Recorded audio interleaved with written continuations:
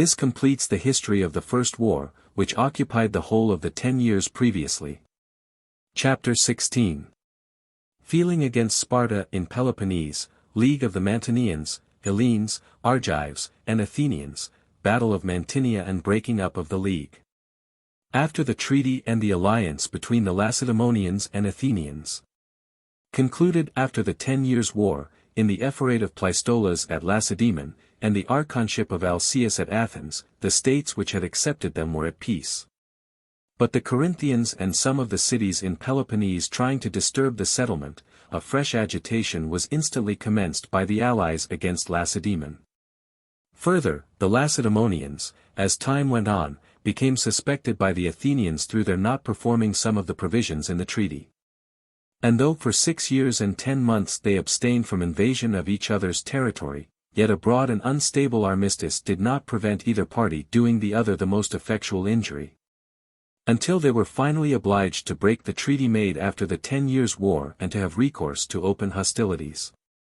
The history of this period has been also written by the same Thucydides, an Athenian, in the chronological order of events by summers and winters, to the time when the Lacedaemonians and their allies put an end to the Athenian Empire, and took the Long Walls and Piraeus. The war had then lasted for 27 years in all. Only a mistaken judgment can object to including the interval of treaty in the war. Looked at by the light of facts it cannot, it will be found, be rationally considered a state of peace, where neither party either gave or got back all that they had agreed. Apart from the violations of it which occurred on both sides in the Mantinean and Epidaurian wars and other instances, and the fact that the allies in the direction of Thrace were in as open hostility as ever, while the Boeotians had only a truce renewed every 10 days. So that the first 10 Years' War, the treacherous armistice that followed it, and the subsequent war will, calculating by the seasons, be found to make up the number of years which I have mentioned, with the difference of a few days. And to afford an instance of faith in oracles being for once justified by the event. I certainly all along remember from the beginning to the end of the war its being commonly declared that it would last thrice 9 years. I lived through the whole of it, being of an age to comprehend events, and giving my attention to them in order to know the exact truth about them.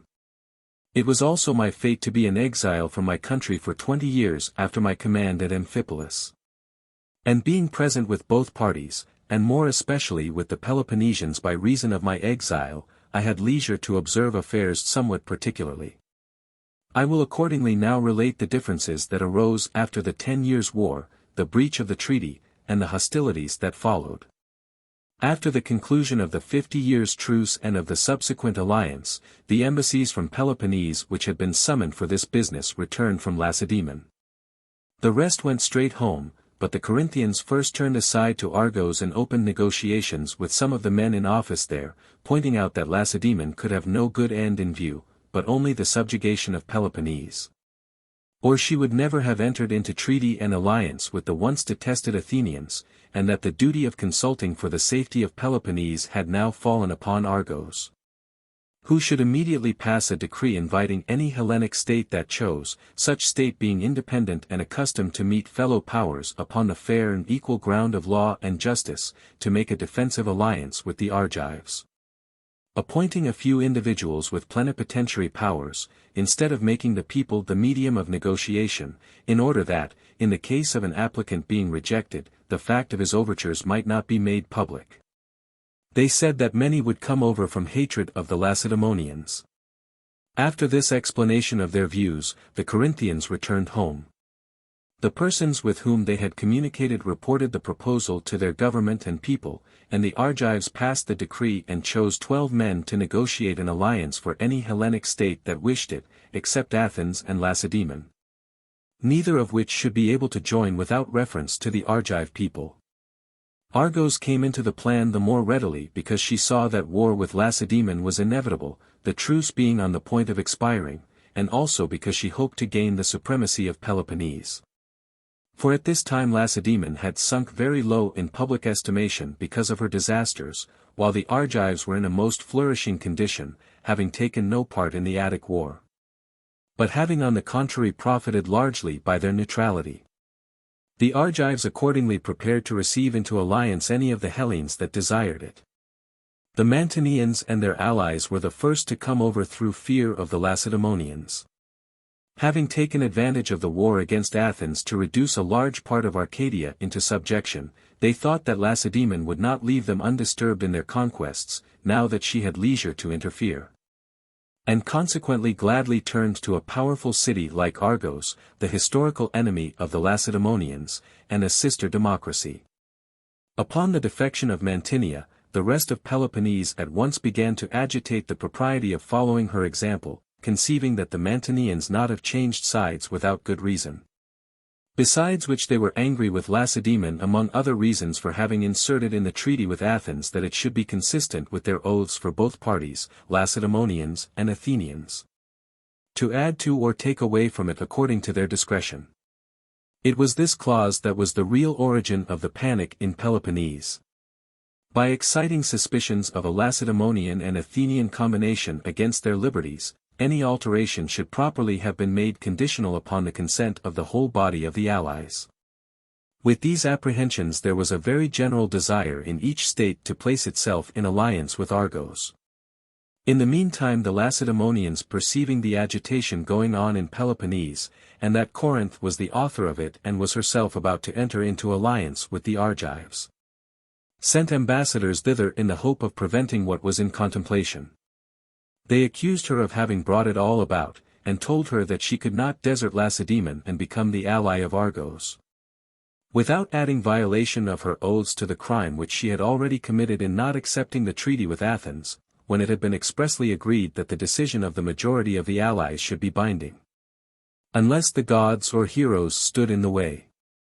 Corinth in her answer, delivered before those of her allies who had like her refused to accept the treaty, and whom she had previously invited to attend, refrained from openly stating the injuries she complained of, such as the non-recovery of Solium or Anactorium from the Athenians, or any other point in which she thought she had been prejudiced, but took shelter under the pretext that she could not give up her Thracian allies, to whom her separate individual security had been given, when they first rebelled with Potidaea, as well as upon subsequent occasions.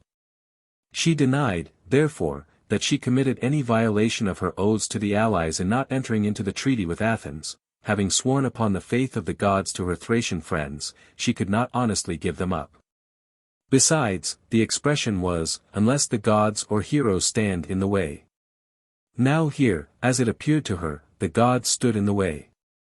This was what she said on the subject of her former oaths. As to the Argive alliance, she would confer with her friends and do whatever was right. The Lacedaemonian envoys returning home, some Argive ambassadors who happened to be in Corinth pressed her to conclude the alliance without further delay, but were told to attend at the next congress to be held at Corinth. Immediately afterwards an Aeolian embassy arrived, and first making an alliance with Corinth went on from thence to Argos, according to their instructions, and became allies of the Argives, their country being just then at enmity with Lacedaemon and Lepreum.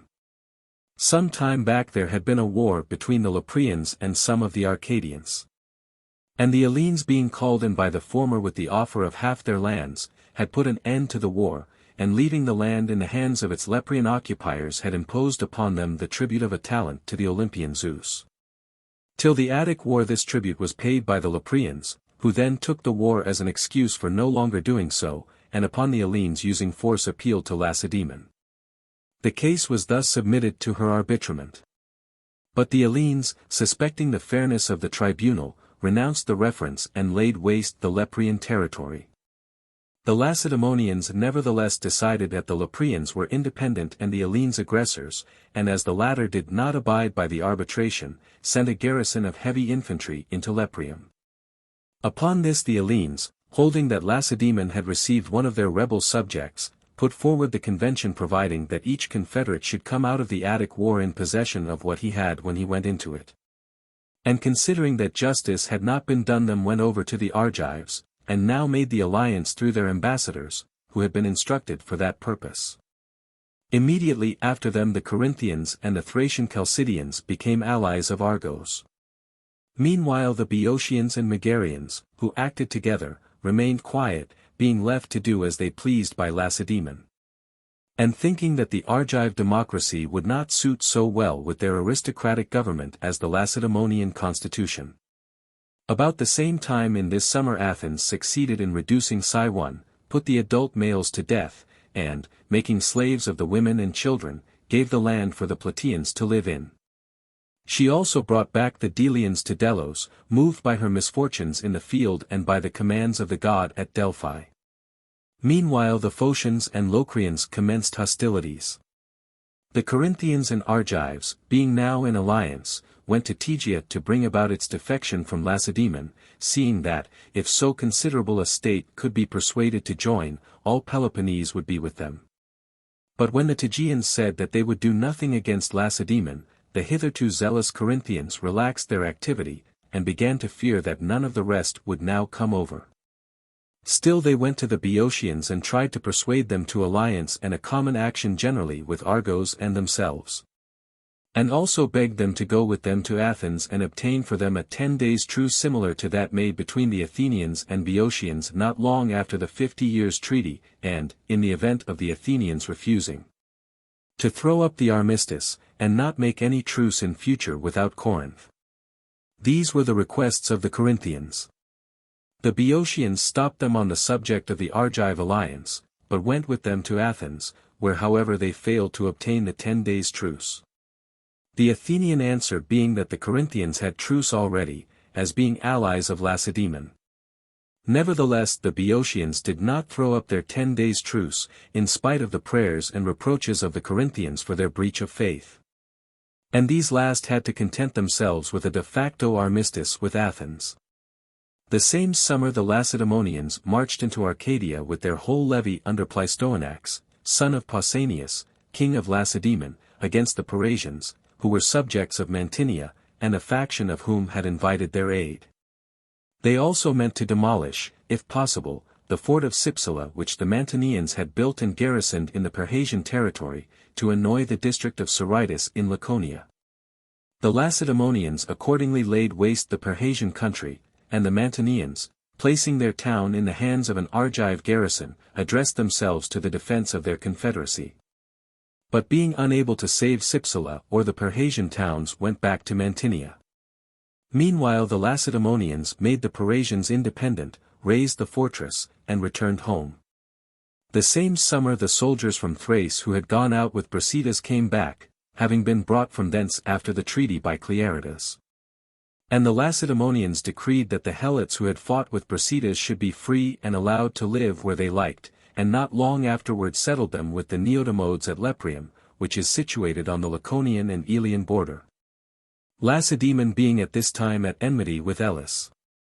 Those however of the Spartans who had been taken prisoners on the island and had surrendered their arms might, it was feared, suppose that they were to be subjected to some degradation in consequence of their misfortune, and so make some attempt at revolution, if left in possession of their franchise. These were therefore at once disfranchised, although some of them were in office at the time, and thus placed under a disability to take office, or buy and sell anything. After some time, however, the franchise was restored to them. The same summer the Gens took Thyssus, a town on Act by Athos in alliance with Athens. During the whole of this summer intercourse between the Athenians and Peloponnesians continued, although each party began to suspect the other directly after the treaty, because of the places specified in it not being restored.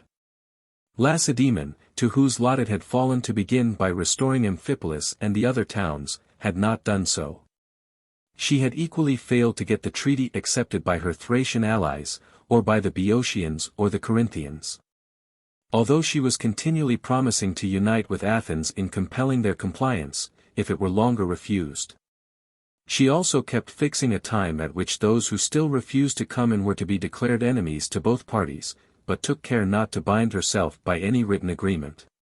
Meanwhile the Athenians, seeing none of these professions performed in fact, began to suspect the honesty of her intentions, and consequently not only refused to comply with her demands for Pylos, but also repented having given up the prisoners from the island, and kept tight hold of the other places, until Lacedaemon's part of the treaty should be fulfilled. Lacedaemon, on the other hand, said she had done what she could, having given up the Athenian prisoners of war in her possession, evacuated Thrace, and performed everything else in her power. Amphipolis it was out of her ability to restore.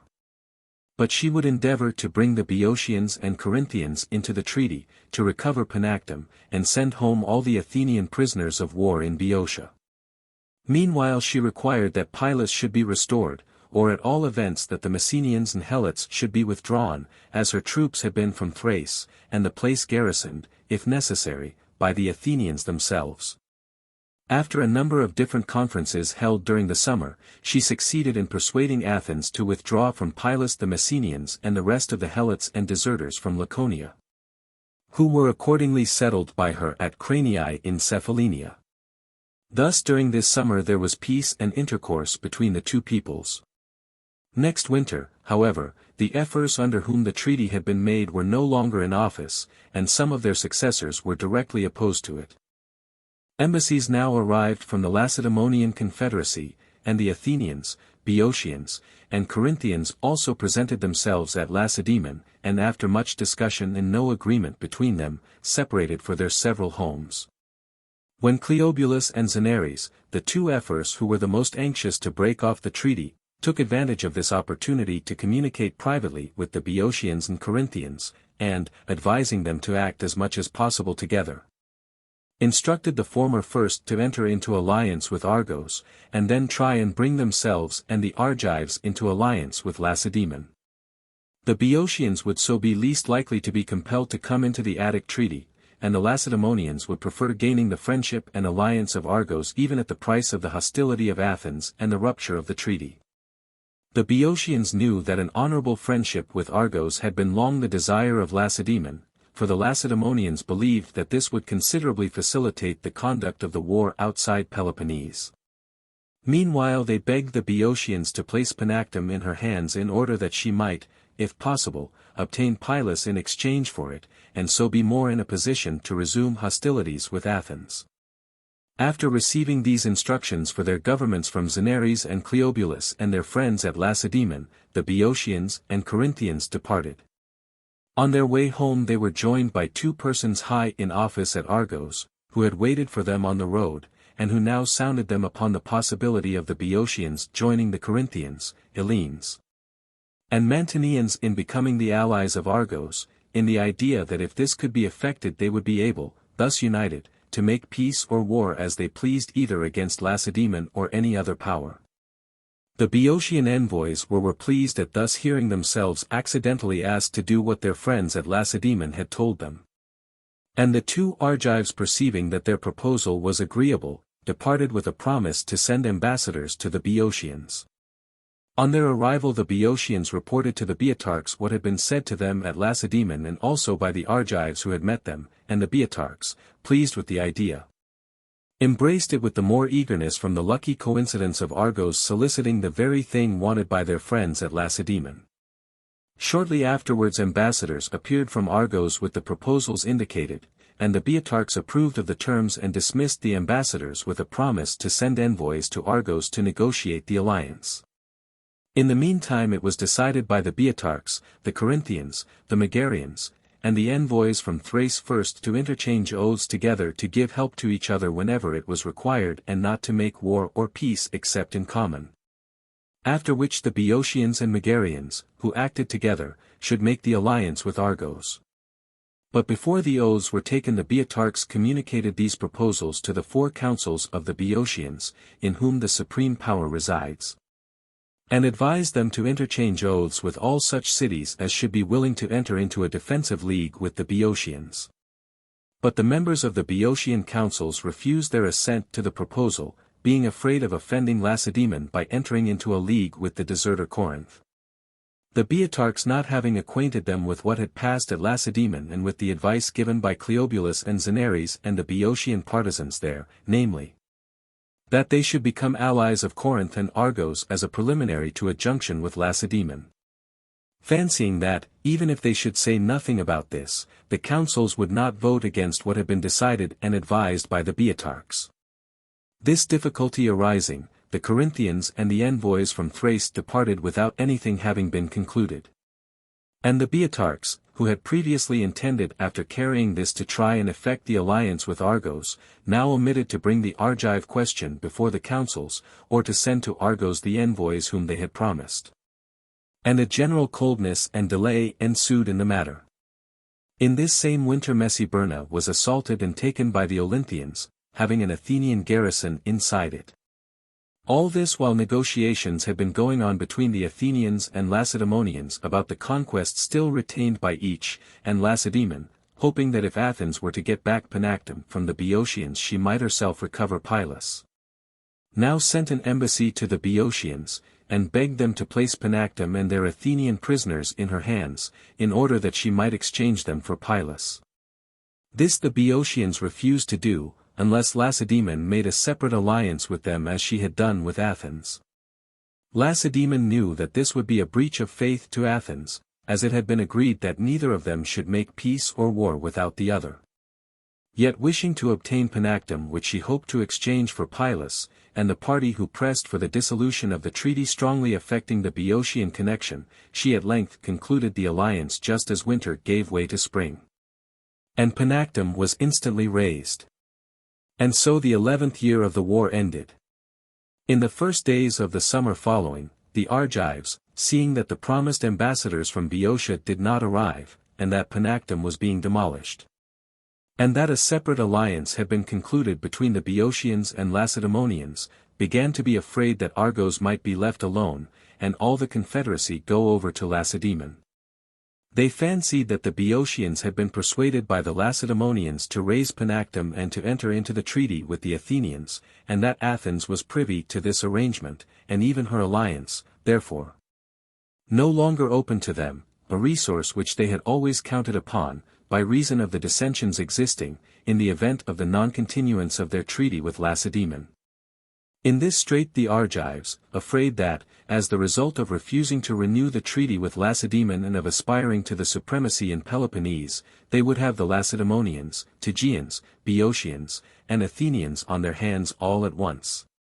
Now hastily sent off Eustrophus and Ezon, who seemed the persons most likely to be acceptable, as envoys to Lacedaemon, with the view of making as good a treaty as they could with the Lacedaemonians, upon such terms as could be got. And being left in peace.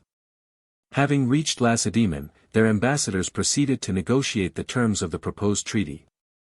What the Argives first demanded was that they might be allowed to refer to the arbitration of some state or private person the question of the Silurian land, a piece of frontier territory about which they have always been disputing, and which contains the towns of Thyrea and Anthene, and is occupied by the Lacedaemonians. The Lacedaemonians at first said that they could not allow this point to be discussed, but were ready to conclude upon the old terms. Eventually, however, the Argive ambassadors succeeded in obtaining from them this concession. For the present there was to be a truce for 50 years, but it should be competent for either party, there being neither plague nor war in Lacedaemon or Argos, to give a formal challenge and decide the question of this territory by battle, as on a former occasion, when both sides claimed the victory. Pursuit not being allowed beyond the frontier of Argos or Lacedaemon. The Lacedaemonians at first thought this mere folly. But at last, anxious at any cost to have the friendship of Argos, they agreed to the terms demanded, and reduced them to writing. However, before any of this should become binding, the ambassadors were to return to Argos and communicate with their people and, in the event of their approval, to come at the feast of the Hyacinthia and take the oaths. The envoys returned accordingly. In the meantime, while the Argives were engaged in these negotiations, the Lacedaemonian ambassadors, Andromedes, Phaedimus, and Antimenidas, who were to receive the prisoners from the Boeotians and restore them and Panactum to the Athenians, found that the Boeotians had themselves raised Panactum, upon the plea that oaths had been anciently exchanged between their people and the Athenians, after a dispute on the subject to the effect that neither should inhabit the place, but that they should graze it in common. As for the Athenian prisoners of war in the hands of the Boeotians, these were delivered over to Andromedes and his colleagues, and by them conveyed to Athens and given back. The envoys at the same time announced the raising of Panactum, which to them seemed as good as its restitution, as it would no longer lodge an enemy of Athens. This announcement was received with great indignation by the Athenians, who thought that the Lacedaemonians had played them false, both in the matter of the demolition of Panactum, which ought to have been restored to them standing, and in having, as they now heard, made a separate alliance with the Boeotians, in spite of their previous promise to join Athens in compelling the adhesion of those who refused to accede to the treaty. The Athenians also considered the other points in which Lacedaemon had failed in her compact, and thinking that they had been overreached, gave an angry answer to the ambassadors and sent them away. The breach between the Lacedaemonians and Athenians having gone thus far, the party at Athens, also, who wished to cancel the treaty, immediately put themselves in motion. Foremost amongst these was Alcibiades, son of Clinias, a man yet young in years for any other Hellenic city, but distinguished by the splendor of his ancestry. Alcibiades thought the Argive alliance really preferable, not that personal pique had not also a great deal to do with his opposition. He being offended with the Lacedaemonians for having negotiated the treaty through Nicias and Laches, and having overlooked him on account of his youth.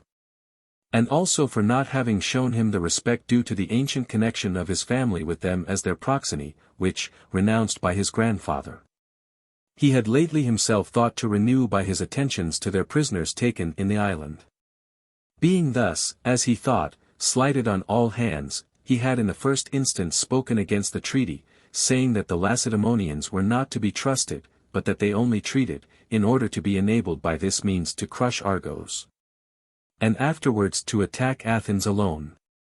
And now, immediately upon the above occurring, he sent privately to the Argives, telling them to come as quickly as possible to Athens, accompanied by the Mantineans and Hellenes, with proposals of alliance, as the moment was propitious and he himself would do all he could to help them. Upon receiving this message and discovering that the Athenians, far from being privy to the Boeotian alliance, were involved in a serious quarrel with the Lacedaemonians, the Argives paid no further attention to the embassy which they had just sent to Lacedaemon on the subject of the treaty, and began to incline rather towards the Athenians, reflecting that, in the event of war, they would thus have on their side a city that was not only an ancient ally of Argos, but a sister democracy and very powerful at sea. They accordingly at once sent ambassadors to Athens to treat for an alliance, accompanied by others from Elis and Mantinea.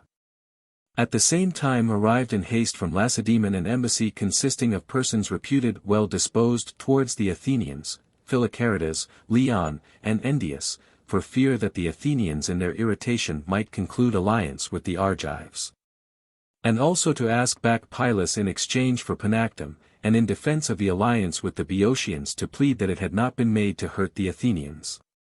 Upon the envoys speaking in the Senate upon these points, and stating that they had come with full powers to settle all others at issue between them, Alcibiades became afraid that, if they were to repeat these statements to the popular assembly, they might gain the multitude, and the Argive alliance might be rejected, and accordingly had recourse to the following stratagem. He persuaded the Lacedaemonians by a solemn assurance that if they would say nothing of their full powers in the assembly, he would give back Pylus to them, himself, the present opponent of its restitution, engaging to obtain this from the Athenians, and would settle the other points at issue. His plan was to detach them from Nicias and to disgrace them before the people, as being without sincerity in their intentions, or even common consistency in their language, and so to get the Argives, Hellenes, and Mantineans taken into alliance. This plan proved successful. When the envoys appeared before the people, and upon the question being put to them, did not say as they had said in the Senate, that they had come with full powers, the Athenians lost all patience, and carried away by Alcibiades, who thundered more loudly than ever against the Lacedaemonians, were ready instantly to introduce the Argives and their companions and to take them into alliance. An earthquake, however, occurring, before anything definite had been done, this assembly was adjourned. In the assembly held the next day, Nicias, in spite of the Lacedaemonians having been deceived themselves, and having allowed him to be deceived also in not admitting that they had come with full powers, still maintained that it was best to be friends with the Lacedaemonians, and, letting the Argive proposals stand over, to send once more to Lacedaemon and learn her intentions. The adjournment of the war could only increase their own prestige and injure that of their rivals. The excellent state of their affairs making it their interest to preserve this prosperity as long as possible, while those of Lacedaemon were so desperate that the sooner she could try her fortune again the better. He succeeded accordingly in persuading them to send ambassadors, himself being among the number, to invite the Lacedaemonians, if they were really sincere, to restore Panactum intact with Amphipolis, and to abandon their alliance with the Boeotians, unless they consented to accede to the treaty, agreeably to the stipulation which forbade either to treat without the other. The ambassadors were also directed to say that the Athenians, had they wished to play false, might already have made alliance with the Argives, who were indeed come to Athens for that very purpose, and went off furnished with instructions as to any other complaints that the Athenians had to make. Having reached Lacedaemon, they communicated their instructions, and concluded by telling the Lacedaemonians that unless they gave up their alliance with the Boeotians, in the event of their not acceding to the treaty, the Athenians for their part would ally themselves with the Argives and their friends.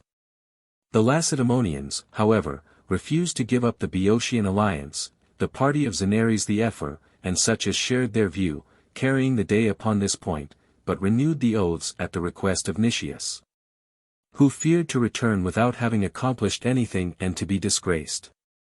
As was indeed his fate, he being held the author of the treaty with Lacedaemon. When he returned, and the Athenians heard that nothing had been done at Lacedaemon, they flew into a passion, and deciding that faith had not been kept with them, took advantage of the presence of the Argives and their allies, who had been introduced by Alcibiades, and made a treaty and alliance with them upon the terms following. The Athenians, Argives, Mantineans, and Hellenes, acting for themselves and the allies in their respective empires, made a treaty for 100 years, to be without fraud or hurt by land and by sea. 1. It shall not be lawful to carry on war either for the Argives, Hellenes, Mantineans, and their allies, against the Athenians, or the allies in the Athenian empire, or for the Athenians and their allies against the Argives, Hellenes, Mantineans, or their allies, in any way or means whatsoever. The Athenians, Argives, Hellenes, and Mantineans shall be allies for 100 years upon the terms following. 2. If an enemy invade the country of the Athenians, the Argives, Hellenes, and Mantineans shall go to the relief of Athens, according as the Athenians may require by message, in such way as they most effectually can, to the best of their power. But if the invader be gone after plundering the territory, the offending state shall be the enemy of the Argives, Mantineans, Hellenes, and Athenians. And war shall be made against it by all these cities, and no one of the cities shall be able to make peace with that state, except all the above cities agree to do so. 3. Likewise the Athenians shall go to the relief of Argos, Mantinea, and Elis, if an enemy invade the country of Elis, Mantinea, or Argos, according as the above cities may require by message, in such way as they most effectually can, to the best of their power. But if the invader be gone after plundering the territory, the state offending shall be the enemy of the Athenians, Argives, Mantineans, and Hellenes, and war shall be made against it by all these cities. And peace may not be made with that state except all the above cities agree to it. 4.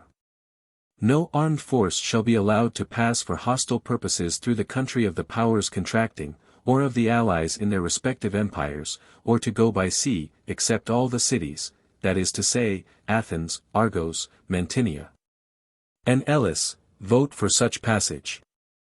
5. The relieving troops shall be maintained by the city sending them for 30 days from their arrival in the city that has required them, and upon their return in the same way, if their services be desired for a longer period. The city that sent for them shall maintain them, at the rate of 3 Aeginetan obols per day for a heavy-armed soldier, archer, or light soldier, and an Aeginetan drachma for a trooper. 6. The city sending for the troops shall have the command when the war is in its own country, but in case of the cities resolving upon a joint expedition the command shall be equally divided among all the cities. 7. The treaty shall be sworn to by the Athenians for themselves and their allies, by the Argives, Mantineans, Hellenes, and their allies, by each state individually. Each shall swear the oath most binding in his country over full-grown victims, the oath being as follows. I stand by the alliance and its articles, justly, innocently, and sincerely. And I will not transgress the same in any way or means whatsoever. The oath shall be taken at Athens by the Senate and the magistrates, the Prytanes administering it, at Argos by the Senate, the 80, and the Artini, the 80 administering it, at Mantinia by the Demiurgi, the Senate, and the other magistrates. The Thori and Polemarchs administering it, at Elis by the Demiurgi, the magistrates, and the 600, the Demiurgi and the Thesmophalaces administering it. The oath shall be renewed by the Athenians going to Elis, Mantinia, and Argos 30 days before the Olympic Games, by the Argives, Mantineans, and Hellenes going to Athens 10 days before the great feast of the Panathenaea. The articles of the treaty, the oaths, and the alliance shall be inscribed on a stone pillar by the Athenians in the citadel, by the Argives in the marketplace, in the temple of Apollo, by the Mantineans in the temple of Zeus. In the marketplace, and a brazen pillar shall be erected jointly by them at the Olympic Games now at hand. Should the above cities see good to make any addition in these articles, whatever all the above cities shall agree upon, after consulting together, shall be binding. Although the treaty and alliances were thus concluded, still the treaty between the Lacedaemonians and Athenians was not renounced by either party. Meanwhile Corinth, although the ally of the Argives, did not accede to the new treaty, any more than she had done to the alliance, defensive and offensive, formed before this between the Hellenes, Argives, and Mantineans. When she declared herself content with the first alliance, which was defensive only, and which bound them to help each other, but not to join in attacking any. The Corinthians thus stood aloof from their allies, and again turned their thoughts towards Lacedaemon. At the Olympic Games which were held this summer, and in which the Arcadian Androsthenes was victor the first time in the wrestling and boxing, the Lacedaemonians were excluded from the temple by the Hellenes. And thus prevented from sacrificing or contending, for having refused to pay the fine specified in the Olympic law imposed upon them by the Hellenes, who alleged that they had attacked Fort Furcus, and sent heavy infantry of theirs into Leprium during the Olympic truce. The amount of the fine was 2,000 minae, 2 for each heavy-armed soldier, as the law prescribes. The Lacedaemonians sent envoys, and pleaded that the imposition was unjust, saying that the truce had not yet been proclaimed at Lacedaemon when the heavy infantry were sent off. But the Hellenes affirmed that the armistice with them had already begun, they proclaim it first among themselves, and that the aggression of the Lacedaemonians had taken them by surprise while they were living quietly as in time of peace, and not expecting anything. Upon this the Lacedaemonians submitted, that if the Hellenes really believed that they had committed an aggression, it was useless after that to proclaim the truce at Lacedaemon. But they had proclaimed it notwithstanding, as believing nothing of the kind, and from that moment the Lacedaemonians had made no attack upon their country. Nevertheless the Hellenes adhered to what they had said, that nothing would persuade them that an aggression had not been committed. If, however, the Lacedaemonians would restore Leprium, they would give up their own share of the money and pay that of the god for them. As this proposal was not accepted, the Hellenes tried a second.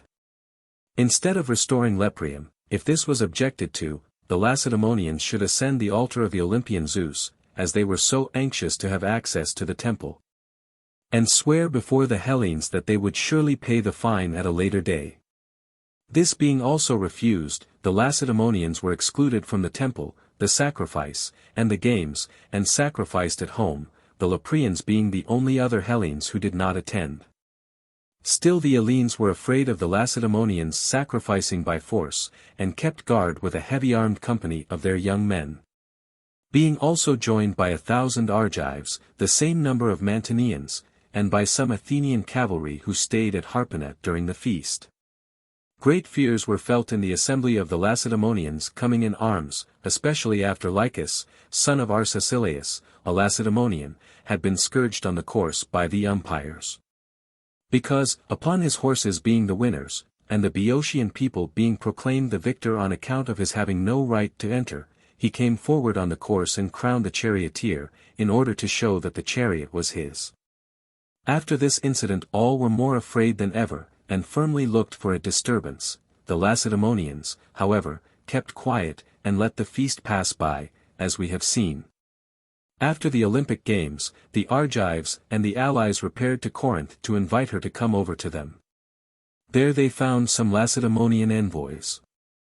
And a long discussion ensued, which after all ended in nothing, as an earthquake occurred, and they dispersed to their different homes.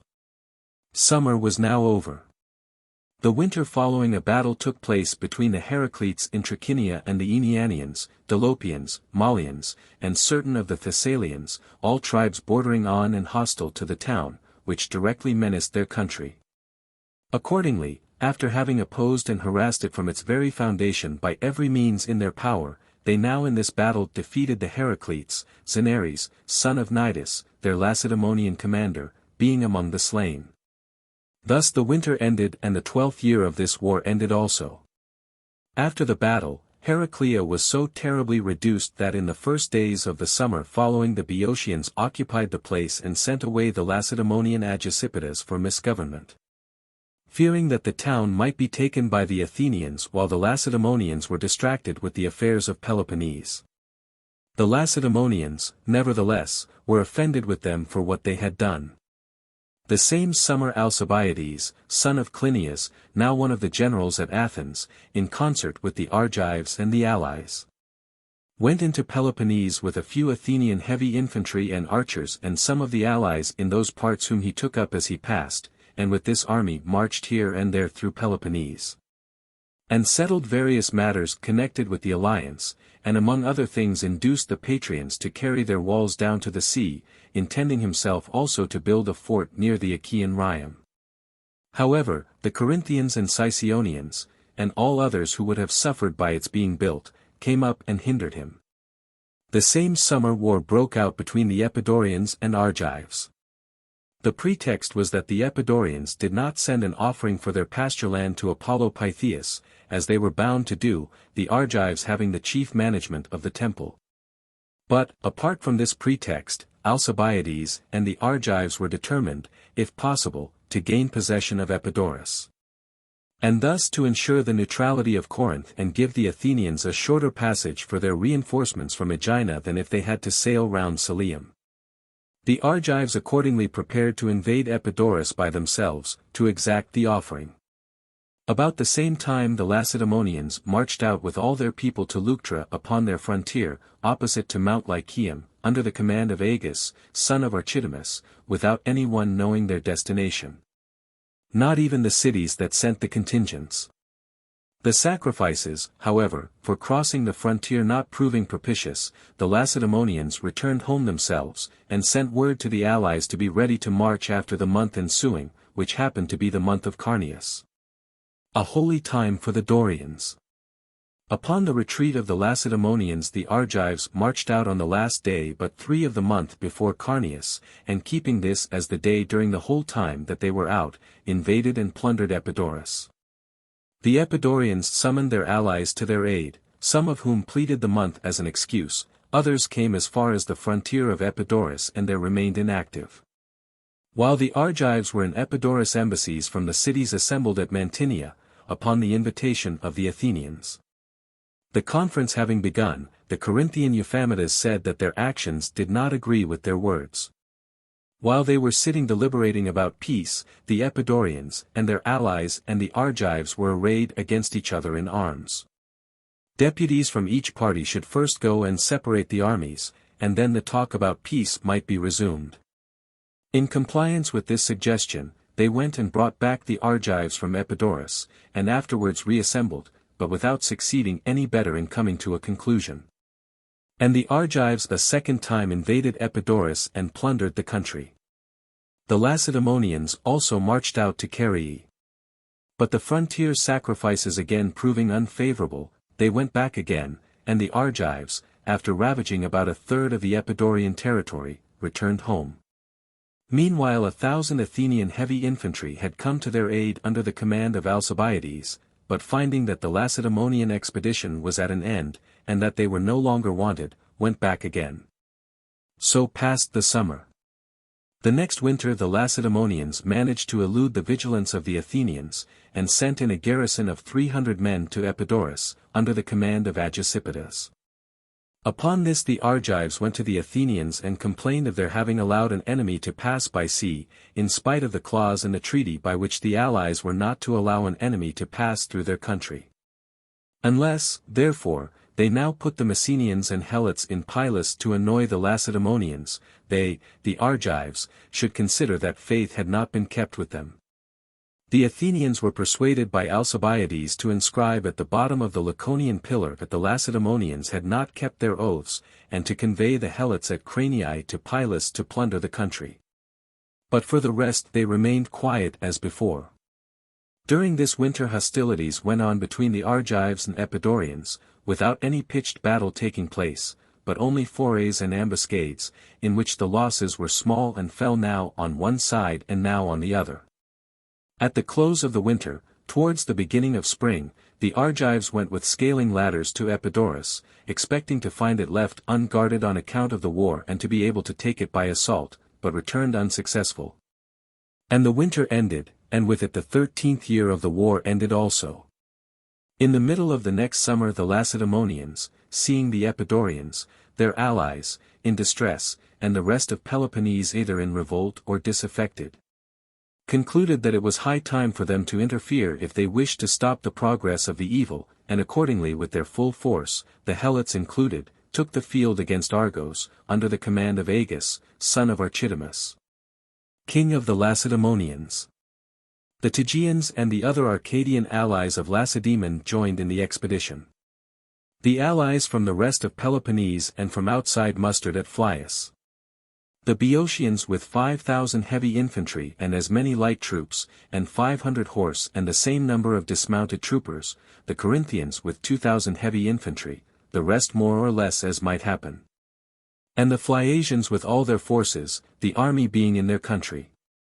The preparations of the Lacedaemonians from the first had been known to the Argives, who did not, however, take the field until the enemy was on his road to join the rest at Phlius. Reinforced by the Mantineans with their allies, and by 3,000 Aelian heavy infantry, they advanced and fell in with the Lacedaemonians at Methydrium in Arcadia. Each party took up its position upon a hill, and the Argives prepared to engage the Lacedaemonians while they were alone, but Agis eluded them by breaking up his camp in the night, and proceeded to join the rest of the allies at Phlius. The Argives discovering this at daybreak, marched first to Argos and then to the Nemean road, by which they expected the Lacedaemonians and their allies would come down. However, Agis, instead of taking this road as they expected, gave the Lacedaemonians, Arcadians, and Epidaurians their orders, and went along another difficult road, and descended into the plain of Argos. The Corinthians, Pellenians, and Phliasians marched by another steep road. While the Boeotians, Megarians, and Sicyonians had instructions to come down by the Nemean road where the Argives were posted, in order that, if the enemy advanced into the plain against the troops of Agis, they might fall upon his rear with their cavalry. These dispositions concluded, Agis invaded the plain and began to ravage Cymynthus and other places. Discovering this, the Argives came up from Nemea, day having now dawned. On their way they fell in with the troops of the Phliasians and Corinthians, and killed a few of the Phliasians and had perhaps a few more of their own men killed by the Corinthians. Meanwhile the Boeotians, Megarians, and Sicyonians, advancing upon Nemea according to their instructions, found the Argives no longer there, as they had gone down on seeing their property ravaged, and were now forming for battle. The Lacedaemonians imitating their example. The Argives were now completely surrounded. From the plain the Lacedaemonians and their allies shut them off from their city, above them were the Corinthians, Phliasians, and Pellenians. And on the side of Nemea the Boeotians, Sicyonians, and Megarians. Meanwhile their army was without cavalry, the Athenians alone among the allies not having yet arrived. Now the bulk of the Argives and their allies did not see the danger of their position, but thought that they could not have a fairer field, having intercepted the Lacedaemonians in their own country and close to the city. 2 men, however, in the Argive army, Thrasyllus, one of the 5 generals, and Alciphron, the Lacedaemonian proxenus, just as the armies were upon the point of engaging, went and held a parley with Agis and urged him not to bring on a battle. As the Argives were ready to refer to fair and equal arbitration whatever complaints the Lacedaemonians might have against them, and to make a treaty and live in peace in future. The Argives who made these statements did so upon their own authority, not by order of the people, and Agis on his accepted their proposals, and without himself either consulting the majority, simply communicated the matter to a single individual, one of the high officers accompanying the expedition, and granted the Argives a truce for 4 months, in which to fulfill their promises. After which he immediately led off the army without giving any explanation to any of the other allies. The Lacedaemonians and allies followed their general out of respect for the law, but amongst themselves loudly blamed Agis for going away from so fair a field, the enemy being hemmed in on every side by infantry and cavalry, without having done anything worthy of their strength. Indeed, this was by far the finest Hellenic army ever yet brought together.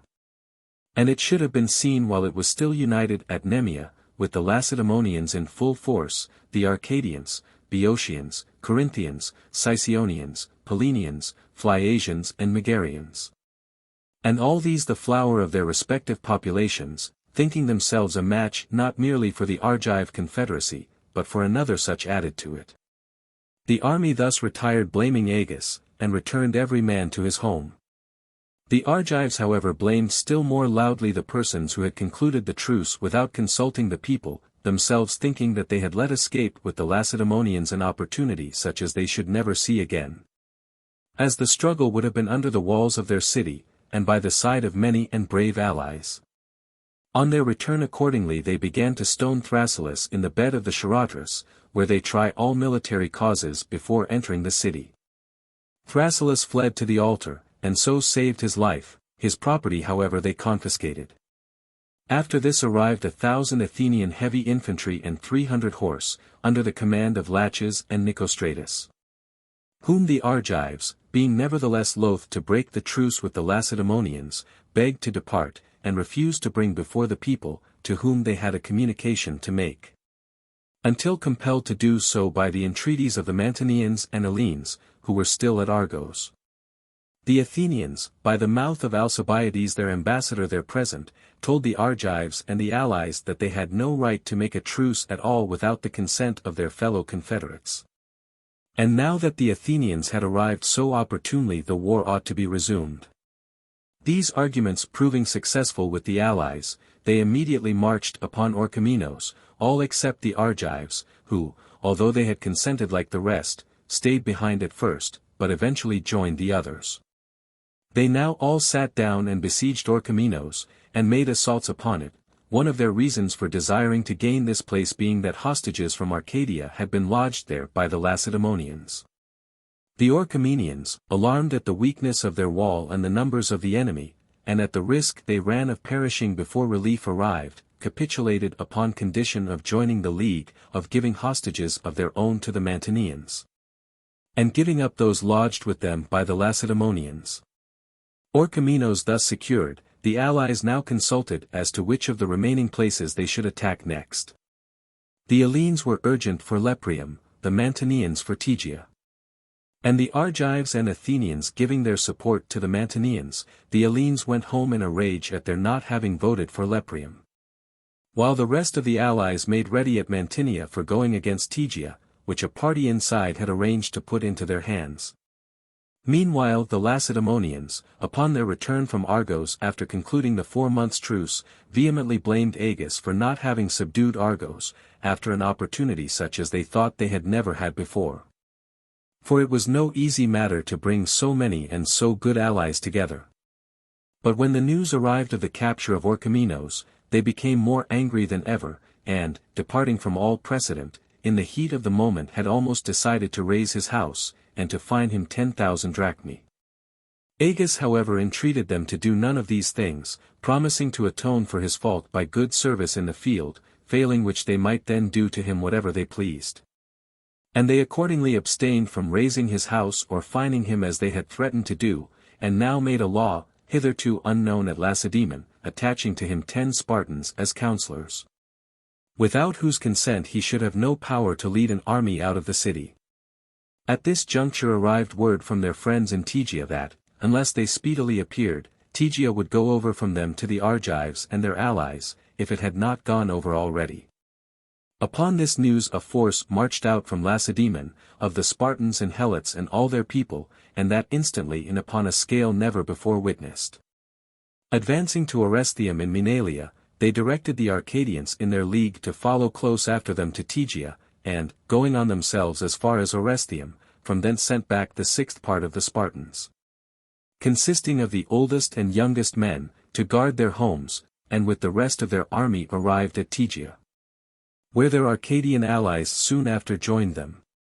Meanwhile they sent to Corinth, to the Boeotians, the Phocians, and Locrians, with orders to come up as quickly as possible to Mantinea. These had but short notice, and it was not easy except all together, and after waiting for each other, to pass through the enemy's country, which lay right across and blocked up the line of communication. Nevertheless they made what haste they could. Meanwhile the Lacedaemonians with the Arcadian allies that had joined them, entered the territory of Mantinea, and encamping near the temple of Heracles began to plunder the country. Here they were seen by the Argives and their allies, who immediately took up a strong and difficult position, and formed in order of battle.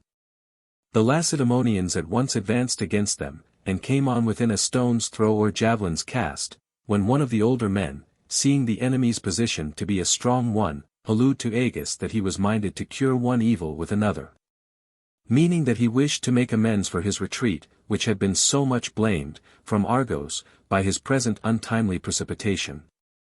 Meanwhile Agis, whether in consequence of this halloo or of some sudden new idea of his own, quickly led back his army without engaging, and entering the Tegean territory, began to turn off into that of Mantinea the water about which the Mantineans and Tegeans are always fighting, on account of the extensive damage it does to whichever of the two countries it falls into.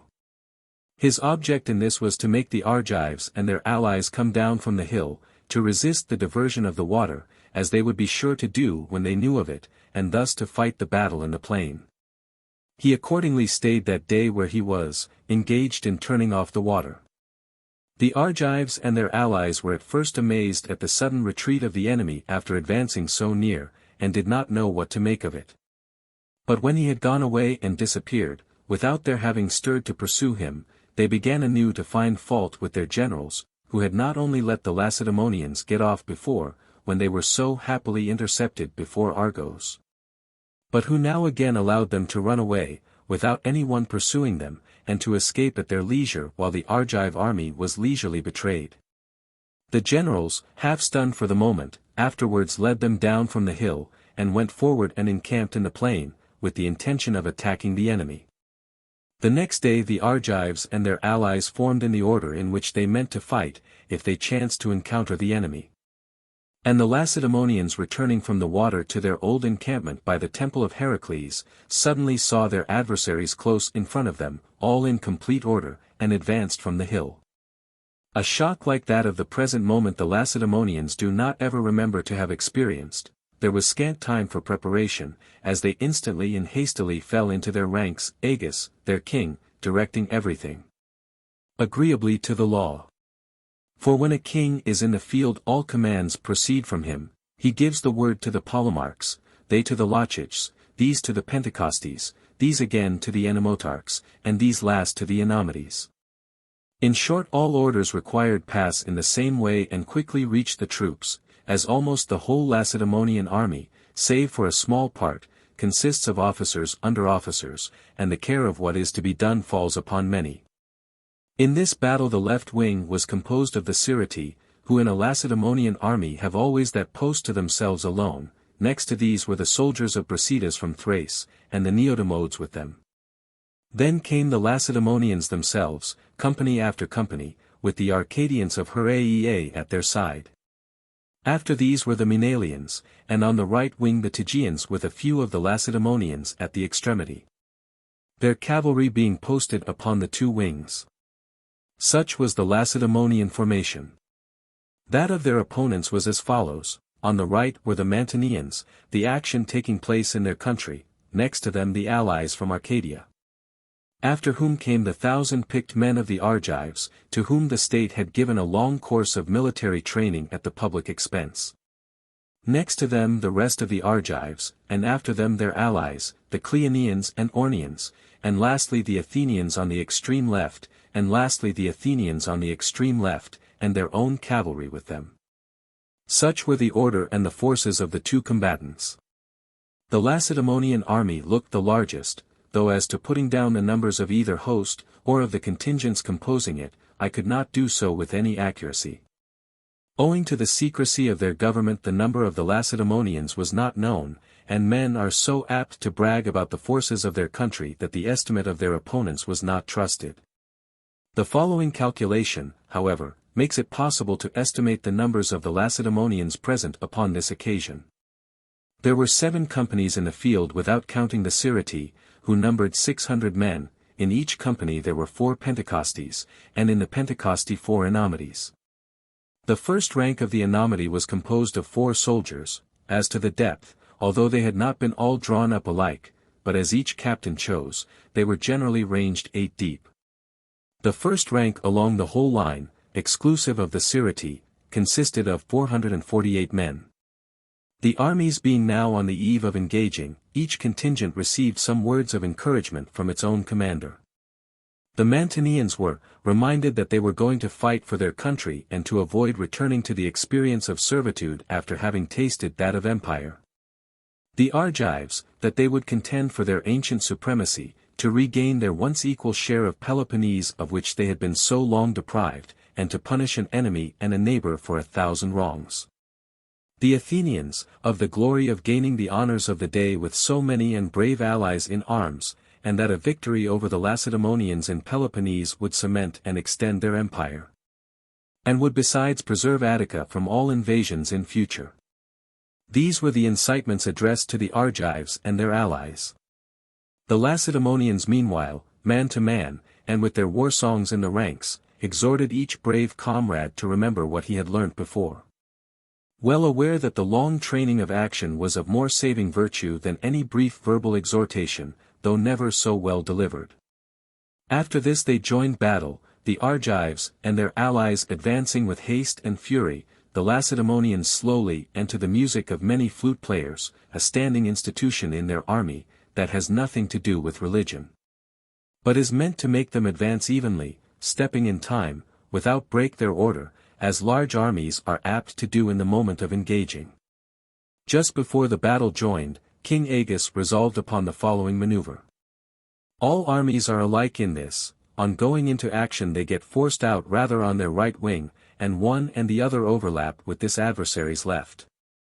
Because fear makes each man do his best to shelter his unarmed side with the shield of the man next him on the right, thinking that the closer the shields are locked together the better will he be protected. The man primarily responsible for this is the first upon the right wing, who is always striving to withdraw from the enemy his unarmed side, and the same apprehension makes the rest follow him. On the present occasion the Mantineans reached with their wing far beyond the Sciritae, and the Lacedaemonians and Tegeans still farther beyond the Athenians, as their army was the largest. Agis, afraid of his left being surrounded, and thinking that the Mantineans outflanked it too far, ordered the Sciritae and Brasidians to move out from their place in the ranks and make the line even with the Mantineans, and told the Polemarchs Hipponoides and Aristicles to fill up the gap thus formed, by throwing themselves into it with 2 companies taken from the right wing. Thinking that his right would still be strong enough and to spare, and that the line fronting the Mantineans would gain in solidity. However, as he gave these orders in the moment of the onset, and at short notice, it so happened that Aristicles and Hipponoides would not move over, for which offense they were afterwards banished from Sparta, as having been guilty of cowardice. And the enemy meanwhile closed before the Sciritae, whom Agis, on seeing that the 2 companies did not move over, ordered to return to their place, had time to fill up the breach in question. Now it was, however, that the Lacedaemonians, utterly worsted in respect of skill, showed themselves as superior in point of courage. As soon as they came to close quarters with the enemy, the Mantinean right broke their Sciritae and Brasidians, and, bursting in with their allies and the 1,000 picked Argives into the unclosed breach in their line, cut up and surrounded the Lacedaemonians, and drove them in full rout to the wagons, slaying some of the older men on guard there. But the Lacedaemonians, worsted in this part of the field, with the rest of their army, and especially the centre, where the 300 knights, as they are called, fought round King Agis, fell on the older men of the Argives and the 5 companies so named, and on the Cleonians, the Ornians, and the Athenians next them, and instantly routed them. The greater number not even waiting to strike a blow, but giving way the moment that they came on, some even being trodden under foot, in their fear of being overtaken by their assailants. The army of the Argives and their allies, having given way in this quarter, was now completely cut in two, and the Lacedaemonian and Tegean right simultaneously closing round the Athenians with the troops that outflanked them. These last found themselves placed between 2 fires, being surrounded on one side and already defeated on the other. Indeed they would have suffered more severely than any other part of the army, but for the services of the cavalry which they had with them. Agis also on perceiving the distress of his left opposed to the Mantineans and the 1,000 Argives, ordered all the army to advance to the support of the defeated wing. And while this took place, as the enemy moved past and slanted away from them, the Athenians escaped at their leisure, and with them the beaten Argive division. Meanwhile the Mantineans and their allies and the picked body of the Argives ceased to press the enemy, and seeing their friends defeated and the Lacedaemonians in full advance upon them, took to flight. Many of the Mantineans perished. But the bulk of the picked body of the Argives made good their escape. The flight and retreat, however, were neither hurried nor long. The Lacedaemonians fighting long and stubbornly until the rout of their enemy, but that once effected, pursuing for a short time and not far. Such was the battle, as nearly as possible as I have described it. The greatest that had occurred for a very long while among the Hellenes, and joined by the most considerable states. The Lacedaemonians took up a position in front of the enemy's dead, and immediately set up a trophy and stripped the slain. They took up their own dead and carried them back to Tegea, where they buried them, and restored those of the enemy under truce. The Argives, Ornians, and Cleonians had 700 killed. The Mantineans 200, and the Athenians and Aeginetans also 200, with both their generals. On the side of the Lacedaemonians, the allies did not suffer any loss worth speaking of. As to the Lacedaemonians themselves it was difficult to learn the truth. It is said, however, that there were slain about 300 of them. While the battle was impending, Pleistoanax, the other king, set out with a reinforcement composed of the oldest and youngest men, and got as far as Tegea, where he heard of the victory and went back again. The Lacedaemonians also sent and turned back the allies from Corinth and from beyond the isthmus, and returning themselves dismissed their allies, and kept the Carnian holidays, which happened to be at that time. The imputations cast upon them by the Hellenes at the time, whether of cowardice on account of the disaster in the island, or of mismanagement and slowness generally, were all wiped out by this single action. Fortune, it was thought, might have humbled them, but the men themselves were the same as ever. The day before this battle, the Epidaurians with all their forces invaded the deserted Argive territory, and cut off many of the guards left there in the absence of the Argive army. After the battle 3,000 Aelian heavy infantry arriving to aid the Mantineans, and a reinforcement of 1,000 Athenians, all these allies marched at once against Epidaurus, while the Lacedaemonians were keeping the Carnia. And dividing the work among them began to build a wall round the city. The rest left off, but the Athenians finished at once the part assigned to them round Cape Hyrieum, and having all joined in leaving a garrison in the fortification in question, they returned to their respective cities. Summer now came to an end. In the first days of the next winter, when the Carnian holidays were over, the Lacedaemonians took the field, and arriving at Tegea sent on to Argos proposals of accommodation. They had before had a party in the town desirous of overthrowing the democracy, and after the battle that had been fought, these were now far more in a position to persuade the people to listen to terms. Their plan was first to make a treaty with the Lacedaemonians, to be followed by an alliance, and after this to fall upon the commons.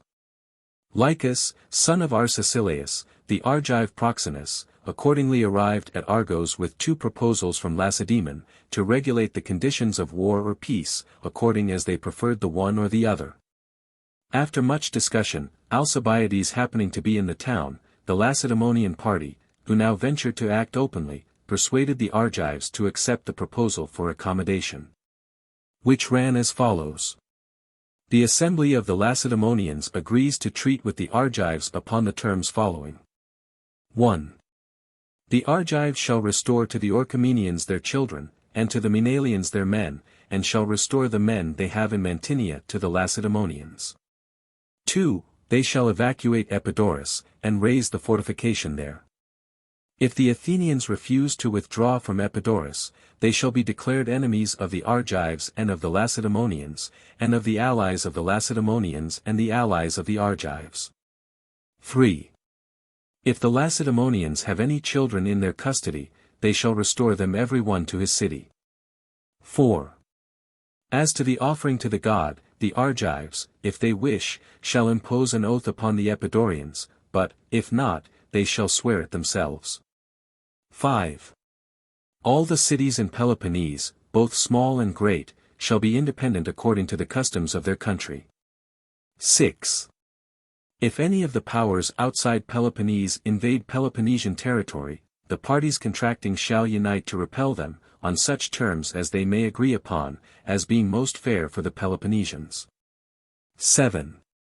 All allies of the Lacedaemonians outside Peloponnese shall be on the same footing as the Lacedaemonians, and the allies of the Argives shall be on the same footing as the Argives, being left in enjoyment of their own possessions. 8. This treaty shall be shown to the allies, and shall be concluded, if they approve. If the allies think fit, they may send the treaty to be considered at home. The Argives began by accepting this proposal, and the Lacedaemonian army returned home from Tegea. After this intercourse was renewed between them, and not long afterwards the same party contrived that the Argives should give up the league with the Mantineans, Hellenes, and Athenians, and should make a treaty and alliance with the Lacedaemonians, which was consequently done upon the terms following. The Lacedaemonians and Argives agree to a treaty and alliance for 50 years upon the terms following. 1. All disputes shall be decided by fair and impartial arbitration, agreeably to the customs of the two countries. 2. The rest of the cities in Peloponnese may be included in this treaty and alliance, as independent and sovereign, in full enjoyment of what they possess, all disputes being decided by fair and impartial arbitration, agreeably to the customs of the said cities. 3. All allies of the Lacedaemonians outside Peloponnese shall be upon the same footing as the Lacedaemonians themselves, and the allies of the Argives shall be upon the same footing as the Argives themselves, continuing to enjoy what they possess. 4. If it shall be anywhere necessary to make an expedition in common, the Lacedaemonians and Argives shall consult upon it and decide, as may be most fair for the allies. 5. If any of the cities, whether inside or outside Peloponnese, have a question whether of frontiers or otherwise, it must be settled, but if one allied city should have a quarrel with another allied city, it must be referred to some third city thought impartial by both parties. Private citizens shall have their disputes decided according to the laws of their several countries. The treaty and above alliance concluded, each party at once released everything whether acquired by war or otherwise, and thenceforth acting in common voted to receive neither herald or embassy from the Athenians unless they evacuated their forts and withdrew from Peloponnese, and also to make neither peace nor war with any, except jointly.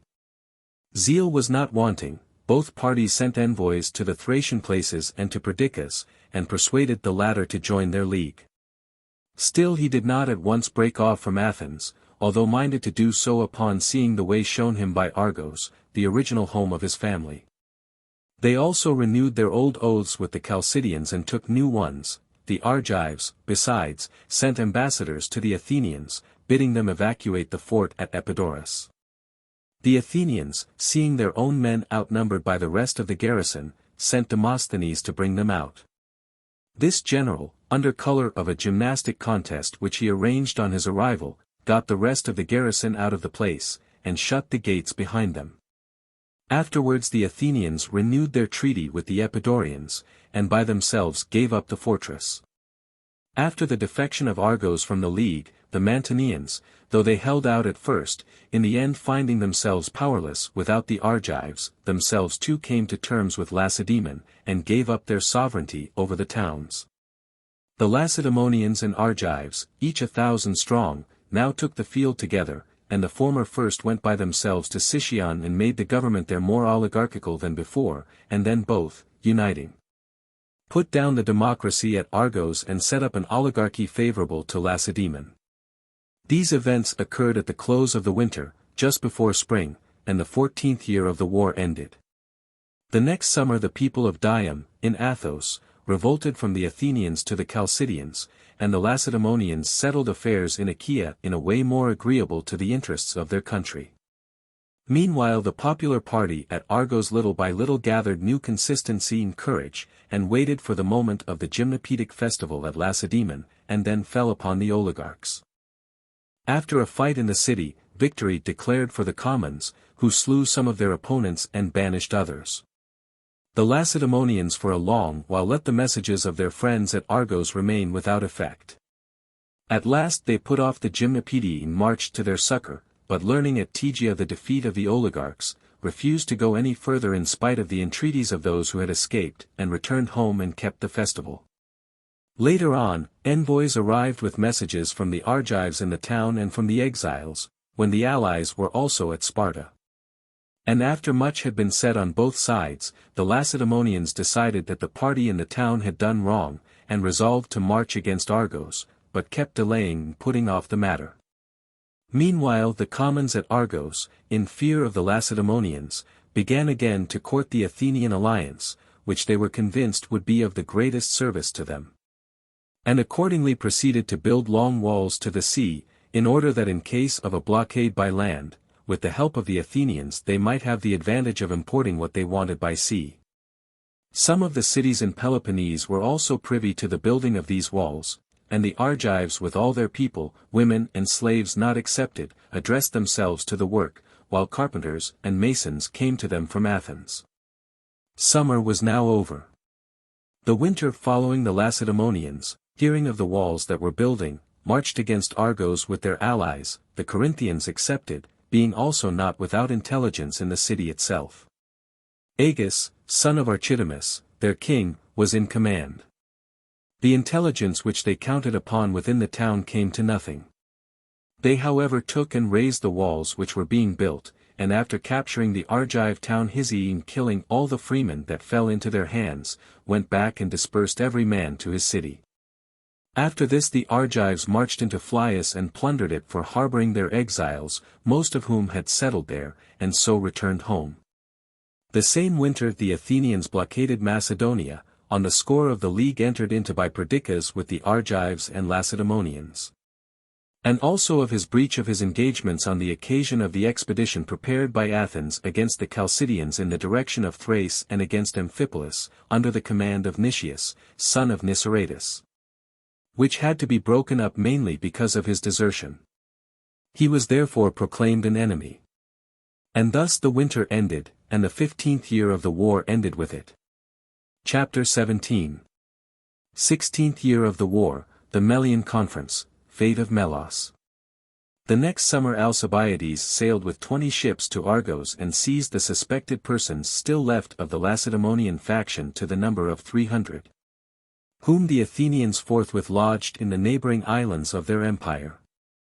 The Athenians also made an expedition against the Isle of Melos with 30 ships of their own, 6 Chian, and 2 Lesbian vessels, 1,600 heavy infantry, 300 archers, and 20 mounted archers from Athens. And about 1,500 heavy infantry from the allies and the islanders. The Melians are a colony of Lacedaemon that would not submit to the Athenians like the other islanders, and at first remained neutral and took no part in the struggle, but afterwards upon the Athenians using violence and plundering their territory, assumed an attitude of open hostility. Cleomedes, son of Lycomedes, and Tisias, son of Tisimachus, the generals, encamping in their territory with the above armament, before doing any harm to their land, sent envoys to negotiate. These the Melians did not bring before the people, but bade them state the object of their mission to the magistrates and the few, upon which the Athenian envoys spoke as follows. Athenians. Since the negotiations are not to go on before the people, in order that we may not be able to speak straight on without interruption, and deceive the ears of the multitude by seductive arguments which would pass without refutation, for we know that this is the meaning of our being brought before the few, what if you who sit there were to pursue a method more cautious still? Make no set speech yourselves, but take us up at whatever you do not like, and settle that before going any farther. And first tell us if this proposition of ours suits you. The Melian commissioners answered. Melians. To the fairness of quietly instructing each other as you propose there is nothing to object. But your military preparations are too far advanced to agree with what you say, as we see you are come to be judges in your own cause, and that all we can reasonably expect from this negotiation is war. If we prove to have right on our side and refuse to submit, and in the contrary case, slavery. Athenians. If you have met to reason about presentiments of the future, or for anything else than to consult for the safety of your state upon the facts that you see before you, we will give over, otherwise we will go on. Melians. It is natural and excusable for men in our position to turn more ways than one both in thought and utterance. However, the question in this conference is, as you say, the safety of our country. And the discussion, if you please, can proceed in the way which you propose. Athenians. For ourselves, we shall not trouble you with specious pretenses, either of how we have a right to our empire because we overthrew the Mede, or are now attacking you because of wrong that you have done us, and make a long speech which would not be believed. And in return we hope that you, instead of thinking to influence us by saying that you did not join the Lacedaemonians, although their colonists, or that you have done us no wrong, will aim at what is feasible, holding in view the real sentiments of us both. Since you know as well as we do that right, as the world goes, is only in question between equals in power, while the strong do what they can and the weak suffer what they must. Melians. As we think, at any rate, it is expedient, we speak as we are obliged, since you enjoin us to let right alone and talk only of interest, that you should not destroy what is our common protection. The privilege of being allowed in danger to invoke what is fair and right, and even to profit by arguments not strictly valid if they can be got to pass current. And you are as much interested in this as any, as your fall would be a signal for the heaviest vengeance and an example for the world to meditate upon. Athenians. The end of our empire, if end it should, does not frighten us. A rival empire like Lacedaemon, even if Lacedaemon was our real antagonist, is not so terrible to the vanquished as subjects who by themselves attack and overpower their rulers.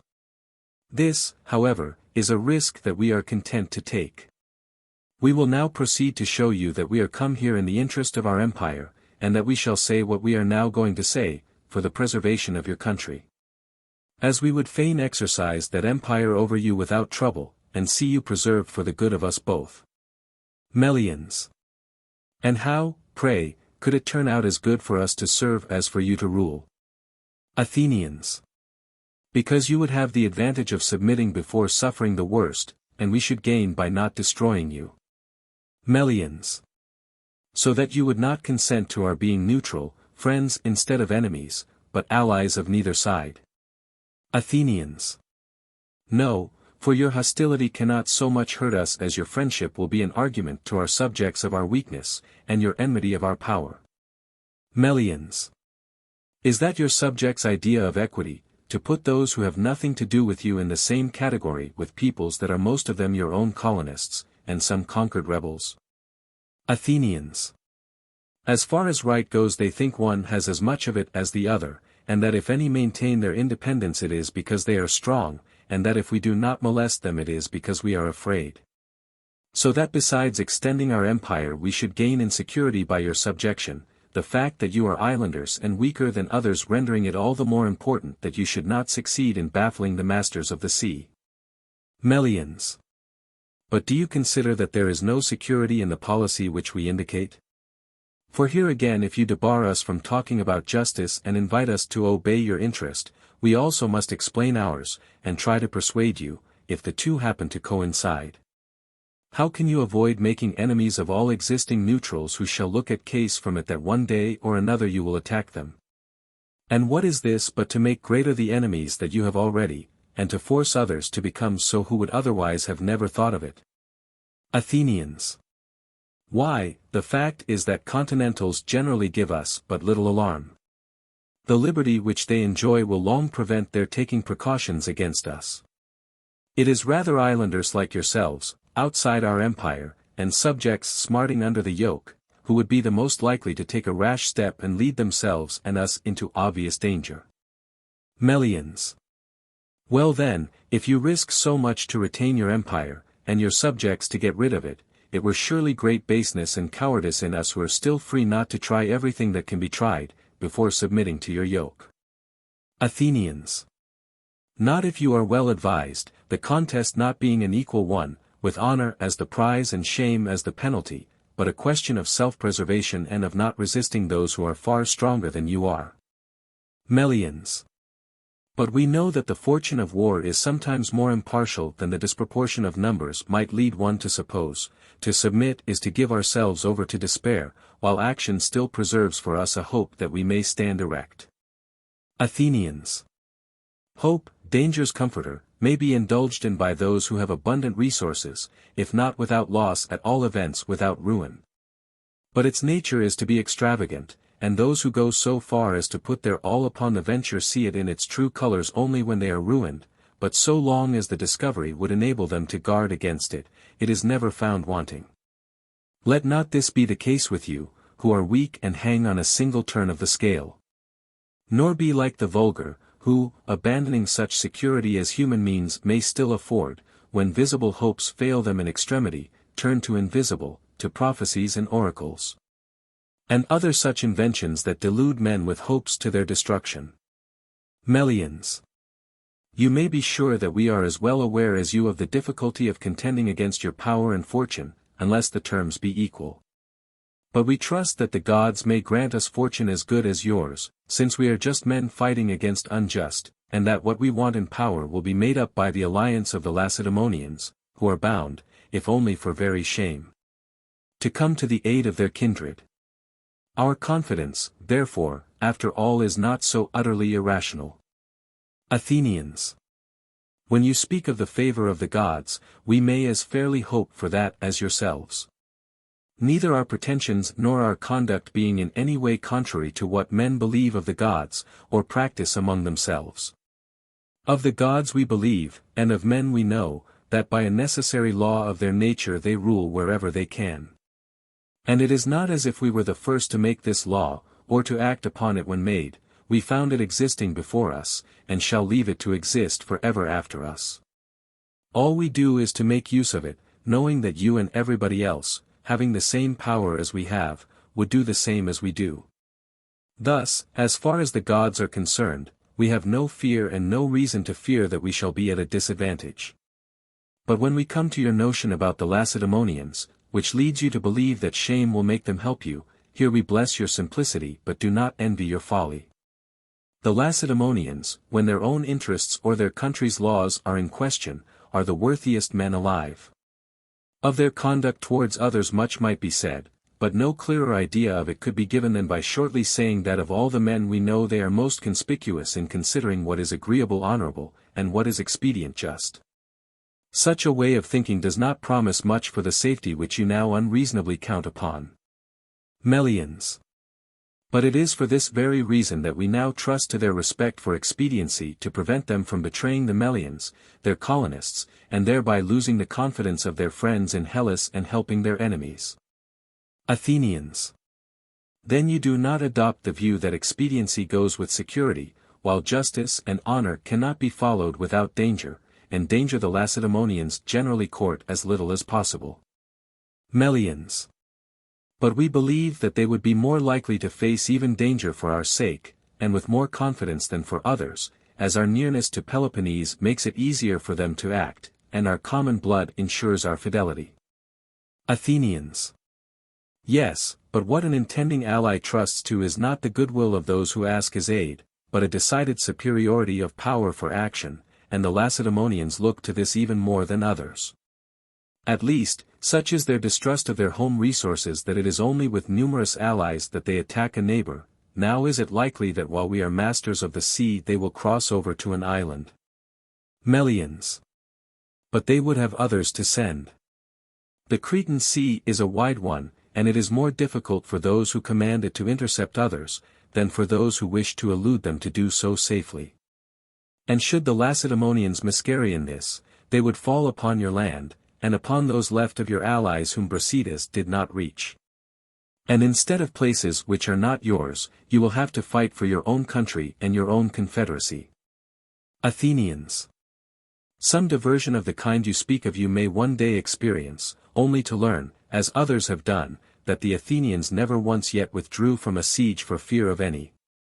But we are struck by the fact that, after saying you would consult for the safety of your country, in all this discussion you have mentioned nothing which men might trust in and think to be saved by. Your strongest arguments depend upon hope and the future, and your actual resources are too scanty, as compared with those arrayed against you, for you to come out victorious. You will therefore show great blindness of judgment, unless, after allowing us to retire, you can find some counsel more prudent than this. You will surely not be caught by that idea of disgrace, which in dangers that are disgraceful, and at the same time too plain to be mistaken, proves so fatal to mankind.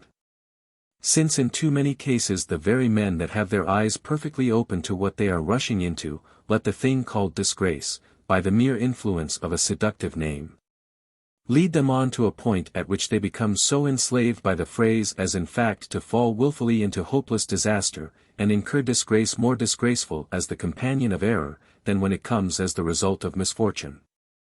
This, if you are well advised, you will guard against. And you will not think it dishonorable to submit to the greatest city in Hellas, when it makes you the moderate offer of becoming its tributary ally, without ceasing to enjoy the country that belongs to you. Nor when you have the choice given you between war and security, will you be so blinded as to choose the worse. And it is certain that those who do not yield to their equals, who keep terms with their superiors, and are moderate towards their inferiors, on the whole succeed best. Think over the matter, therefore, after our withdrawal, and reflect once and again that it is for your country that you are consulting, that you have not more than one, and that upon this one deliberation depends its prosperity or ruin. The Athenians now withdrew from the conference, and the Melians, left to themselves, came to a decision corresponding with what they had maintained in the discussion, and answered, "Our resolution, Athenians, is the same as it was at first. We will not in a moment deprive of freedom a city that has been inhabited these 700 years, but we put our trust in the fortune by which the gods have preserved it until now, and in the help of men, that is, of the Lacedaemonians. And so we will try and save ourselves. Meanwhile we invite you to allow us to be friends to you and foes to neither party, and to retire from our country after making such a treaty as shall seem fit to us both." Such was the answer of the Melians. The Athenians now departing from the conference said, "Well, you alone, as it seems to us, judging from these resolutions, regard what is future as more certain than what is before your eyes, and what is out of sight, in your eagerness, as already coming to pass. And as you have staked most on, and trusted most in, the Lacedaemonians, your fortune, and your hopes, so will you be most completely deceived." The Athenian envoys now returned to the army. And the Melians showing no signs of yielding, the generals at once betook themselves to hostilities, and drew a line of circumvallation round the Melians, dividing the work among the different states. Subsequently the Athenians returned with most of their army, leaving behind them a certain number of their own citizens and of the allies to keep guard by land and sea. The force thus left stayed on and besieged the place. About the same time the Argives invaded the territory of Phlius and lost 80 men cut off in an ambush by the Phlyaesians and Argive exiles. Meanwhile the Athenians at Pylos took so much plunder from the Lacedaemonians that the latter, although they still refrained from breaking off the treaty and going to war with Athens, yet proclaimed that any of their people that chose might plunder the Athenians. The Corinthians also commenced hostilities with the Athenians for private quarrels of their own, but the rest of the Peloponnesians stayed quiet. Meanwhile the Melians attacked by night and took the part of the Athenian lines over against the market, and killed some of the men, and brought in corn and all else that they could find useful to them, and so returned and kept quiet. While the Athenians took measures to keep better guard in future. Summer was now over. The next winter the Lacedaemonians intended to invade the Argive territory, but arriving at the frontier found the sacrifices for crossing unfavorable, and went back again. This intention of theirs gave the Argives suspicions of certain of their fellow citizens, some of whom they arrested, others, however, escaped them. About the same time the Melians again took another part of the Athenian lines which were but feebly garrisoned. Reinforcements afterwards arriving from Athens in consequence, under the command of Philocrates, son of Demes, the siege was now pressed vigorously. And some treachery taking place inside, the Melians surrendered at discretion to the Athenians, who put to death all the grown men whom they took, and sold the women and children for slaves. And subsequently sent out 500 colonists and inhabited the place themselves. Book 6. Chapter 18. 17th year of the war, the Sicilian campaign, affair of the Hermae, departure of the expedition. The same winter the Athenians resolved to sail again to Sicily, with a greater armament than that under Laches and Eurymedon. And, if possible, to conquer the island. Most of them being ignorant of its size and of the number of its inhabitants, Hellenic and barbarian, and of the fact that they were undertaking a war not much inferior to that against the Peloponnesians. For the voyage round Sicily in a merchantman is not far short of 8 days, and yet, large as the island is, there are only 2 miles of sea to prevent its being mainland. It was settled originally as follows, and the peoples that occupied it are these. The earliest inhabitants spoken of in any part of the country are the Cyclopes and Laestrygones. But I cannot tell of what race they were, or whence they came or whither they went, and must leave my readers to what the poets have said of them and to what may be generally known concerning them. The Sicanians appear to have been the next settlers, although they pretend to have been the first of all and aborigines, but the facts show that they were Iberians, driven by the Ligurians from the river Sicanus in Iberia. It was from them that the island, before called Trinacria, took its name of Sicania, and to the present day they inhabit the west of Sicily. On the fall of Ilium, some of the Trojans escaped from the Achaeans, came in ships to Sicily, and settled next to the Sicanians under the general name of Elymi, their towns being called Eryx and Egesta. With them settled some of the Phocians carried on their way from Troy by a storm, first to Libya, and afterwards from thence to Sicily. The Sicels crossed over to Sicily from their first home Italy, flying from the Opicans, as tradition says and as seems not unlikely, upon rafts, having watched till the wind set down the strait to effect the passage. Although perhaps they may have sailed over in some other way. Even at the present day there are still Sicels in Italy, and the country got its name of Italy from Italus, a king of the Sicels, so called. These went with a great host to Sicily, defeated the Sicanians in battle and forced them to remove to the south and west of the island, which thus came to be called Sicily instead of Sicania. And after they crossed over continued to enjoy the richest parts of the country for near 300 years before any Hellenes came to Sicily. Indeed they still hold the center and north of the island. There were also Phoenicians living all round Sicily, who had occupied promontories upon the sea coasts and the islets adjacent for the purpose of trading with the Sicels. But when the Hellenes began to arrive in considerable numbers by sea, the Phoenicians abandoned most of their stations, and drawing together took up their abode in Modi, Solois, and Panormus, near the Elymi. Partly because they confided in their alliance, and also because these are the nearest points for the voyage between Carthage and Sicily. These were the barbarians in Sicily, settled as I have said. Of the Hellenes, the first to arrive were Chalcidians from Euboea with Thucydides, their founder. They founded Naxos and built the altar to Apollo Archegetes, which now stands outside the town, and upon which the deputies for the games sacrifice before sailing from Sicily. Syracuse was founded the year afterwards by Archias, one of the Heraclids from Corinth, who began by driving out the Sicels from the island upon which the inner city now stands. Though it is no longer surrounded by water, in process of time the outer town also was taken within the walls and became populous. Meanwhile Thucydides and the Chalcidians set out from Naxos in the 5th year after the foundation of Syracuse, and drove out the Sicels by arms and founded Leontini and afterwards Catana, the Catanians themselves choosing Avarchus as their founder.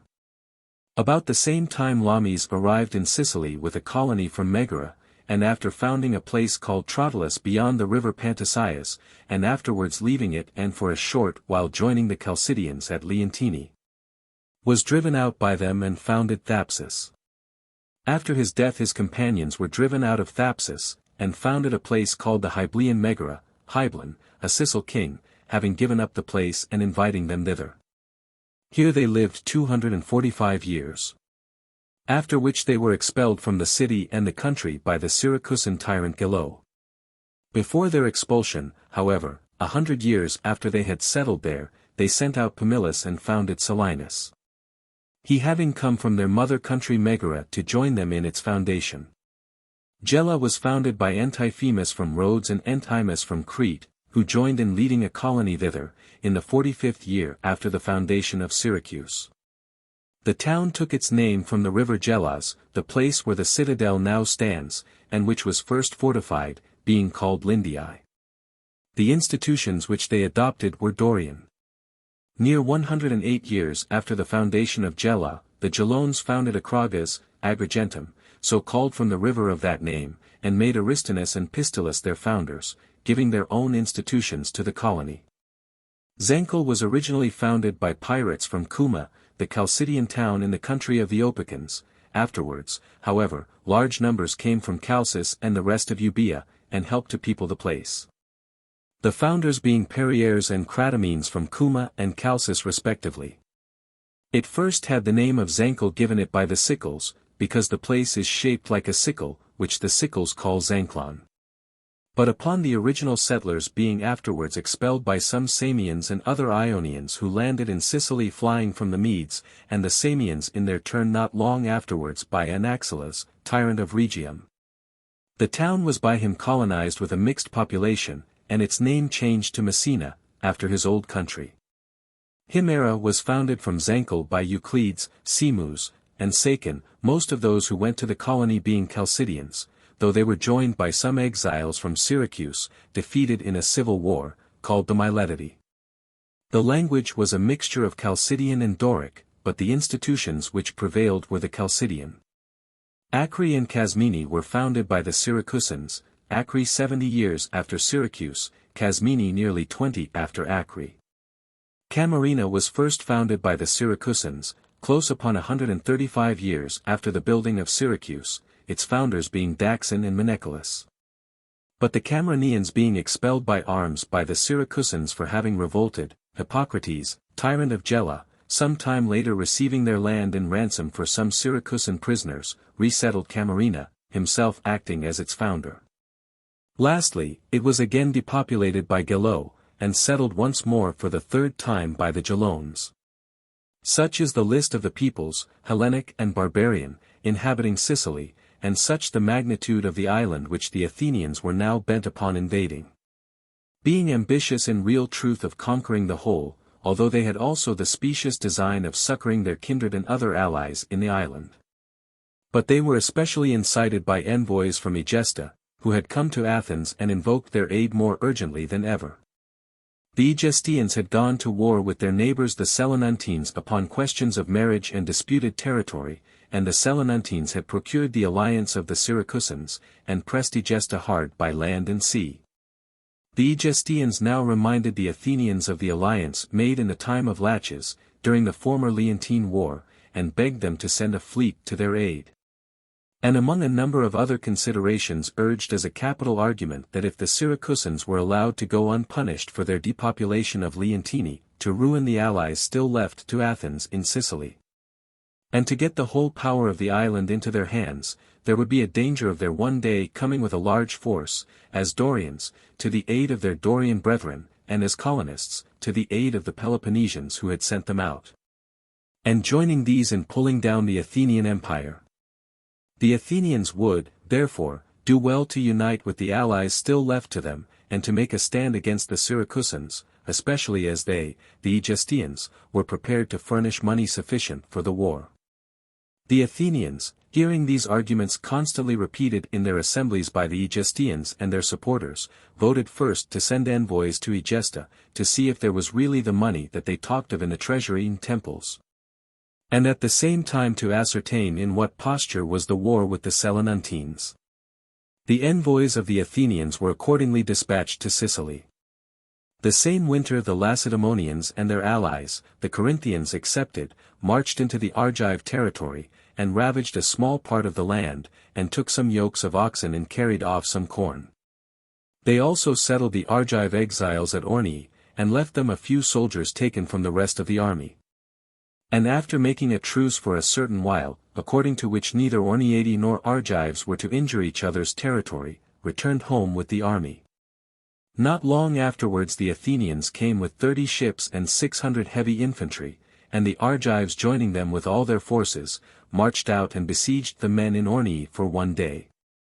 But the garrison escaped by night, the besiegers having bivouacked some way off.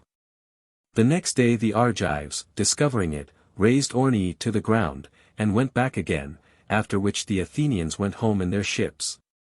Meanwhile the Athenians took by sea to Methone on the Macedonian border some cavalry of their own and the Macedonian exiles that were at Athens, and plundered the country of Perdiccas. Upon this the Lacedaemonians sent to the Thracian Chalcidians, who had a truce with Athens from 10 days to another, urging them to join Perdiccas in the war, which they refused to do. And the winter ended, and with it ended the 16th year of this war of which Thucydides is the historian. Early in the spring of the following summer the Athenian envoys arrived from Sicily, and the Aegestians with them, bringing 60 talents of uncoined silver, as a month's pay for 60 ships, which they were to ask to have sent them. The Athenians held an assembly and, after hearing from the Aegestians and their own envoys a report, as attractive as it was untrue, upon the state of affairs generally, and in particular as to the money, of which, it was said, there was abundance in the temples and the treasury, voted to send 60 ships to Sicily, under the command of Alcibiades, son of Clinias, Nicias, son of Niceratus, and Lamachus, son of Xenophanes, who were appointed with full powers. They were to help the Aegestians against the Selinuntines, to restore Leontini upon gaining any advantage in the war, and to order all other matters in Sicily as they should deem best for the interests of Athens. 5 days after this a second assembly was held, to consider the speediest means of equipping the ships, and to vote whatever else might be required by the generals for the expedition. And Nicias, who had been chosen to the command against his will, and who thought that the state was not well advised, but upon a slight aid specious pretext was aspiring to the conquest of the whole of Sicily, a great matter to achieve, came forward in the hope of diverting the Athenians from the enterprise, and gave them the following counsel.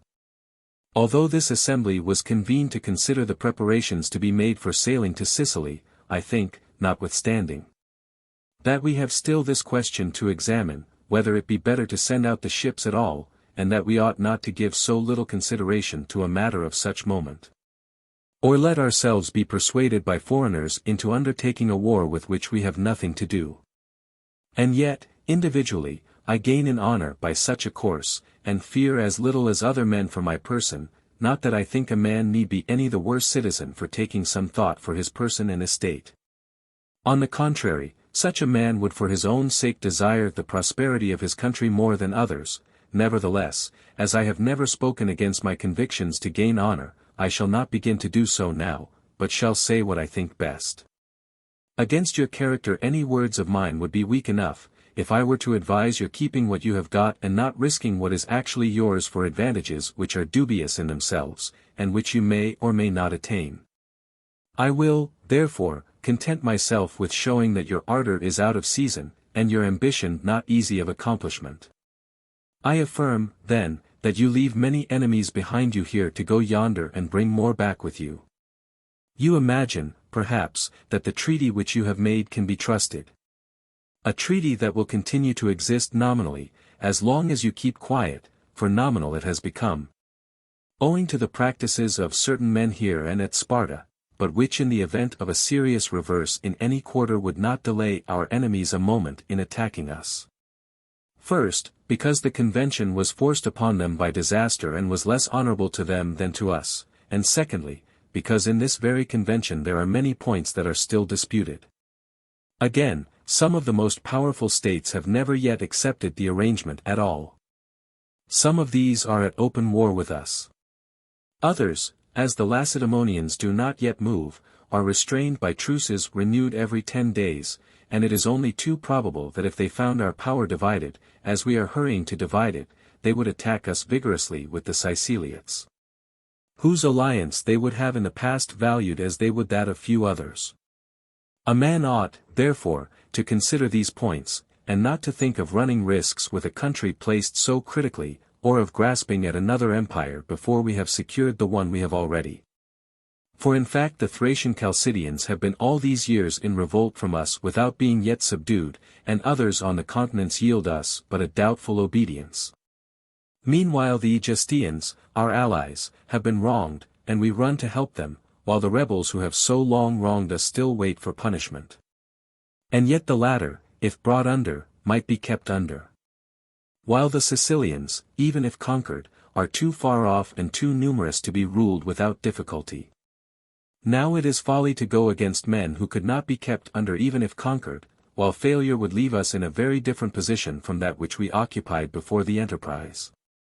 The Siceliots, again, to take them as they are at present, in the event of a Syracusan conquest, the favorite bugbear of the Aegistians, would to my thinking be even less dangerous to us than before. At present they might possibly come here as separate states for love of Lacedaemon, in the other case one empire would scarcely attack another. For after joining the Peloponnesians to overthrow ours, they could only expect to see the same hands overthrow their own in the same way. The Hellenes in Sicily would fear us most if we never went there at all, and next to this, if after displaying our power we went away again as soon as possible. We all know that that which is farthest off, and the reputation of which can least be tested, is the object of admiration. At the least reverse they would at once begin to look down upon us, and would join our enemies here against us. You have yourselves experienced this with regard to the Lacedaemonians and their allies, whom your unexpected success, as compared with what you feared at first, has made you suddenly despise, tempting you further to aspire to the conquest of Sicily. Instead, however, of being puffed up by the misfortunes of your adversaries, you ought to think of breaking their spirit before giving yourselves up to confidence. And to understand that the one thought awakened in the Lacedaemonians by their disgrace is how they may even now, if possible, overthrow us and repair their dishonor. Inasmuch as military reputation is their oldest and chiefest study. Our struggle, therefore, if we are wise, will not be for the barbarian Aegistians in Sicily, but how to defend ourselves most effectually against the oligarchical machinations of Lacedaemon. We should also remember that we are but now enjoying some respite from a great pestilence and from war, to the no small benefit of our estates and persons, and that it is right to employ these at home on our own behalf, instead of using them on behalf of these exiles whose interest it is to lie as fairly as they can, who do nothing but talk themselves and leave the danger to others, and who if they succeed will show no proper gratitude, and if they fail will drag down their friends with them. And if there be any man here, overjoyed at being chosen to command, who urges you to make the expedition, merely for ends of his own, specially if he be still too young to command, who seeks to be admired for his stud of horses, but on account of its heavy expenses hopes for some profit from his appointment, do not allow such a one to maintain his private splendor at his country's risk, but remember that such persons injure the public fortune while they squander their own. And that this is a matter of importance, and not for a young man to decide or hastily to take in hand. When I see such persons now sitting here at the side of that same individual and summoned by him, alarm seizes me. And I, in my turn, summon any of the older men that may have such a person sitting next him not to let himself be shamed down, for fear of being thought a coward if he do not vote for war, but, remembering how rarely success is got by wishing and how often by forecast, to leave to them the mad dream of conquest, and as a true lover of his country, now threatened by the greatest danger in its history, to hold up his hand on the other side. To vote that the Siciliates be left in the limits now existing between us, limits of which no one can complain, the Ionian Sea for the coasting voyage, and the Sicilian across the open main. To enjoy their own possessions and to settle their own quarrels. That the Egestians, for their part, be told to end by themselves with the Selinuntines the war which they began without consulting the Athenians. And that for the future we do not enter into alliance, as we have been used to do, with people whom we must help in their need, and who can never help us in ours. And you, Prytanes, if you think it your duty to care for the commonwealth, and if you wish to show yourself a good citizen, put the question to the vote, and take a second time the opinions of the Athenians. If you are afraid to move the question again, consider that a violation of the law cannot carry any prejudice with so many abettors, that you will be the physician of your misguided city, and that the virtue of men in office is briefly this: to do their country as much good as they can, or in any case no harm that they can avoid. Such were the words of Nicias. Most of the Athenians that came forward spoke in favor of the expedition, and of not annulling what had been voted, although some spoke on the other side. By far the warmest advocate of the expedition was, however, Alcibiades, son of Clinias, who wished to thwart Nicias both as his political opponent and also because of the attack he had made upon him in his speech, and who was, besides, exceedingly ambitious of a command by which he hoped to reduce Sicily and Carthage, and personally to gain in wealth and reputation by means of his successes. For the position he held among the citizens led him to indulge his tastes beyond what his real means would bear, both in keeping horses and in the rest of his expenditure, and this later on had not a little to do with the ruin of the Athenian state. Alarmed at the greatness of his license in his own life and habits, and of the ambition which he showed in all things soever that he undertook, the mass of the people set him down as a pretender to the tyranny, and became his enemies. And although publicly his conduct of the war was as good as could be desired, individually, his habits gave offense to every one, and caused them to commit affairs to other hands, and thus before long to ruin the city. Meanwhile he now came forward and gave the following advice to the Athenians. Athenians, I have a better right to command than others, I must begin with this as Nicias has attacked me, and at the same time I believe myself to be worthy of it. The things for which I am abused, bring fame to my ancestors and to myself, and to the country profit besides. The Hellenes, after expecting to see our city ruined by the war, concluded it to be even greater than it really is, by reason of the magnificence with which I represented it at the Olympic Games, when I sent into the lists 7 chariots. A number never before entered by any private person, and won the first prize, and was second and fourth, and took care to have everything else in a style worthy of my victory. Custom regards such displays as honorable, and they cannot be made without leaving behind them an impression of power. Again, any splendor that I may have exhibited at home in providing choruses or otherwise, is naturally envied by my fellow citizens, but in the eyes of foreigners has an air of strength as in the other instance. And this is no useless folly, when a man at his own private cost benefits not himself only, but his city, nor is it unfair that he who prides himself on his position should refuse to be upon an equality with the rest. He who is badly off has his misfortunes all to himself, and as we do not see men courted in adversity, on the like principle a man ought to accept the insolence of prosperity. Or else, let him first mete out equal measure to all, and then demand to have it meted out to him. What I know is that persons of this kind and all others that have attained to any distinction, although they may be unpopular in their lifetime in their relations with their fellowmen and especially with their equals, leave to posterity the desire of claiming connection with them even without any ground, and are vaunted by the country to which they belonged, not as strangers or ill-doers, but as fellow countrymen and heroes. Such are my aspirations, and however I am abused for them in private, the question is whether any one manages public affairs better than I do.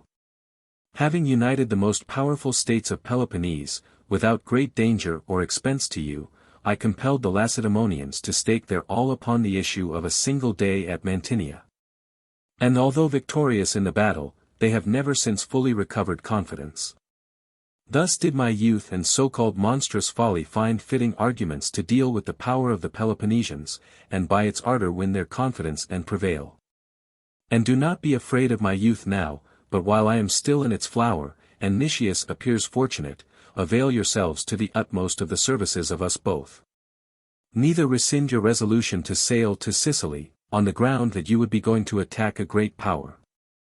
The cities in Sicily are peopled by motley rabbles, and easily change their institutions and adopt new ones in their stead. And consequently the inhabitants, being without any feeling of patriotism, are not provided with arms for their persons, and have not regularly established themselves on the land. Every man thinks that either by fair words or by party strife he can obtain something at the public expense, and then in the event of a catastrophe settle in some other country, and makes his preparations accordingly. From a mob like this you need not look for either unanimity in council or concert in action, but they will probably one by one come in as they get a fair offer, especially if they are torn by civil strife as we are told. Moreover, the Siciliates have not so many heavy infantry as they boast. Just as the Hellenes generally did not prove so numerous as each state reckoned itself, but Hellas greatly overestimated their numbers, and has hardly had an adequate force of heavy infantry throughout this war. The states in Sicily, therefore, from all that I can hear, will be found as I say, and I have not pointed out all our advantages, for we shall have the help of many barbarians, who from their hatred of the Syracusans will join us in attacking them. Nor will the powers at home prove any hindrance, if you judge rightly. Our fathers with these very adversaries, which it is said we shall now leave behind us when we sail, and the Mede as their enemy as well, were able to win the empire, depending solely on their superiority at sea. The Peloponnesians had never so little hope against us as at present. And let them be ever so sanguine, although strong enough to invade our country even if we stay at home, they can never hurt us with their navy, as we leave one of our own behind us that is a match for them. In this state of things what reason can we give to ourselves for holding back, or what excuse can we offer to our allies in Sicily for not helping them? They are our confederates, and we are bound to assist them, without objecting that they have not assisted us. We did not take them into alliance to have them to help us in Hellas, but that they might so annoy our enemies in Sicily as to prevent them from coming over here and attacking us. It is thus that empire has been won, both by us and by all others that have held it, by a constant readiness to support all, whether barbarians or Hellenes, that invite assistance. Since if all were to keep quiet or to pick and choose whom they ought to assist, we should make but few new conquests, and should imperil those we have already won. Men do not rest content with parrying the attacks of a superior, but often strike the first blow to prevent the attack being made. And we cannot fix the exact point at which our empire shall stop. We have reached a position in which we must not be content with retaining but must scheme to extend it, for, if we cease to rule others, we are in danger of being ruled ourselves. Nor can you look at inaction from the same point of view as others, unless you are prepared to change your habits and make them like theirs. Be convinced, then, that we shall augment our power at home by this adventure abroad, and let us make the expedition, and so humble the pride of the Peloponnesians by sailing off to Sicily, and letting them see how little we care for the peace that we are now enjoying. And at the same time we shall either become masters, as we very easily may, of the whole of Hellas through the accession of the Sicilian Hellenes, or in any case ruin the Syracusans, to the no small advantage of ourselves and our allies. The faculty of staying if successful, or of returning, will be secured to us by our navy, as we shall be superior at sea to all the Siciliates put together. And do not let the do-nothing policy which Nicias advocates, or his setting of the young against the old, turn you from your purpose, but in the good old fashion by which our fathers, old and young together, by their united counsels brought our affairs to their present height, do you endeavor still to advance them. Understanding that neither youth nor old age can do anything the one without the other, but that levity, sobriety, and deliberate judgment are strongest when united, and that, by sinking into inaction, the city, like everything else, will wear itself out, and its skill in everything decay. While each fresh struggle will give it fresh experience, and make it more used to defend itself not in word but in deed. In short, my conviction is that a city not inactive by nature could not choose a quicker way to ruin itself than by suddenly adopting such a policy. And that the safest rule of life is to take one's character and institutions for better and for worse, and to live up to them as closely as one can. Such were the words of Alcibiades. After hearing him and the Egestians and some Leontine exiles, who came forward reminding them of their oaths and imploring their assistance, the Athenians became more eager for the expedition than before. Nicias, perceiving that it would be now useless to try to deter them by the old line of argument, but thinking that he might perhaps alter their resolution by the extravagance of his estimates, came forward a second time and spoke as follows.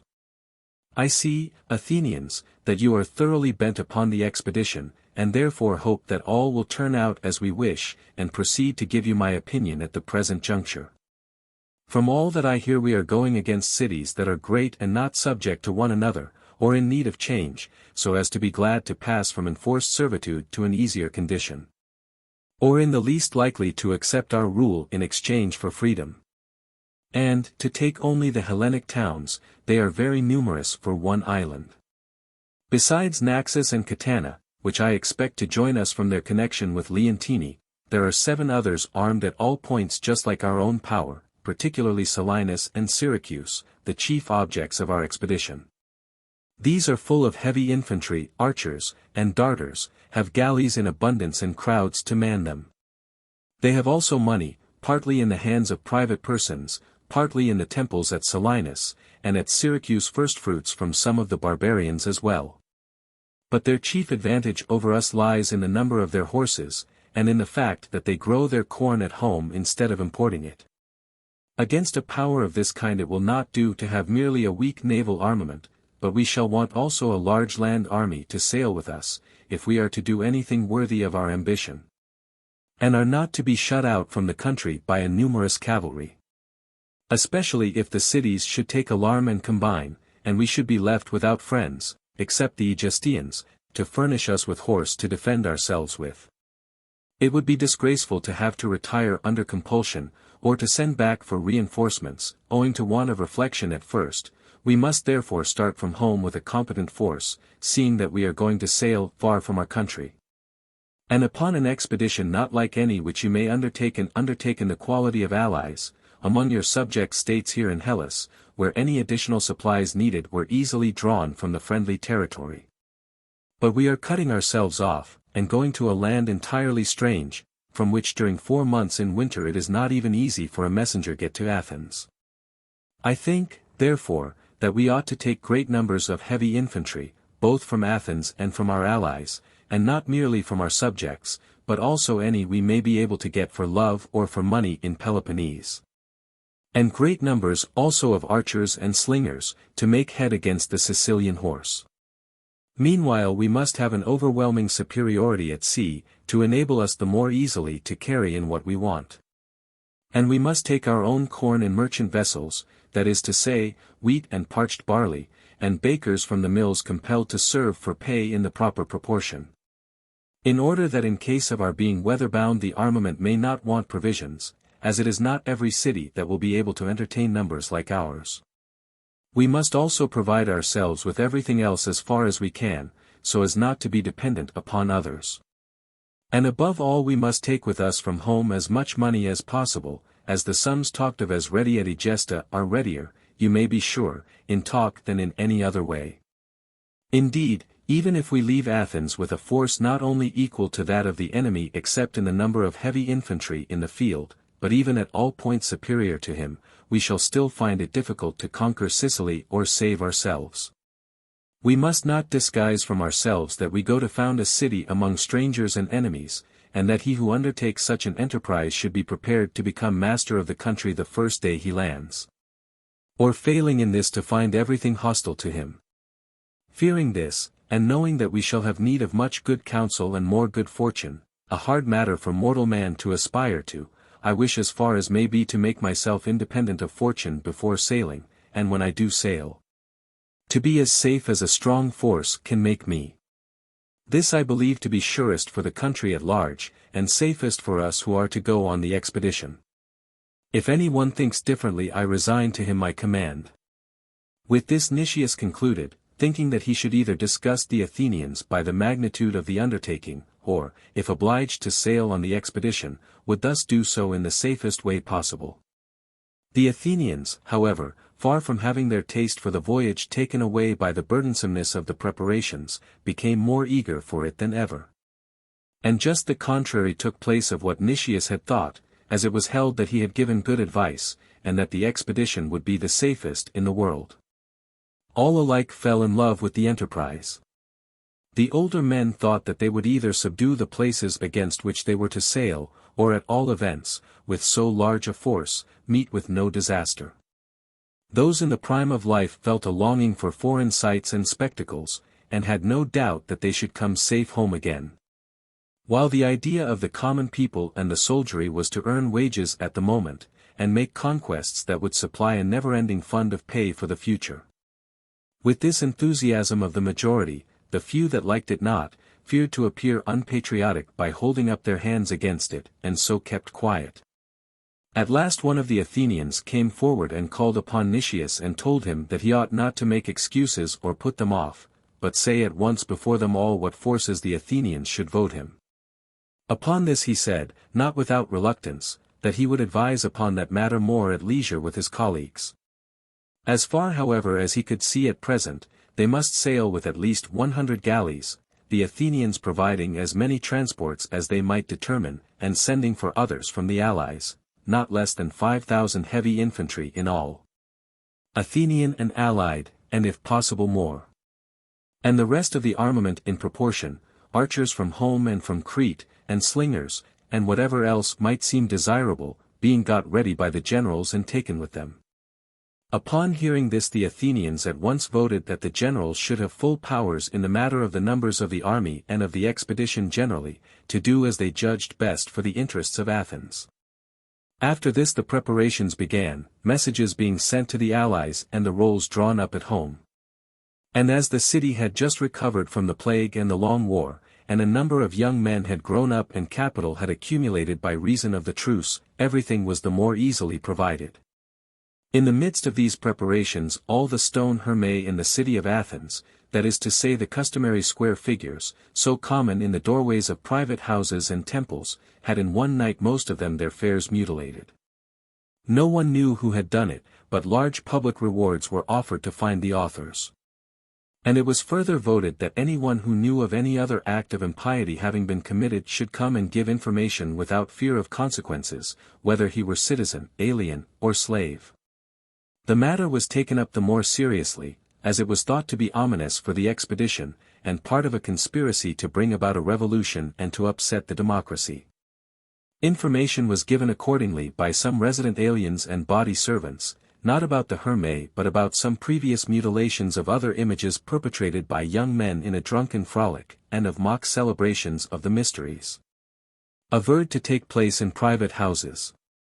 Alcibiades being implicated in this charge, it was taken hold of by those who could least endure him, because he stood in the way of their obtaining the undisturbed direction of the people.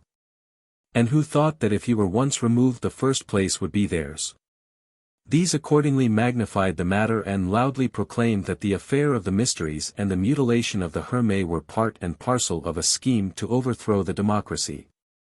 And that nothing of all this had been done without Alcibiades. The proofs alleged being the general and undemocratic license of his life and habits.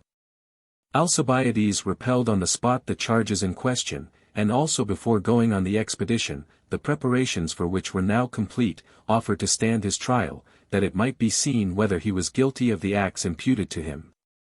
Desiring to be punished if found guilty, but, if acquitted, to take the command. Meanwhile he protested against their receiving slanders against him in his absence, and begged them rather to put him to death at once if he were guilty, and pointed out the imprudence of sending him out at the head of so large an army, with so serious a charge still undecided. But his enemies feared that he would have the army for him if he were tried immediately. And that the people might relent in favor of the man whom they already caressed as the cause of the Argives and some of the Mantineans joining in the expedition, and did their utmost to get this proposition rejected. putting forward other orators who said that he ought at present to sail and not delay the departure of the army, and be tried on his return within a fixed number of days. Their plan being to have him sent for and brought home for trial upon some graver charge, which they would the more easily get up in his absence. Accordingly it was decreed that he should sail. After this the departure for Sicily took place, it being now about midsummer. Most of the allies, with the corn transports and the smaller craft and the rest of the expedition, had already received orders to muster at Corcyra, to cross the Ionian Sea from thence in a body to the Iapygian promontory. But the Athenians themselves, and such of their allies as happened to be with them, went down to Piraeus upon a day appointed at daybreak, and began to man the ships for putting out to sea. With them also went down the whole population, one may say, of the city, both citizens and foreigners. The inhabitants of the country each escorting those that belonged to them, their friends, their relatives, or their sons, with hope and lamentation upon their way, as they thought of the conquests which they hoped to make. Or of the friends whom they might never see again, considering the long voyage which they were going to make from their country. Indeed, at this moment, when they were now upon the point of parting from one another, the danger came more home to them than when they voted for the expedition. Although the strength of the armament, and the profuse provision which they remarked in every department, was a sight that could not but comfort them. As for the foreigners and the rest of the crowd, they simply went to see a sight worth looking at and passing all belief. Indeed, this armament that first sailed out was by far the most costly and splendid Hellenic force that had ever been sent out by a single city up to that time. In mere number of ships and heavy infantry that against Epidaurus under Pericles, and the same when going against Potidaea under Hagnon, was not inferior. Containing as it did 4,000 Athenian heavy infantry, 300 horse, and 100 galleys accompanied by 50 Lesbian and Chian vessels and many allies besides.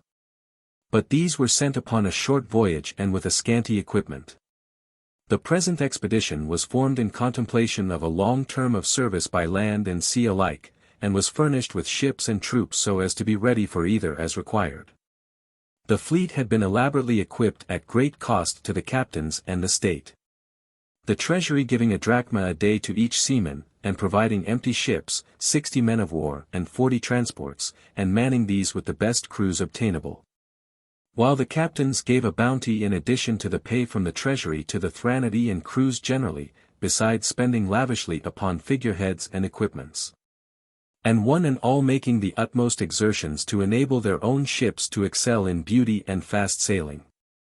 Meanwhile the land forces had been picked from the best muster rolls, and vied with each other in paying great attention to their arms and personal accoutrements. From this resulted not only a rivalry among themselves in their different departments, but an idea among the rest of the Hellenes that it was more a display of power and resources than an armament against an enemy. For if any one had counted up the public expenditure of the state, and the private outlay of individuals, that is to say, the sums which the state had already spent upon the expedition and was sending out in the hands of the generals, and those which individuals had expended upon their personal outfit, or as captains of galleys had laid out and were still to lay out upon their vessels. And if he had added to this the journey money which each was likely to have provided himself with, independently of the pay from the treasury, for a voyage of such length, and what the soldiers or traders took with them for the purpose of exchange, it would have been found that many talents in all were being taken out of the city. Indeed, the expedition became not less famous for its wonderful boldness and for the splendor of its appearance, than for its overwhelming strength as compared with the peoples against whom it was directed. And for the fact that this was the longest passage from home hitherto attempted, and the most ambitious in its objects considering the resources of those who undertook it.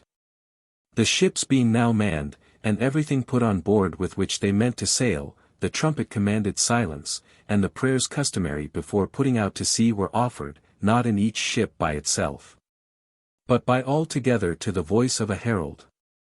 And bowls of wine were mixed through all the armament, and libations made by the soldiers and their officers in gold and silver goblets. In their prayers joined also the crowds on shore, the citizens and all others that wished them well. The hymns sung and the libations finished, they put out to sea, and first out in column then raced each other as far as Aegina, and so hastened to reach Corcyra, where the rest of the allied forces were also assembling. Chapter 19. 17th year of the war, parties at Syracuse, story of Harmodius and Aristogiton, disgrace of Alcibiades. Meanwhile at Syracuse news came in from many quarters of the expedition, but for a long while met with no credence whatever. Indeed, an assembly was held in which speeches, as will be seen, were delivered by different orators, believing or contradicting the report of the Athenian expedition. Among whom Hermocrates, son of Hermon, came forward, being persuaded that he knew the truth of the matter, and gave the following counsel.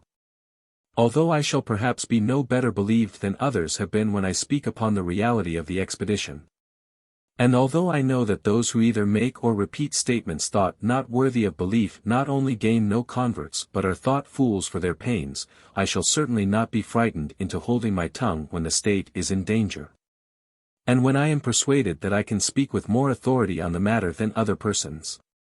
Much as you wonder at it, the Athenians nevertheless have set out against us with a large force, naval and military, professedly to help the Egestians and to restore Leontini, but really to conquer Sicily, and above all our city, which once gained. The rest, they think, will easily follow.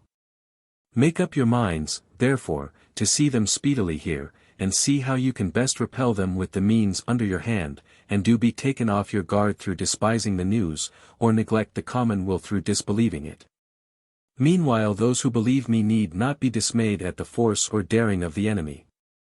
They will not be able to do us more hurt than we shall do them, nor is the greatness of their armament altogether without advantage to us.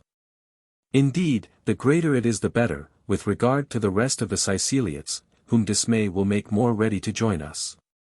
And if we defeat or drive them away, disappointed of the objects of their ambition, for I do not fear for a moment that they will get what they want, it will be a most glorious exploit for us, and in my judgment by no means an unlikely one. Few indeed have been the large armaments, either Hellenic or barbarian, that have gone far from home and been successful. They cannot be more numerous than the people of the country in their neighbors, all of whom fear leagues together. And if they miscarry for want of supplies in a foreign land, to those against whom their plans were laid none the less they leave renown, although they may themselves have been the main cause of their own discomfort. Thus these very Athenians rose by the defeat of the Mede, in a great measure due to accidental causes, from the mere fact that Athens had been the object of his attack, and this may very well be the case with us also. Let us, therefore, confidently begin preparations here. Let us send and confirm some of the Sicels, and obtain the friendship and alliance of others, and dispatch envoys to the rest of Sicily to show that the danger is common to all, and to Italy to get them to become our allies. Or at all events to refuse to receive the Athenians. I also think that it would be best to send to Carthage as well. They are by no means there without apprehension, but it is their constant fear that the Athenians may one day attack their city, and they may perhaps think that they might themselves suffer by letting Sicily be sacrificed. And be willing to help us secretly if not openly, in one way if not in another. They are the best able to do so, if they will, of any of the present day, as they possess most gold and silver, by which war, like everything else, flourishes. Let us also send to Lacedaemon and Corinth, and ask them to come here and help us as soon as possible, and to keep alive the war in Hellas. But the true thing of all others, in my opinion, to do at the present moment, is what you, with your constitutional love of quiet, will be slow to see, and what I must nevertheless mention. If we Siciliates, all together, or at least as many as possible besides ourselves, would only launch the whole of our actual navy with 2 months' provisions, and meet the Athenians at Tarentum and the Iapygian promontory, and show them that before fighting for Sicily they must first fight for their passage across the Ionian Sea, we should strike dismay into their army, and set them on thinking that we have a base for our defensive, for Tarentum is ready to receive us, while they have a wide sea to cross with all their armament, which could with difficulty keep its order through so long a voyage, and would be easy for us to attack as it came on slowly and in small detachments. On the other hand, if they were to lighten their vessels, and draw together their fast sailors and with these attack us, we could either fall upon them when they were wearied with rowing, or if we did not choose to do so, We could retire to Tarentum. While they, having crossed with few provisions just to give battle, would be hard put to it in desolate places, and would either have to remain and be blockaded, or to try to sail along the coast, abandoning the rest of their armament. And being further discouraged by not knowing for certain whether the cities would receive them. In my opinion, this consideration alone would be sufficient to deter them from putting out from Corcyra. And what with deliberating and reconnoitering our numbers and whereabouts, they would let the season go on until winter was upon them, or, confounded by so unexpected a circumstance, would break up the expedition. Especially as their most experienced general has, as I hear, taken the command against his will, and would grasp at the first excuse offered by any serious demonstration of ours. We should also be reported, I am certain, as more numerous than we really are, and men's minds are affected by what they hear, and besides the first to attack, or to show that they mean to defend themselves against an attack. Inspire greater fear because men see that they are ready for the emergency. This would just be the case with the Athenians at present. They are now attacking us in the belief that we shall not resist, having a right to judge us severely because we did not help the Lacedaemonians in crushing them. But if they were to see us showing a courage for which they are not prepared, they would be more dismayed by the surprise than they could ever be by our actual power.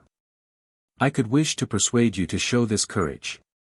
But if this cannot be, at all events lose not a moment in preparing generally for the war. And remember all of you that contempt for an assailant is best shown by bravery in action, but that for the present the best course is to accept the preparations which fear inspires as giving the surest promise of safety. And to act as if the danger was real. That the Athenians are coming to attack us, and are already upon the voyage, and all but here, this is what I am sure of. Thus far spoke Hermocrates. Meanwhile the people of Syracuse were at great strife among themselves.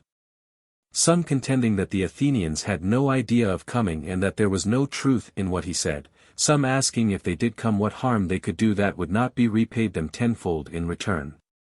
While others made light of the whole affair and turned it into ridicule. In short, there were few that believed Hermocrates and feared for the future. Meanwhile Athenagoras, the leader of the people and very powerful at that time with the masses, came forward and spoke as follows. For the Athenians, he who does not wish that they may be as misguided as they are supposed to be, and that they may come here to become our subjects, is either a coward or a traitor to his country. While as for those who carry such tidings and fill you with so much alarm, I wonder less at their audacity than at their folly if they flatter themselves that we do not see through them. The fact is that they have their private reasons to be afraid, and wish to throw the city into consternation to have their own terrors cast into the shade by the public alarm. In short, this is what these reports are worth. They do not arise of themselves, but are concocted by men who are always causing agitation here in Sicily. However, if you are well advised, you will not be guided in your calculation of probabilities by what these persons tell you, but by what shrewd men and of large experience, as I esteem the Athenians to be, would be likely to do. Now it is not likely that they would leave the Peloponnesians behind them, and before they have well ended the war in Hellas wantonly come in quest of a new war quite as arduous in Sicily. Indeed, in my judgment, they are only too glad that we do not go and attack them, being so many and so great cities as we are. However, if they should come as is reported, I consider Sicily better able to go through with the war than Peloponnese, as being at all points better prepared, and our city by itself far more than a match for this pretended army of invasion. Even were it twice as large again. I know that they will not have horses with them, or get any here, except a few perhaps from the Aegestians. Or be able to bring a force of heavy infantry equal in number to our own, in ships which will already have enough to do to come all this distance, however lightly laden. Not to speak of the transport of the other stores required against a city of this magnitude, which will be no slight quantity. In fact, so strong is my opinion upon the subject, that I do not well see how they could avoid annihilation if they brought with them another city as large as Syracuse, and settled down and carried on war from our frontier. Much less can they hope to succeed with all Sicily hostile to them, as all Sicily will be, and with only a camp pitched from the ships, and composed of tents and bare necessaries. from which they would not be able to stir far for fear of our cavalry. But the Athenians see this as I tell you, and as I have reason to know are looking after their possessions at home, while persons here invent stories that neither are true nor ever will be. Nor is this the first time that I see these persons, when they cannot resort to deeds, trying by such stories and by others even more abominable to frighten your people and get into their hands the government. It is what I see always. And I cannot help fearing that trying so often they may one day succeed, and that we, as long as we do not feel the smart, may prove too weak for the task of prevention, or, when the offenders are known, of pursuit. The result is that our city is rarely at rest, but is subject to constant troubles and to contests as frequent against herself as against the enemy, not to speak of occasional tyrannies and infamous cabals. However, I will try, if you will support me, to let nothing of this happen in our time, by gaining you, the many, and by chastising the authors of such machinations. Not merely when they are caught in the act, a difficult feat to accomplish, but also for what they have the wish though not the power to do. As it is necessary to punish an enemy not only for what he does, but also beforehand for what he intends to do, if the first to relax precaution would not be also the first to suffer. I shall also reprove, watch, and on occasion warn the few, the most effectual way, in my opinion, of turning them from their evil courses. And after all, as I have often asked, what would you have, young men? Would you hold office at once? The law forbids it, a law enacted rather because you are not competent than to disgrace you when competent. Meanwhile you would not be on a legal equality with the many. But how can it be right that citizens of the same state should be held unworthy of the same privileges? It will be said, perhaps, that democracy is neither wise nor equitable, but that the holders of property are also the best fitted to rule. I say, on the contrary, first, that the word demos, or people, includes the whole state, oligarchy only a part. Next, that if the best guardians of property are the rich, and the best counselors the wise, none can hear and decide so well as the many, and that all these talents, severally and collectively, have their just place in a democracy. But an oligarchy gives the many their share of the danger, and not content with the largest part takes and keeps the whole of the profit, and this is what the powerful and young among you aspire to, but in a great city cannot possibly obtain. But even now, foolish men, most senseless of all the Hellenes that I know, if you have no sense of the wickedness of your designs, or most criminal if you have that sense and still dare to pursue them, even now, if it is not a case for repentance. You may still learn wisdom, and thus advance the interest of the country, the common interest of us all. Reflect that in the country's prosperity the men of merit in your ranks will have a share and a larger share than the great mass of your fellow countrymen, but that if you have other designs you run a risk of being deprived of all. And desist from reports like these, as the people know your object and will not put up with it. If the Athenians arrive, this city will repulse them in a manner worthy of itself. We have moreover, generals who will see to this matter. And if nothing of this be true, as I incline to believe, the city will not be thrown into a panic by your intelligence, or impose upon itself a self-chosen servitude by choosing you for its rulers. The city itself will look into the matter, and will judge your words as if they were acts, and, instead of allowing itself to be deprived of its liberty by listening to you, will strive to preserve that liberty, by taking care to have always at hand the means of making itself respected. Such were the words of Athenagoras. One of the generals now stood up and stopped any other speakers coming forward, adding these words of his own with reference to the matter in hand: it is not well for speakers to utter calumnies against one another, or for their hearers to entertain them. We ought rather to look to the intelligence that we have received, and see how each man by himself and the city as a whole may best prepare to repel the invaders. Even if there be no need, there is no harm in the state being furnished with horses and arms and all other insignia of war.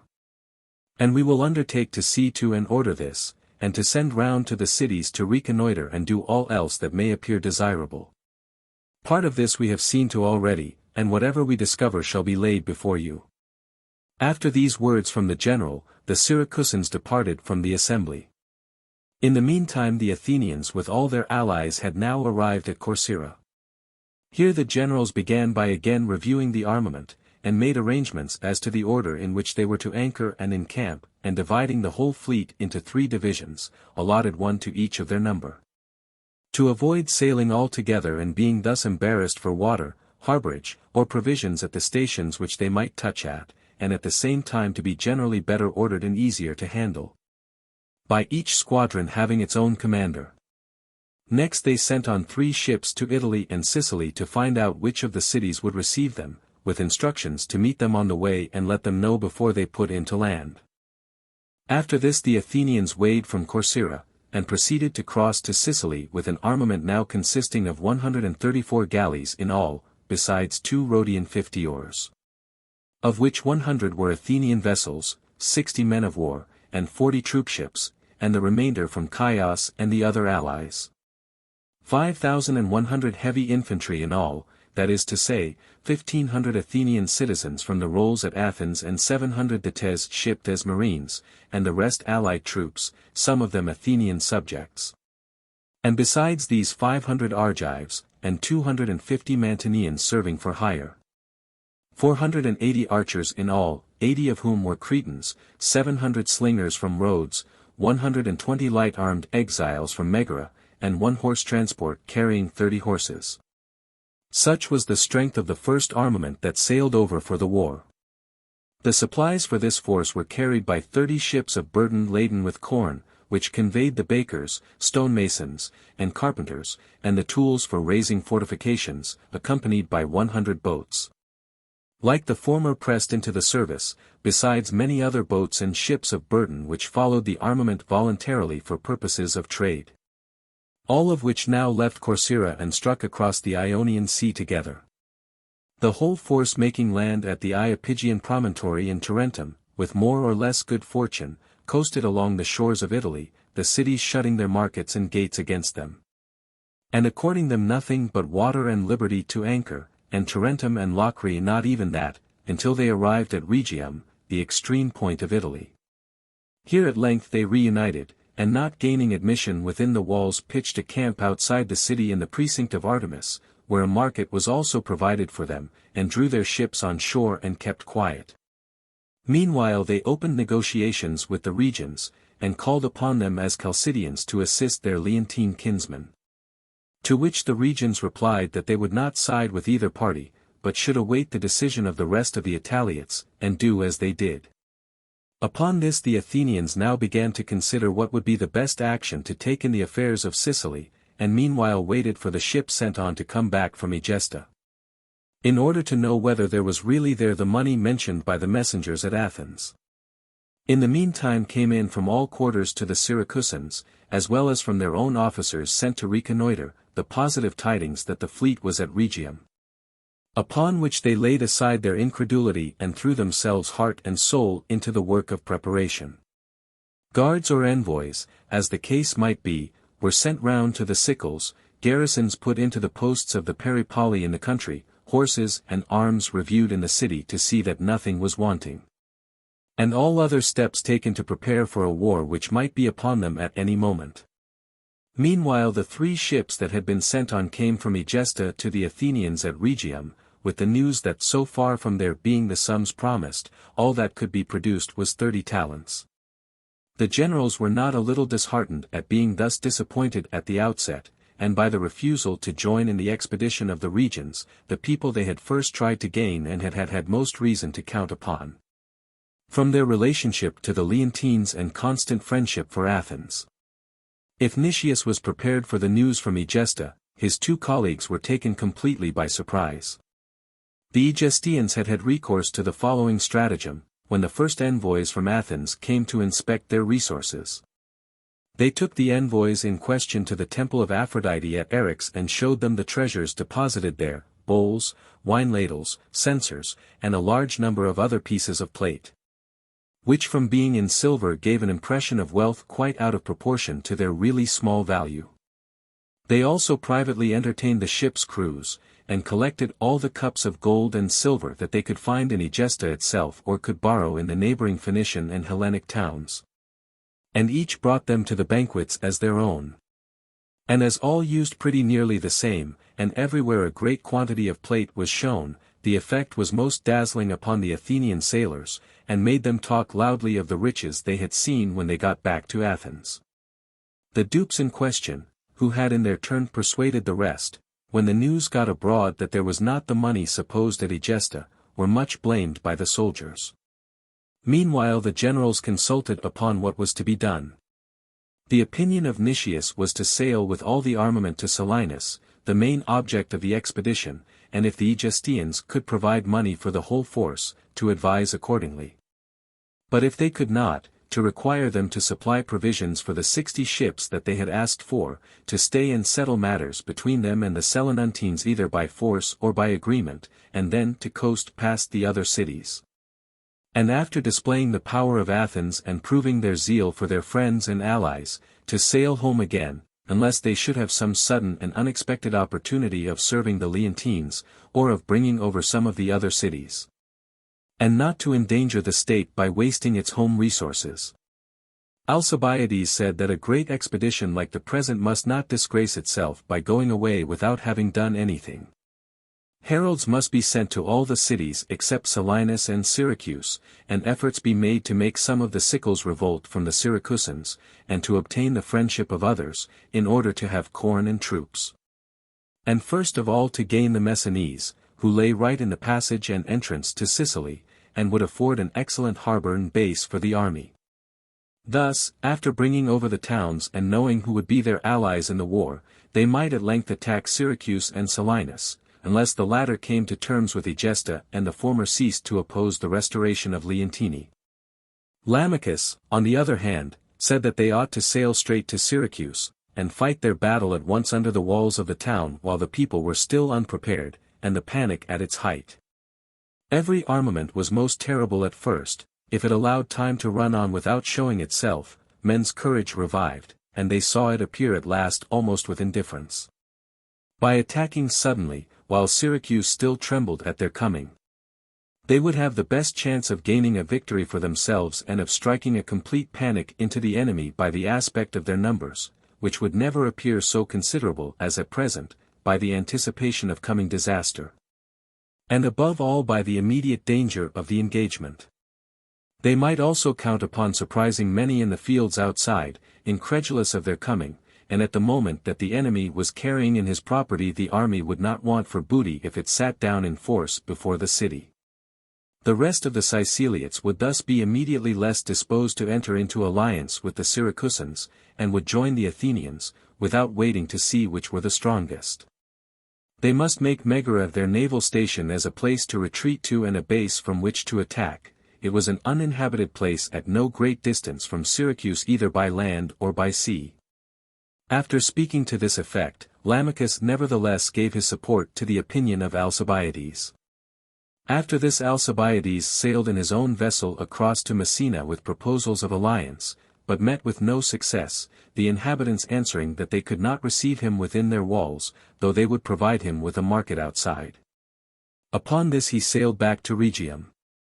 Immediately upon his return the generals manned and victualled 60 ships out of the whole fleet and coasted along to Naxos, leaving the rest of the armament behind them at Rhegium with one of their number.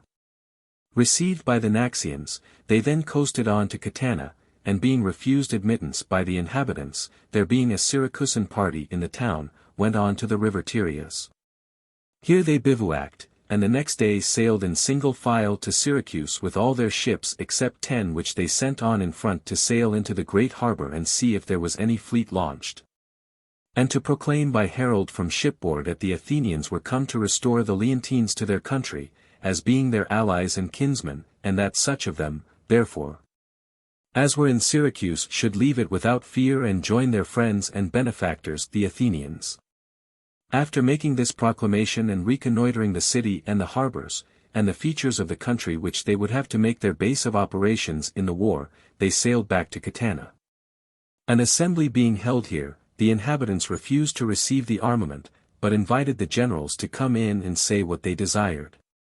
And while Alcibiades was speaking and the citizens were intent on the assembly, the soldiers broke down an ill-walled-up postern gate without being observed, and getting inside the town, flocked into the marketplace. The Syracusan party in the town no sooner saw the army inside than they became frightened and withdrew, not being at all numerous. While the rest voted for an alliance with the Athenians and invited them to fetch the rest of their forces from Rhegium. After this the Athenians sailed to Rhegium, and put off, this time with all the armament, for Catana, and fell to work at their camp immediately upon their arrival. Meanwhile word was brought them from Camarina that if they went there the town would go over to them, and also that the Syracusans were manning a fleet. The Athenians accordingly sailed alongshore with all their armament, first to Syracuse, where they found no fleet manning, and so always along the coast to Camarina, where they brought to at the beach, and sent a herald to the people, who, however, refused to receive them, saying that their oaths bound them to receive the Athenians only with a single vessel, unless they themselves sent for more. Disappointed here, the Athenians now sailed back again, and after landing and plundering on Syracusan territory and losing some stragglers from their light infantry through the coming up of the Syracusan horse, so got back to Catana. There they found the Salaminiac come from Athens for Alcibiades, with orders for him to sail home to answer the charges which the state brought against him. And for certain others of the soldiers who with him were accused of sacrilege in the matter of the mysteries and of the Hermae.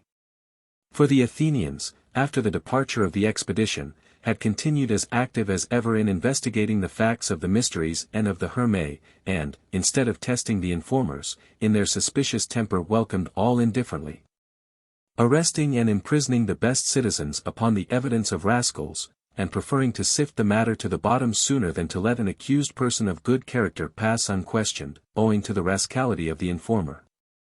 The commons had heard how oppressive the tyranny of Pisistratus and his sons had become before it ended, and further that had been put down at last, not by themselves and Harmodius, but by the Lacedaemonians. And so were always in fear and took everything suspiciously. Indeed, the daring action of Aristogiton and Harmodius was undertaken in consequence of a love affair, which I shall relate at some length. To show that the Athenians are not more accurate than the rest of the world in their accounts of their own tyrants and of the facts of their own history. Pisistratus dying at an advanced age in possession of the tyranny, was succeeded by his eldest son, Hippias, and not Hipparchus, as is vulgarly believed. Harmodius was then in the flower of youthful beauty, and Aristogiton, a citizen in the middle rank of life, was his lover and possessed him. Solicited without success by Hipparchus, son of Pisistratus, Harmodius told Aristogiton, and the enraged lover, afraid that the powerful Hipparchus might take Harmodius by force, immediately formed a design, such as his condition in life permitted, for overthrowing the tyranny. In the meantime Hipparchus, after a second solicitation of Harmodius, attended with no better success, unwilling to use violence, arranged to insult him in some covert way. Indeed, generally their government was not grievous to the multitude, or in any way odious in practice. And these tyrants cultivated wisdom and virtue as much as any, and without exacting from the Athenians more than 1/20 of their income, splendidly adorned their city, and carried on their wars, and provided sacrifices for the temples.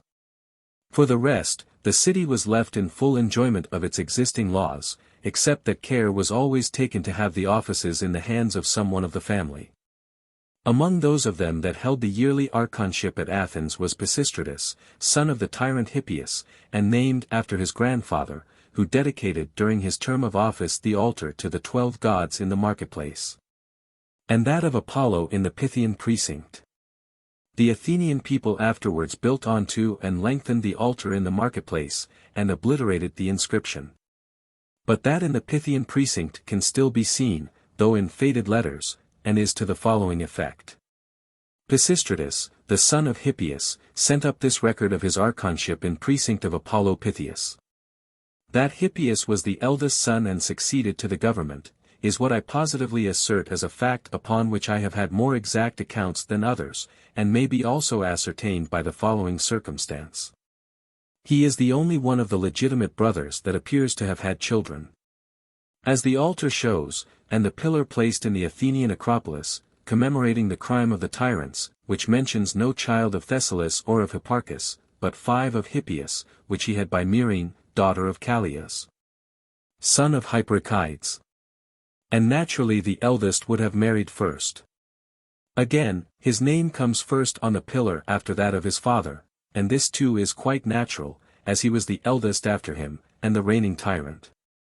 Nor can I ever believe that Hippias would have obtained the tyranny so easily, if Hipparchus had been in power when he was killed, and he, Hippias, had had to establish himself upon the same day. But he had no doubt been long accustomed to overawe the citizens, and to be obeyed by his mercenaries, and thus not only conquered, but conquered with ease. Without experiencing any of the embarrassment of a younger brother and used to the exercise of authority. It was the sad fate which made Hipparchus famous that got him also the credit with posterity of having been tyrant. To return to Harmodius. Hipparchus, having been repulsed in his solicitations, insulted him as he had resolved, by first inviting a sister of his, a young girl, to come and bear a basket in a certain procession, and then rejecting her, on the plea that she had never been invited at all owing to her unworthiness. If Harmodius was indignant at this, Aristogiton for his sake now became more exasperated than ever. And having arranged everything with those who were to join them in the enterprise, they only waited for the great feast of the Panathenea, the sole day upon which the citizens forming part of the procession could meet together in arms without suspicion. Aristogiton and Harmodius were to begin, but were to be supported immediately by their accomplices against the bodyguard. The conspirators were not many, for better security, besides which they hoped that those not in the plot would be carried away by the example of a few daring spirits, and use the arms in their hands to recover their liberty. At last the festival arrived, and Hippias with his bodyguard was outside the city in the Ceramicus, arranging how the different parts of the procession were to proceed. Harmodius and Aristogiton had already their daggers and were getting ready to act, when seeing one of their accomplices talking familiarly with Hippias, who was easy of access to every one, they took fright, and concluded that they were discovered and on the point of being taken. And eager if possible to be revenged first upon the man who had wronged them and for whom they had undertaken all this risk, they rushed, as they were, within the gates, and meeting with Hipparchus by the Leocorium recklessly fell upon him at once. Infuriated, Aristogiton by love, and Harmodius by insult, and smote him and slew him. Aristogiton escaped the guards at the moment, through the crowd running up, but was afterwards taken and dispatched in no merciful way. Harmodius was killed on the spot. When the news was brought to Hippias in the Ceramicus, he at once proceeded not to the scene of action, but to the armed men in the procession, before they, being some distance away, knew anything of the matter. And composing his features for the occasion, so as not to betray himself, pointed to a certain spot, and bade them repair thither without their arms. They withdrew accordingly, fancying he had something to say. Upon which he told the mercenaries to remove the arms, and there and then picked out the men he thought guilty and all found with daggers, the shield and spear being the usual weapons for a procession. In this way offended love first led Harmodius and Aristogiton to conspire, and the alarm of the moment to commit the rash action recounted. After this the tyranny pressed harder on the Athenians, and Hippias, now grown more fearful, put to death many of the citizens, and at the same time began to turn his eyes abroad for a refuge in case of revolution. Thus, although an Athenian, he gave his daughter, Archdice, to a Lampsacene, Eontides, son of the tyrant of Lampsacus, seeing that they had great influence with Darius. And there is her tomb in Lampsacus with this inscription: Archdice lies buried in this earth, Hippias her sire, and Athens gave her birth, unto her bosom pride was never known, though daughter, wife, and sister to the throne. Hippias, after reigning 3 years longer over the Athenians, was deposed in the 4th by the Lacedaemonians and the banished Alcmeonidae, and went with a safe conduct to Sigeum, and to Eontides at Lampsacus, and from thence to King Darius, from whose court he set out 20 years after, in his old age, and came with the Medes to Marathon. With these events in their minds, and recalling everything they knew by hearsay on the subject, the Athenian people grow difficult of humor and suspicious of the persons charged in the affair of the mysteries, and persuaded that all that had taken place was part of an oligarchical and monarchical conspiracy. In the state of irritation thus produced, many persons of consideration had been already thrown into prison, and far from showing any signs of abating, public feeling grew daily more savage, and more arrests were made. Until at last one of those in custody, thought to be the most guilty of all, was induced by a fellow prisoner to make a revelation, whether true or not is a matter on which there are two opinions, no one having been able, either then or since, to say for certain who did the deed. However this may be, the other found arguments to persuade him, that even if he had not done it, he ought to save himself by gaining a promise of impunity, and free the state of its present suspicions. As he would be surer of safety if he confessed after promise of impunity than if he denied and were brought to trial. He accordingly made a revelation, affecting himself and others in the affair of the Hermae.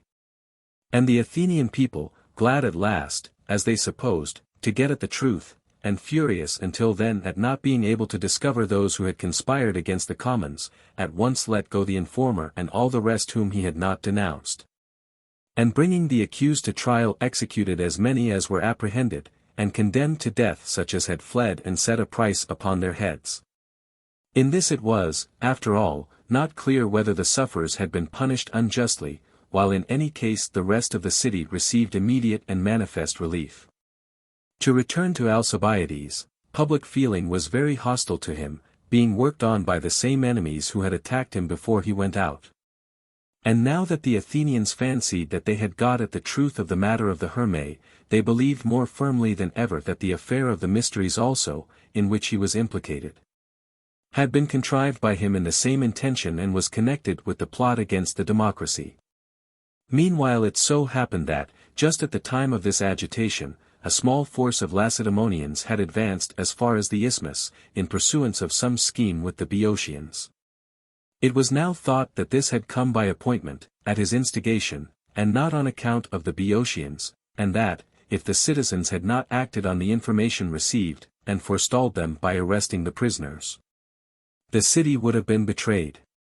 The citizens went so far as to sleep one night armed in the temple of Theseus within the walls. The friends also of Alcibiades at Argos were just at this time suspected of a design to attack the commons.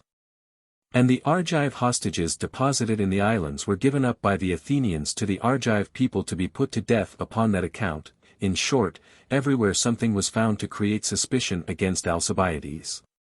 It was therefore decided to bring him to trial and execute him, and the Salamina was sent to Sicily for him and the others named in the information, with instructions to order him to come and answer the charges against him, but not to arrest him, because they wished to avoid causing any agitation in the army or among the enemy in Sicily, and above all to retain the services of the Mantineans and Argives, who, it was thought, had been induced to join by his influence. Alcibiades, with his own ship and his fellow accused, accordingly sailed off with the Salamina from Sicily, as though to return to Athens, and went with her as far as Thurii, and there they left the ship and disappeared, being afraid to go home for trial with such a prejudice existing against them.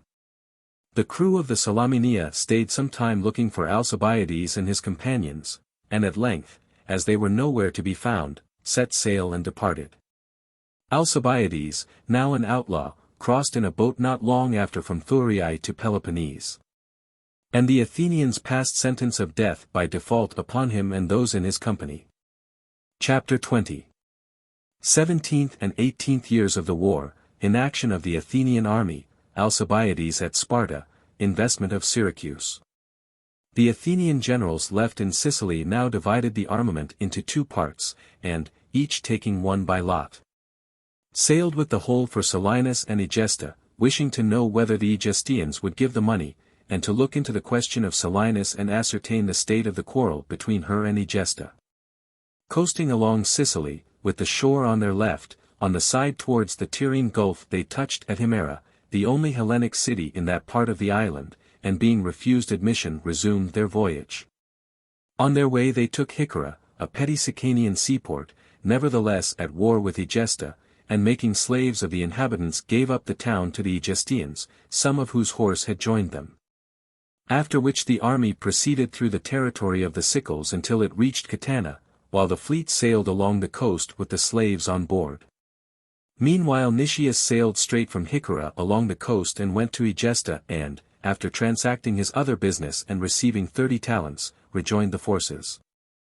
They now sold their slaves for the sum of 120 talents, and sailed round to their Sicel allies to urge them to send troops. And meanwhile went with half their own force to the hostile town of Hybla in the territory of Gela, but did not succeed in taking it. Summer was now over. The winter following, the Athenians at once began to prepare for moving on Syracuse, and the Syracusans on their side for marching against them. From the moment when the Athenians failed to attack them instantly as they at first feared and expected, every day that passed did something to revive their courage. And when they saw them sailing far away from them on the other side of Sicily, and going to Hybla only to fail in their attempts to storm it, they thought less of them than ever, and called upon their generals.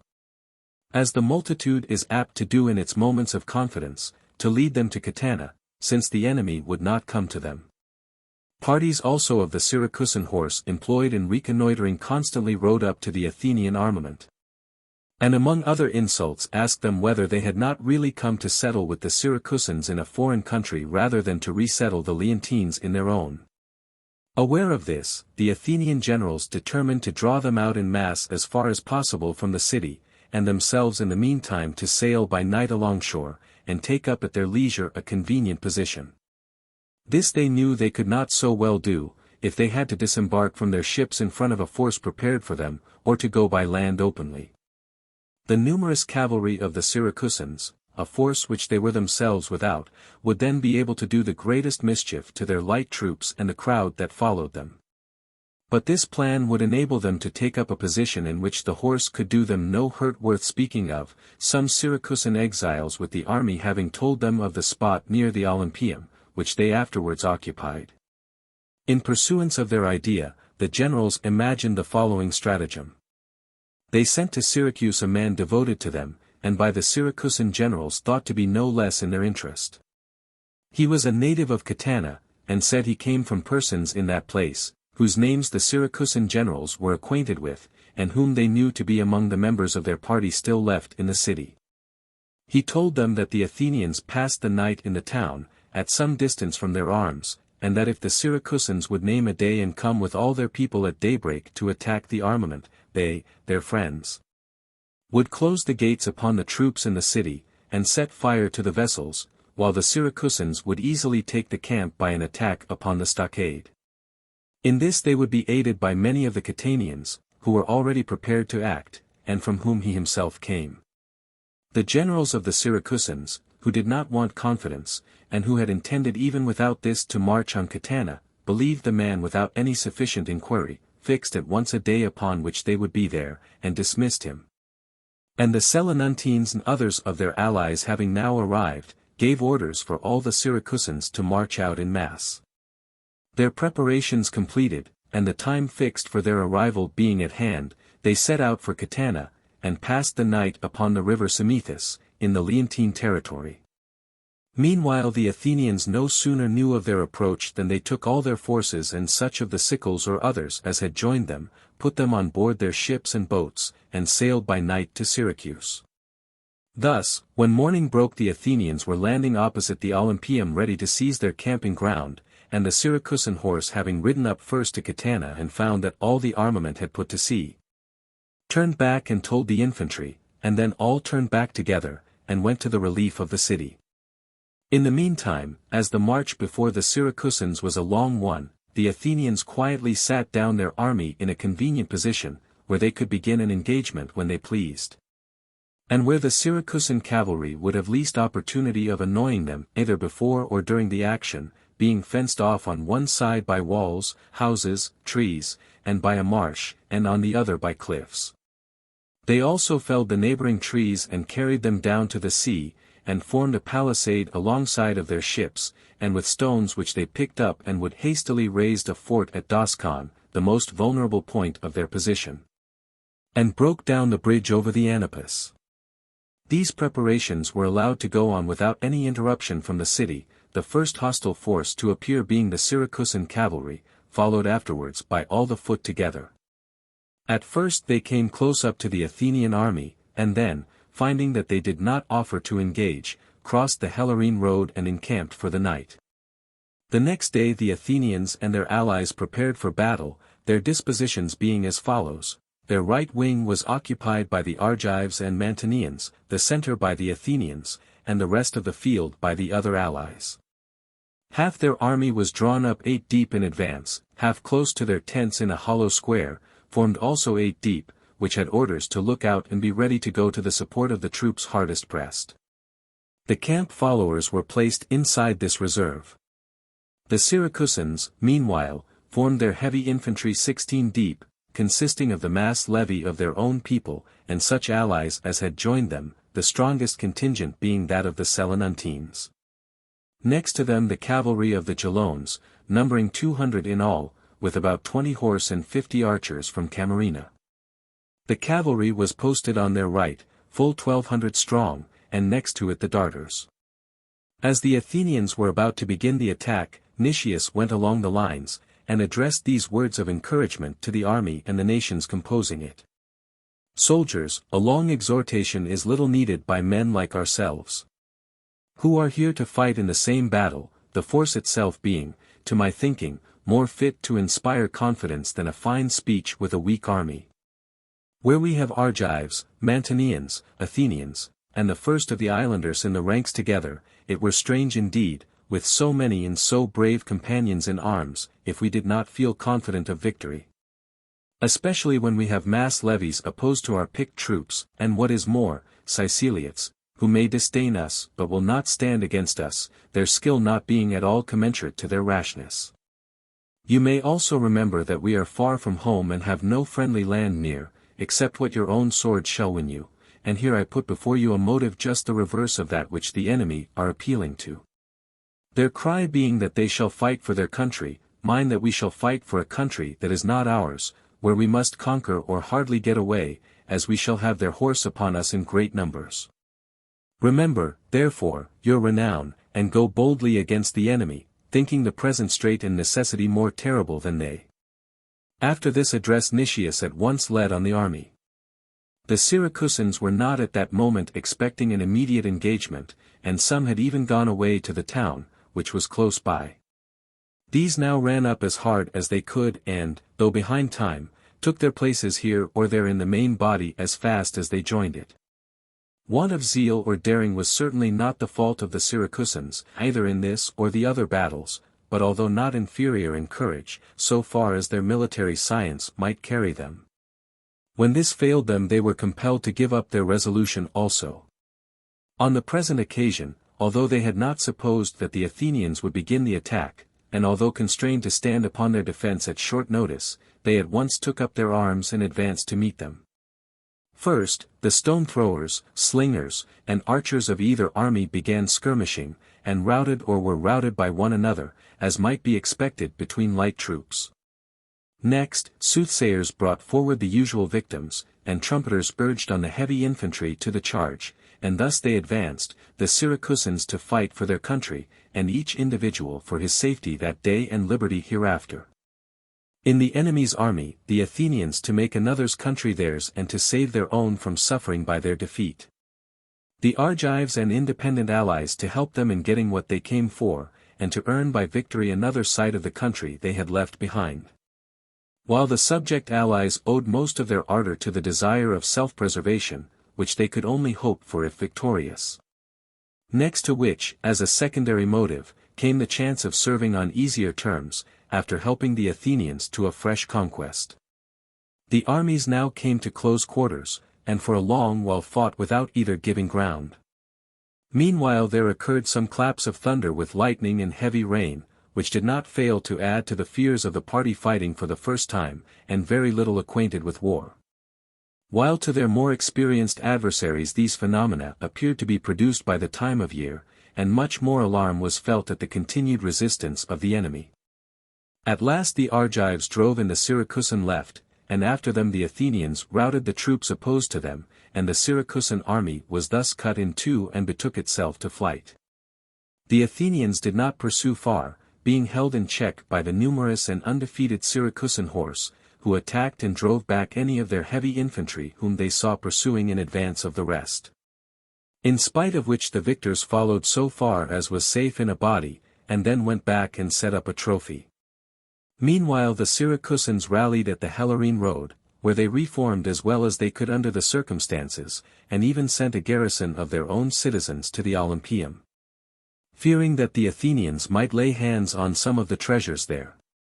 The rest returned to the town. The Athenians, however, did not go to the temple, but collected their dead and laid them upon a pyre, and passed the night upon the field.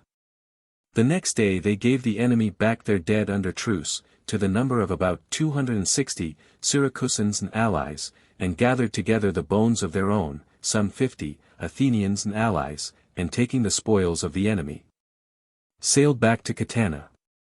It was now winter, and it did not seem possible for the moment to carry on the war before Syracuse, until horse should have been sent for from Athens and levied among the allies in Sicily, to do away with their utter inferiority in cavalry, and money should have been collected in the country and received from Athens, and until some of the cities, which they hoped would be now more disposed to listen to them after the battle, should have been brought over, and corn and all other necessaries provided, for a campaign in the spring against Syracuse.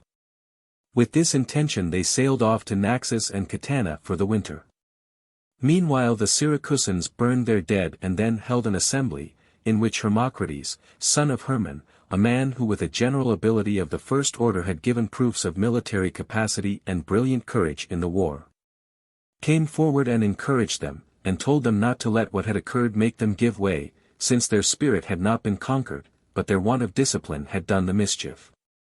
Still they had not been beaten by so much as might have been expected, especially as they were, one might say, novices in the art of war, an army of artisans opposed to the most practiced soldiers in Hellas.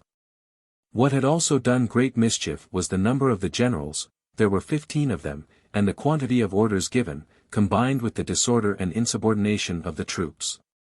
But if they were to have a few skillful generals, and use this winter in preparing their heavy infantry, finding arms for such as had not got any, so as to make them as numerous as possible, and forcing them to attend to their training generally, they would have every chance of beating their adversaries, courage being already theirs and discipline in the field having thus been added to it. Indeed, both these qualities would improve, since danger would exercise them in discipline, while their courage would be led to surpass itself by the confidence which skill inspires. The generals should be few and elected with full powers, and an oath should be taken to leave them entire discretion in their command. If they adopted this plan, their secrets would be better kept, all preparations would be properly made, and there would be no room for excuses. The Syracusans heard him, and voted everything as he advised, and elected 3 generals, Hermocrates himself, Heraclides, son of Lysimachus, and Sicanus, son of Exaestes. They also sent envoys to Corinth and Lacedaemon to procure a force of allies to join them, and to induce the Lacedaemonians for their sakes openly to address themselves in real earnest to the war against the Athenians, that they might either have to leave Sicily or be less able to send reinforcements to their army there. The Athenian forces at Catana now at once sailed against Messina, in the expectation of its being betrayed to them. The intrigue, however, after all came to nothing. Alcibiades, who was in the secret, when he left his command upon the summons from home, foreseeing that he would be outlawed, gave information of the plot to the friends of the Syracusans in Messina, who had at once put to death its authors, and now rose in arms against the opposite faction with those of their way of thinking, and succeeded in preventing the admission of the Athenians. The latter waited for 13 days, and then, as they were exposed to the weather and without provisions, and met with no success, went back to Naxos, where they made places for their ships to lie in, erected a palisade round their camp, and retired into winter quarters. Meanwhile they sent a galley to Athens for money and cavalry to join them in the spring. During the winter the Syracusans built a wall onto the city, so as to take in the statue of Apollo Temenites, all along the side looking towards Epipoli, to make the task of circumvallation longer and more difficult, in case of their being defeated, and also erected a fort at Megara and another in the Olympieum, and stuck palisades along the sea wherever there was a landing place. Meanwhile, as they knew that the Athenians were wintering at Naxos, they marched with all their people to Catana, and ravaged the land and set fire to the tents and encampment of the Athenians, and so returned home. Learning also that the Athenians were sending an embassy to Camarina, on the strength of the alliance concluded in the time of Laches, to gain, if possible, that city, they sent another from Syracuse to oppose them. They had a shrewd suspicion that the Camarinians had not sent what they did send for the first battle very willingly. And they now feared that they would refuse to assist them at all in future, after seeing the success of the Athenians in the action, and would join the latter on the strength of their old friendship. Hermocrates, with some others, accordingly arrived at Camarina from Syracuse, and Euphemus and others from the Athenians. And an assembly of the Camarinians having been convened, Hermocrates spoke as follows, in the hope of prejudicing them against the Athenians. Camarinians. We did not come on this embassy because we were afraid of your being frightened by the actual forces of the Athenians, but rather of your being gained by what they would say to you before you heard anything from us. They are come to Sicily with the pretext that you know, and the intention which we all suspect, in my opinion less to restore the Leontines to their homes than to oust us from ours. As it is out of all reason that they should restore in Sicily the cities that they lay waste in Hellas, or should cherish the Leontine Chalcidians because of their Ionian blood and keep in servitude the Euboean Chalcidians, of whom the Leontines are a colony. No, but the same policy which has proved so successful in Hellas is now being tried in Sicily. After being chosen as the leaders of the Ionians and of the other allies of Athenian origin, to punish the Mede, the Athenians accused some of failure in military service, some of fighting against each other, and others, as the case might be, upon any colorable pretext that could be found, until they thus subdued them all. In fine, in the struggle against the Medes, the Athenians did not fight for the liberty of the Hellenes, or the Hellenes for their own liberty, but the former to make their countrymen serve them instead of him. The latter to change one master for another, wiser indeed than the first, but wiser for evil.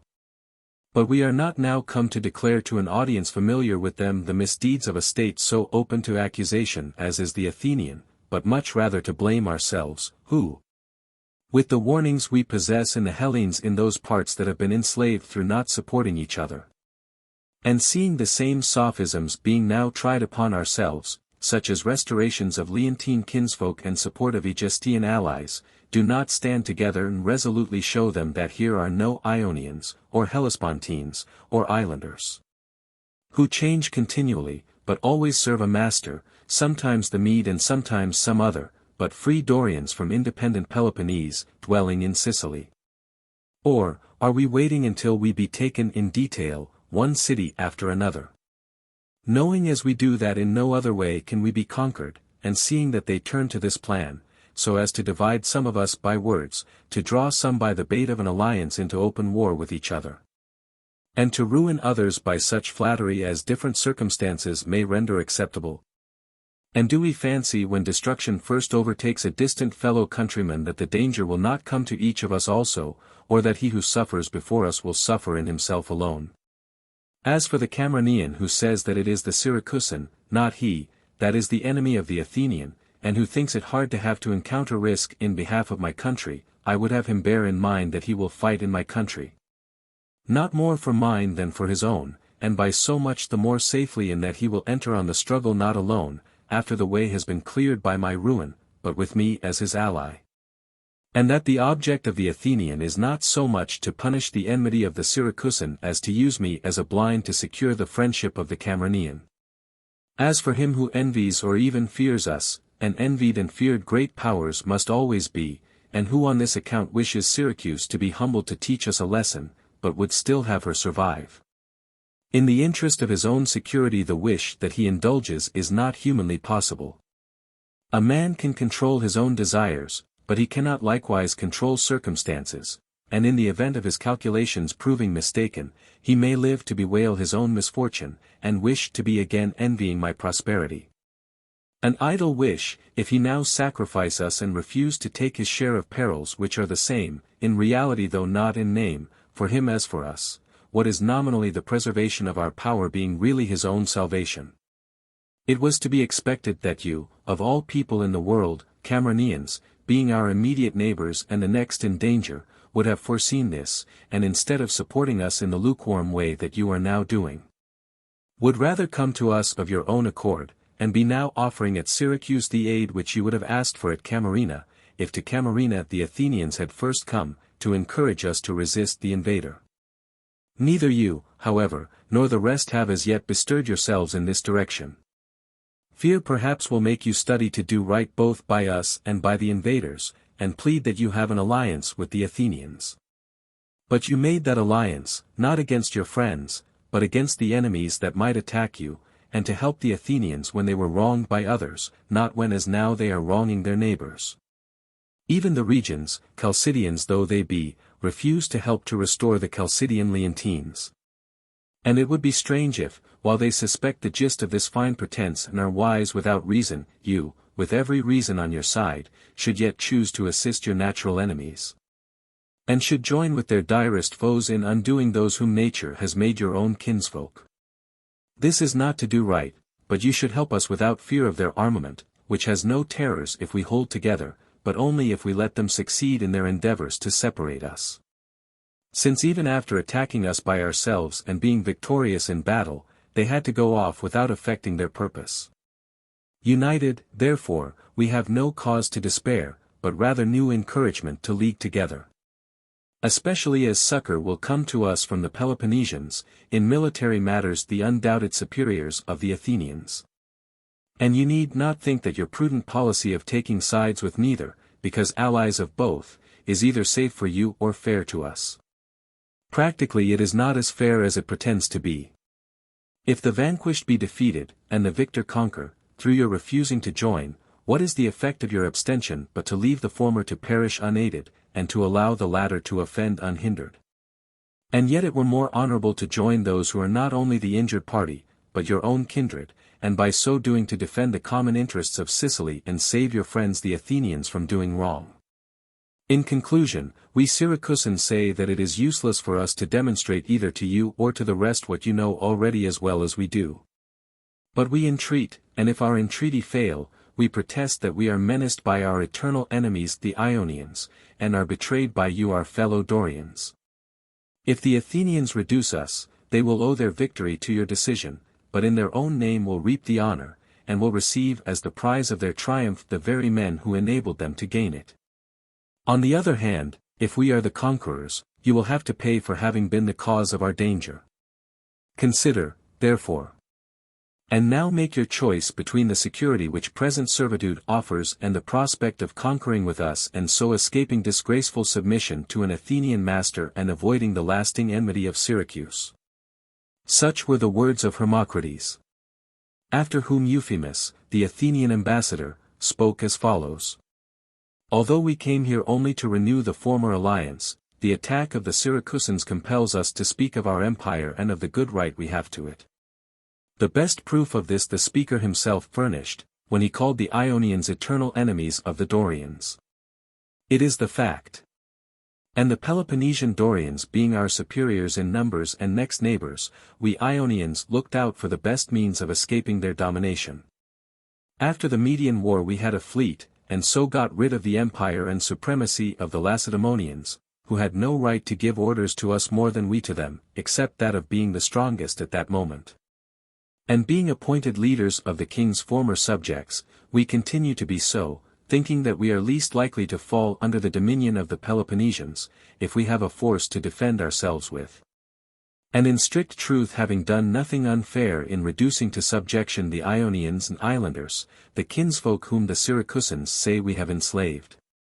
They, our kinsfolk, came against their mother country, that is to say against us, together with the Mede, and, instead of having the courage to revolt and sacrifice their property as we did when we abandoned our city, chose to be slaves themselves. And to try to make us so. We, therefore, deserve to rule because we placed the largest fleet and an unflinching patriotism at the service of the Hellenes, and because these, our subjects, did us mischief by their ready subservience to the Medes. And, desert apart, we seek to strengthen ourselves against the Peloponnesians.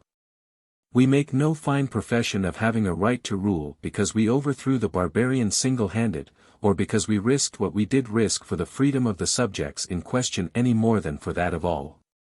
And for our own, no one can be quarrelled with for providing for his proper safety. If we are now here in Sicily, it is equally in the interest of our security, with which we perceive that your interest also coincides. We prove this from the conduct which the Syracusans cast against us and which you somewhat too timorously suspect. Knowing that those whom fear has made suspicious may be carried away by the charm of eloquence for the moment, but when they come to act follow their interests. Now, as we have said, fear makes us hold our empire in Hellas, and fear makes us now come, with the help of our friends, to order safely matters in Sicily, and not to enslave any but rather to prevent any from being enslaved. Meanwhile, let no one imagine that we are interesting ourselves in you without your having anything to do with us, seeing that, if you are preserved and able to make head against the Syracusans, they will be less likely to harm us by sending troops to the Peloponnesians. In this way you have everything to do with us, and on this account it is perfectly reasonable for us to restore the Leontines, and to make them, not subjects like their kinsmen in Euboea, but as powerful as possible, to help us by annoying the Syracusans from their frontier. In Hellas we are alone a match for our enemies. And as for the assertion that it is out of all reason that we should free the Sicilian, while we enslave the Chalcidian, the fact is that the latter is useful to us by being without arms and contributing money only, while the former, the Leontines and our other friends, cannot be too independent.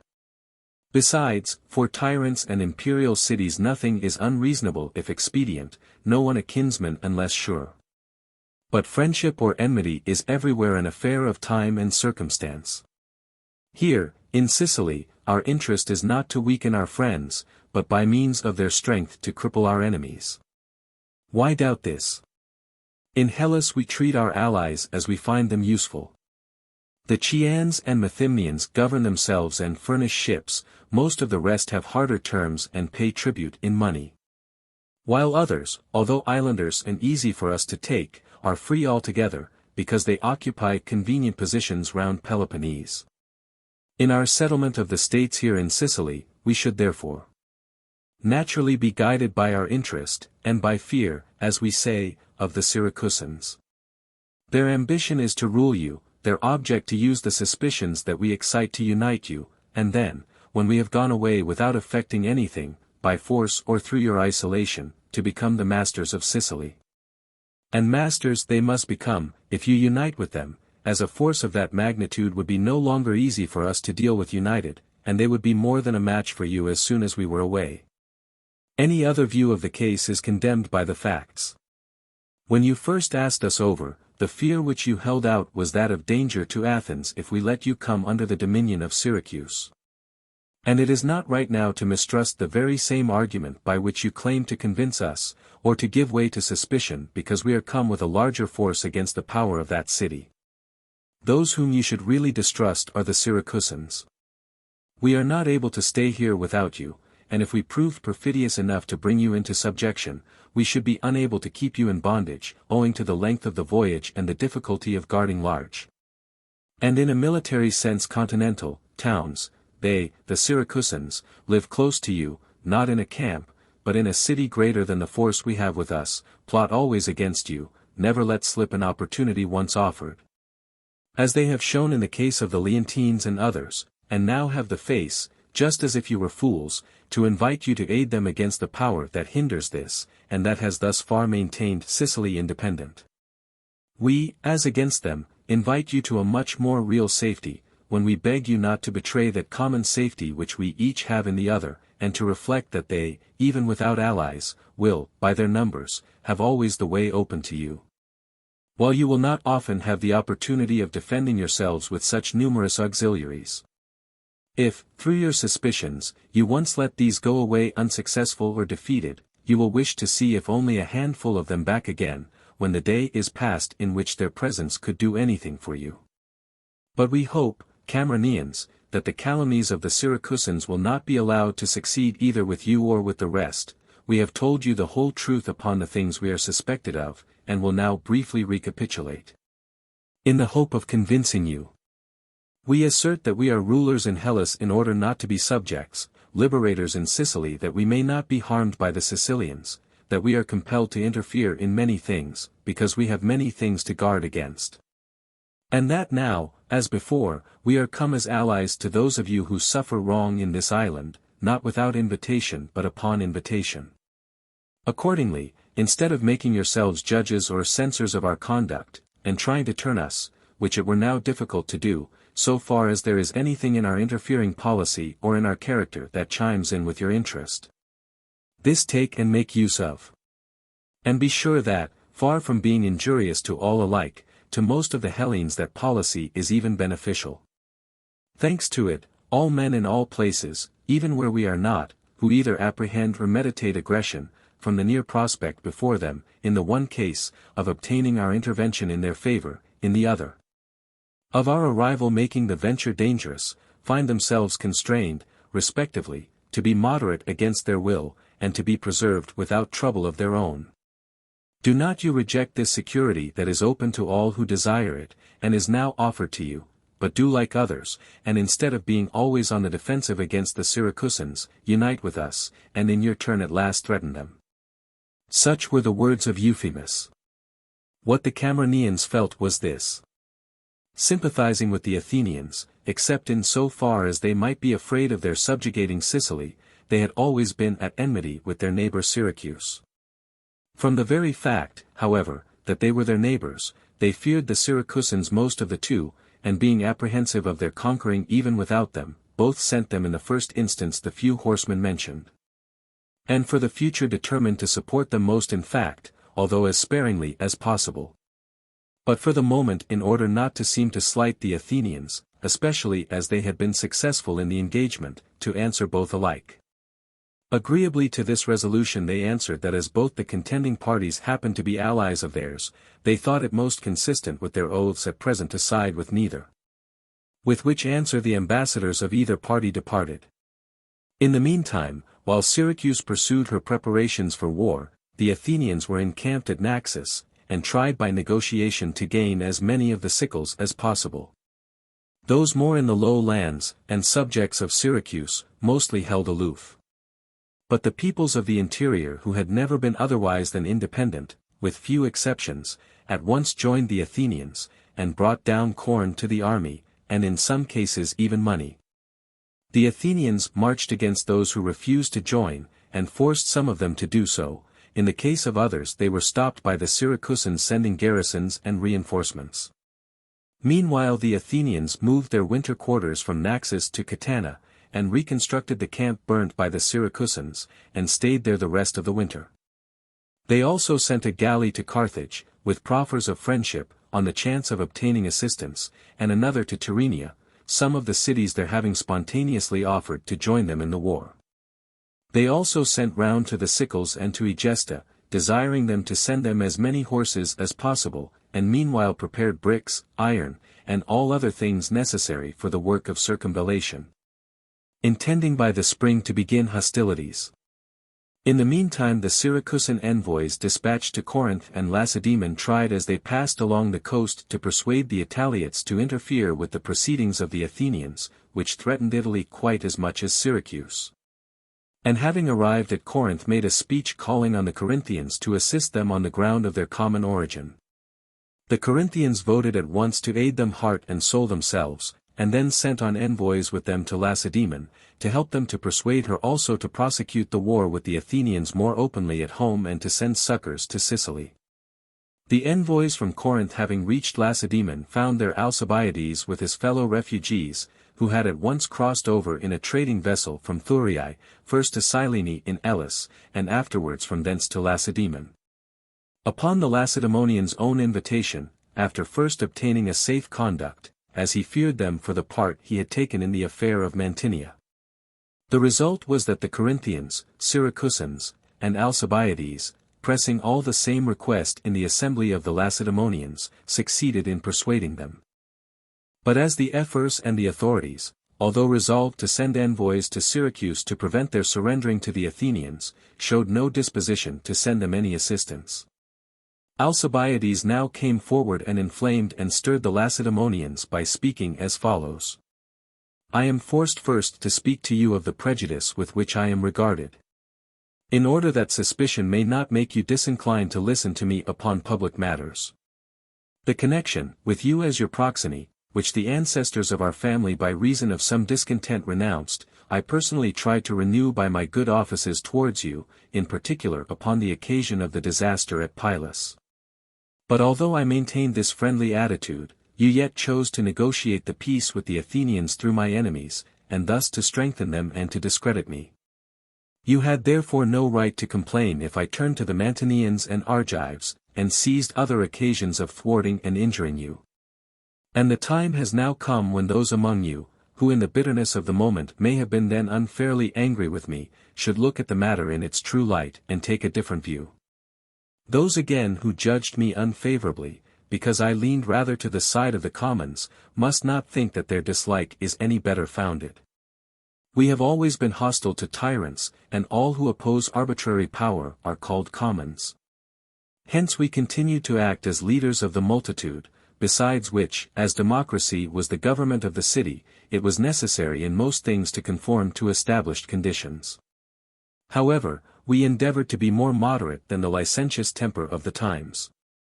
And while there were others, formerly as now, who tried to lead the multitude astray, the same who banished me, our party was that of the whole people. Our creed being to do our part in preserving the form of government under which the city enjoyed the utmost greatness and freedom, and which we had found existing. As for democracy, the men of sense among us knew what it was, and I perhaps as well as any, as I have the more cause to complain of it, but there is nothing new to be said of a patent absurdity. Meanwhile we did not think it safe to alter it under the pressure of your hostility. So much then for the prejudices with which I am regarded. I now can call your attention to the questions you must consider, and upon which superior knowledge perhaps permits me to speak. We sailed to Sicily first to conquer, if possible, the Siciliates, and after them the Italiots also, and finally to assail the empire and city of Carthage. In the event of all or most of these schemes succeeding, we were then to attack Peloponnese, bringing with us the entire force of the Hellenes lately acquired in those parts, and taking a number of barbarians into our pay, such as the Iberians and others in those countries, confessedly the most warlike known, and building numerous galleys in addition to those which we had already, timber being plentiful in Italy. And with this fleet blockading Peloponnese from the sea and assailing it with our armies by land, taking some of the cities by storm, drawing works of circumvallation round others, we hoped without difficulty to effect its reduction. And after this to rule the whole of the Hellenic name. Money and corn meanwhile for the better execution of these plans were to be supplied in sufficient quantities by the newly acquired places in those countries, independently of our revenues here at home. You have thus heard the history of the present expedition from the man who most exactly knows what our objects were, and the remaining generals will, if they can, carry these out just the same. But that the states in Sicily must succumb if you do not help them, I will now show. Although the Siciliates, with all their inexperience, might even now be saved if their forces were united, the Syracusans alone, beaten already in one battle with all their people and blockaded from the sea, will be unable to withstand the Athenian armament that is now there. But if Syracuse falls, all Sicily falls also, and Italy immediately afterwards, and the danger which I just now spoke of from that quarter will before long be upon you. None need therefore fancy that Sicily only is in question. Peloponnese will be so also, unless you speedily do as I tell you, and send on board ship to Syracuse troops that shall able to row their ships themselves, and serve as heavy infantry the moment that they land. And what I consider even more important than the troops, a Spartan as commanding officer to discipline the forces already on foot and to compel recusants to serve. The friends that you have already will thus become more confident, and the waverers will be encouraged to join you. Meanwhile you must carry on the war here more openly, that the Syracusans, seeing that you do not forget them, may put heart into their resistance, and that the Athenians may be less able to reinforce their armament. You must fortify Decilia in Attica, the blow of which the Athenians are always most afraid and the only one that they think they have not experienced in the present war. The surest method of harming an enemy being to find out what he most fears, and to choose this means of attacking him, since every one naturally knows best his own weak points and fears accordingly. The fortification in question, while it benefits you, will create difficulties for your adversaries, of which I shall pass over many, and shall only mention the chief. Whatever property there is in the country will most of it become yours, either by capture or surrender. And the Athenians will at once be deprived of their revenues from the silver mines at Laurium, of their present gains from their land and from the law courts, and above all of the revenue from their allies, which will be paid less regularly. As they lose their awe of Athens and see you addressing yourselves with vigor to the war. The zeal and speed with which all this shall be done depends, Lacedaemonians, upon yourselves. As to its possibility, I am quite confident, and I have little fear of being mistaken. Meanwhile I hope that none of you will think any the worse of me if, after having hitherto passed as a lover of my country, I now actively join its worst enemies in attacking it, or will suspect what I say as the fruit of an outlaw's enthusiasm. I am an outlaw from the iniquity of those who drove me forth, not, if you will be guided by me, from your service. My worst enemies are not you who only harmed your foes, but they who forced their friends to become enemies.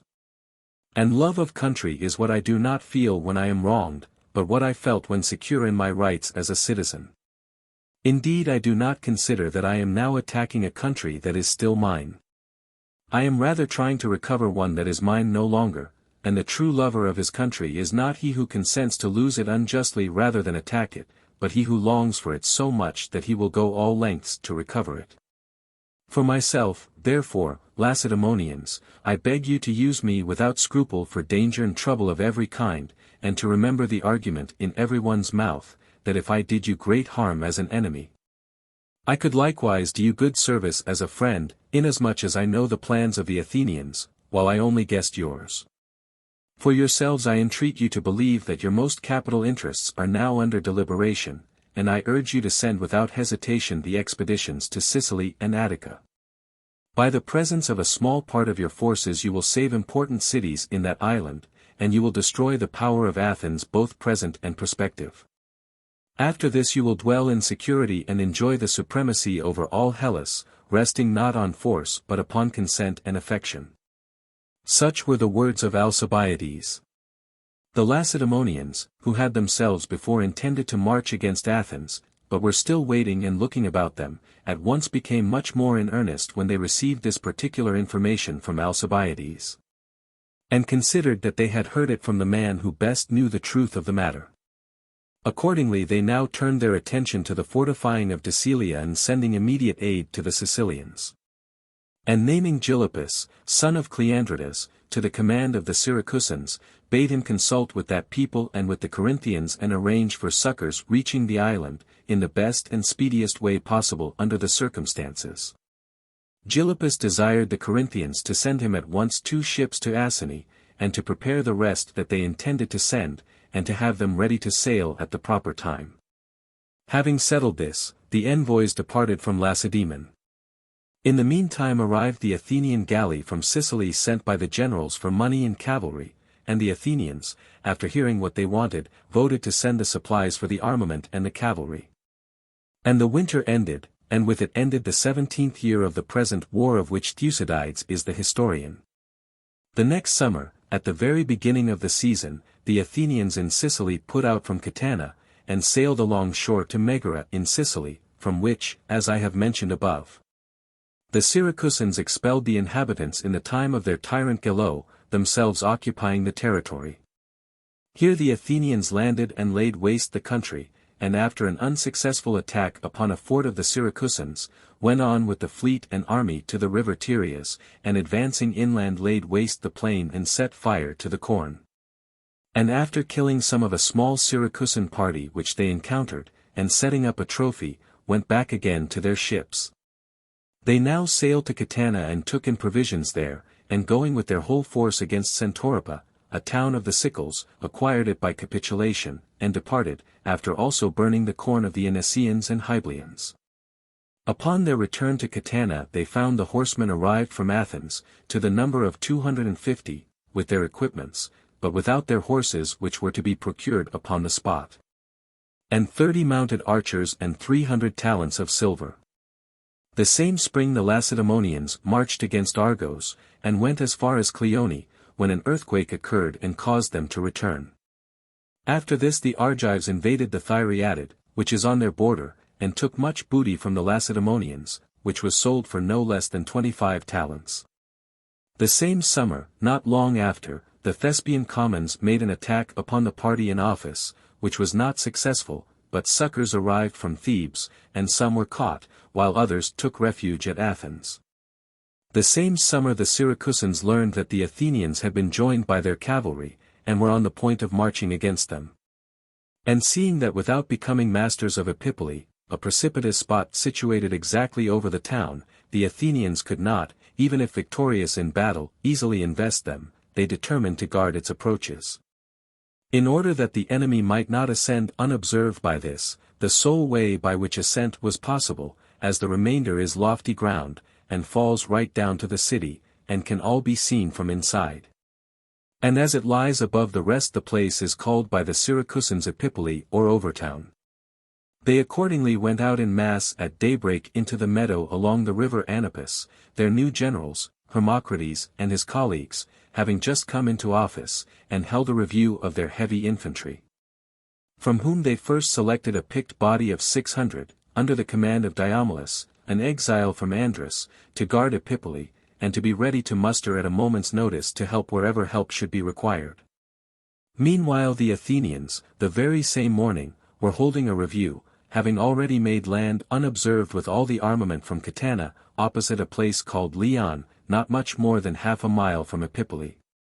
Where they disembarked their army, bringing the fleet to anchor at Thapsus, a peninsula running out into the sea, with a narrow isthmus, and not far from the city of Syracuse either by land or water. While the naval force of the Athenians threw a stockade across the isthmus and remained quiet at Thapsus, the land army immediately went on at a run to Epipolae, and succeeded in getting up by Euryelus before the Syracusans perceived them, or could come up from the meadow and the review. Diomilus with his 600 and the rest advanced as quickly as they could, but they had nearly 3 miles to go from the meadow before reaching them.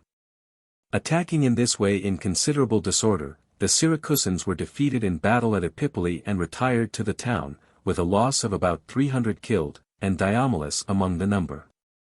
After this the Athenians set up a trophy and restored to the Syracusans their dead under truce, and next day descended to Syracuse itself. And no one coming out to meet them, reascended and built a fort at Labdalum, upon the edge of the cliffs of Epipolae, looking towards Megara, to serve as a magazine for their baggage and money, whenever they advanced to battle or to work at the lines. Not long afterwards 300 cavalry came to them from Egesta, and about 100 from the Sicels, Naxians, and others. And thus, with the 250 from Athens, for whom they had got horses from the Egestians and Catanians, besides others that they bought, they now mustered 650 cavalry in all. After posting a garrison in Labdalum, they advanced to Syca, where they sat down and quickly built the circle or center of their wall of circumvallation. The Syracusans, appalled at the rapidity with which the work advanced, determined to go out against them and give battle and interrupt it. And the two armies were already in battle array, when the Syracusan generals observed that their troops found such difficulty in getting into line, and were in such disorder, that they led them back into the town, except part of the cavalry. These remained and hindered the Athenians from carrying stones or dispersing to any great distance, until a tribe of the Athenian heavy infantry, with all the cavalry, charged and routed the Syracusan horse with some loss. After which they set up a trophy for the cavalry action. The next day the Athenians began building the wall to the north of the circle, at the same time collecting stone and timber, which they kept laying down towards Trogelus along the shortest line for their works from the great harbor to the sea. While the Syracusans, guided by their generals, and above all by Hermocrates, instead of risking any more general engagements, determined to build a counterwork in the direction in which the Athenians were going to carry their wall. If this could be completed in time, the enemy's lines would be cut. And meanwhile, if he were to attempt to interrupt them by an attack, they would send a part of their forces against him, and would secure the approaches beforehand with their stockade. While the Athenians would have to leave off working with their whole force in order to attend to them. They accordingly sallied forth and began to build, starting from their city, running across wall below the Athenian circle, cutting down the olives and erecting wooden towers. As the Athenian fleet had not yet sailed round into the great harbour, the Syracusans still commanded the seacoast, and the Athenians brought their provisions by land from Thapsus. The Syracusans now thought the stockades and stonework of their counterwalls sufficiently far advanced. And as the Athenians, afraid of being divided and so fighting at a disadvantage, and intent upon their own wall, did not come out to interrupt them, they left one tribe to guard the new work and went back into the city. Meanwhile the Athenians destroyed their pipes of drinking water carried underground into the city. And watching until the rest of the Syracusans were in their tents at midday, and some even gone away into the city, and those in the stockade keeping but indifferent guard, appointed 300 picked men of their own.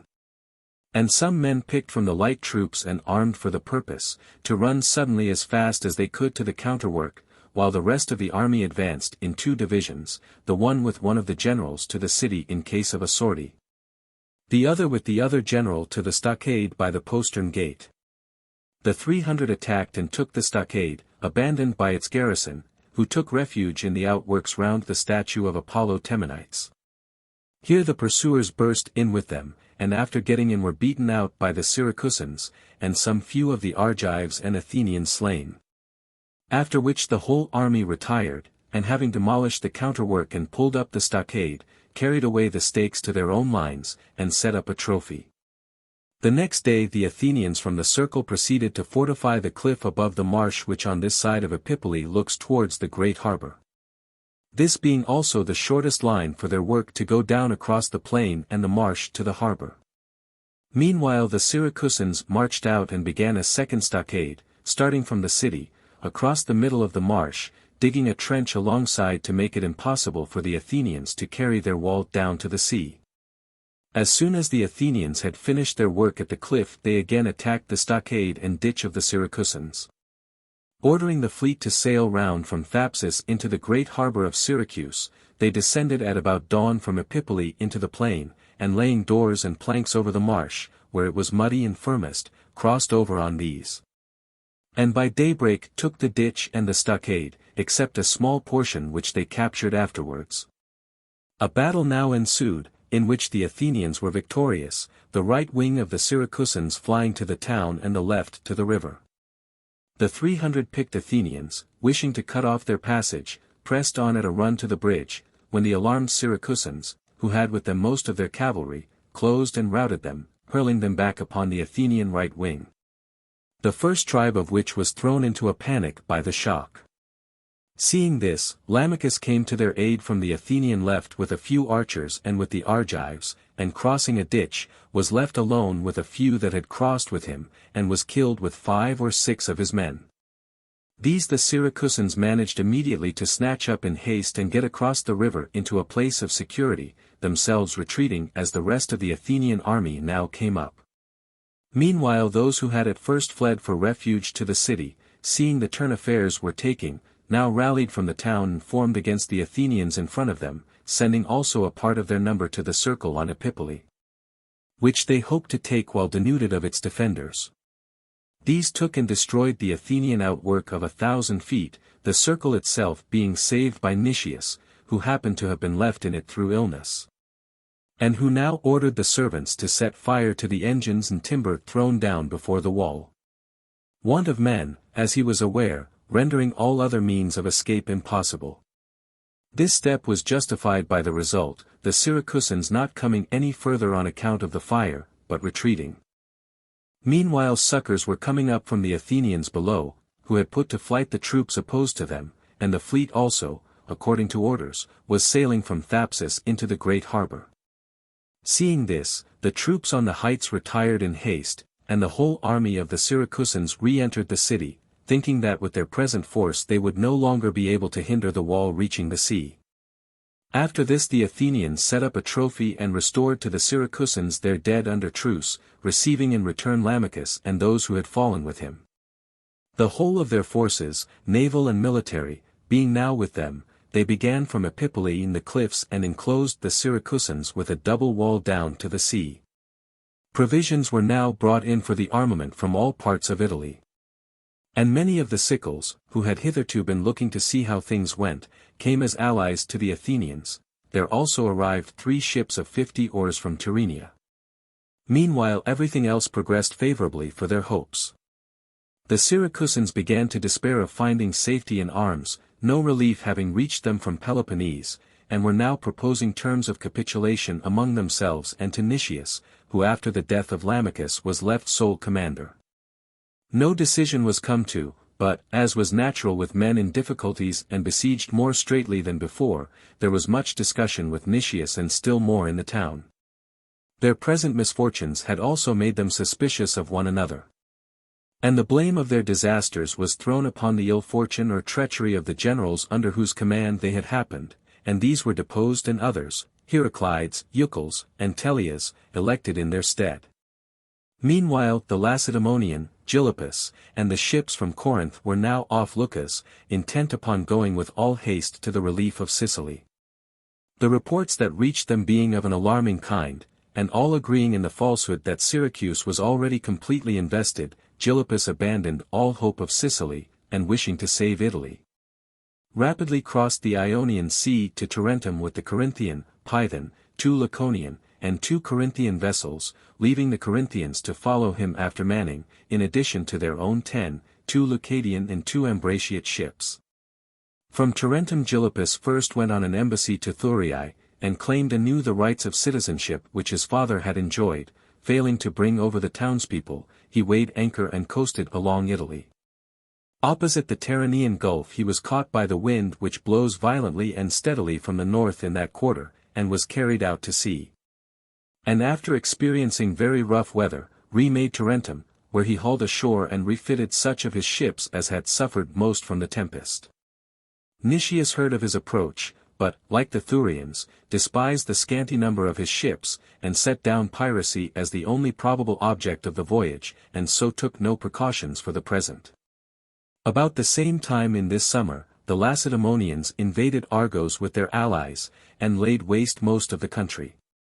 The Athenians went with 30 ships to the relief of the Argives, thus breaking their treaty with the Lacedaemonians in the most overt manner.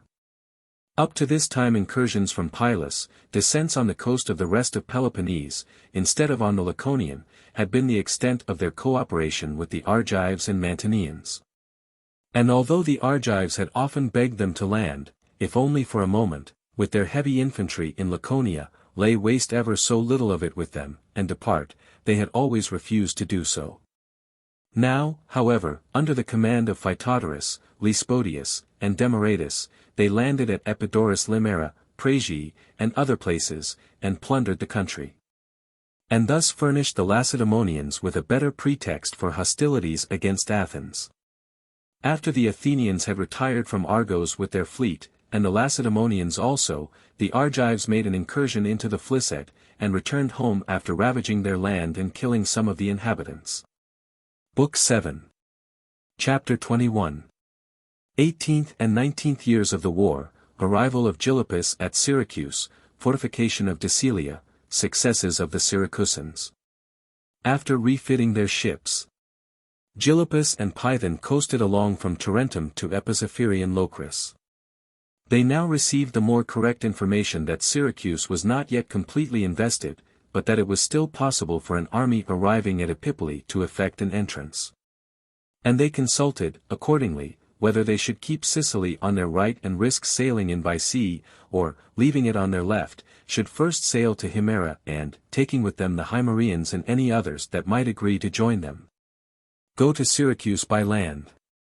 Finally they determined to sail for Himera, especially as the 4 Athenian ships which Nicias had at length sent off, on hearing that they were at Locris, had not yet arrived at Rhegium. Accordingly, before these reached their post, the Peloponnesians crossed the strait and, after touching at Rhegium and Messina, came to Himera. Arrived there, they persuaded the Himerians to join in the war, and not only to go with them themselves but to provide arms for the seamen from their vessels which they had drawn ashore at Himera. And they sent and appointed a place for the Selinuntines to meet them with all their forces. A few troops were also promised by the Gelones and some of the Sicels, who were now ready to join them with much greater alacrity, owing to the recent death of Archonidas, a powerful Sicel king in that neighborhood and friendly to Athens. And owing also to the vigor shown by Gylippus in coming from Lacedaemon. Gylippus now took with him about 700 of his sailors and marines, that number only having arms, 1,000 heavy infantry and light troops from Himera with a body of 100 horse, some light troops and cavalry from Selinus. A few Gelones, and Sicels numbering 1,000 in all, and set out on his march for Syracuse. Meanwhile the Corinthian fleet from Leucas made all haste to arrive, and one of their commanders, Gongelus, starting last with a single ship, was the first to reach Syracuse, a little before Gylippus.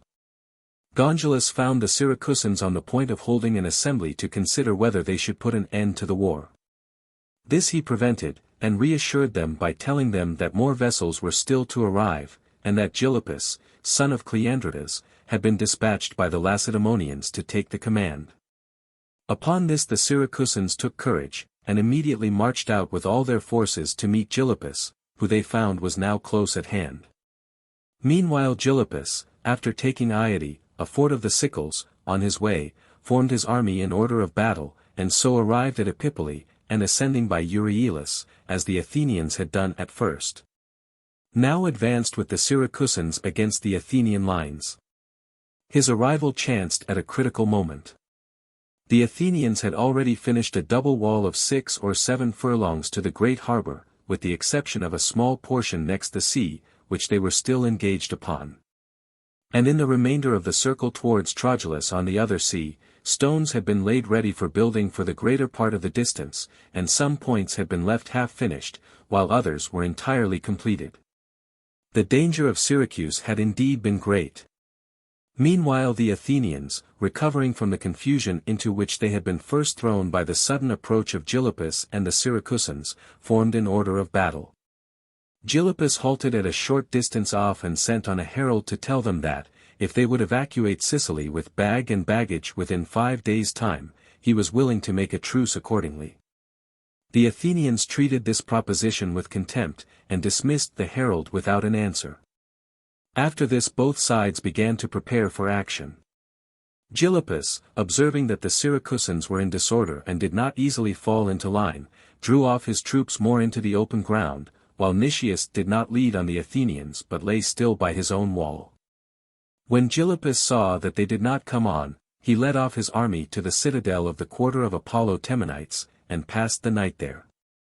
On the following day he led out the main body of his army, and, drawing them up in order of battle before the walls of the Athenians to prevent their going to the relief of any other quarter, dispatched a strong force against Fort Labdalum. And took it, and put all whom he found in it to the sword, the place not being within sight of the Athenians. On the same day an Athenian galley that lay moored off the harbor was captured by the Syracusans.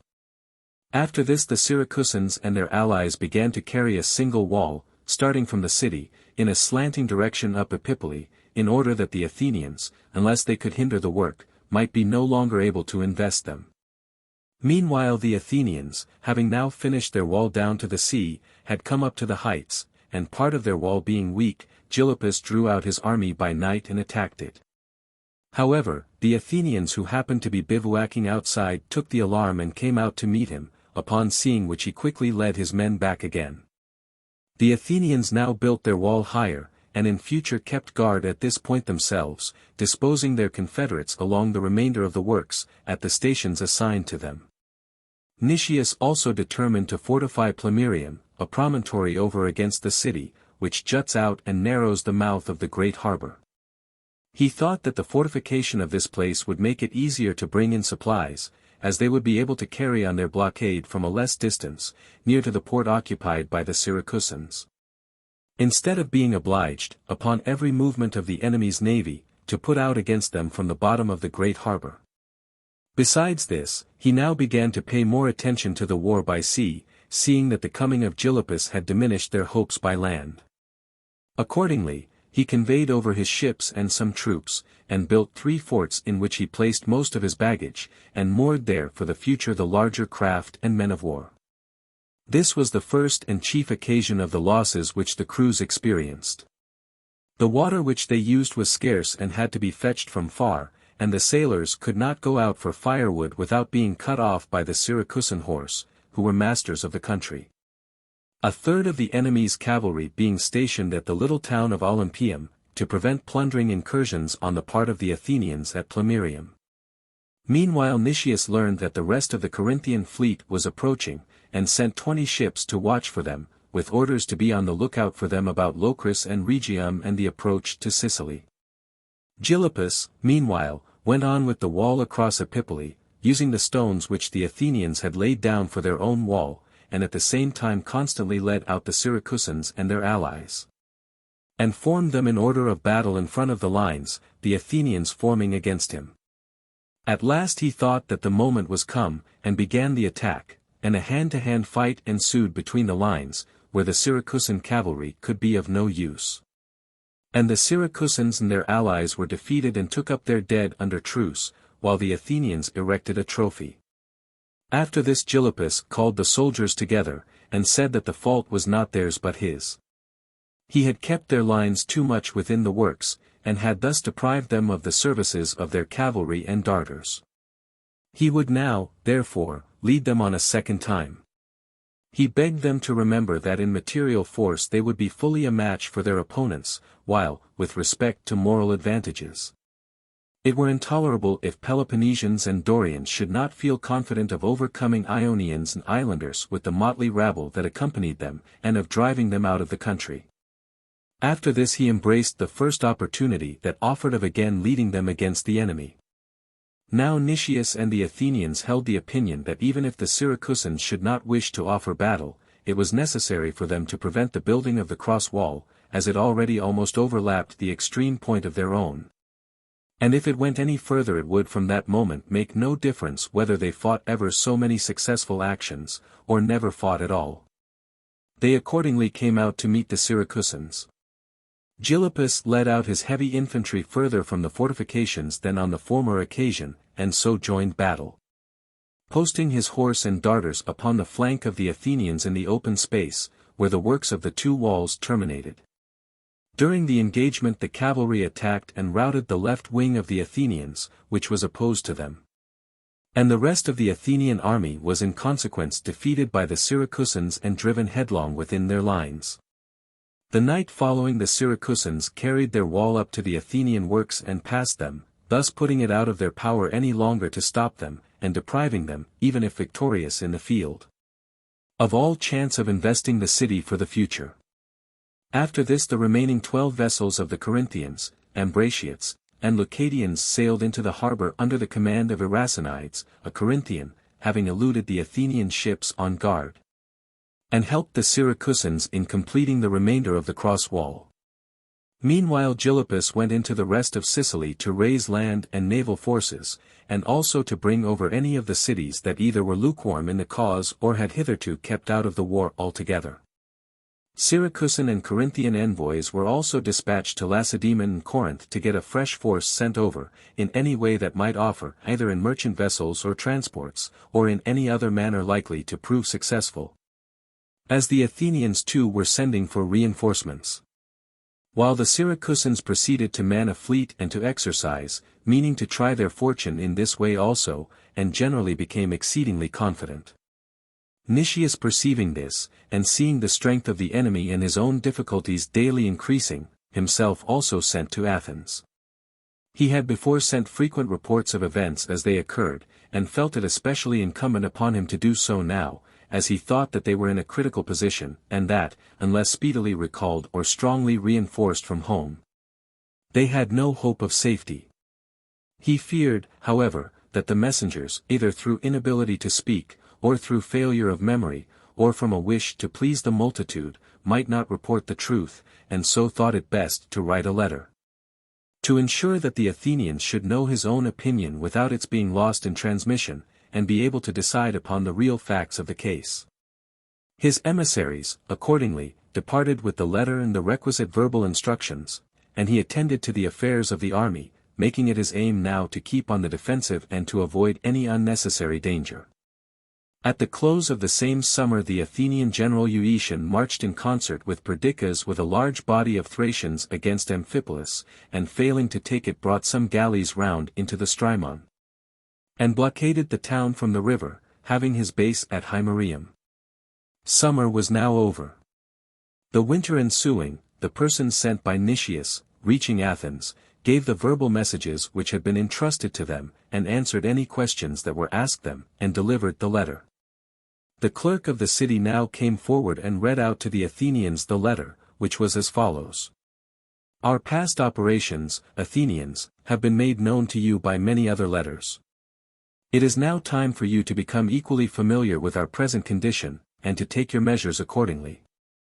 We had defeated in most of our engagements with them the Syracusans, against whom we were sent, and we had built the works which we now occupy. When Gylippus arrived from Lacedaemon with an army obtained from Peloponnese and from some of the cities in Sicily. In our first battle with him we were victorious. In the battle on the following day we were overpowered by a multitude of cavalry and darters, and compelled to retire within our lines. We have now, therefore, been forced by the numbers of those opposed to us to discontinue the work of circumvallation, and to remain inactive. Being unable to make use even of all the force we have, since a large portion of our heavy infantry is absorbed in the defense of our lines. Meanwhile the enemy have carried a single wall past our lines, thus making it impossible for us to invest them in future, until this cross wall be attacked by a strong force and captured. So that the besieger in name has become, at least from the land side, the besieged in reality, as we are prevented by their cavalry from even going for any distance into the country. Besides this, an embassy has been dispatched to Peloponnese to procure reinforcements, and Gylippus has gone to the cities in Sicily, partly in the hope of inducing those that are at present neutral to join him in the war, partly of bringing from his allies additional contingents for the land forces and material for the navy. For I understand that they contemplate a combined attack, upon our lines with their land forces and with their fleet by sea. You must none of you be surprised that I say by sea also. They have discovered that the length of the time we have now been in commission has rotted our ships and wasted our crews, and that with the entireness of our crews and the soundness of our ships the pristine efficiency of our navy has departed. For it is impossible for us to haul our ships ashore and careen them, because, the enemy's vessels being as many or more than our own, we are constantly anticipating an attack.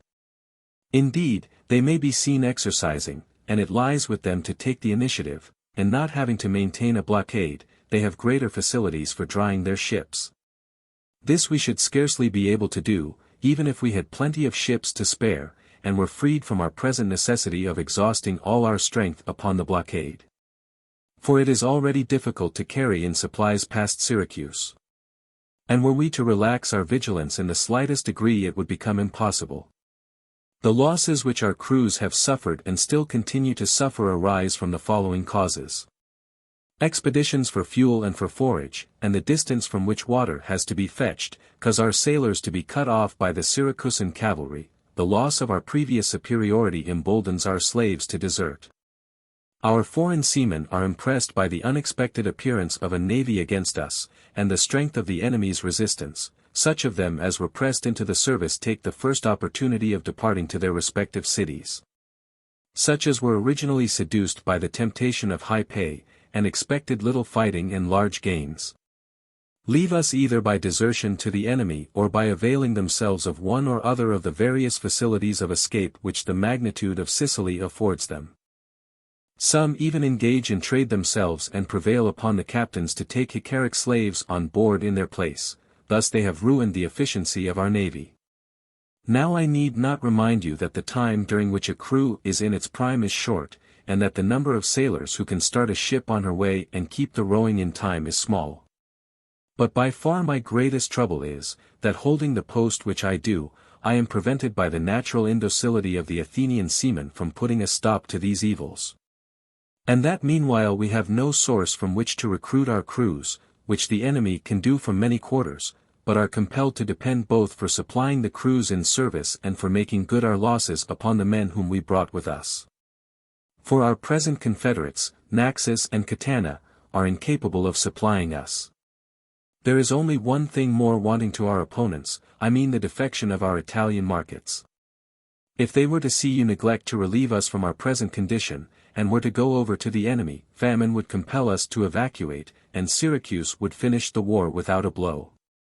I might, it is true, have written to you something different and more agreeable than this, but nothing certainly more useful, if it is desirable for you to know the real state of things here before taking your measures. Besides, I know that it is your nature to love to be told the best side of things, and then to blame the teller if the expectations which he has raised in your minds are not answered by the result. And I therefore thought it safest to declare to you the truth. Now you are not to think that either your generals or your soldiers have ceased to be a match for the forces originally opposed to them. But you are to reflect that a general Sicilian coalition is being formed against us, that a fresh army is expected from Peloponnese, while the force we have here is unable to cope even with our present antagonists. And you must promptly decide either to recall us or to send out to us another fleet and army as numerous again, with a large sum of money, and someone to succeed me, as a disease in the kidneys unfits me for retaining my post. I have, I think, some claim on your indulgence, as while I was in my prime I did you much good service in my commands. But whatever you mean to do it at the commencement of spring and without delay, as the enemy will obtain his Sicilian reinforcements shortly, those from Peloponnese after a longer interval. And unless you attend to the matter the former will be here before you, while the latter will elude you as they have done before. Such were the contents of Nicias's letter. When the Athenians had heard it they refused to accept his resignation, but chose him 2 colleagues, naming Menander and Euthydemus, 2 of the officers at the seat of war, to fill their places until their arrival. That Nicias might not be left alone in his sickness to bear the whole weight of affairs. They also voted to send out another army and navy, drawn partly from the Athenians on the muster roll, partly from the allies. The colleagues chosen for Nicias were Demosthenes, son of Alcisthenes, and Eurymedon, son of Thucydides. Eurymedon was sent off at once, about the time of the winter solstice, with 10 ships, 120 talents of silver, and instructions to tell the army that reinforcements would arrive, and that care would be taken of them. But Demosthenes stayed behind to organize the expedition, meaning to start as soon as it was spring, and sent for troops to the allies, and meanwhile got together money, ships, and heavy infantry at home. The Athenians also sent 20 vessels round Peloponnese to prevent any one crossing over to Sicily from Corinth or Peloponnese. For the Corinthians, filled with confidence by the favorable alteration in Sicilian affairs which had been reported by the envoys upon their arrival, and convinced that the fleet which they had before sent out had not been without its use, were now preparing to dispatch a force of heavy infantry and merchant vessels to Sicily, while the Lacedaemonians did the like for the rest of Peloponnese.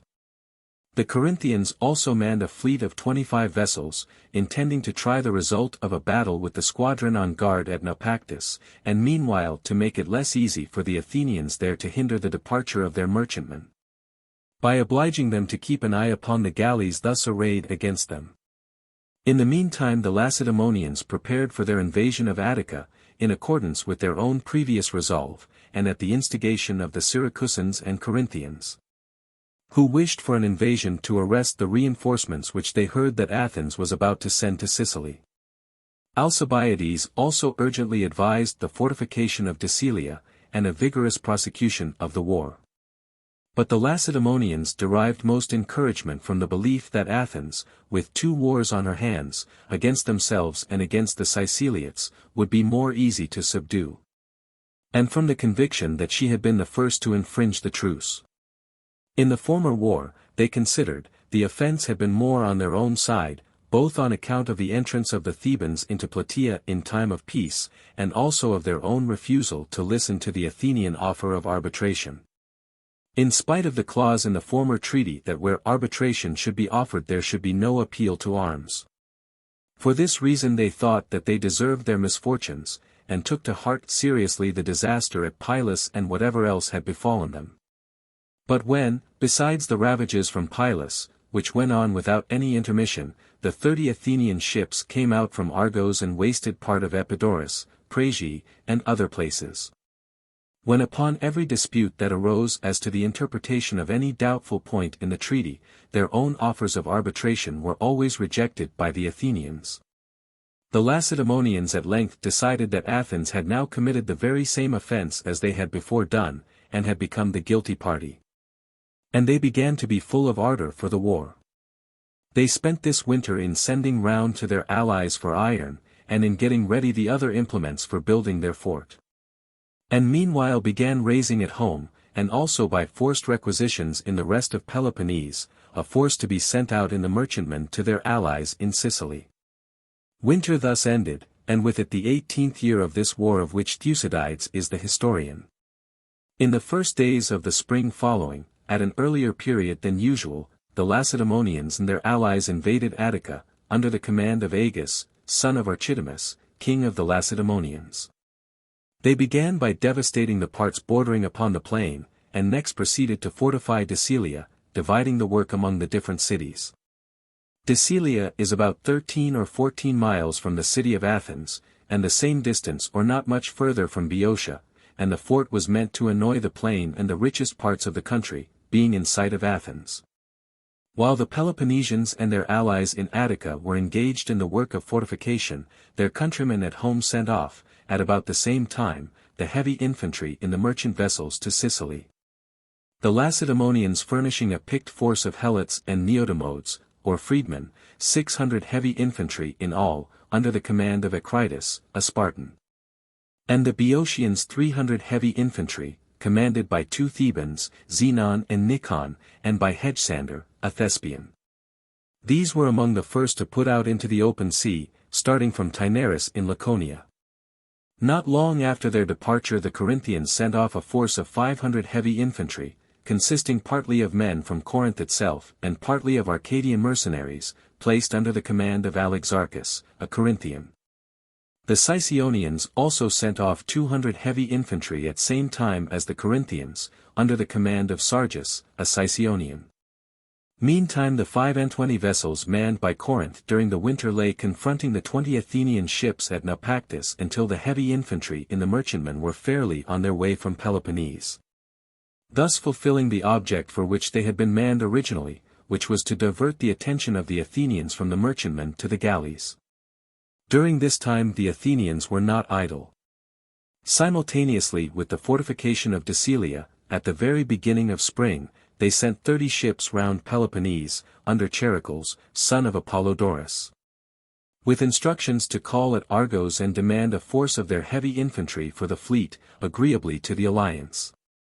At the same time they dispatched Demosthenes to Sicily, as they had intended, with 60 Athenian and 5 Chian vessels, 1,200 Athenian heavy infantry from the muster roll, and as many of the islanders as could be raised in the different quarters, drawing upon the other subject allies for whatever they could supply that would be of use for the war. Demosthenes was instructed first to sail round with Charicles and to operate with him upon the coasts of Laconia, and accordingly sailed to Aegina and there waited for the remainder of his armament, and for Charicles to fetch the Argive troops.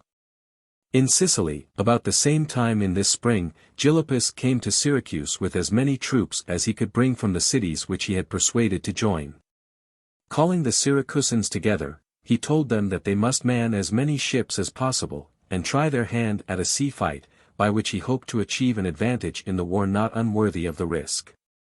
With him Hermocrates actively joined in trying to encourage his countrymen to attack the Athenians at sea, saying that the latter had not inherited their naval prowess nor would they retain it forever. They had been landsmen even to a greater degree than the Syracusans, and had only become a maritime power when obliged by the Mede. Besides, to daring spirits like the Athenians, a daring adversary would seem the most formidable. And the Athenian plan of paralyzing by the boldness of their attack a neighbor often not their inferior in strength could now be used against them with as good effect by the Syracusans. He was convinced also that the unlooked-for spectacle of Syracusans daring to face the Athenian navy would cause a terror to the enemy, the advantages of which would far outweigh any loss that Athenian science might inflict upon their inexperience. He accordingly urged them to throw aside their fears and to try their fortune at sea, and the Syracusans, under the influence of Gylippus and Hermocrates, and perhaps some others, made up their minds for the sea fight and began to man their vessels. When the fleet was ready, Gylippus led out the whole army by night. His plan being to assault in person the forts on Plemmyrium by land, while 35 Syracusan galleys sailed according to appointment against the enemy from the great harbour, and the 45 remaining came round from the lesser harbour, where they had their arsenal, in order to effect a junction with those inside and simultaneously to attack Plemmyrium, and thus to distract the Athenians by assaulting them on two sides at once. The Athenians quickly manned 60 ships, and with 25 of these engaged the 35 of the Syracusans in the great harbour, sending the rest to meet those sailing round from the arsenal.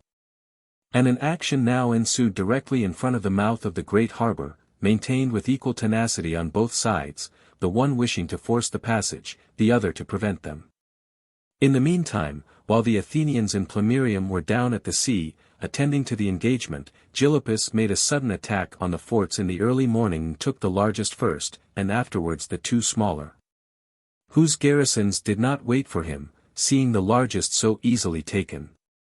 At the fall of the first fort, the men from it who succeeded in taking refuge in their boats and merchantmen, found great difficulty in reaching the camp, as the Syracusans were having the best of it in the engagement in the great harbour, and sent a fast-sailing galley to pursue them. But when the two others fell, the Syracusans were now being defeated, and the fugitives from these sailed alongshore with more ease. The Syracusan ships fighting off the mouth of the harbour forced their way through the Athenian vessels and sailing in without any order fell foul of one another, and transferred the victory to the Athenians, who not only routed the squadron in question, but also that by which they were at first being defeated in the harbour, sinking 11 of the Syracusan vessels and killing most of the men, except the crews of 3 ships whom they made prisoners.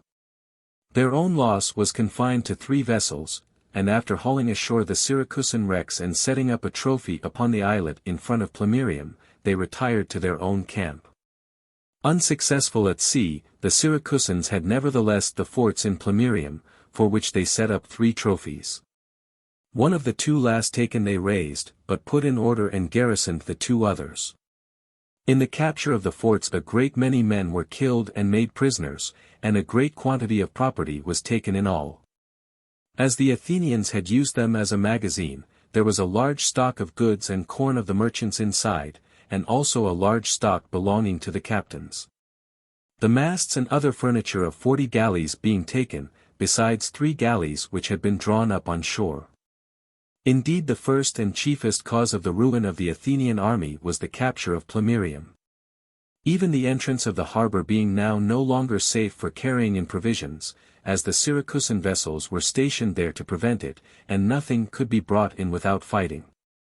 Besides the general impression of dismay and discouragement produced upon the army. After this the Syracusans sent out 12 ships under the command of Agatharchus, a Syracusan. One of these went to Peloponnese with ambassadors to describe the hopeful state of their affairs, and to incite the Peloponnesians to prosecute the war there even more actively than they were now doing, while the 11 others sailed to Italy, hearing that vessels laden with stores were on their way to the Athenians. After falling in with and destroying most of the vessels in question, and burning in the Colonian territory a quantity of timber for shipbuilding, which had been got ready for the Athenians, the Syracusan squadron went to Locri.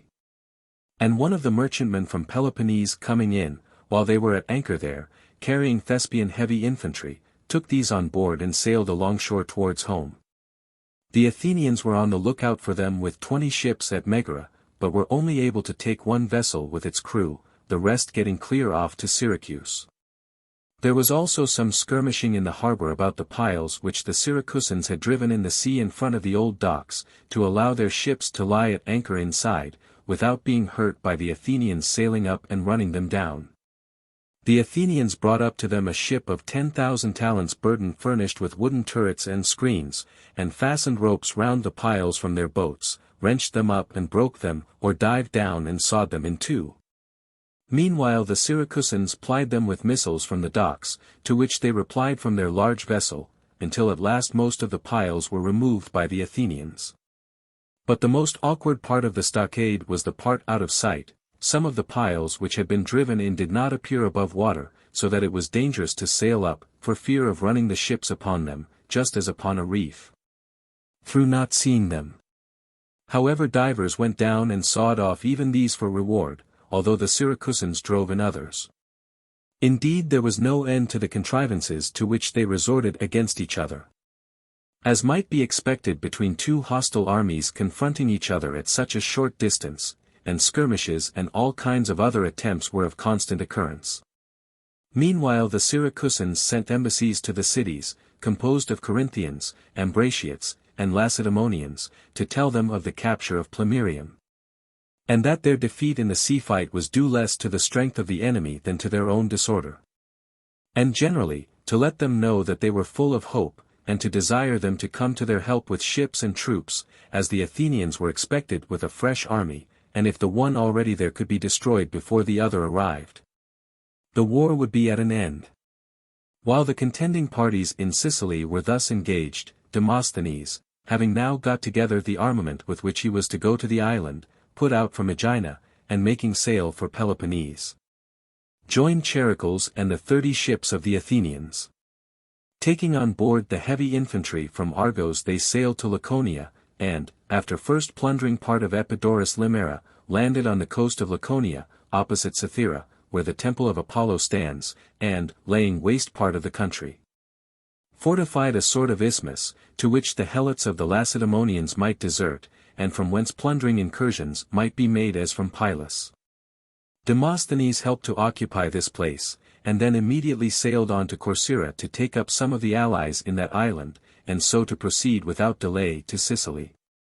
While Charicles waited until he had completed the fortification of the place and, leaving a garrison there, returned home subsequently with his 30 ships and the Argives also. This same summer arrived at Athens 1,300 targeteers, Thracian swordsmen of the tribe of the Dii, who were to have sailed to Sicily with Demosthenes. Since they had come too late, the Athenians determined to send them back to Thrace, whence they had come, to keep them for the Decelean war appearing too expensive, as the pay of each man was a drachma a day. Indeed, since Decelia had been first fortified by the whole Peloponnesian army during this summer, and then occupied for the annoyance of the country by the garrisons from the cities relieving each other at stated intervals, it had been doing great mischief to the Athenians. In fact, this occupation, by the destruction of property and loss of men which resulted from it, was one of the principal causes of their ruin. Previously the invasions were short, and did not prevent their enjoying their land during the rest of the time. The enemy was now permanently fixed in Attica. At one time it was an attack in force, at another it was the regular garrison overrunning the country in making forays for its subsistence, and the Lacedaemonian king, Agis, was in the field and diligently prosecuting the war. Great mischief was therefore done to the Athenians. They were deprived of their whole country, more than 20,000 slaves had deserted, a great part of them artisans, and all their sheep and beasts of burden were lost. And as the cavalry rode out daily upon excursions to Decelia and to guard the country, their horses were either lamed by being constantly worked upon rocky ground, or wounded by the enemy. Besides, the transport of provisions from Euboea, which had before been carried on so much more quickly overland by Decelia from Oropus, was now effected at great cost by sea round Sunium. Everything the city required had to be imported from abroad, and instead of a city it became a fortress. Summer and winter the Athenians were worn out by having to keep guard on the fortifications, during the day by turns, by night altogether, the cavalry excepted, at the different military posts or upon the wall. But what most oppressed them was that they had 2 wars at once, and had thus reached a pitch of frenzy which no one would have believed possible if he had heard of it before it had come to pass. For could anyone have imagined that even when besieged by the Peloponnesians entrenched in Attica, they would still, instead of withdrawing from Sicily, stay on their besieging in like manner Syracuse? A town, taken as a town, in no way inferior to Athens, or would so thoroughly upset the Hellenic estimate of their strength and audacity, as to give the spectacle of a people which, at the beginning of the war, some thought might hold out 1 year. Some 2, none more than 3, if the Peloponnesians invaded their country, now 17 years after the first invasion, after having already suffered from all the evils of war. going to Sicily and undertaking a new war nothing inferior to that which they already had with the Peloponnesians. These causes, the great losses from Decilia, and the other heavy charges that fell upon them, produced their financial embarrassment. And it was at this time that they imposed upon their subjects, instead of the tribute, the tax of a 20th upon all imports and exports by sea, which they thought would bring them in more money. Their expenditure being now not the same as at first, but having grown with the war while their revenues decayed. Accordingly, not wishing to incur expense in their present want of money, they sent back at once the Thracians who came too late for Demosthenes, under the conduct of Diitrephes, who was instructed, as they were to pass through the Euripus, to make use of them if possible in the voyage alongshore to injure the enemy. Diitrephes first landed them at Tanagra and hastily snatched some booty. He then sailed across the Euripus in the evening from Chalcis in Euboea and disembarking in Boeotia led them against Mycalessus. The night he passed unobserved near the temple of Hermes, not quite 2 miles from Mycalessus, and at daybreak assaulted and took the town, which is not a large one. The inhabitants being off their guard and not expecting that any one would ever come up so far from the sea to molest them, the wall too being weak, and in some places having tumbled down, while in others it had not been built to any height. And the gates also being left open through their feeling of security. The Thracians bursting into Mycalessus sacked the houses and temples, and butchered the inhabitants, sparing neither youth nor age, but killing all they fell in with, one after the other, children and women, and even beasts of burden. And whatever other living creatures they saw. The Thracian race, like the bloodiest of the barbarians, being even more so when it has nothing to fear. Everywhere confusion reigned and death in all its shapes. And in particular they attacked a boys' school, the largest that there was in the place, into which the children had just gone, and massacred them all. In short, the disaster falling upon the whole town was unsurpassed in magnitude, and unapproached by any in suddenness and in horror. Meanwhile the Thebans heard of it and marched to the rescue, and overtaking the Thracians before they had gone far, recovered the plunder and drove them in panic to the Euripus and the sea, where the vessels which brought them were lying. The greatest slaughter took place while they were embarking, as they did not know how to swim. And those in the vessels on seeing what was going on shore moored them out of bowshot. In the rest of the retreat the Thracians made a very respectable defense against the Theban horse, by which they were first attacked. Dashing out and closing their ranks according to the tactics of their country, and lost only a few men in that part of the affair. A good number who were after plunder were actually caught in the town and put to death.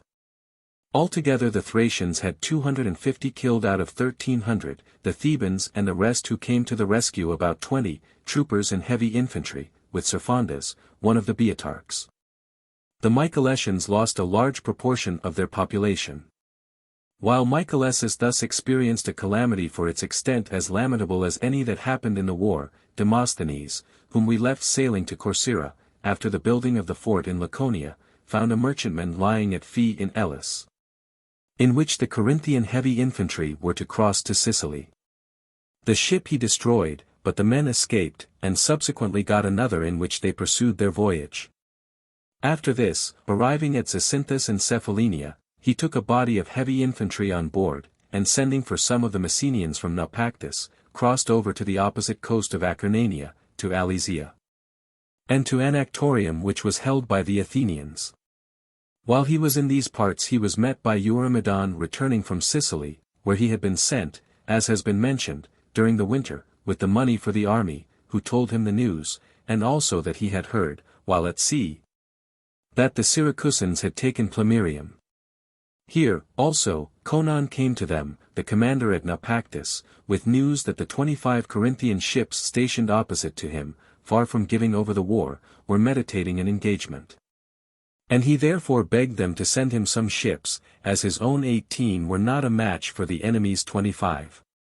Demosthenes and Eurymedon, accordingly, sent 10 of their best sailors with Conon to reinforce the squadron at Naupactus, and meanwhile prepared for the muster of their forces. Eurymedon, who was now the colleague of Demosthenes, and had turned back in consequence of his appointment, sailing to Corcyra to tell them to man 15 ships and to enlist heavy infantry. while Demosthenes raised slingers and darters from the parts about Acarnania.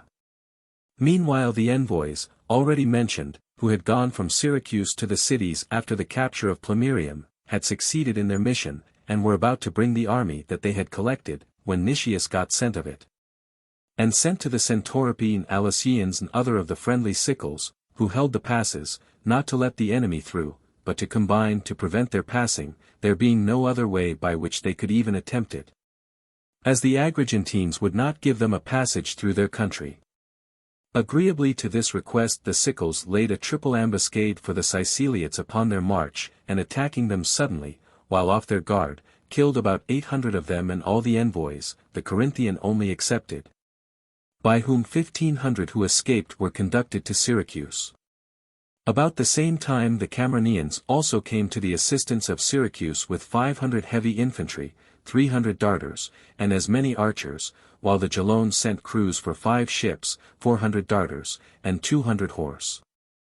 Indeed almost the whole of Sicily, except the Agrigentines, who were neutral, now ceased merely to watch events as it had hitherto done, and actively joined Syracuse against the Athenians.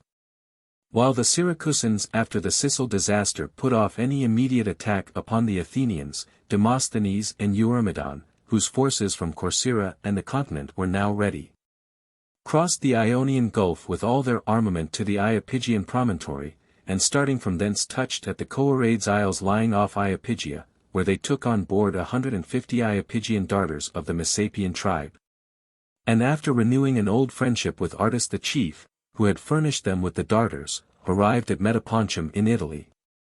Here they persuaded their allies the Metapontines to send with them 300 darters and 2 galleys, and with this reinforcement coasted on to Thurii, where they found the party hostile to Athens recently expelled by a revolution, and accordingly remained there to muster and review the whole army, to see if any had been left behind, and to prevail upon the Thurians resolutely to join them in their expedition. And in the circumstances in which they found themselves to conclude a defensive and offensive alliance with the Athenians. About the same time the Peloponnesians and the 25 ships stationed opposite to the squadron at Naupactus to protect the passage of the transports to Sicily had got ready for engaging, and manning some additional vessels, so as to be numerically little inferior to the Athenians, anchored off Erineus in Achaia in the Rippic country. The place off which they lay being in the form of a crescent, the land forces furnished by the Corinthians and their allies on the spot came up and ranged themselves upon the projecting headlands on either side, while the fleet, under the command of Polyanthes, a Corinthian, held the intervening space and blocked up the entrance. The Athenians under Diphilus now sailed out against them with 33 ships from Naupactus, and the Corinthians, at first not moving, at length thought they saw their opportunity, raised the signal, and advanced and engaged the Athenians. After an obstinate struggle, the Corinthians lost 3 ships, and without sinking any altogether, disabled 7 of the enemy, which were struck prow to prow and had their foreships stove in by the Corinthian vessels, whose cheeks had been strengthened for this very purpose. After an action of this even character, in which either party could claim the victory, although the Athenians became masters of the wrecks through the wind driving them out to sea, the Corinthians not putting out again to meet them, the 2 combatants parted. No pursuit took place, and no prisoners were made on either side, the Corinthians and Peloponnesians who were fighting near the shore escaping with ease, and none of the Athenian vessels having been sunk. The Athenians now sailed back to Naupactus, and the Corinthians immediately set up a trophy as victors, because they had disabled a greater number of the enemy's ships. Moreover they held that they had not been worsted, for the very same reason that their opponent held that he had not been victorious. The Corinthians considering that they were conquerors, if not decidedly conquered, and the Athenians thinking themselves vanquished, because not decidedly victorious. However, when the Peloponnesians sailed off and their land forces had dispersed, the Athenians also set up a trophy as victors in Achaia, about 2 miles and a quarter from Erineus, the Corinthian station. This was the termination of the action at Naupactus. To return to Demosthenes and Eurymedon, the Thurians having now got ready to join in the expedition with 700 heavy infantry and 300 darters, the 2 generals ordered the ships to sail along the coast to the Crotonian territory. and meanwhile held a review of all the land forces upon the river Sybaris, and then led them through the Thurian country. Arrived at the river Hilias, they here received a message from the Crotonians, saying that they would not allow the army to pass through their country. Upon which the Athenians descended towards the shore, and bivouacked near the sea and the mouth of the Hilias, where the fleet also met them, and the next day embarked and sailed along the coast touching at all the cities except Locri, until they came to Petra in the Rhegian territory. Meanwhile the Syracusans hearing of their approach resolved to make a second attempt with their fleet and their other forces on shore, which they had been collecting for this very purpose in order to do something before their arrival. In addition to other improvements suggested by the former sea fight which they now adopted in the equipment of their navy, they cut down their prows to a smaller compass to make them more solid and made their cheeks stouter. And from these let stays into the vessel's sides for a length of 6 cubits within and without, in the same way as the Corinthians had altered their prows before engaging the squadron at Naupactus. The Syracusans thought that they would thus have an advantage over the Athenian vessels, which were not constructed with equal strength, but were slight in the bows. From their being more used to sail round and charge the enemy's side than to meet him prow to prow, and that the battle being in the great harbour, with a great many ships and not much room, was also a fact in their favour. Charging prow to prow, they would stave in the enemy's bows, by striking with solid and stout beaks against hollow and weak ones. And secondly, the Athenians for want of room would be unable to use their favourite manoeuvre of breaking the line or of sailing round, as the Syracusans would do their best not to let them do the one. And want of room would prevent their doing the other. This charging prow to prow, which had hitherto been thought want of skill in a helmsman, would be the Syracusans' chief manoeuvre, as being that which they should find most useful, since the Athenians, if repulsed, would not be able to back water in any direction except towards the shore, and that only for a little way, and in the little space in front of their own camp. The rest of the harbour would be commanded by the Syracusans. And the Athenians, if hard pressed, by crowding together in a small space and all to the same point, would run foul of one another and fall into disorder, which was, in fact, the thing that did the Athenians most harm in all the sea fights. They not having, like the Syracusans, the whole harbour to retreat over. As to their sailing round into the open sea, this would be impossible, with the Syracusans in possession of the way out and in, especially as Plemmyrium would be hostile to them, and the mouth of the harbour was not large. With these contrivances to suit their skill and ability, and now more confident after the previous sea fight, the Syracusans attacked by land and sea at once. The town force Gylippus led out a little the first and brought them up to the wall of the Athenians, where it looked towards the city, while the force from the Olympium, that is to say, the heavy infantry that were there with the horse and the light troops of the Syracusans, advanced against the wall from the opposite side. The ships of the Syracusans and allies sailing out immediately afterwards. The Athenians at first fancied that they were to be attacked by land only, and it was not without alarm that they saw the fleet suddenly approaching as well. And while some were forming upon the walls and in front of them against the advancing enemy, and some marching out in haste against the numbers of horse and darters coming from the Olympium and from outside, others manned the ships or rushed down to the beach to oppose the enemy, and when the ships were manned put out with 75 sail against about 80 of the Syracusans. After spending a great part of the day in advancing and retreating and skirmishing with each other, without either being able to gain any advantage worth speaking of, except that the Syracusans sank 1 or 2 of the Athenian vessels, they parted. The land force at the same time retiring from the lines. The next day the Syracusans remained quiet, and gave no signs of what they were going to do. But Nicias, seeing that the battle had been a drawn one, and expecting that they would attack again, compelled the captains to refit any of the ships that had suffered, and moored merchant vessels before the stockade which they had driven into the sea in front of their ships, to serve instead of an enclosed harbour, at about 200 feet from each other, in order that any ship that was hard pressed might be able to retreat in safety and sail out again at leisure. These preparations occupied the Athenians all day until nightfall. The next day the Syracusans began operations at an earlier hour, but with the same plan of attack by land and sea. A great part of the day the rivals spent as before, confronting and skirmishing with each other. Until at last Ariston, son of Pyrrhicus, a Corinthian, the ablest helmsman in the Syracusan service, persuaded their naval commanders to send to the officials in the city and tell them to move the sail market as quickly as they could down to the sea, and oblige every one to bring whatever eatables he had and sell them there, thus enabling the commanders to land the crews and dine at once close to the ships. And shortly afterwards, the selfsame day, to attack the Athenians again when they were not expecting it. In compliance with this advice a messenger was sent and the market got ready, upon which the Syracusans suddenly backed water and withdrew to the town, and at once landed and took their dinner upon the spot.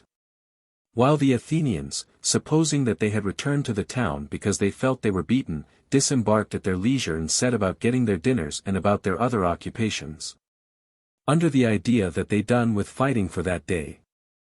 Suddenly the Syracusans had manned their ships and again sailed against them, and the Athenians, in great confusion and most of them fasting, got on board, and with great difficulty put out to meet them. For some time both parties remained on the defensive without engaging, until the Athenians at last resolved not to let themselves be worn out by waiting where they were, but to attack without delay, and giving a cheer, went into action. The Syracusans received them, and charging prow to prow as they had intended, stove in a great part of the Athenian foreships by the strength of their beaks. The darters on the decks also did great damage to the Athenians, but still greater damage was done by the Syracusans who went about in small boats, ran in upon the oars of the Athenian galleys, and sailed against their sides, and discharged from thence their darts upon the sailors. At last, fighting hard in this fashion, the Syracusans gained the victory, and the Athenians turned and fled between the merchantmen to their own station. The Syracusan ships pursued them as far as the merchantmen, where they were stopped by the beams armed with dolphins suspended from those vessels over the passage. 2 of the Syracusan vessels went too near in the excitement of victory and were destroyed, one of them being taken with its crew. After sinking 7 of the Athenian vessels and disabling many, and taking most of the men prisoners and killing others, the Syracusans retired and set up trophies for both the engagements, being now confident of having a decided superiority by sea, and by no means despairing of equal success by land. Chapter 22. 19th year of the war, arrival of Demosthenes, defeat of the Athenians at Epipoli, folly and obstinacy of Nicias. In the meantime, while the Syracusans were preparing for a second attack upon both elements, Demosthenes and Eurymedon arrived with the succors from Athens, consisting of about 73 ships, including the foreigners. Nearly 5,000 heavy infantry, Athenian and allied. A large number of darters, Hellenic and barbarian, and slingers and archers and everything else upon a corresponding scale. The Syracusans and their allies were for the moment not a little dismayed at the idea that there was to be no term or ending to their dangers, seeing, in spite of the fortification of Decelia, a new army arrived nearly equal to the former, and the power of Athens proving so great in every quarter. On the other hand, the first Athenian armament regained a certain confidence in the midst of its misfortunes. Demosthenes, seeing how matters stood, felt that he could not drag on and fare as Nicias had done, who by wintering in Catana instead of at once attacking Syracuse had allowed the terror of his first arrival to evaporate in contempt, and had given time to Gylippus to arrive with a force from Peloponnese, which the Syracusans would never have sent for if he had attacked immediately. For they fancied that they were a match for him by themselves, and would not have discovered their inferiority until they were already invested, and even if they then sent for succors, they would no longer have been equally able to profit by their arrival. Recollecting this, and well aware that it was now on the first day after his arrival that he like Nicias was most formidable to the enemy, Demosthenes determined to lose no time in drawing the utmost profit from the consternation at the moment inspired by his army. And seeing that the counterwall of the Syracusans, which hindered the Athenians from investing them, was a single one, and that he who should become master of the way up to Epipoli, and afterwards of the camp there, would find no difficulty in taking it, as no one would even wait for his attack, made all haste to attempt the enterprise. This he took to be the shortest way of ending the war, as he would either succeed and take Syracuse, or would lead back the armament instead of frittering away the lives of the Athenians engaged in the expedition and the resources of the country at large. First therefore the Athenians went out and laid waste the lands of the Syracusans about the Anapus and carried all before them as at first by land and by sea, the Syracusans not offering to oppose them upon either element, unless it were with their cavalry and darters from the Olympium. Next Demosthenes resolved to attempt the counterwall first by means of engines. As however the engines that he brought up were burnt by the enemy fighting from the wall, and the rest of the forces repulsed after attacking at many different points, he determined to delay no longer. And having obtained the consent of Nicias and his fellow commanders, proceeded to put in execution his plan of attacking Epipolae. As by day it seemed impossible to approach and get up without being observed, he ordered provisions for 5 days, took all the masons and carpenters, and other things, such as arrows, and everything else that they could want for the work of fortification if successful, and, after the first watch, set out with Eurymedon and Menander and the whole army for Epipolae, Nicias being left behind in the lines. Having come up by the hill of Euryelus, where the former army had ascended at first, unobserved by the enemy's guards, they went up to the fort which the Syracusans had there, and took it, and put to the sword part of the garrison. The greater number, however, escaped at once and gave the alarm to the camps, of which there were 3 upon Epipolae, defended by outworks, one of the Syracusans, one of the other Siceliots, and one of the allies. And also to the 600 Syracusans forming the original garrison for this part of Epipolae. These at once advanced against the assailants and, falling in with Demosthenes and the Athenians, were routed by them after a sharp resistance, the victors immediately pushing on, eager to achieve the objects of the attack without giving time for their ardor to cool. Meanwhile others from the very beginning were taking the counterwall of the Syracusans, which was abandoned by its garrison, and pulling down the battlements. The Syracusans and the allies, and Gylippus with the troops under his command, advanced to the rescue from the outworks, but engaged in some consternation, a night attack being a piece of audacity which they had never expected, and were at first compelled to retreat. But while the Athenians, flushed with their victory, now advanced with less order, wishing to make their way as quickly as possible through the whole force of the enemy not yet engaged, without relaxing their attack or giving them time to rally, the Boeotians made the first stand against them, attacked them, routed them, and put them to flight. The Athenians now fell into great disorder and perplexity, so that it was not easy to get from one side or the other any detailed account of the affair. By day certainly the combatants have a clearer notion, though even then by no means of all that takes place, no one knowing much of anything that does not go on in his own immediate neighborhood. But in a night engagement, and this was the only one that occurred between great armies during the war, how could any one know anything for certain? Although there was a bright moon they saw each other only as men do by moonlight, that is to say, they could distinguish the form of the body, but could not tell for certain whether it was a friend or an enemy. Both had great numbers of heavy infantry moving about in a small space. Some of the Athenians were already defeated, while others were coming up yet unconquered for their first attack. A large part also of the rest of their forces either had only just got up, or were still ascending, so that they did not know which way to march. Owing to the rout that had taken place all in front was now in confusion, and the noise made it difficult to distinguish anything.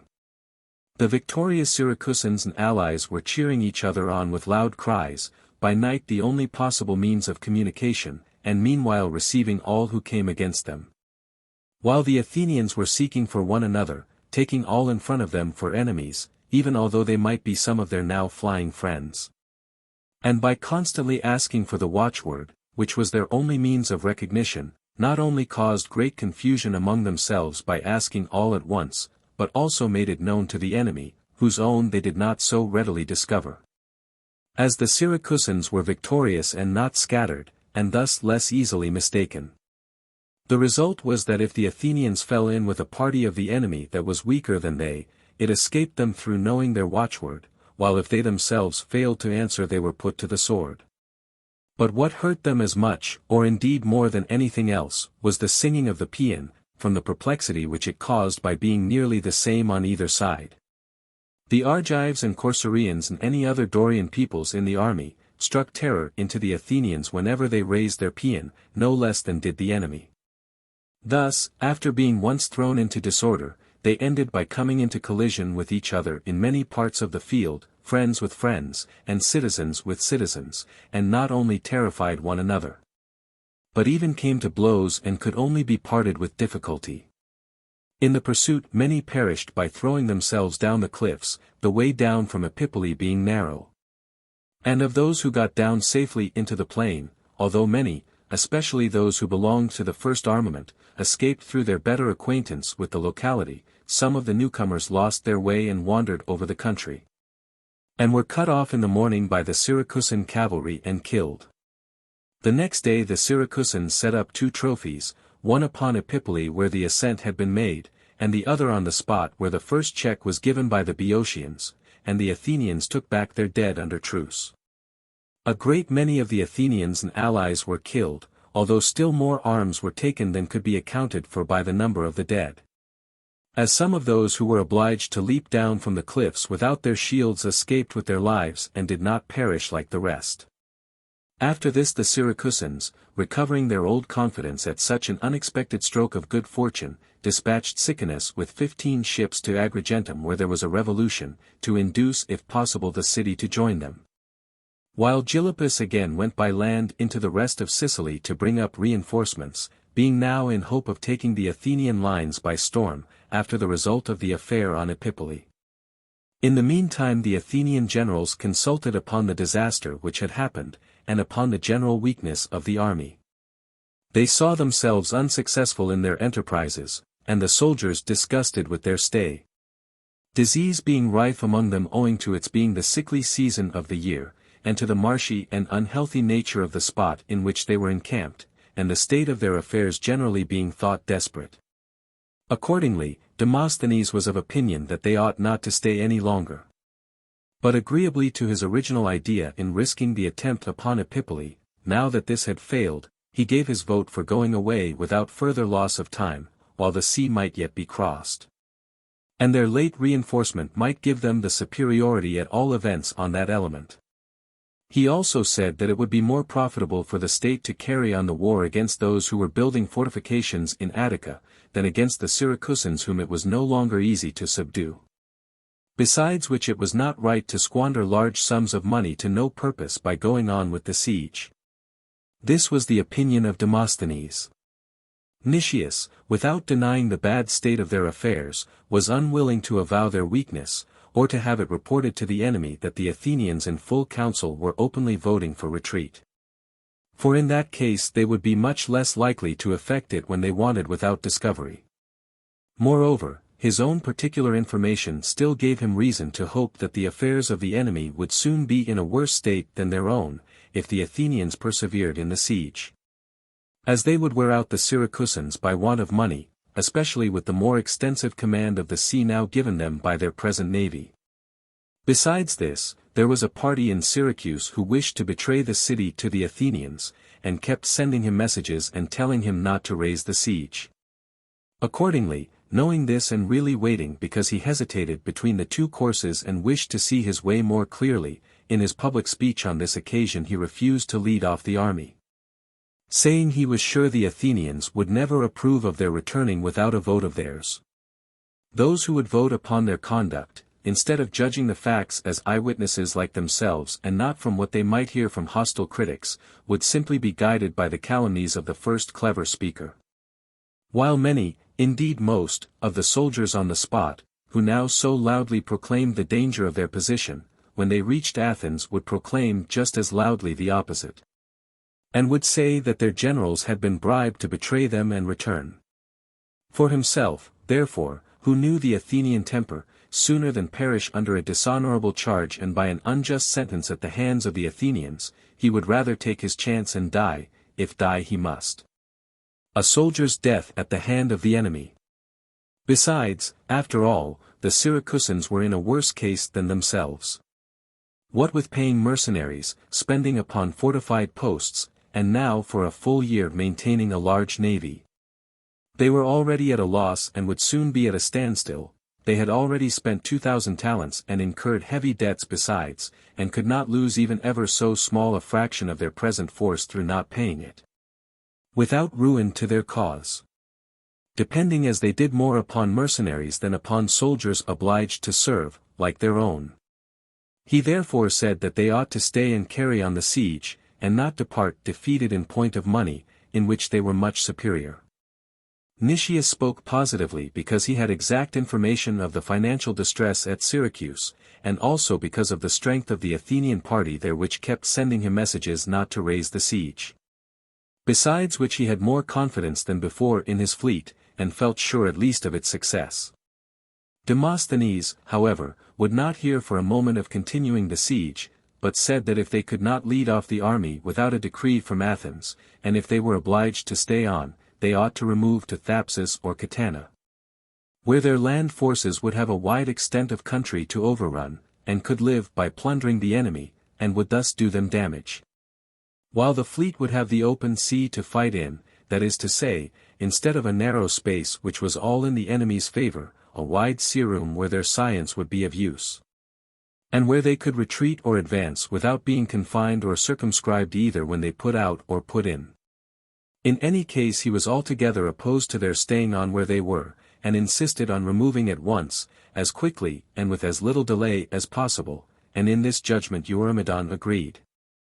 Nicias however still objecting, a certain diffidence and hesitation came over them, with a suspicion that Nicias might have some further information to make him so positive. Chapter 23. 19th year of the war, battles in the great harbor, retreat and annihilation of the Athenian army. While the Athenians lingered on in this way without moving from where they were, Gylippus and Sicanus now arrived at Syracuse. Sicanus had failed to gain Agrigentum, the party friendly to the Syracusans having been driven out while he was still at Gela.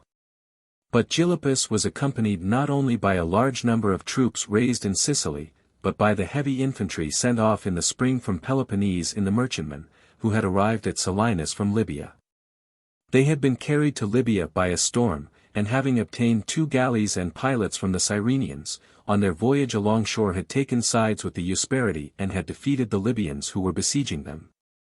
And from thence coasting on to Neapolis, a Carthaginian mart, and the nearest point to Sicily, from which it is only 2 days and a night's voyage, there crossed over and came to Selinus. Immediately upon their arrival the Syracusans prepared to attack the Athenians again by land and sea at once. The Athenian generals seeing a fresh army come to the aid of the enemy, and that their own circumstances, far from improving, were becoming daily worse, and above all distressed by the sickness of the soldiers, now began to repent of not having removed before. And Nicias no longer offering the same opposition, except by urging that there should be no open voting, they gave orders as secretly as possible for all to be prepared to sail out from the camp at a given signal. All was at last ready, and they were on the point of sailing away, when an eclipse of the moon, which was then at the full, took place. Most of the Athenians, deeply impressed by this occurrence, now urged the generals to wait. And Nicias, who was somewhat over-addicted to divination and practices of that kind, refused from that moment even to take the question of departure into consideration, until they had waited the thrice 9 days prescribed by the soothsayers. The besiegers were thus condemned to stay in the country. And the Syracusans, getting wind of what had happened, became more eager than ever to press the Athenians, who had now themselves acknowledged that they were no longer their superiors either by sea or by land, as otherwise they would never have planned to sail away. Besides which the Syracusans did not wish them to settle in any other part of Sicily, where they would be more difficult to deal with, but desired to force them to fight at sea as quickly as possible, in a position favorable to themselves. Accordingly they manned their ships and practiced for as many days as they thought sufficient. When the moment arrived they assaulted on the first day the Athenian lines, and upon a small force of heavy infantry and horse sallying out against them by certain gates, cut off some of the former and routed and pursued them to the lines, where, as the entrance was narrow, the Athenians lost 70 horses and some few of the heavy infantry. Drawing off their troops for this day, on the next the Syracusans went out with a fleet of 76 sail, and at the same time advanced with their land forces against the lines. The Athenians put out to meet them with 86 ships, came to close quarters, and engaged. The Syracusans and their allies first defeated the Athenian center, and then caught Eurymedon, the commander of the right wing, who was sailing out from the line more towards the land in order to surround the enemy, in the hollow and recess of the harbor, and killed him and destroyed the ships accompanying him. After which they now chased the whole Athenian fleet before them and drove them ashore. Gylippus, seeing the enemy's fleet defeated and carried ashore beyond their stockades and camp, ran down to the breakwater with some of his troops, in order to cut off the men as they landed and make it easier for the Syracusans to tow off the vessels by the shore, being friendly ground. The Tyrrhenians, who guarded this point for the Athenians, seeing them come on in disorder, advanced out against them and attacked and routed their van, hurling it into the marsh of Lysimele. Afterwards the Syracusan and allied troops arrived in greater numbers, and the Athenians, fearing for their ships, came up also to the rescue and engaged them, and defeated and pursued them to some distance and killed a few of their heavy infantry. They succeeded in rescuing most of their ships and brought them down by their camp. 18 however were taken by the Syracusans and their allies, and all the men killed.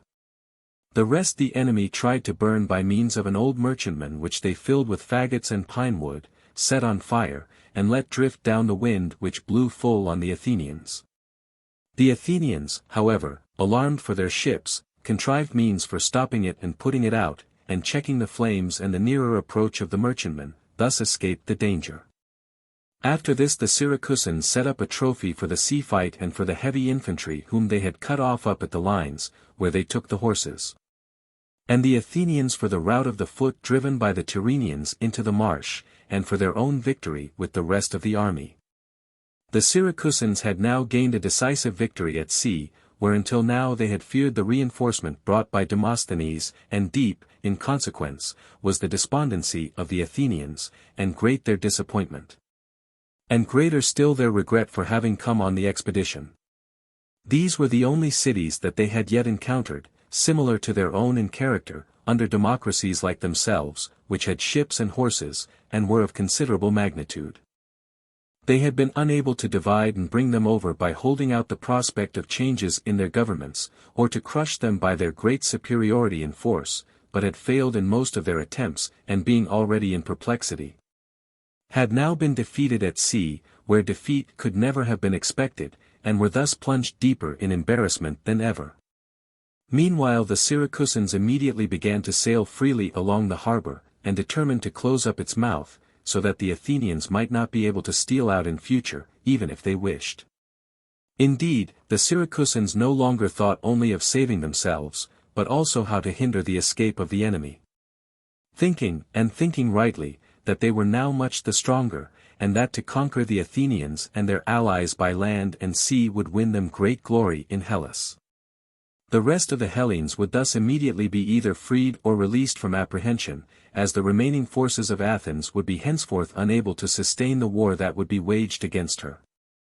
While they, the Syracusans, would be regarded as the authors of this deliverance, and would be held in high admiration, not only with all men now living but also with posterity.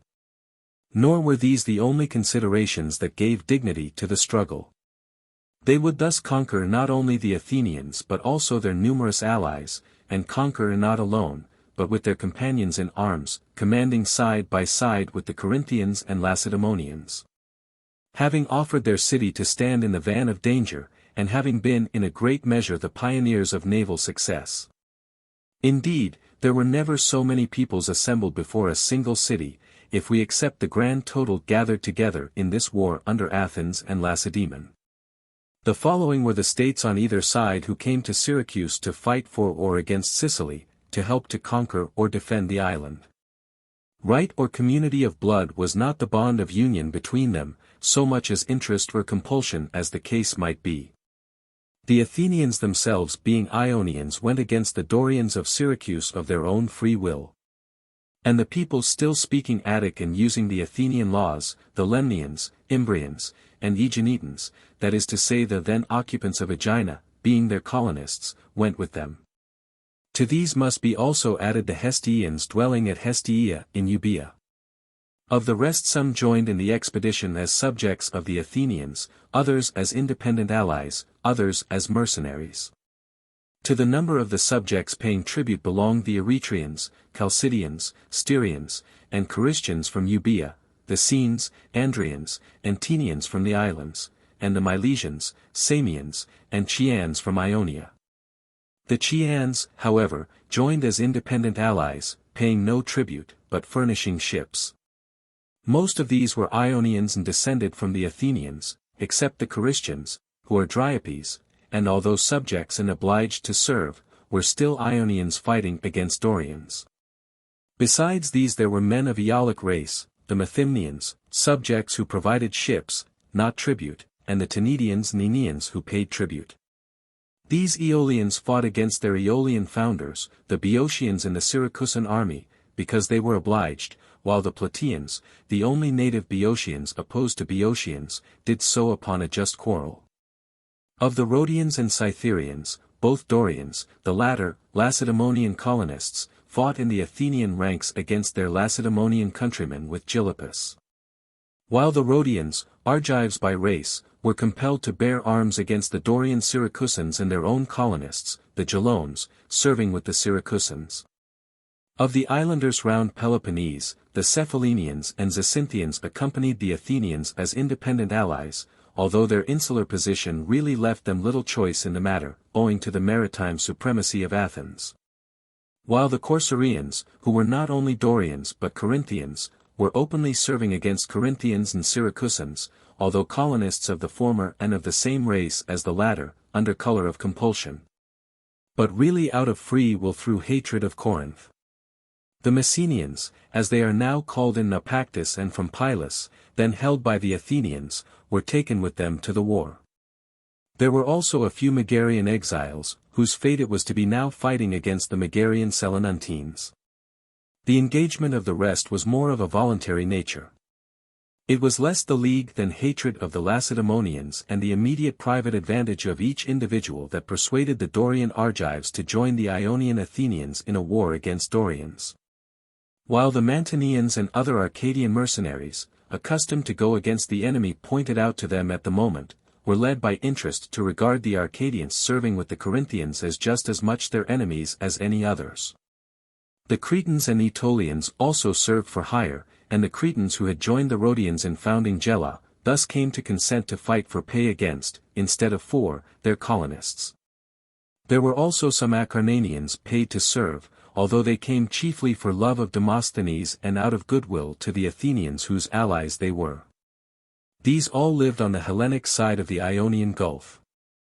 Of the Italiots, there were the Thurians and Metapontines, dragged into the quarrel by the stern necessities of a time of revolution, of the Siceliots, the Naxians, and the Catanians. And of the Barbarians, the Egestians, who called in the Athenians, most of the Sicels, and outside Sicily some Tyrrhenian enemies of Syracuse and Iapygian mercenaries. Such were the peoples serving with the Athenians. Against these the Syracusans had the Camarinaeans their neighbors, the Gelones who lived next to them, then passing over the neutral Agrigentines, the Selenuntines settled on the farther side of the island. These inhabit the part of Sicily looking towards Libya, the Himerians came from the side towards the Tyrrhenian Sea, being the only Hellenic inhabitants in that quarter, and the only people that came from thence to the aid of the Syracusans. Of the Hellenes in Sicily the above peoples joined in the war, all Dorians and independent, and of the barbarians the Sicels only, that is to say, such as did not go over to the Athenians. Of the Hellenes outside Sicily there were the Lacedaemonians, who provided a Spartan to take the command, and a force of Neodamodes or freedmen, and of Helots. The Corinthians, who alone joined with naval and land forces, with their Leucadian and Ambratiot kinsmen, some mercenaries sent by Corinth from Arcadia, some Sicyonians forced to serve, and from outside Peloponnese the Boeotians. In comparison, however, with these foreign auxiliaries, the great Siceliot cities furnished more in every department, numbers of heavy infantry, ships, and horses, and an immense multitude besides having been brought together. While in comparison, again, one may say, with all the rest put together, more was provided by the Syracusans themselves, both from the greatness of the city and from the fact that they were in the greatest danger. Such were the auxiliaries brought together on either side, all of which had by this time joined, neither party experiencing any subsequent accession. It was no wonder, therefore, if the Syracusans and their allies thought that it would win them great glory if they could follow up their recent victory in the sea fight by the capture of the whole Athenian armada, without letting it escape either by sea or by land. They began at once to close up the great harbor by means of boats, merchant vessels, and galleys moored broadside across its mouth, which is nearly a mile wide, and made all their other arrangements for the event of the Athenians again venturing to fight at sea. There was, in fact, nothing little either in their plans or their ideas. The Athenians, seeing them closing up the harbor and informed of their further designs, called a council of war. The generals and colonels assembled and discussed the difficulties of the situation. The point which pressed most being that they no longer had provisions for immediate use, having sent on to Catana to tell them not to send any, in the belief that they were going away, and that they would not have any in future unless they could command the sea. They therefore determined to evacuate their upper lines, to enclose with a cross wall and garrison a small space close to the ships, only just sufficient to hold their stores and sick, and manning all the ships, seaworthy or not, with every man that could be spared from the rest of their land forces, to fight it out at sea, and, if victorious, to go to Catana, if not, to burn their vessels, form in close order, and retreat by land for the nearest friendly place they could reach, Hellenic or barbarian. This was no sooner settled than carried into effect. They descended gradually from the upper lines and manned all their vessels, compelling all to go on board who were of age to be in any way of use. They thus succeeded in manning about 110 ships in all, on board of which they embarked a number of archers and darters taken from the Acarnanians and from the other foreigners, making all other provisions allowed by the nature of their plan and by the necessities which imposed it. All was now nearly ready, and Nicias, seeing the soldiery disheartened by their unprecedented and decided defeat at sea, and by reason of the scarcity of provisions eager to fight it out as soon as possible, called them all together, and first addressed them, speaking as follows. Soldiers of the Athenians and of the allies, we have all an equal interest in the coming struggle, in which life and country are at stake for us quite as much as they can be for the enemy. Since if our fleet wins the day, each can see his native city again, wherever that city may be. You must not lose heart, or be like men without any experience, who fail in a first essay and ever afterwards fearfully forebode a future as disastrous. But let the Athenians among you who have already had experience of many wars, and the allies who have joined us in so many expeditions, remember the surprises of war, and with the hope that fortune will not be always against us, prepare to fight again in a manner worthy of the number which you see yourselves to be. Now, whatever we thought would be of service against the crush of vessels in such a narrow harbor, and against the force upon the decks of the enemy, from which we suffered before, has all been considered with the helmsman, and, as far as our means allowed, provided. A number of archers and darters will go on board, and a multitude that we should not have employed in an action in the open sea, where our science would be crippled by the weight of the vessels. But in the present land fight that we are forced to make from shipboard, all this will be useful. We have also discovered the changes in construction that we must make to meet theirs. And against the thickness of their cheeks, which did us the greatest mischief, we have provided grappling irons, which will prevent an assailant backing water after charging, if the soldiers on deck here do their duty. Since we are absolutely compelled to fight a land battle from the fleet, and it seems to be our interest neither to back water ourselves, nor to let the enemy do so, especially as the shore, except so much of it as may be held by our troops, is hostile ground. You must remember this and fight on as long as you can, and must not let yourselves be driven ashore, but once alongside must make up your minds not to part company until you have swept the heavy infantry from the enemy's deck. I say this more for the heavy infantry than for the seamen, as it is more the business of the men on deck, and our land forces are even now on the whole the strongest. The sailors I advise, and at the same time implore, not to be too much daunted by their misfortunes, now that we have our decks better armed and greater number of vessels. Bear in mind how well worth preserving is the pleasure felt by those of you who through your knowledge of our language and imitation of our manners were always considered Athenians, even though not so in reality. And as such were honored throughout Hellas, and had your full share of the advantages of our empire, and more than your share in the respect of our subjects and in protection from ill treatment. You, therefore, with whom alone we freely share our empire, we now justly require not to betray that empire in its extremity, and in scorn of Corinthians, whom you have often conquered, and of Siciliates. None of whom so much as presumed to stand against us when our navy was in its prime, we ask you to repel them, and to show that even in sickness and disaster your skill is more than a match for the fortune and vigor of any other. For the Athenians among you I add once more this reflection, you left behind you no more such ships in your docks as these, no more heavy infantry in their flower. If you do aught but conquer, our enemies here will immediately sail thither, and those that are left of us at Athens will become unable to repel their home assailants, reinforced by these new allies. Here you will fall at once into the hands of the Syracusans. I need not remind you of the intentions with which you attacked them, and your countrymen at home will fall into those of the Lacedaemonians. Since the fate of both thus hangs upon this single battle, now, if ever, stand firm, and remember, each and all, that you who are now going on board are the army and navy of the Athenians. And all that is left of the state and the great name of Athens, in whose defense if any man has any advantage in skill or courage, now is the time for him to show it, and thus serve himself and save all. After this address Nicias at once gave orders to man the ships. Meanwhile Gylippus and the Syracusans could perceive by the preparations which they saw going on that the Athenians meant to fight at sea. They had also notice of the grappling irons, against which they specially provided by stretching hides over the prows and much of the upper part of their vessels, in order that the irons when thrown might slip off without taking hold.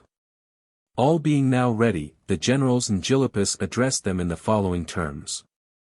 Syracusans and allies, the glorious character of our past achievements and the no less glorious results at issue in the coming battle are, we think, understood by most of you, or you would never have thrown yourselves with such ardor into the struggle. And if there be any one not as fully aware of the facts as he ought to be, we will declare them to him. The Athenians came to this country first to effect the conquest of Sicily, and after that, if successful, of Peloponnese and the rest of Hellas, possessing already the greatest empire yet known, of present or former times, among the Hellenes. Here for the first time they found in you men who faced their navy which made them masters everywhere. You have already defeated them in the previous sea fights, and will in all likelihood defeat them again now. When men are once checked in what they consider their special excellence, their whole opinion of themselves suffers more than if they had not at first believed in their superiority. The unexpected shock to their pride causing them to give way more than their real strength warrants. And this is probably now the case with the Athenians. With us it is different. The original estimate of ourselves which gave us courage in the days of our unskillfulness has been strengthened, while the conviction superadded to it that we must be the best seamen of the time, if we have conquered the best, has given a double measure of hope to every man among us. And, for the most part, where there is the greatest hope, there is also the greatest ardor for action. The means to combat us which they have tried to find in copying our armament are familiar to our warfare, and will be met by proper provisions. While they will never be able to have a number of heavy infantry on their decks, contrary to their custom, and a number of darters, born landsmen, one may say, Acarnanians and others, embarked afloat, who will not know how to discharge their weapons when they have to keep still, without hampering their vessels and falling all into confusion among themselves through fighting not according to their own tactics. For they will gain nothing by the number of their ships. I say this to those of you who may be alarmed by having to fight against odds, as a quantity of ships in a confined space will only be slower in executing the movements required, and most exposed to injury from our means of offense. Indeed, if you would know the plain truth, as we are credibly informed, the excess of their sufferings and the necessities of their present distress have made them desperate. They have no confidence in their force, but wish to try their fortune in the only way they can, and either to force their passage and sail out, or after this to retreat by land, it being impossible for them to be worse off than they are. The fortune of our greatest enemies having thus betrayed itself, and their disorder being what I have described, let us engage in anger, convinced that, as between adversaries, nothing is more legitimate than to claim to sate the whole wrath of one's soul in punishing the aggressor, and nothing more sweet, as the proverb has it, than the vengeance upon an enemy, which it will now be ours to take. That enemies they are and mortal enemies you all know, since they came here to enslave our country, and if successful had in reserve for our men all that is most dreadful, and for our children and wives all that is most dishonorable. And for the whole city the name which conveys the greatest reproach. None should therefore relent or think it gain if they go away without further danger to us. This they will do just the same, even if they get the victory. While if we succeed, as we may expect, in chastising them, and in handing down to all Sicily her ancient freedom strengthened and confirmed, we shall have achieved no mean triumph. And the rarest dangers are those in which failure brings little loss and success the greatest advantage. After the above address to the soldiers on their side, the Syracusan generals and Gylippus now perceived that the Athenians were manning their ships, and immediately proceeded to man their own also. Meanwhile Nicias, appalled by the position of affairs, realizing the greatness and the nearness of the danger now that they were on the point of putting out from shore, and thinking, as men are apt to think in great crises, that when all has been done they have still something left to do, and when all has been said that they have not yet said enough, again called on the captains one by one, addressing each by his father's name and by his own, and by that of his tribe, and adjured them not to belie their own personal renown, or to obscure the hereditary virtues for which their ancestors were illustrious. He reminded them of their country, the freest of the free, and of the unfettered discretion allowed in it to all to live as they pleased. And added other arguments such as men would use at such a crisis, and which, with little alteration, are made to serve on all occasions alike, appeals to wives, children, and national gods, without caring whether they are thought commonplace, but loudly invoking them in the belief that they will be of use in the consternation of the moment. Having thus admonished them, not, he felt, as he would, but as he could, Nicias withdrew and led the troops to the sea, and ranged them in as long a line as he was able, in order to aid as far as possible in sustaining the courage of the men afloat. While Demosthenes, Menander, and Euthydemus, who took the command on board, put out from their own camp and sailed straight to the barrier across the mouth of the harbor and to the passage left open, to try to force their way out. The Syracusans and their allies had already put out with about the same number of ships as before, a part of which kept guard at the outlet, and the remainder all round the rest of the harbor, in order to attack the Athenians on all sides at once, while the land forces held themselves in readiness at the points at which the vessels might put into the shore. The Syracusan fleet was commanded by Sicanus and Agatharchus, who had each a wing of the whole force, with Python and the Corinthians in the center. When the rest of the Athenians came up to the barrier, with the first shock of their charge they overpowered the ships stationed there, and tried to undo the fastenings. After this, as the Syracusans and allies bore down upon them from all quarters, the action spread from the barrier over the whole harbor, and was more obstinately disputed than any of the preceding ones. On either side the rowers showed great zeal in bringing up their vessels at the boatswain's orders, and the helmsmen great skill in maneuvering, and great emulation one with another. While the ships once alongside, the soldiers on board did their best not to let the service on deck be outdone by the others. In short, every man strove to prove himself the first in his particular department.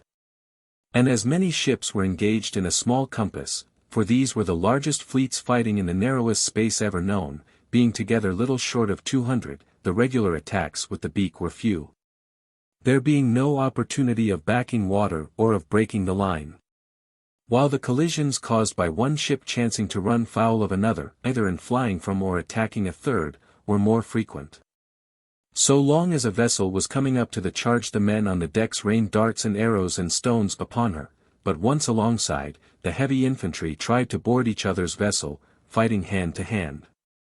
In many quarters it happened, by reason of the narrow room, that a vessel was charging an enemy on one side and being charged herself on another, and that two or sometimes more ships had perforce got entangled round one, obliging the helmsman to attend to defense here, offense there, not to one thing at once, but to many on all sides.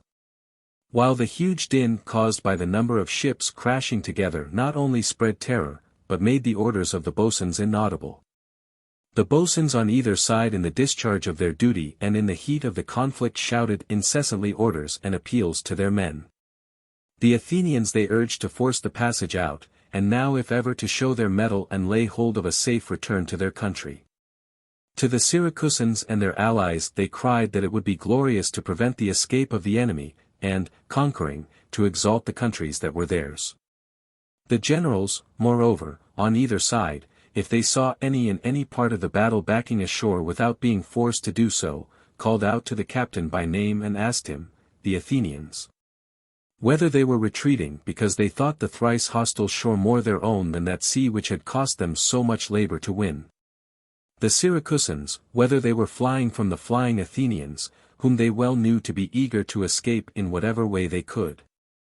Meanwhile the two armies on shore, while victory hung in the balance, were a prey to the most agonizing and conflicting emotions. The natives thirsting for more glory than they had already won, while the invaders feared to find themselves in even worse plight than before. The all of the Athenians being set upon their fleet, their fear for the event was like nothing they had ever felt, while their view of the struggle was necessarily as checkered as the battle itself. Close to the scene of action and not all looking at the same point at once, some saw their friends victorious and took courage and fell to calling upon heaven not to deprive them of salvation, while others who had their eyes turned upon the losers wailed and cried aloud, and, although spectators, were more overcome than the actual combatants. Others, again, were gazing at some spot where the battle was evenly disputed. As the strife was protracted without decision, their swaying bodies reflected the agitation of their minds, and they suffered the worst agony of all, ever just within reach of safety or just on the point of destruction. In short, in that one Athenian army as long as the sea fight remained doubtful there was every sound to be heard at once, shrieks, cheers, we win, we lose. And all the other manifold exclamations that a great host would necessarily utter in great peril. And with the men in the fleet it was nearly the same, until at last the Syracusans and their allies, after the battle had lasted a long while, put the Athenians to flight, and with much shouting and cheering chased them in open rout to the shore. The naval force, one way, one another, as many as were not taken afloat now ran ashore and rushed from on board their ships to their camp. While the army, no more divided, but carried away by one impulse, all with shrieks and groans deplored the event, and ran down, some to help the ships, others to guard what was left of their wall. While the remaining and most numerous part already began to consider how they should save themselves. Indeed, the panic of the present moment had never been surpassed. They now suffered very nearly what they had inflicted at Pylos. As then the Lacedaemonians with the loss of their fleet lost also the men who had crossed over to the island, so now the Athenians had no hope of escaping by land, without the help of some extraordinary accident. The sea fight having been a severe one, and many ships and lives having been lost on both sides, the victorious Syracusans and their allies now picked up their wrecks and dead, and sailed off to the city and set up a trophy. The Athenians, overwhelmed by their misfortune, never even thought of asking leave to take up their dead or wrecks, but wished to retreat that very night. Demosthenes, however, went to Nicias and gave it as his opinion that they should man the ships they had left and make another effort to force their passage out next morning. Saying that they had still left more ships fit for service than the enemy, the Athenians having about 60 remaining as against less than 50 of their opponents. Nicias was quite of his mind. But when they wished to man the vessels, the sailors refused to go on board, being so utterly overcome by their defeat as no longer to believe in the possibility of success. Accordingly they all now made up their minds to retreat by land.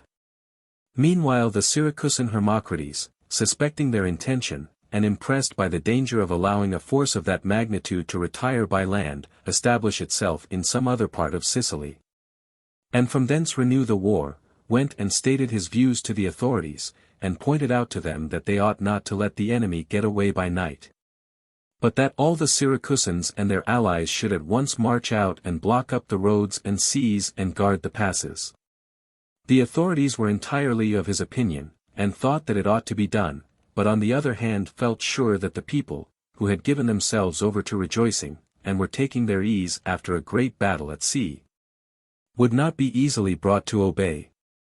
Besides, they were celebrating a festival, having on that day a sacrifice to Heracles, and most of them in their rapture at the victory had fallen to drinking at the festival, and would probably consent to anything sooner than to take up their arms and march out at that moment. For these reasons the thing appeared impracticable to the magistrates, and Hermocrates, finding himself unable to do anything further with them, had now recourse to the following stratagem of his own. What he feared was that the Athenians might quietly get the start of them by passing the most difficult places during the night.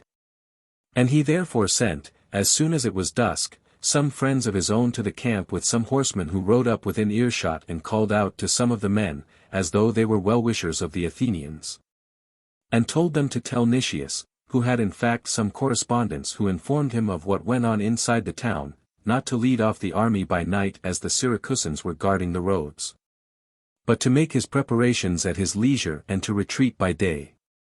After saying this they departed, and their hearers informed the Athenian generals, who put off going for that night on the strength of this message, not doubting its sincerity.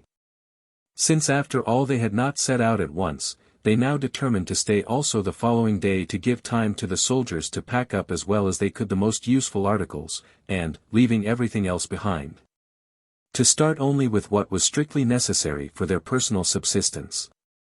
Meanwhile the Syracusans and Gylippus marched out and blocked up the roads through the country by which the Athenians were likely to pass, and kept guard at the fords of the streams and rivers, posting themselves so as to receive them and stop the army where they thought best, while their fleet sailed up to the beach and towed off the ships of the Athenians.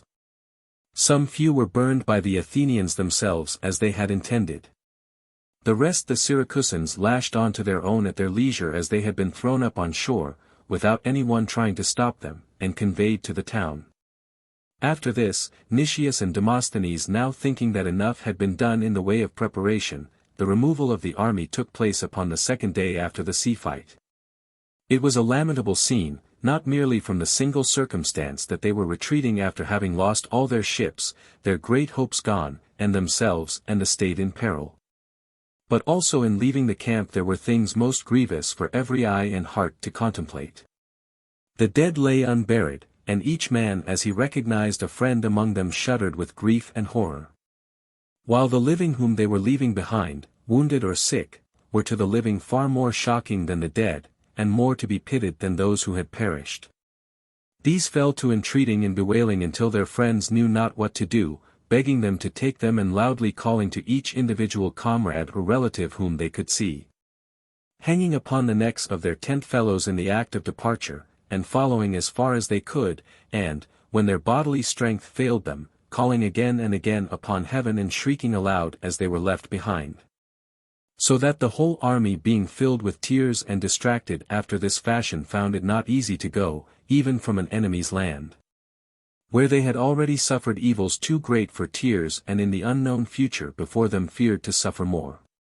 Dejection and self-condemnation were also rife among them.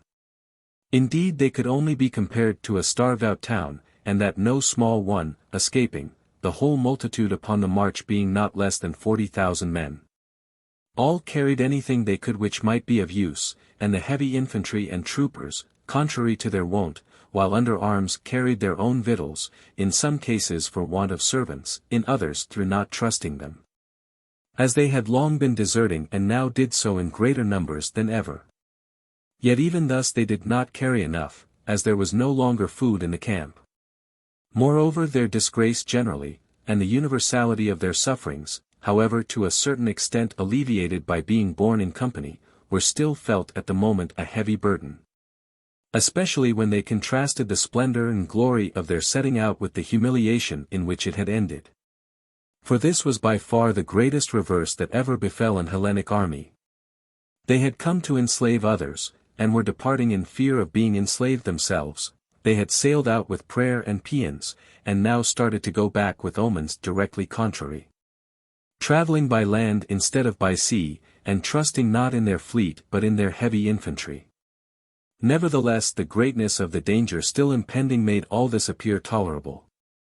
Nicias, seeing the army dejected and greatly altered, passed along the ranks and encouraged and comforted them as far as was possible under the circumstances.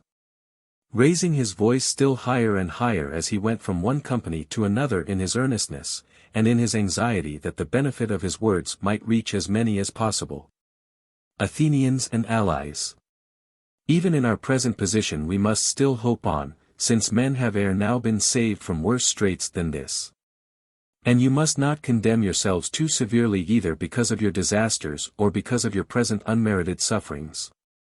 I myself, who am not superior to any of you in strength, indeed you see how I am in my sickness, and who in the gifts of fortune am, I think, whether in private life or otherwise, the equal of any, am now exposed to the same danger as the meanest among you. And yet my life has been one of much devotion toward the gods, and of much justice and without offense toward men. I have, therefore, still a strong hope for the future, and our misfortunes do not terrify me as much as they might. Indeed we may hope that they will be lightened. Our enemies have had good fortune enough, and if any of the gods was offended at our expedition, we have been already amply punished. Others before us have attacked their neighbors and have done what men will do without suffering more than they could bear. And we may now justly expect to find the gods more kind, for we have become fitter objects for their pity than their jealousy. And then look at yourselves, mark the numbers and efficiency of the heavy infantry marching in your ranks, and do not give way too much to despondency, but reflect that you are yourselves at once a city wherever you sit down. And that there is no other in Sicily that could easily resist your attack, or expel you when once established. The safety and order of the march is for yourselves to look to, the one thought of each man being that the spot on which he may be forced to fight must be conquered and held as his country and stronghold. Meanwhile we shall hasten on our way night and day alike, as our provisions are scanty, and if we can reach some friendly place of the Sicels, whom fear of the Syracusans still keeps true to us, you may forthwith consider yourself safe. A message has been sent on to them with directions to meet us with supplies of food. To sum up, be convinced, soldiers, that you must be brave, as there is no place near for your cowardice to take refuge in, and that if you now escape from the enemy, you may all see again what your hearts desire. While those of you who are Athenians will raise up again the great power of the state, fallen though it be. Men make the city and not walls or ships without men in them. As he made this address, Nicias went along the ranks, and brought back to their place any of the troops that he saw straggling out of the line. While Demosthenes did as much for his part of the army, addressing them in words very similar. The army marched in a hollow square, the division under Nicias leading, and that of Demosthenes following, the heavy infantry being outside and the baggage carriers and the bulk of the army in the middle. When they arrived at the ford of the river Anapus, there they found drawn up a body of the Syracusans and allies, and routing these, made good their passage and pushed on. Harassed by the charges of the Syracusan horse and by the missiles of their light troops. On that day they advanced about 4 miles and a half, halting for the night upon a certain hill. On the next they started early and got on about 2 miles further, and descended into a place in the plain and there encamped, in order to procure some eatables from the houses, as the place was inhabited. And to carry on with them water from thence, as for many furlongs in front, in the direction in which they were going, it was not plentiful. The Syracusans meanwhile went on and fortified the pass in front, where there was a steep hill with a rocky ravine on each side of it, called the Acrean Cliff.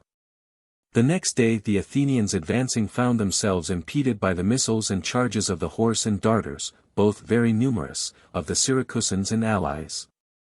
And after fighting for a long while, at length retired to the same camp, where they had no longer provisions as before, it being impossible to leave their position by reason of the cavalry. Early next morning they started afresh and forced their way to the hill, which had been fortified, where they found before them the enemy's infantry drawn up many shields deep to defend the fortification, the pass being narrow. The Athenians assaulted the work, but were greeted by a storm of missiles from the hill, which told with the greater effect through its being a steep one, and unable to force the passage, retreated again and rested. Meanwhile occurred some claps of thunder and rain, as often happens towards autumn, which still further disheartened the Athenians, who thought all these things to be omens of their approaching ruin.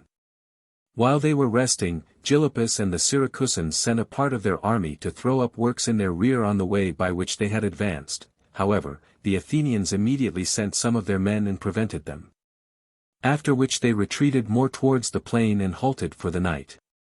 When they advanced the next day, the Syracusans surrounded and attacked them on every side, and disabled many of them, falling back if the Athenians advanced and coming on if they retired, and in particular assaulting their rear. In the hope of routing them in detail, and thus striking a panic into the whole army. For a long while the Athenians persevered in this fashion, but after advancing for 4 or 5 furlongs halted to rest in the plain, the Syracusans also withdrawing to their own camp.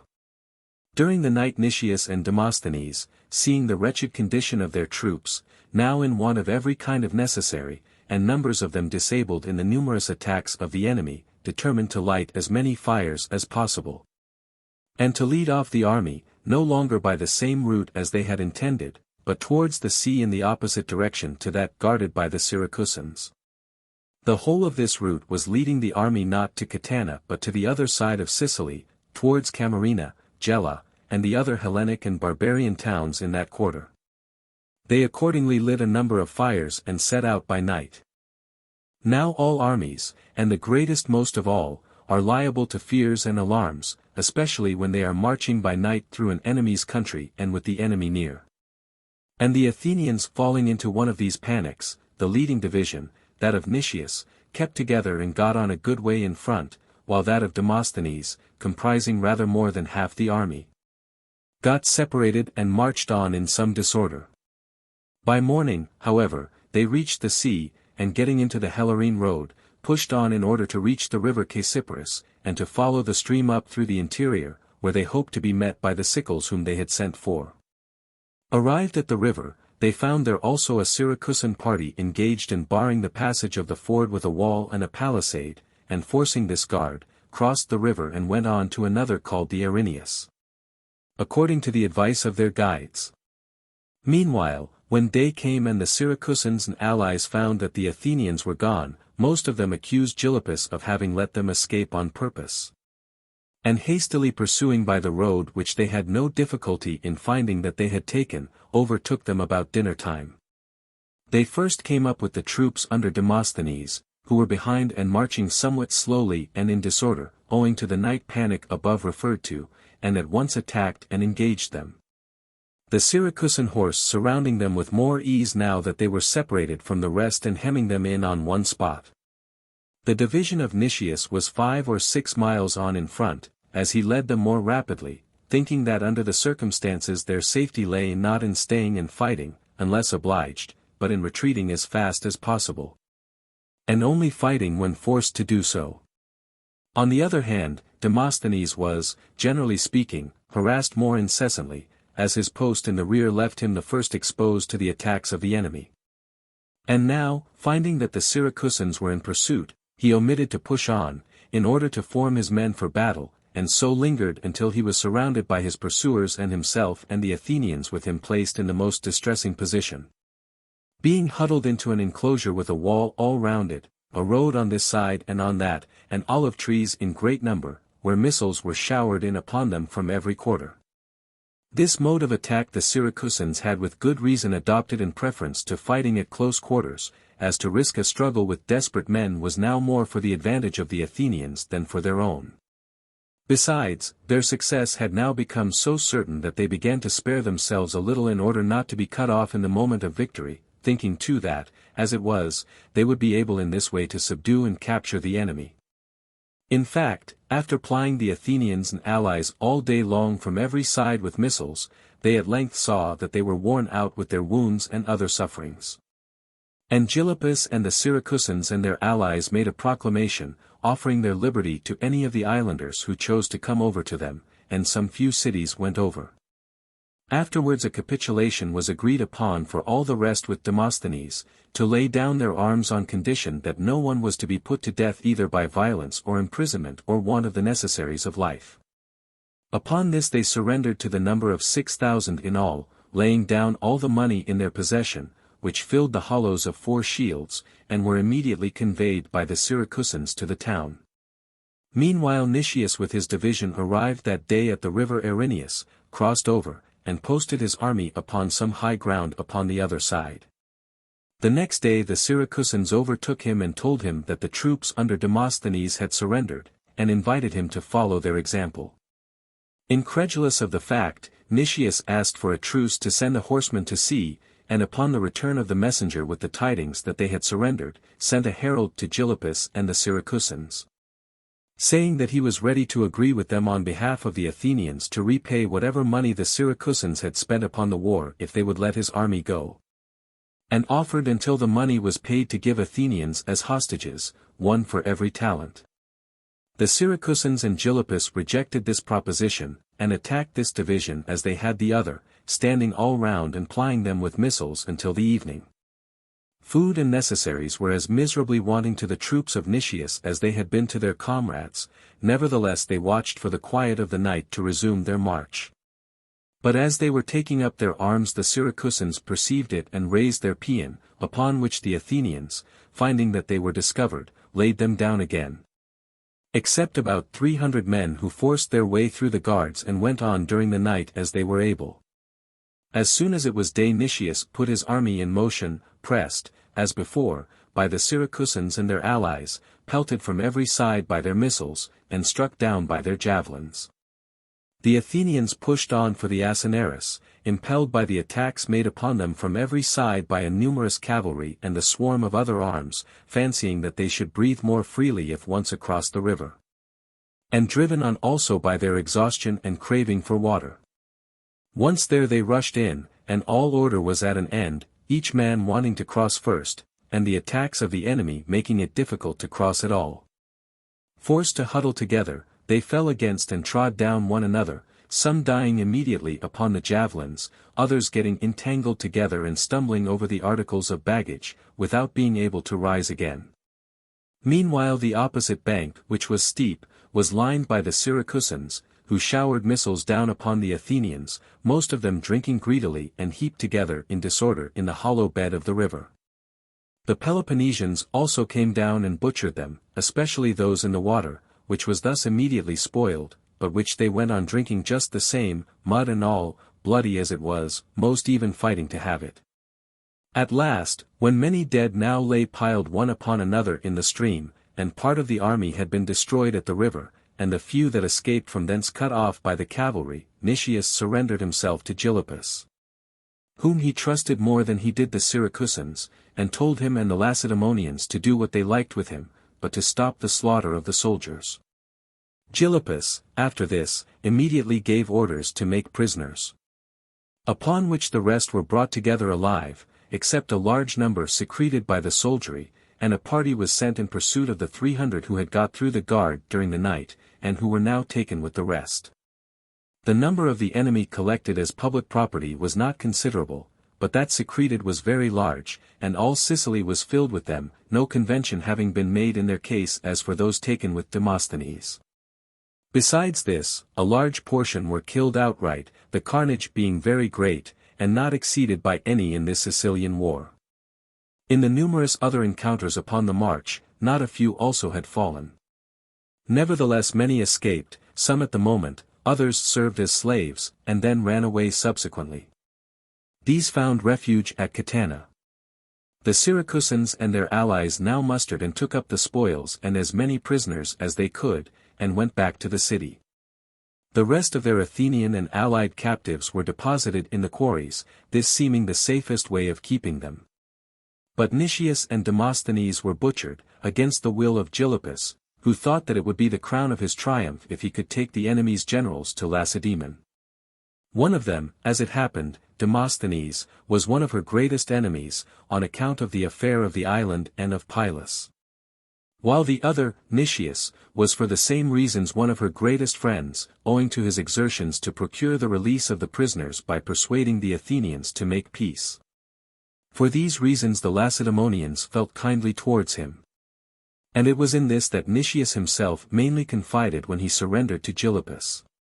But some of the Syracusans who had been in correspondence with him were afraid, it was said, of his being put to the torture and troubling their success by his revelations.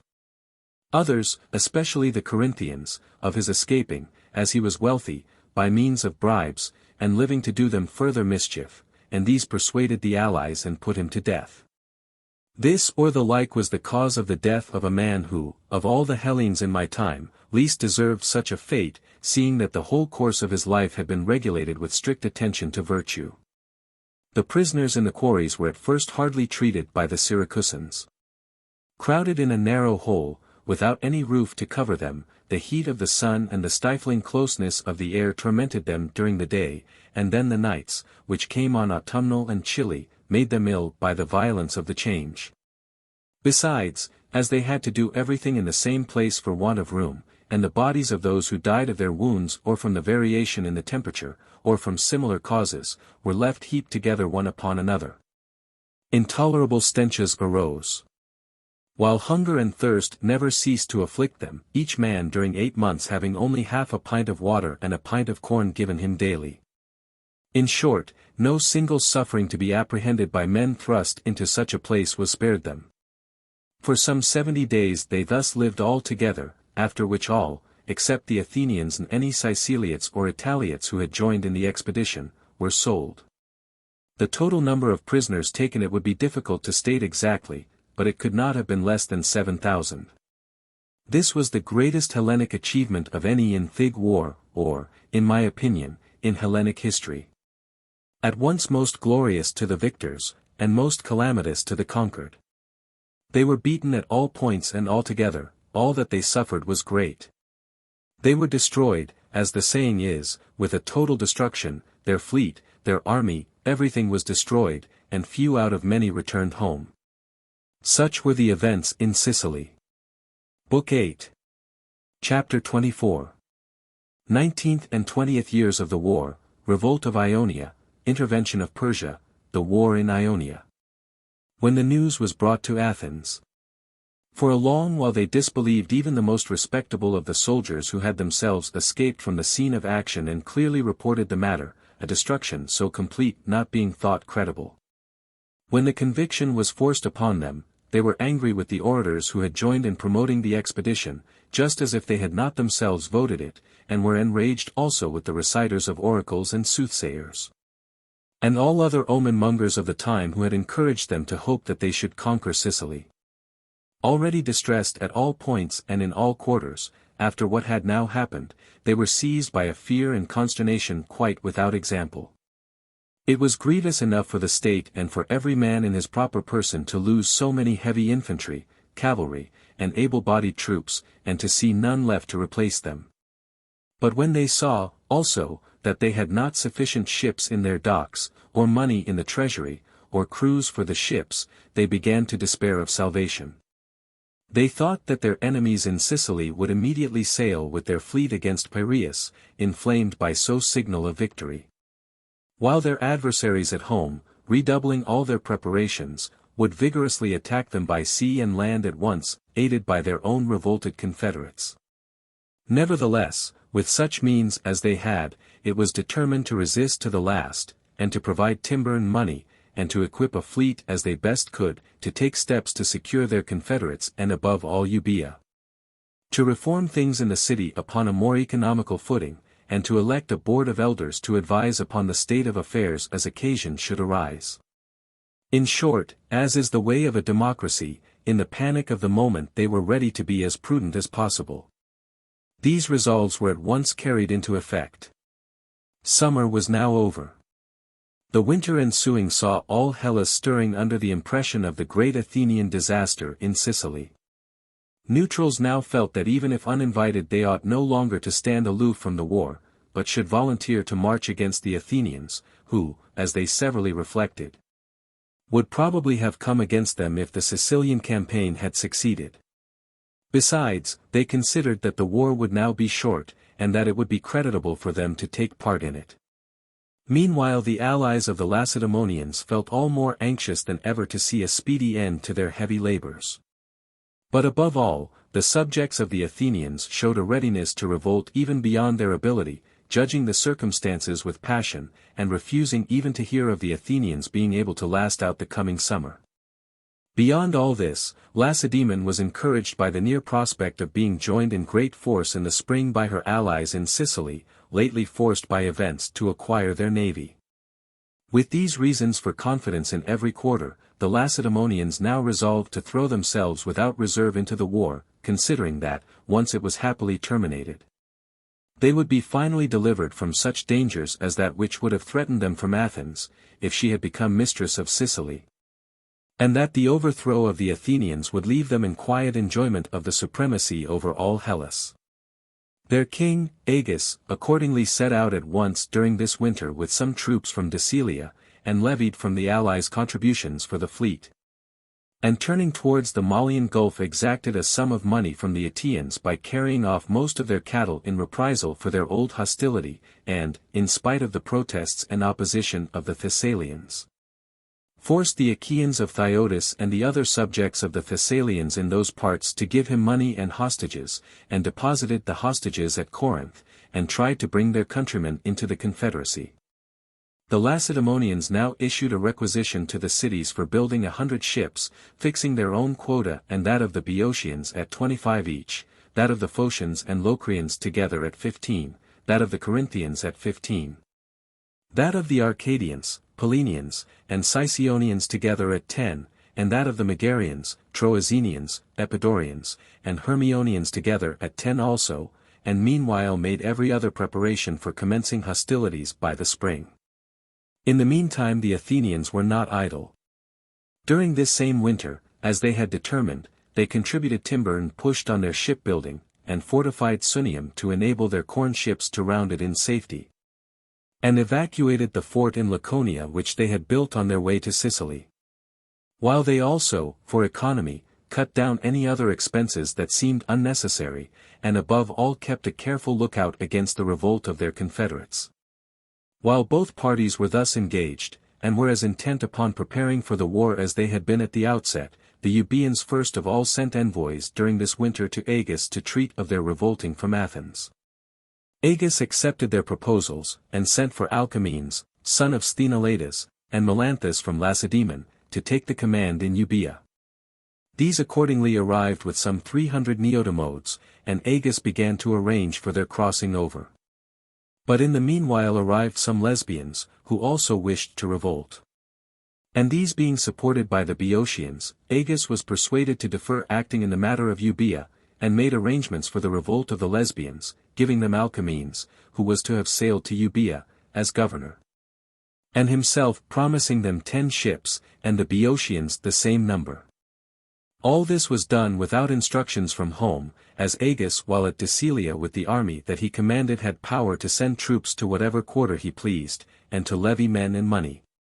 During this period, one might say, the allies obeyed him much more than they did the Lacedaemonians in the city, as the force he had with him made him feared at once wherever he went.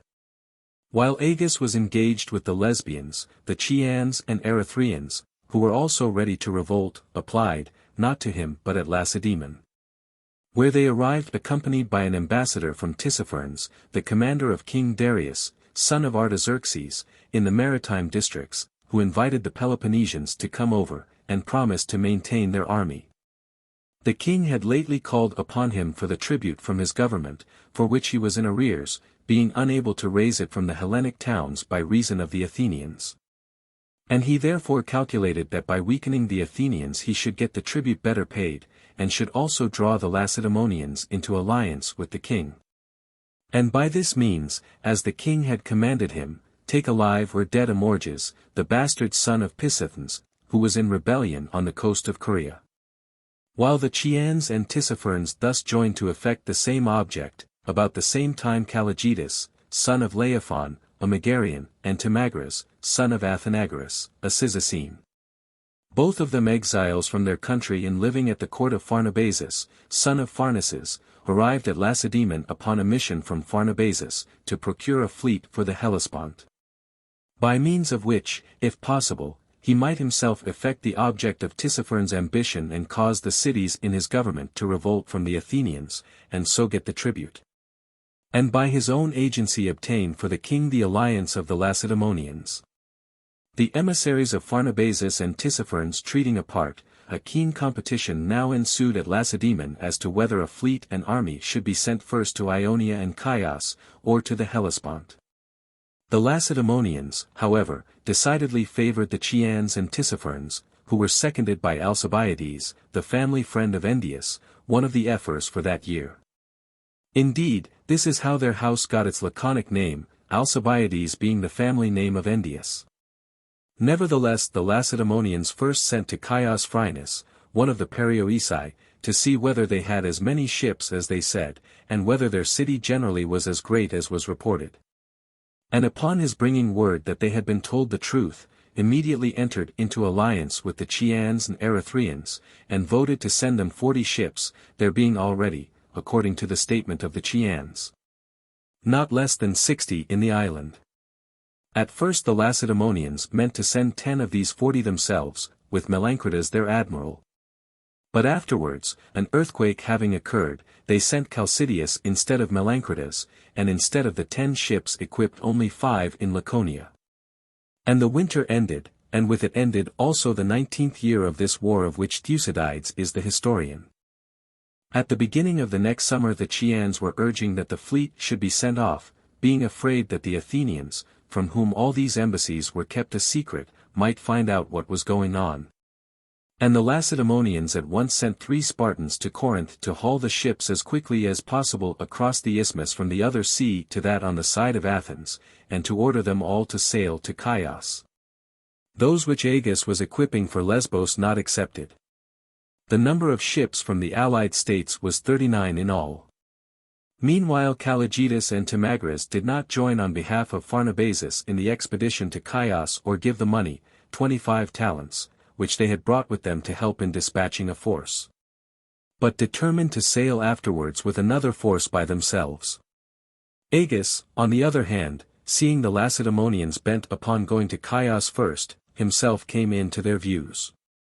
And the allies assembled at Corinth and held a council, in which they decided to sail first to Chios under the command of Chalcidius, who was equipping the 5 vessels in Laconia, then to Lesbos, under the command of Alcamenes, the same whom Agis had fixed upon, and lastly to go to the Hellespont, where the command was given to Clearchus, son of Ramphias. Meanwhile they would take only half the ships across the isthmus first, and let those sail off at once, in order that the Athenians might attend less to the departing squadron than to those to be taken across afterwards. As no care had been taken to keep this voyage secret through contempt of the impotence of the Athenians, who had as yet no fleet of any account upon the sea. Agreeably to this determination, 21 vessels were at once conveyed across the isthmus.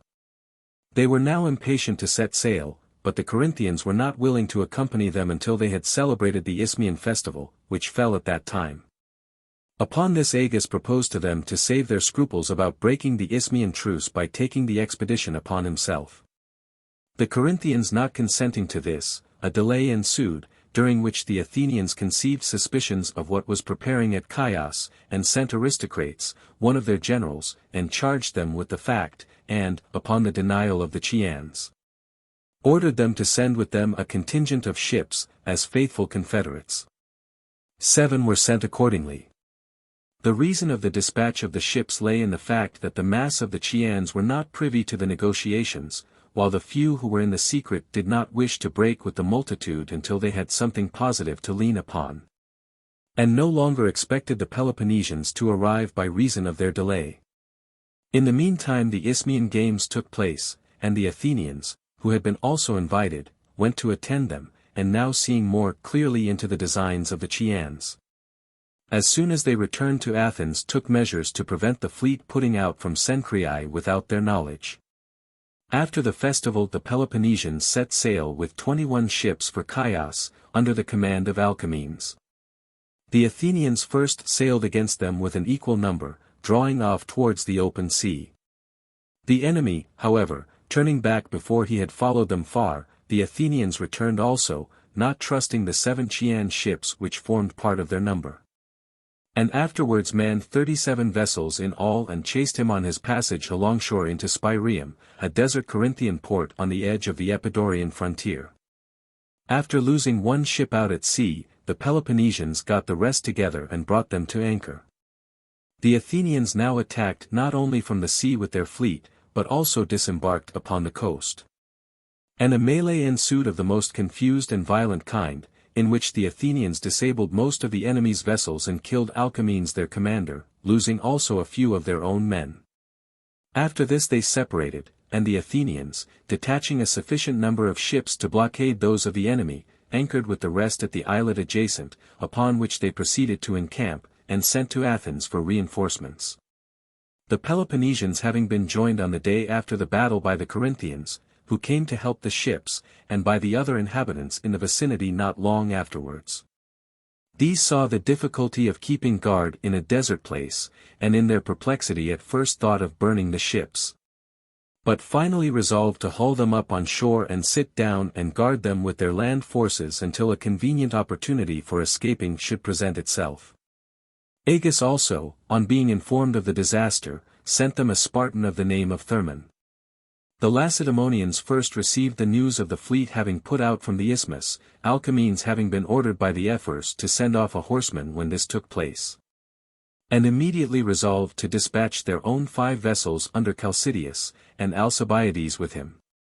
But while they were full of this resolution came the second news of the fleet having taken refuge in Spiraeum. And disheartened at their first step in the Ionian War proving a failure, they laid aside the idea of sending the ships from their own country, and even wished to recall some that had already sailed.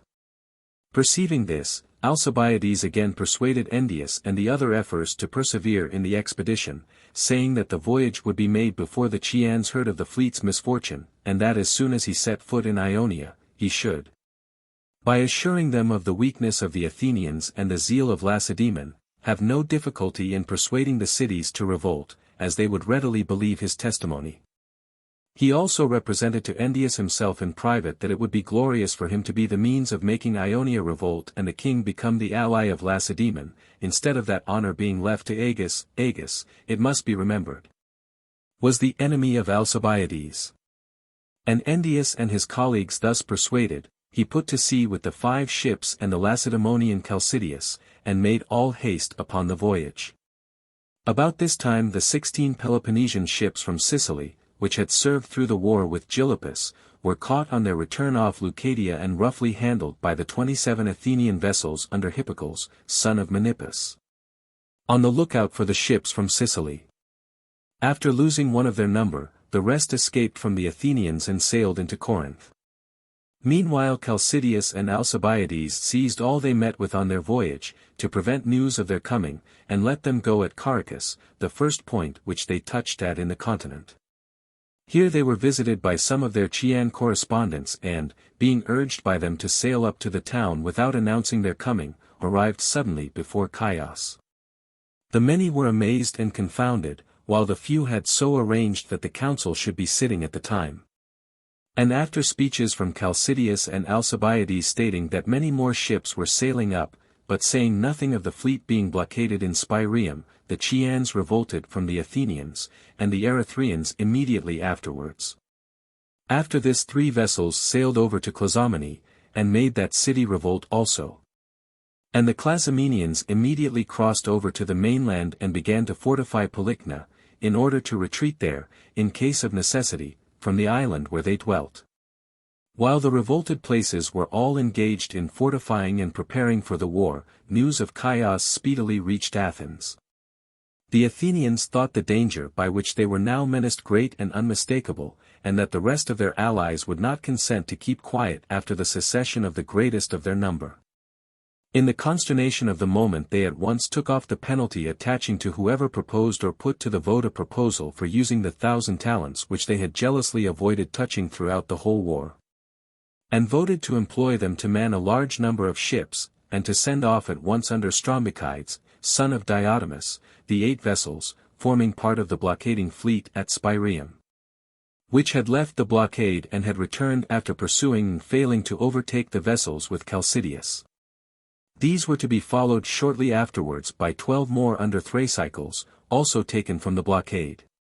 They also recalled the 7 Chian vessels, forming part of their squadron blockading the fleet in Spirium, and giving the slaves on board their liberty, put the freemen in confinement.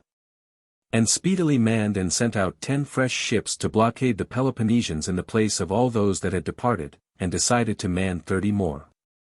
Zeal was not wanting, and no effort was spared to send relief to Chios. In the meantime Strombichides with his 8 ships arrived at Samos, and, taking 1 Samian vessel, sailed to Teos and required them to remain quiet. Chalcidius also set sail with 23 ships for Teos from Chios, the land forces of the Clazomenians and Erythraeans moving alongshore to support him. Informed of this in time, Strombichides put out from Teos before their arrival, and while out at sea, seeing the number of the ships from Chios, fled toward Samos, chased by the enemy. The Teians at first would not receive the land forces, but upon the flight of the Athenians took them into the town. There they waited for some time for Chalcidius to return from the pursuit, and as time went on without his appearing, began themselves to demolish the wall which the Athenians had built on the land side of the city of the Teians. Being assisted by a few of the barbarians who had come up under the command of Stages, the lieutenant of Tissaphernes. Meanwhile Chalcidius and Alcibiades, after chasing Strombichides into Samos, armed the crews of the ships from Peloponnese and left them at Chios, and filling their places with substitutes from Chios and manning 20 others, sailed off to effect the revolt of Miletus. The wish of Alcibiades, who had friends among the leading men of the Milesians, was to bring over the town before the arrival of the ships from Peloponnese, and thus, by causing the revolt of as many cities as possible with the help of the Chian power and of Chalcidius, to secure the honor for the Chians and himself and Chalcidius, and, as he had promised, for Endius who had sent them out.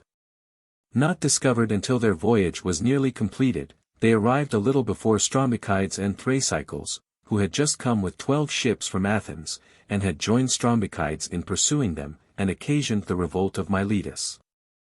The Athenians sailing up close on their heels with 19 ships found Miletus closed against them, and took up their station at the adjacent island of Lade. The first alliance between the king and the Lacedaemonians was now concluded immediately upon the revolt of the Milesians, by Tissaphernes and Chalcidius, and was as follows.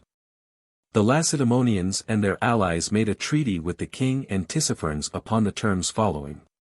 1.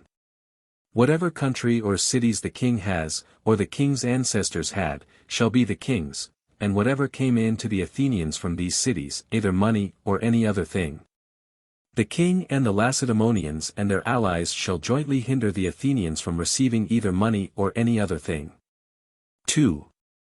The war with the Athenians shall be carried on jointly by the king and by the Lacedaemonians and their allies, and it shall not be lawful to make peace with the Athenians except both agree. The king on his side and the Lacedaemonians and their allies on theirs. 3. If any revolt from the king, they shall be the enemies of the Lacedaemonians and their allies. And if any revolt from the Lacedaemonians and their allies, they shall be the enemies of the king in like manner. This was the alliance. After this the Chians immediately manned 10 more vessels and sailed for Anaia, in order to gain intelligence of those in Miletus, and also to make the cities revolt. A message, however, reaching them from Chalcidius to tell them to go back again, and that Amorges was at hand with an army by land, they sailed to the temple of Zeus. And there sighting 10 more ships sailing up with which Diomedon had started from Athens after Thucydides, fled, 1 ship to Ephesus, the rest to Teos. The Athenians took 4 of their ships empty, the men finding time to escape ashore, the rest took refuge in the city of the Teians. After which the Athenians sailed off to Samos, while the Chians put to sea with their remaining vessels, accompanied by the land forces, and caused Libidos to revolt, and after it Eri. After this they both returned home, the fleet and the army. About the same time the 20 ships of the Peloponnesians in Spirium, which we left chased to land and blockaded by an equal number of Athenians, suddenly sallied out and defeated the blockading squadron, took 4 of their ships, and, sailing back to Cenchreae, prepared again for the voyage to Chios and Ionia. Here they were joined by Astyochus as High Admiral from Lacedaemon, henceforth invested with the supreme command at sea. The land forces now withdrawing from Teos, Tissaphernes repaired thither in person with an army and completed the demolition of anything that was left of the wall, and so departed.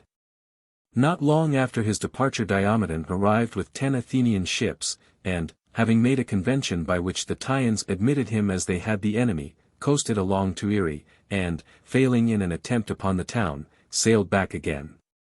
About this time took place the rising of the commons at Samos against the upper classes, in concert with some Athenians, who were there in 3 vessels. The Samian commons put to death some 200 in all of the upper classes, and banished 400 more, and themselves took their land and houses. After which the Athenians decreed their independence, being now sure of their fidelity, and the commons henceforth governed the city, excluding the landholders from all share in affairs, and forbidding any of the commons to give his daughter in marriage to them or to take a wife from them in future. After this, during the same summer, the Chians, whose zeal continued as active as ever, and who even without the Peloponnesians found themselves in sufficient force to effect the revolt of the cities and also wished to have as many companions in peril as possible, made an expedition with 13 ships of their own to Lesbos. The instructions from Lacedaemon being to go to that island next, and from thence to the Hellespont. Meanwhile the land forces of the Peloponnesians who were with the Chians and of the allies on the spot, moved alongshore for Clazomenae and Cuma, under the command of Eualas, a Spartan. While the fleet under Deniadas, one of the Perioeci, first sailed up to Methymna and caused it to revolt, and, leaving 4 ships there, with the rest procured the revolt of Mytilene. In the meantime Astyochus, the Lacedaemonian admiral, set sail from Cenchreae with 4 ships, as he had intended, and arrived at Chios. On the 3rd day after his arrival, the Athenian ships, 25 in number, sailed to Lesbos under Diomedon and Leon, who had lately arrived with a reinforcement of 10 ships from Athens. Late in the same day Astyochus put to sea, and taking 1 Chian vessel with him sailed to Lesbos to render what assistance he could.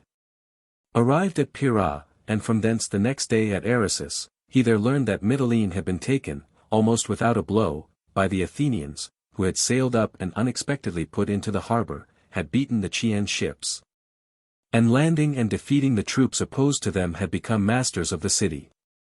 Informed of this by the Aresians and the Chian ships, which had been left with Eubulus at Methymna, and had fled upon the capture of Mytilene, and 3 of which he now fell in with, one having been taken by the Athenians. Astyochus did not go on to Mytilene, but raised and armed Eresus, and, sending the heavy infantry from his own ships by land under Edionicus to Antissa and Methymna, himself proceeded alongshore thither with the ships which he had with him and with the 3 Chians, in the hope that the Methymnians upon seeing them would be encouraged to persevere in their revolt. As, however, everything went against him in Lesbos, he took up his own force and sailed back to Chios, the land forces on board, which were to have gone to the Hellespont, being also conveyed back to their different cities. After this 6 of the allied Peloponnesian ships at Cenchreae joined the forces at Chios.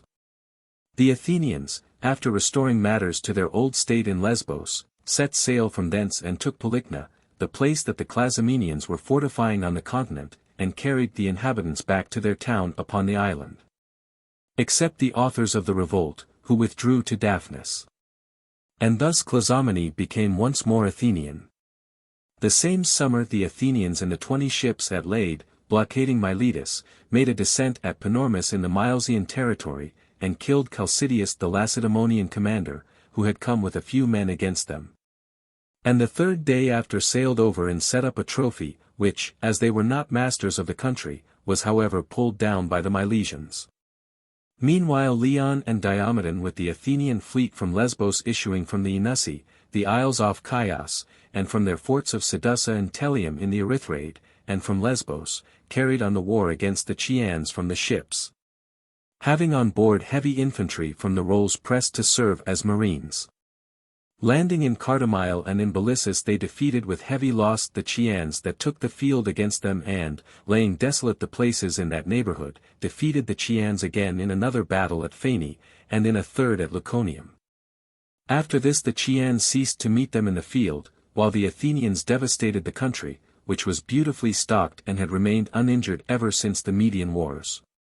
Indeed, after the Lacedaemonians, the Chians are the only people that I have known who knew how to be wise in prosperity, and who ordered their city the more securely the greater it grew.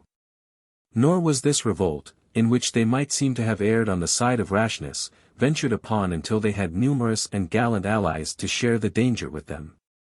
And until they perceived the Athenians after the Sicilian disaster themselves no longer denying the thoroughly desperate state of their affairs. And if they were thrown out by one of the surprises which upset human calculations, they found out their mistake in company with many others who believed, like them, in the speedy collapse of the Athenian power. While they were thus blockaded from the sea and plundered by land, some of the citizens undertook to bring the city over to the Athenians.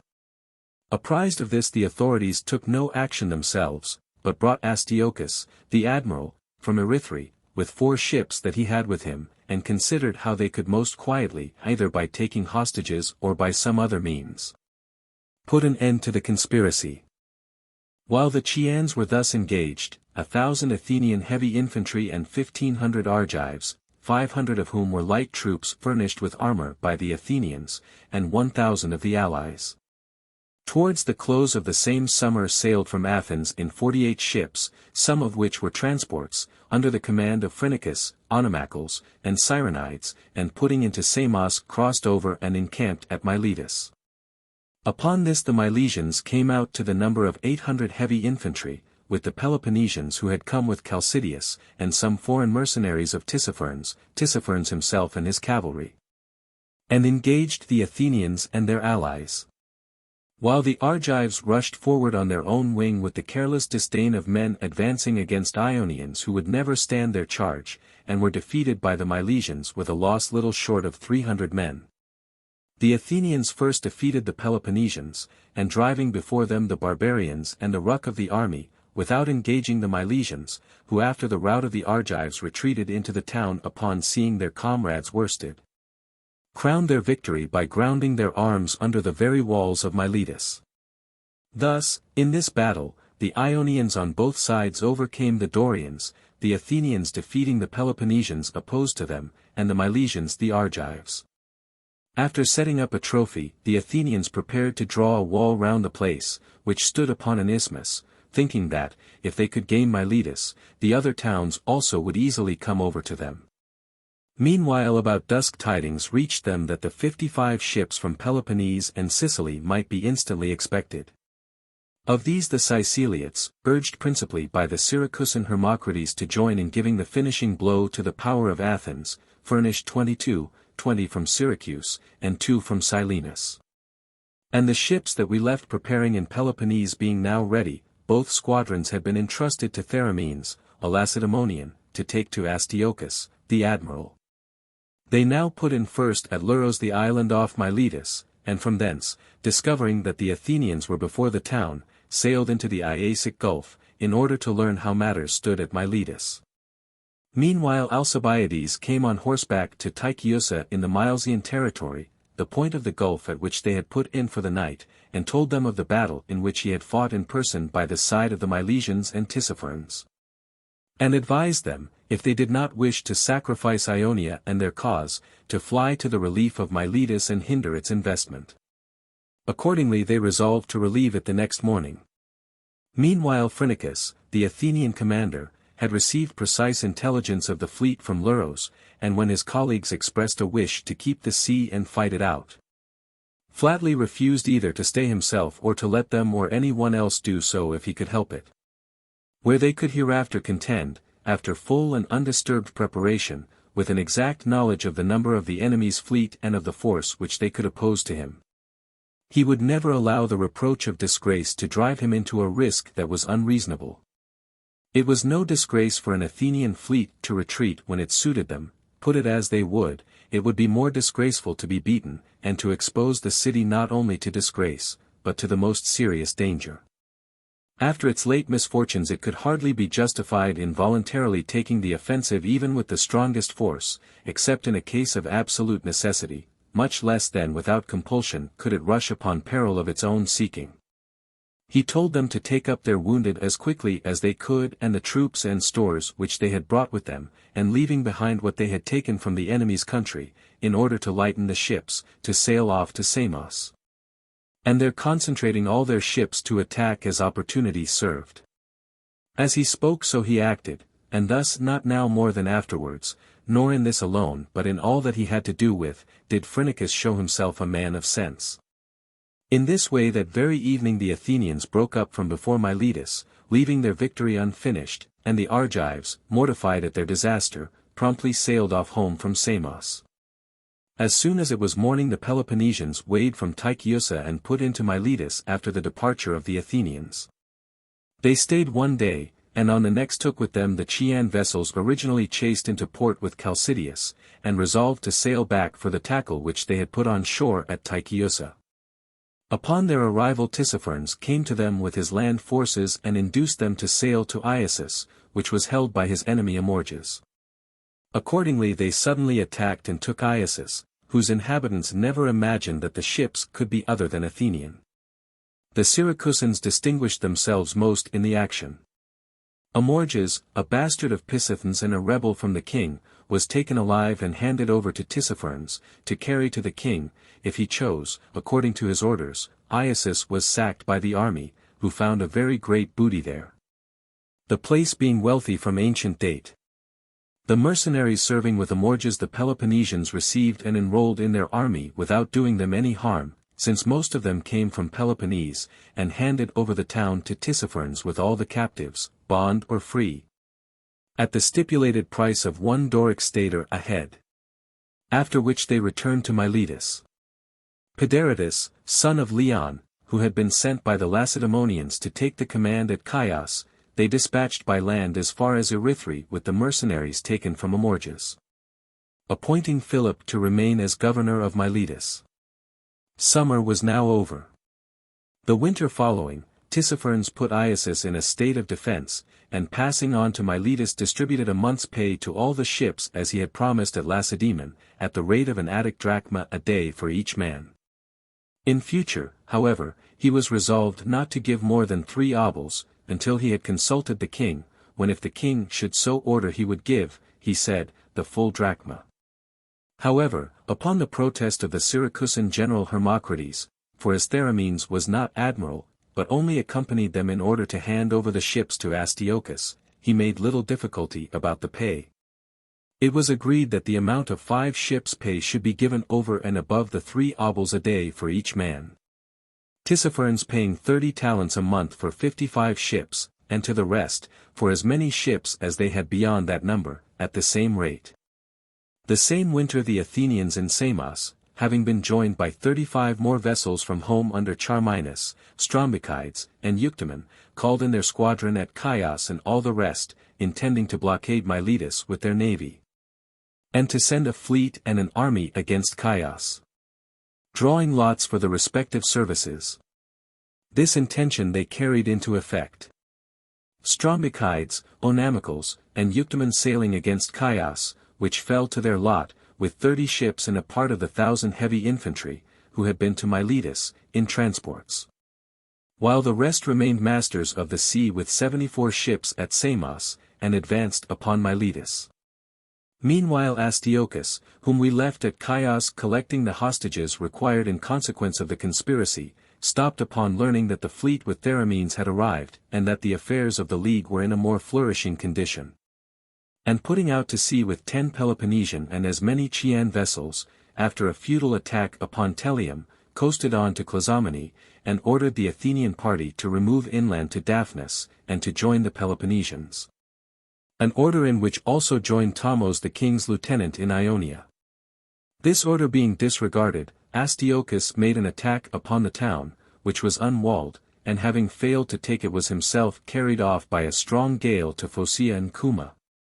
While the rest of the ships put in at the islands adjacent to Clazomenae, Marathussa, Pele, and Drymussa.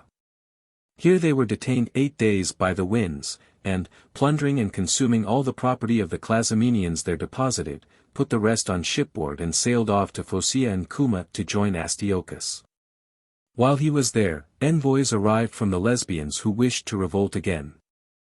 With Astyochus they were successful. But the Corinthians and the other allies being averse to it by reason of their former failure, he weighed anchor and set sail for Chios, where they eventually arrived from different quarters, the fleet having been scattered by a storm. After this Pedaritus, whom we left marching along the coast from Miletus, arrived at Erythrae, and thence crossed over with his army to Chios, where he found also about 500 soldiers who had been left there by Chalcidius from the 5 ships with their arms. Meanwhile some Lesbians making offers to revolt, Astyochus urged upon Pedaritus and the Chians that they ought to go with their ships and effect the revolt of Lesbos, and so increase the number of their allies, or, if not successful, at all events harm the Athenians. The Chians, however, turned a deaf ear to this, and Pedaritus flatly refused to give up to him the Chian vessels. Upon this Astyochus took 5 Corinthian and 1 Megarian vessel, with another from Hermione, and the ships which had come with him from Laconia, and set sail for Miletus to assume his command as admiral.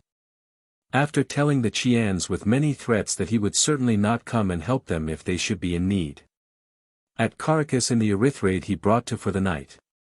The Athenian armament sailing from Samos against Chios being only separated from him by a hill, upon the other side of which it brought to, so that neither perceived the other. But a letter arriving in the night from Pedaritus to say that some liberated Erythraean prisoners had come from Samos to betray Erythrae, Astyochus at once put back to Erythrae, and so just escaped falling in with the Athenians. Here Pedaritus sailed over to join him.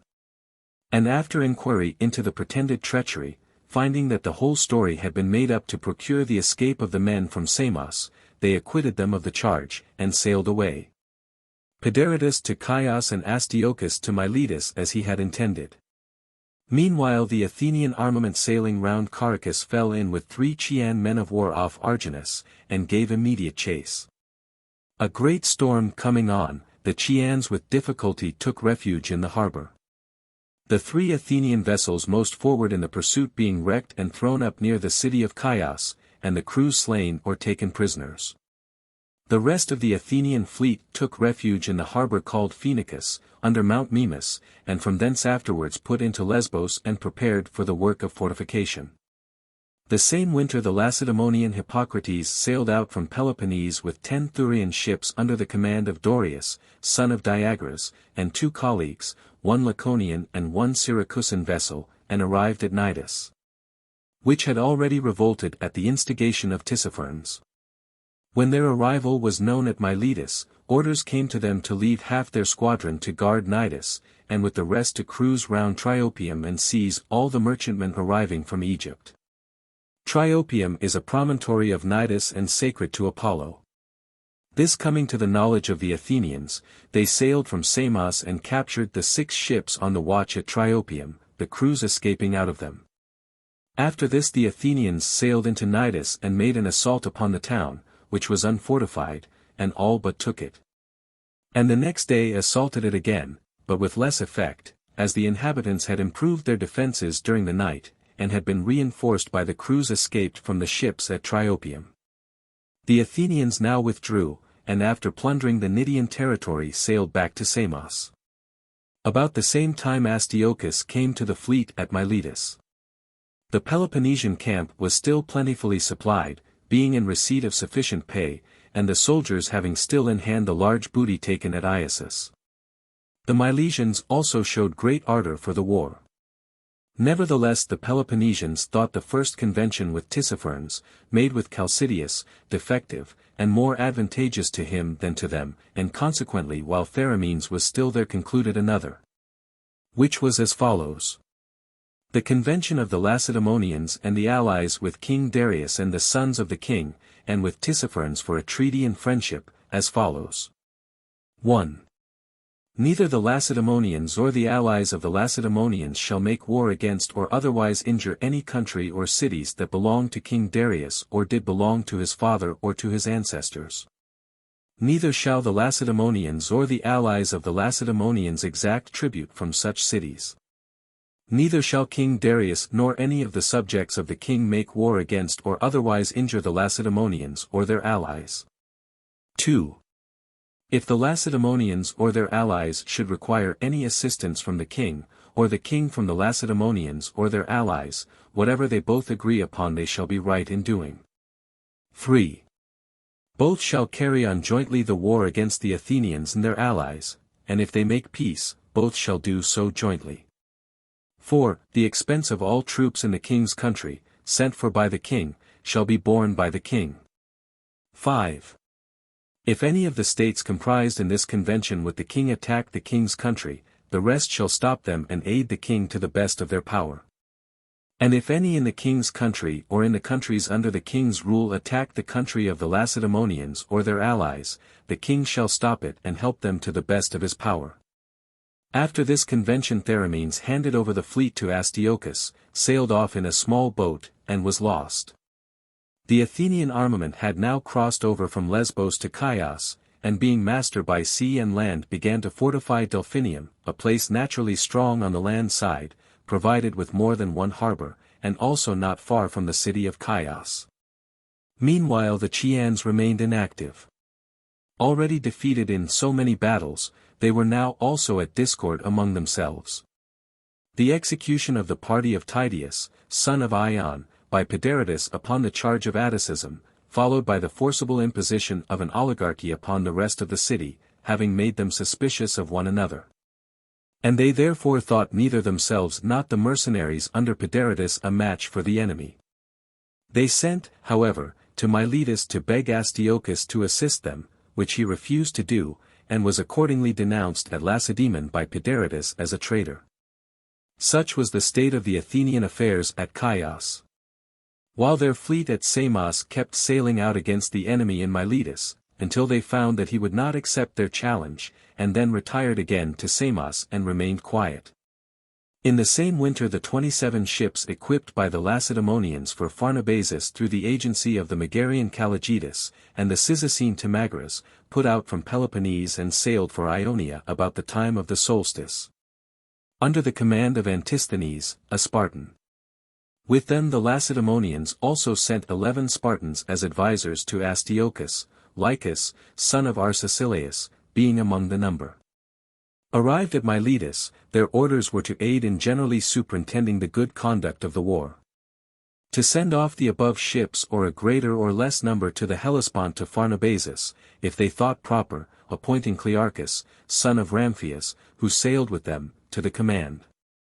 And further, if they thought proper, to make Antisthenes admiral, dismissing Astyochus, whom the letters of Pedaritus had caused to be regarded with suspicion.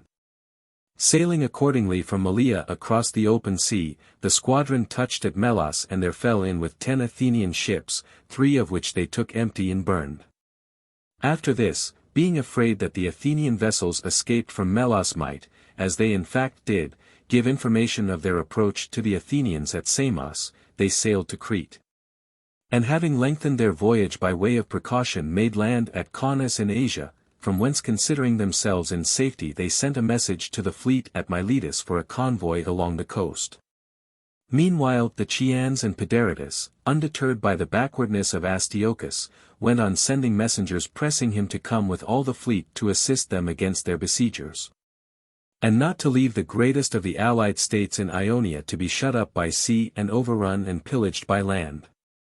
There were more slaves at Chios than in any one other city except Lacedaemon, and being also by reason of their numbers punished more rigorously when they offended, most of them. When they saw the Athenian armament firmly established in the island with a fortified position, immediately deserted to the enemy, and through their knowledge of the country did the greatest mischief. The Chians therefore urged upon Astyochus that it was his duty to assist them, while there was still a hope and a possibility of stopping the enemy's progress, while Delphinium was still in process of fortification and unfinished. And before the completion of a higher rampart which was being added to protect the camp and fleet of their besiegers. Astyochus now saw that the allies also wished it and prepared to go, in spite of his intention to the contrary owing to the threat already referred to. In the meantime news came from Caunus of the arrival of the 27 ships with the Lacedaemonian commissioners. And Astyochus, postponing everything to the duty of convoying a fleet of that importance, in order to be more able to command the sea, and to the safe conduct of the Lacedaemonians sent as spies over his behavior. At once gave up going to Chios and set sail for Caunus. As he coasted along he landed at the Meropid Kos and sacked the city, which was unfortified and had been lately laid in ruins by an earthquake, by far the greatest in living memory, and, as the inhabitants had fled to the mountains, overran the country and made booty of all it contained, letting go, however, the free men. From Kos arriving in the night at Cnidus he was constrained by the representations of the Cnidians not to disembark the sailors, but to sail as he was straight against the 20 Athenian vessels, which with Charminus, one of the commanders at Samos, were on the watch for the very 27 ships from Peloponnese which Astyochus was himself sailing to join. The Athenians in Samos having heard from Melos of their approach, and Charminus being on the lookout off Syme, Chalce, Rhodes, and Lycia, as he now heard that they were at Caunus. Astyochus accordingly sailed as he was to Syme, before he was heard of, in the hope of catching the enemy somewhere out at sea. Rain, however, and foggy weather encountered him, and caused his ships to straggle and get into disorder in the dark. In the morning his fleet had parted company and was most of it still straggling round the island, and the left wing only in sight of Charminus and the Athenians, who took it for the squadron which they were watching for from Caunus, and hastily put out against it with part only of their 20 vessels, and attacking immediately sank 3 ships and disabled others, and had the advantage in the action until the main body of the fleet unexpectedly hove in sight, when they were surrounded on every side. Upon this they took to flight, and after losing 6 ships with the rest escaped to Tutlussa or Beat Island, and from thence to Halicarnassus. After this the Peloponnesians put into Cnidus and, being joined by the 27 ships from Caunus, sailed all together and set up a trophy in Syme, and then returned to anchor at Cnidus. As soon as the Athenians knew of the sea fight, they sailed with all the ships at Samos to Syme, and, without attacking or being attacked by the fleet at Cnidus, took the ship's tackle left at Syme, and touching at Loromai on the mainland sailed back to Samos. Meanwhile the Peloponnesian ships, being now all at Cnidus, underwent such repairs as were needed. While the 11 Lacedaemonian commissioners conferred with Tissaphernes, who had come to meet them, upon the points which did not satisfy them in the past transactions, and upon the best and mutually most advantageous manner of conducting the war in future. The severest critic of the present proceedings was Lycus, who said that neither of the treaties could stand, neither that of Chalcidius, nor that of Theramenes. It being monstrous that the king should at this date pretend to the possession of all the country formerly ruled by himself or by his ancestors, a pretension which implicitly put back under the yoke all the islands, Thessaly, Locris, and everything as far as Boeotia, and made the Lacedaemonians give to the Hellenes instead of liberty a Median master. He therefore invited Tissaphernes to conclude another and a better treaty, as they certainly would not recognize those existing and did not want any of his pay upon such conditions. This offended Tissaphernes so much that he went away in a rage without settling anything. Chapter 25. 20th and 21st years of the war, intrigues of Alcibiades, withdrawal of the Persian subsidies, oligarchical coup d'état at Athens, patriotism of the army at Samos. The Peloponnesians now determined to sail to Rhodes. Upon the invitation of some of the principal men there, hoping to gain an island powerful by the number of its seamen and by its land forces, and also thinking that they would be able to maintain their fleet from their own confederacy, without having to ask for money from Tissaphernes. They accordingly at once set sail that same winter from Cnidus, and first put in with 94 ships at Camarus in the Rhodian country, to the great alarm of the mass of the inhabitants, who were not privy to the intrigue, and who consequently fled, especially as the town was unfortified. They were afterwards, however, assembled by the Lacedaemonians together with the inhabitants of the 2 other towns of Lindus and Ialysus, and the Rhodians were persuaded to revolt from the Athenians and the island went over to the Peloponnesians. Meanwhile the Athenians had received the alarm and set sail with the fleet from Samos to forestall them, and came within sight of the island, but being a little too late sailed off for the moment to Chalce, and from thence to Samos, and subsequently waged war against Rhodes, issuing from Chalce, Kos, and Samos.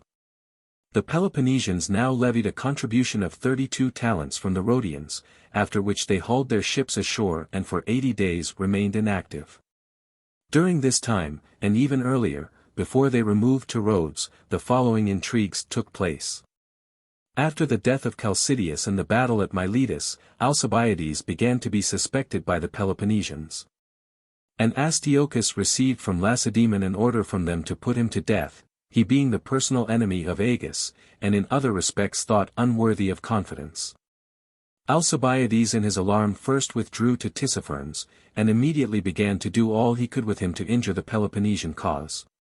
Henceforth becoming his adviser in everything, he cut down the pay from an Attic drachma to 3 obols a day, and even this not paid too regularly. And told Tissaphernes to say to the Peloponnesians that the Athenians, whose maritime experience was of an older date than their own, only gave their men 3 obols.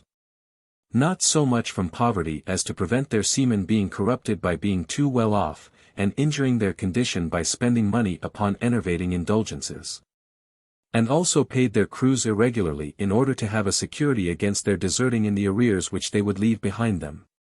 He also told Tissaphernes to bribe the captains and generals of the cities, and so to obtain their connivance, an expedient which succeeded with all except the Syracusans, Hermocrates alone opposing him on behalf of the whole confederacy. Meanwhile the cities asking for money Alcibiades sent off, by roundly telling them in the name of Tissaphernes that it was great impudence in the Chians, the richest people in Hellas, not content with being defended by a foreign force, to expect others to risk not only their lives but their money as well in behalf of their freedom. While the other cities, he said, had to pay largely to Athens before their rebellion, and could not justly refuse to contribute as much or even more now for their own selves. He also pointed out that Tissaphernes was at present carrying on the war at his own charges, and had good cause for economy. But that as soon as he received remittances from the king he would give them their pay in full and do what was reasonable for the cities. Alcibiades further advised Tissaphernes not to be in too great a hurry to end the war, or to let himself be persuaded to bring up the Phoenician fleet which he was equipping, or to provide pay for more Hellenes, and thus put the power by land and sea into the same hands, but to leave each of the contending parties in possession of one element, thus enabling the king when he found one troublesome to call in the other. For if the command of the sea and land were united in one hand, he would not know where to turn for help to overthrow the dominant power, unless he at last chose to stand up himself, and go through with the struggle at great expense and hazard. The cheapest plan was to let the Hellenes wear each other out, at a small share of the expense and without risk to himself. Besides, he would find the Athenians the most convenient partners in empire as they did not aim at conquests on shore, and carried on the war upon principles and with a practice most advantageous to the king. Being prepared to combine to conquer the sea for Athens, and for the king all the Hellenes inhabiting his country, whom the Peloponnesians, on the contrary, had come to liberate. Now it was not likely that the Lacedaemonians would free the Hellenes from the Hellenic Athenians, without freeing them also from the barbarian Mede, unless overthrown by him in the meanwhile. Alcibiades therefore urged him to wear them both out at first, and, after docking the Athenian power as much as he could, forthwith to rid the country of the Peloponnesians. In the main Tissaphernes approved of this policy, so far at least as could be conjectured from his behavior. Since he now gave his confidence to Alcibiades in recognition of his good advice, and kept the Peloponnesians short of money, and would not let them fight at sea, but ruined their cause by pretending that the Phoenician fleet would arrive, and that they would thus be enabled to contend with the odds in their favor, and so made their navy lose its efficiency, which had been very remarkable, and generally betrayed a coolness in the war that was too plain to be mistaken. Alcibiades gave this advice to Tissaphernes and the king, with whom he then was, not merely because he thought it really the best, but because he was studying means to effect his restoration to his country. Well knowing that if he did not destroy it he might one day hope to persuade the Athenians to recall him, and thinking that his best chance of persuading them lay in letting them see that he possessed the favor of Tissaphernes.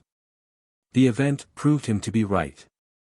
When the Athenians at Samos found that he had influence with Tissaphernes, principally of their own motion, though partly also through Alcibiades himself sending word to their chief men to tell the best men in the army that if there were only an oligarchy in the place of the rascally democracy that had banished him, he would be glad to return to his country and to make Tissaphernes their friend. The captains and chief men in the armament at once embraced the idea of subverting the democracy. The design was first mooted in the camp, and afterwards from thence reached the city. Some persons crossed over from Samos and had an interview with Alcibiades, who immediately offered to make first Tissaphernes, and afterwards the king, their friend, if they would give up the democracy and make it possible for the king to trust them. The higher class, who also suffered most severely from the war, now conceived great hopes of getting the government into their own hands, and of triumphing over the enemy. Upon their return to Samos, the emissaries formed their partisans into a club, and openly told the mass of the armament that the king would be their friend, and would provide them with money, if Alcibiades were restored and the democracy abolished. The multitude, if at first irritated by these intrigues, were nevertheless kept quiet by the advantageous prospect of the pay from the king. And the oligarchical conspirators, after making this communication to the people, now re-examined the proposals of Alcibiades among themselves, with most of their associates. Unlike the rest, who thought them advantageous and trustworthy, Phrynichus, who was still general, by no means approved of the proposals. Alcibiades, he rightly thought, cared no more for an oligarchy than for a democracy, and only sought to change the institutions of his country in order to get himself recalled by his associates. While for themselves their one object should be to avoid civil discord. It was not the king's interest, when the Peloponnesians were now their equals at sea, and in possession of some of the chief cities in his empire, to go out of his way to side with the Athenians whom he did not trust, when he might make friends of the Peloponnesians who had never injured him. And as for the allied states to whom oligarchy was now offered, because the democracy was to be put down at Athens, he well knew that this would not make the rebels come in any the sooner, or confirm the loyal in their allegiance. As the allies would never prefer servitude with an oligarchy or democracy to freedom with the constitution which they actually enjoyed, to whichever type it belonged. Besides, the cities thought that the so-called better classes would prove just as oppressive as the commons, as being those who originated, proposed, and for the most part benefited from the acts of the commons injurious to the confederates. Indeed, if it depended on the better classes, the confederates would be put to death without trial and with violence, while the commons were their refuge and the chastiser of these men. This he positively knew that the cities had learned by experience, and that such was their opinion. The propositions of Alcibiades, and the intrigues now in progress, could therefore never meet with his approval. However, the members of the club assembled, agreeably to their original determination, accepted what was proposed, and prepared to send Pisander and others on an embassy to Athens to treat for the restoration of Alcibiades and the abolition of the democracy in the city, and thus to make Tissaphernes the friend of the Athenians. Phrynichus now saw that there would be a proposal to restore Alcibiades, and that the Athenians would consent to it. And fearing after what he had said against it that Alcibiades, if restored, would revenge himself upon him for his opposition, had recourse to the following expedient.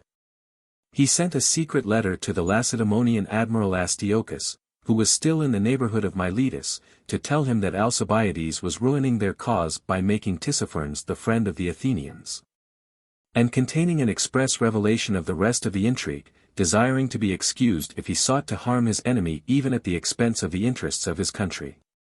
However, Astyochus, instead of thinking of punishing Alcibiades, who, besides, no longer ventured within his reach as formerly, went up to him and Tissaphernes at Magnesia, communicated to them the letter from Samos, and turned informer, and, if report may be trusted, became the paid creature of Tissaphernes, undertaking to inform him as to this and all other matters.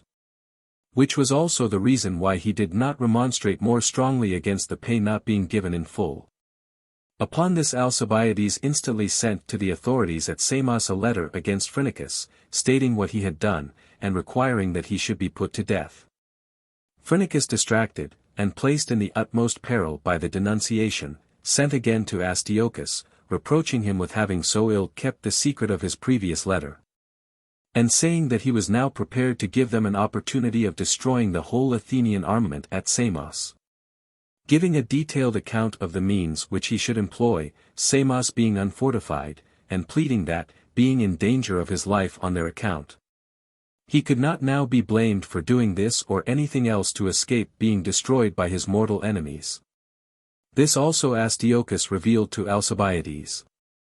Meanwhile Phrynichus having had timely notice that he was playing him false, and that a letter on the subject was on the point of arriving from Alcibiades, himself anticipated the news, and told the army that the enemy, seeing that Samos was unfortified and the fleet not all stationed within the harbor, meant to attack the camp, that he could be certain of this intelligence, and that they must fortify Samos as quickly as possible, and generally look to their defenses. It will be remembered that he was general, and had himself authority to carry out these measures. Accordingly they addressed themselves to the work of fortification, and Samos was thus fortified sooner than it would otherwise have been. Not long afterwards came the letter from Alcibiades, saying that the army was betrayed by Phrynichus, and the enemy about to attack it.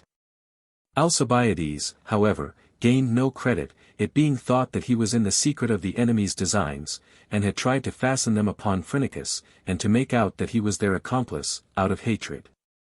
And consequently far from hurting him he rather bore witness to what he had said by this intelligence.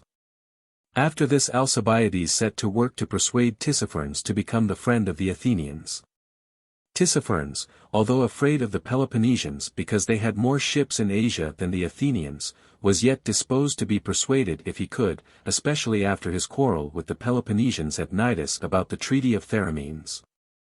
The quarrel had already taken place, as the Peloponnesians were by this time actually at Rhodes. And in it the original argument of Alcibiades touching the liberation of all the towns by the Lacedaemonians had been verified by the declaration of Lycus that it was impossible to submit to a convention which made the king master of all the states, at any former time ruled by himself or by his fathers. While Alcibiades was besieging the favor of Tissaphernes with an earnestness proportioned to the greatness of the issue, the Athenian envoys who had been dispatched from Samos with Pisander arrived at Athens, and made a speech before the people, giving a brief summary of their views, and particularly insisting that, if Alcibiades were recalled and the democratic constitution changed, they could have the king as their ally, and would be able to overcome the Peloponnesians.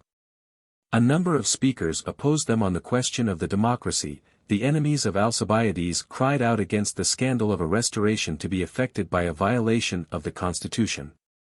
And the Eumolpidine Cereces protested in behalf of the mysteries, the cause of his banishment, and called upon the gods to avert his recall. When Pisander, in the midst of much opposition and abuse, came forward, and taking each of his opponents aside asked him the following question, in the face of the fact that the Peloponnesians had as many ships as their own confronting them at sea, more cities in alliance with them, and the king and Tissaphernes to supply them with money, of which the Athenians had none left, had he any hope of saving the state, unless someone could induce the king to come over to their side? Upon their replying that they had not, he then plainly said to them, "This we cannot have unless we have a more moderate form of government, and put the offices into fewer hands, and so gain the king's confidence, and forthwith restore Alcibiades, who is the only man living that can bring this about. The safety of the state, not the form of its government, is for the moment the most pressing question, as we can always change afterwards whatever we do not like." The people were at first highly irritated at the mention of an oligarchy, but upon understanding clearly from Pisander that this was the only resource left, they took counsel of their fears, and promised themselves some day to change the government again, and gave way. They accordingly voted that Pisander should sail with 10 others and make the best arrangement that they could with Tissaphernes and Alcibiades. At the same time the people, upon a false accusation of Pisander, dismissed Phrynichus from his post together with his colleague Cyrenides, sending Diomedon and Leon to replace them in the command of the fleet. The accusation was that Phrynichus had betrayed Iasus and Amorges, and Pisander brought it because he thought him a man unfit for the business now in hand with Alcibiades. Pisander also went the round of all the clubs already existing in the city for help in lawsuits and elections, and urged them to draw together and to unite their efforts for the overthrow of the democracy. And after taking all other measures required by the circumstances, so that no time might be lost, set off with his 10 companions on his voyage to Tissaphernes. In the same winter Leon and Diomedon, who had by this time joined the fleet, made an attack upon Rhodes.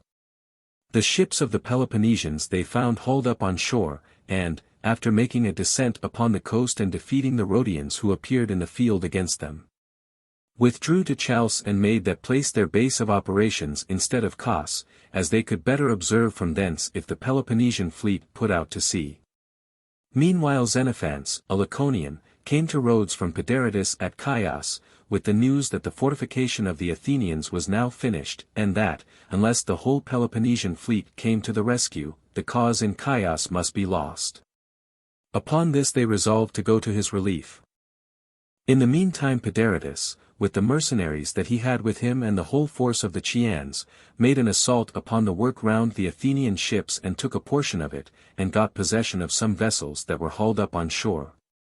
When the Athenians sallied out to the rescue, and first routing the Chians, next defeated the remainder of the force round Pedaritus, who was himself killed, with many of the Chians, a great number of arms being also taken.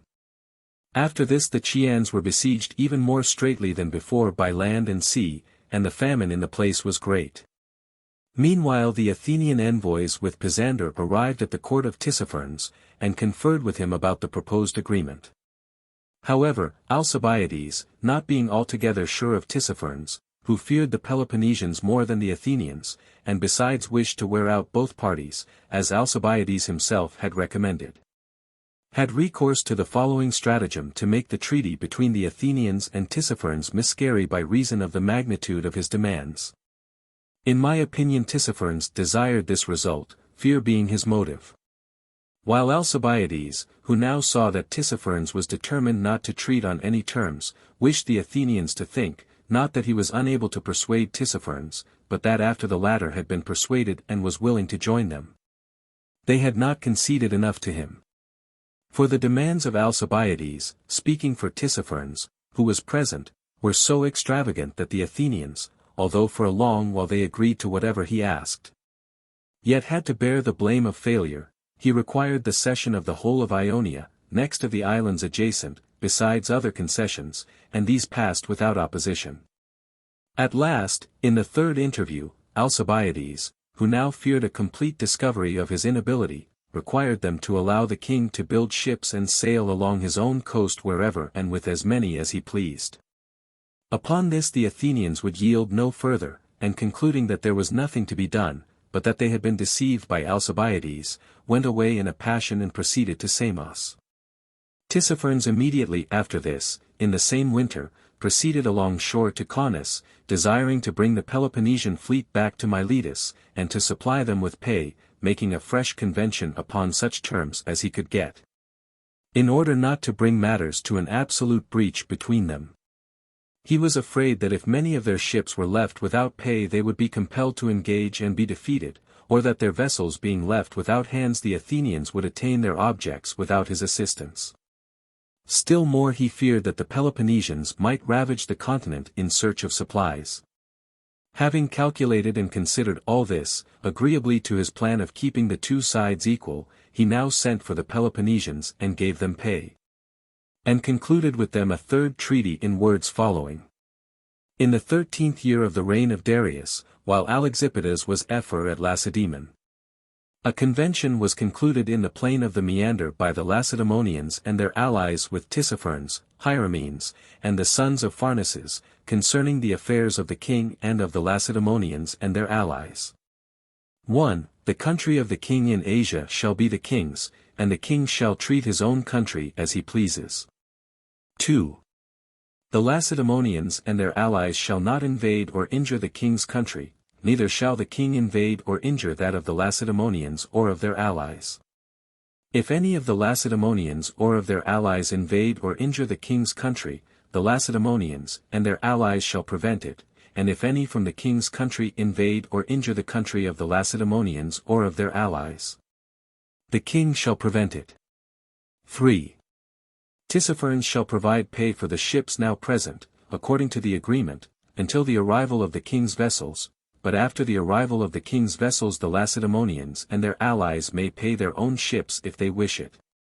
If, however, they choose to receive the pay from Tissaphernes, Tissaphernes shall furnish it, and the Lacedaemonians and their allies shall repay him at the end of the war such moneys as they shall have received. 4. After the vessels have arrived, the ships of the Lacedaemonians and of their allies and those of the king shall carry on the war jointly, according as Tissaphernes and the Lacedaemonians and their allies shall think best. If they wish to make peace with the Athenians, they shall make peace also jointly. This was the treaty. After this Tissaphernes prepared to bring up the Phoenician fleet according to agreement, and to make good his other promises, or at all events wished to make it appear that he was so preparing. Winter was now drawing towards its close, when the Boeotians took Oropus by treachery, though held by an Athenian garrison. Their accomplices in this were some of the Eretrians and of the Oropians themselves, who were plotting the revolt of Euboea, as the place was exactly opposite Eretria. And while in Athenian hands was necessarily a source of great annoyance to Eretria and the rest of Euboea. Oropus being in their hands, the Eretrians now came to Rhodes to invite the Peloponnesians into Euboea. The latter, however, were rather bent on the relief of the distressed Chians, and accordingly put out to sea and sailed with all their ships from Rhodes. Off Triopium they sighted the Athenian fleet out at sea sailing from Chalce, and, neither attacking the other, arrived, the latter at Samos, the Peloponnesians at Miletus, seeing that it was no longer possible to relieve Chios without a battle. And this winter ended, and with it ended the 20th year of this war of which Thucydides is the historian.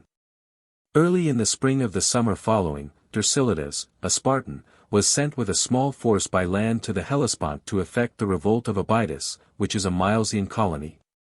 And the Chians, while Astyochus was at a loss how to help them, were compelled to fight at sea by the pressure of the siege. While Astyochus was still at Rhodes they had received from Miletus, as their commander after the death of Pedaritus, a Spartan named Leon, who had come out with Antisthenes, and 12 vessels which had been on guard at Miletus.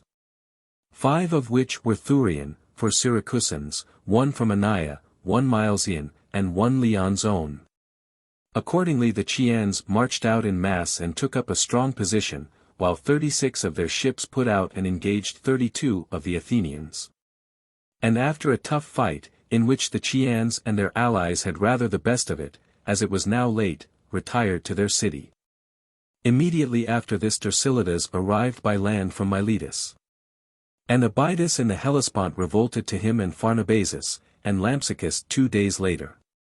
Upon receipt of this news Strombichides hastily sailed from Chios with 24 Athenian ships, some transports carrying heavy infantry being of the number, and defeating the Lampsacines who came out against him, took Lampsacus, which was unfortified, at the first assault, and making prize of the slaves and goods restored the freemen to their homes, and went on to Abydos.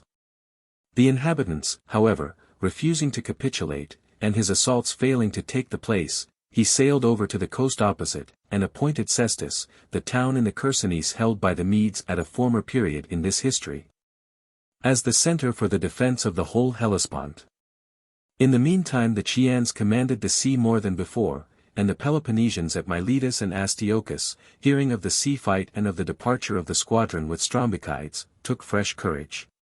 Coasting along with 2 vessels to Chios, Astyochus took the ships from that place, and now moved with the whole fleet upon Samos, from whence, however, he sailed back to Miletus, as the Athenians did not put out against him, owing to their suspicions of one another. For it was about this time, or even before, that the democracy was put down at Athens. When Pisander and the envoys returned from Tissaphernes to Samos they at once strengthened still further their interest in the army itself, and instigated the upper class in Samos to join them in establishing an oligarchy, the very form of government which a party of them had lately risen to avoid. At the same time the Athenians at Samos, after a consultation among themselves, determined to let Alcibiades alone, since he refused to join them, and besides was not the man for an oligarchy. And now that they were once embarked, to see for themselves how they could best prevent the ruin of their cause, and meanwhile to sustain the war.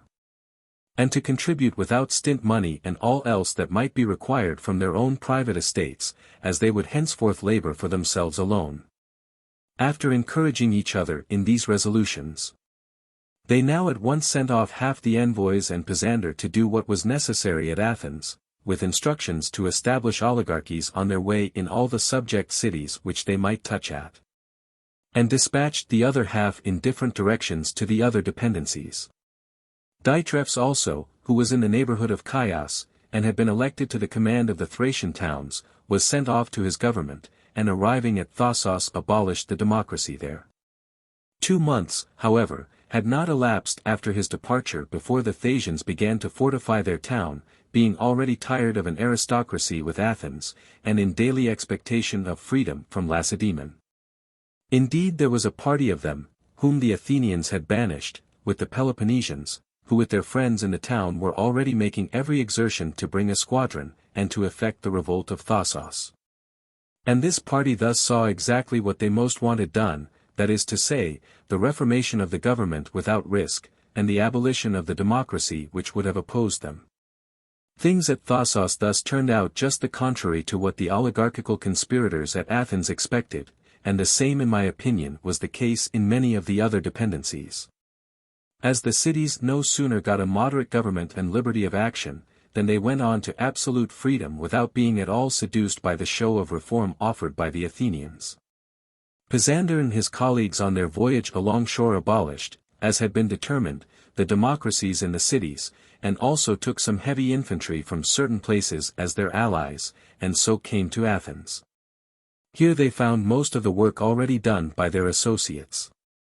Some of the younger men had banded together, and secretly assassinated one Androcles, the chief leader of the commons, and mainly responsible for the banishment of Alcibiades. Androcles being singled out both because he was a popular leader and because they sought by his death to recommend themselves to Alcibiades, who was, as they supposed, to be recalled, and to make Tissaphernes their friend. There were also some other obnoxious persons whom they secretly did away with in the same manner. Meanwhile their cry in public was that no pay should be given except to persons serving in the war, and that not more than 5,000 should share in the government, and those such as were most able to serve the state in person and in purse. But this was a mere catchword for the multitude, as the authors of the revolution were really to govern. However, the assembly and the council of the Beans still met notwithstanding, although they discussed nothing that was not approved of by the conspirators, who both supplied the speakers and reviewed in advance what they were to say. Fear, and the sight of the numbers of the conspirators, closed the mouths of the rest. Or if any ventured to rise in opposition, he was presently put to death in some convenient way, and there was neither search for the murderers or justice to be had against them if suspected.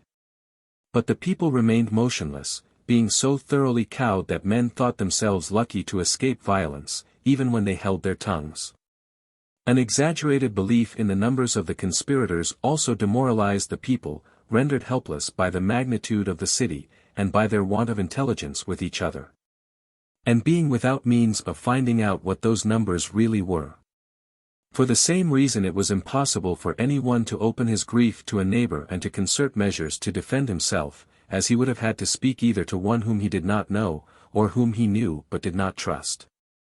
Indeed, all the popular party approached each other with suspicion, each thinking his neighbor concerned in what was going on, the conspirators having in their ranks persons whom no one could ever have believed capable of joining an oligarchy. And these it was who made the many so suspicious, and so helped to procure impunity for the few, by confirming the commons in their mistrust of one another. At this juncture arrived Pisander and his colleagues, who lost no time in doing the rest. First they assembled the people, and moved to elect 10 commissioners with full powers to frame a constitution.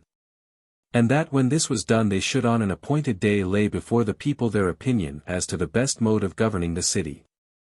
Afterwards, when the day arrived, the conspirators enclosed the assembly in Colonus, a temple of Poseidon, a little more than a mile outside the city. When the commissioners simply brought forward this single motion, that any Athenian might propose with impunity whatever measure he pleased, heavy penalties being imposed upon any who should indict for illegality, or otherwise molest him for so doing. The way thus cleared, it was now plainly declared that all tenure of office and receipt of pay under the existing institutions were at an end, and that 5 men must be elected as presidents, who should in their turn elect 100. And each of the 100 3 apiece. And that this body thus made up to 400 should enter the council chamber with full powers and govern as they judged best, and should convene the 5,000 whenever they pleased. The man who moved this resolution was Pisander, who was throughout the chief ostensible agent in putting down the democracy. But he who concerted the whole affair, and prepared the way for the catastrophe, and who had given the greatest thought to the matter, was Antiphon, one of the best men of his day in Athens. Who, with a head to contrive measures and a tongue to recommend them, did not willingly come forward in the assembly or upon any public scene, being ill looked upon by the multitude owing to his reputation for talent. And who yet was the one man best able to aid in the courts, or before the assembly, the suitors who required his opinion. Indeed, when he was afterwards himself tried for his life on the charge of having been concerned in setting up this very government, when the 400 were overthrown and hardly dealt with by the commons, he made what would seem to be the best defense of any known up to my time. Phrynichus also went beyond all others in his zeal for the oligarchy. Afraid of Alcibiades, and assured that he was no stranger to his intrigues with Astyochus at Samos, he held that no oligarchy was ever likely to restore him, and once embarked in the enterprise, proved, where danger was to be faced. By far the staunchest of them all. Thyramines, son of Hagnon, was also one of the foremost of the subverters of the democracy, a man as able in council as in debate. Conducted by so many and by such sagacious heads, the enterprise, great as it was, not unnaturally went forward.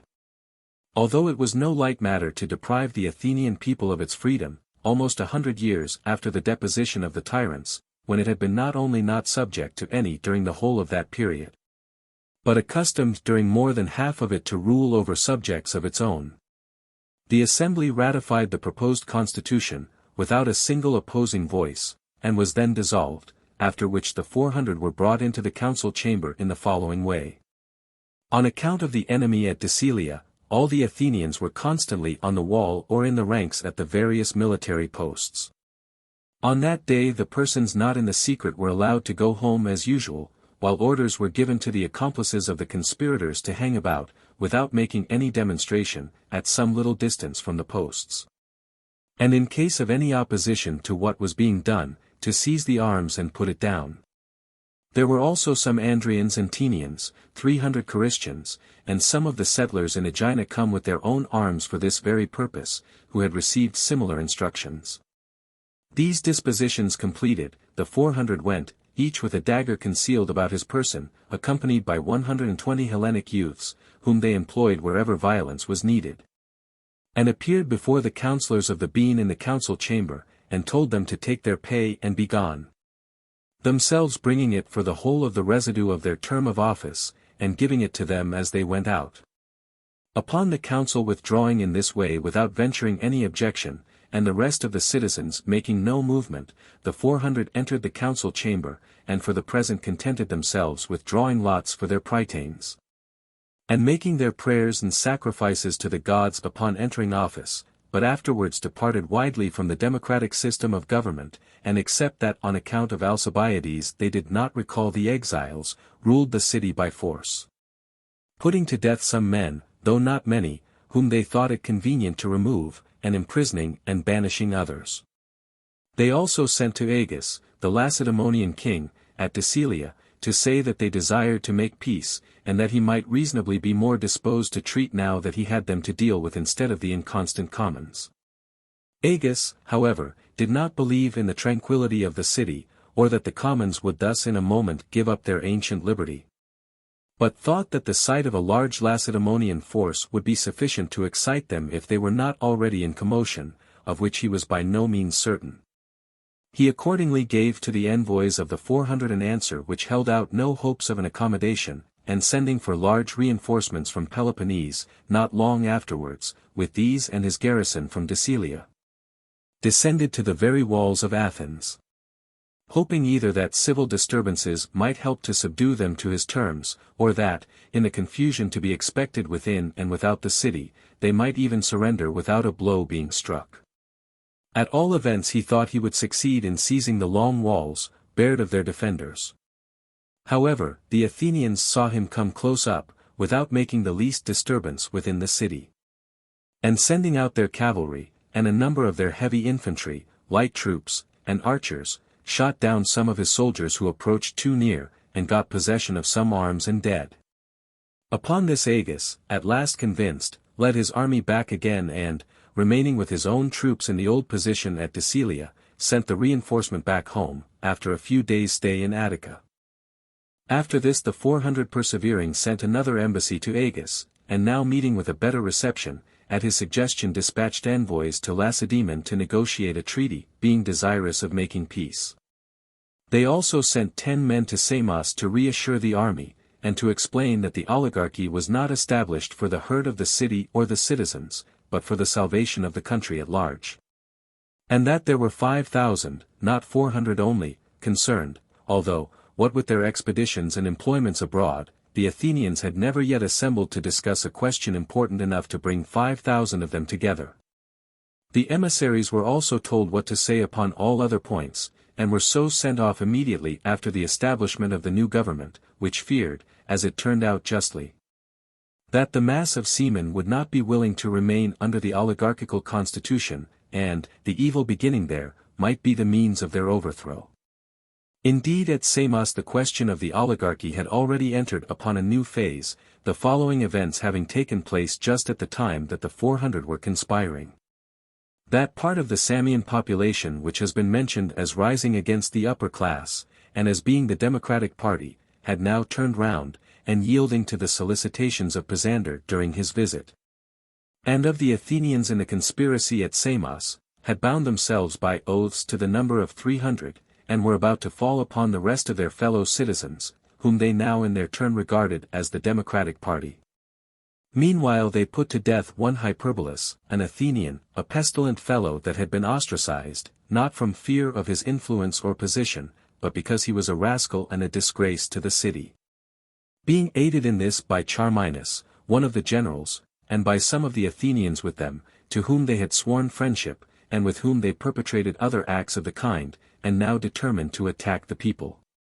The latter got wind of what was coming, and told 2 of the generals, Leon and Diomedon, on account of the credit which they enjoyed with the commons, were unwilling supporters of the oligarchy. And also Thrasybulus and Thrasylus, the former a captain of a galley, the latter serving with the heavy infantry, besides certain others who had ever been thought most opposed to the conspirators. Entreating them not to look on and see them destroyed, and Samos, the sole remaining stay of their empire, lost to the Athenians. Upon hearing this, the persons whom they addressed now went round the soldiers one by one, and urged them to resist, especially the crew of the Perilous, which was made up entirely of Athenians and freemen, and had from time out of mind been enemies of oligarchy, even when there was no such thing existing. And Leon and Diomedon left behind some ships for their protection in case of their sailing away anywhere themselves. Accordingly, when the 300 attacked the people, all these came to the rescue, and foremost of all the crew of the Perilous.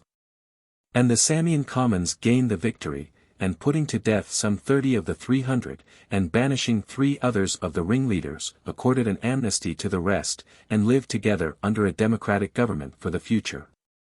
The ship Perilous, with Chaereas, son of Archestratus, on board, an Athenian who had taken an active part in the revolution, was now without loss of time sent off by the Samians and the army to Athens to report what had occurred.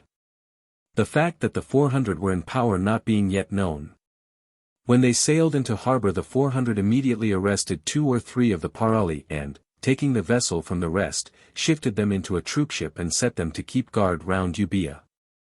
Chaereas, however, managed to secrete himself as soon as he saw how things stood, and returning to Samos, drew a picture to the soldiers of the horrors enacting at Athens, in which everything was exaggerated.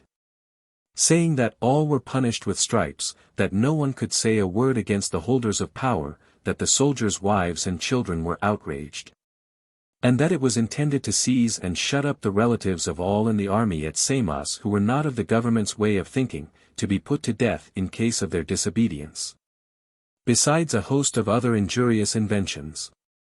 On hearing this, the first thought of the army was to fall upon the chief authors of the oligarchy and upon all the rest concerned. Eventually, however, they desisted from this idea upon the men of moderate views opposing it and warning them against ruining their cause, with the enemy close at hand and ready for battle. After this, Thrasybulus, son of Lycus, and Thrasyllus, the chief leaders in the revolution, now wishing in the most public manner to change the government at Samos to a democracy, bound all the soldiers by the most tremendous oaths. And those of the oligarchical party more than any, to accept a democratic government, to be united, to prosecute actively the war with the Peloponnesians, and to be enemies of the 400, and to hold no communication with them. The same oath was also taken by all the Samians of full age. And the soldiers associated the Samians in all their affairs and in the fruits of their dangers, having the conviction that there was no way of escape for themselves or for them, but that the success of the 400 or of the enemy at Miletus must be their ruin.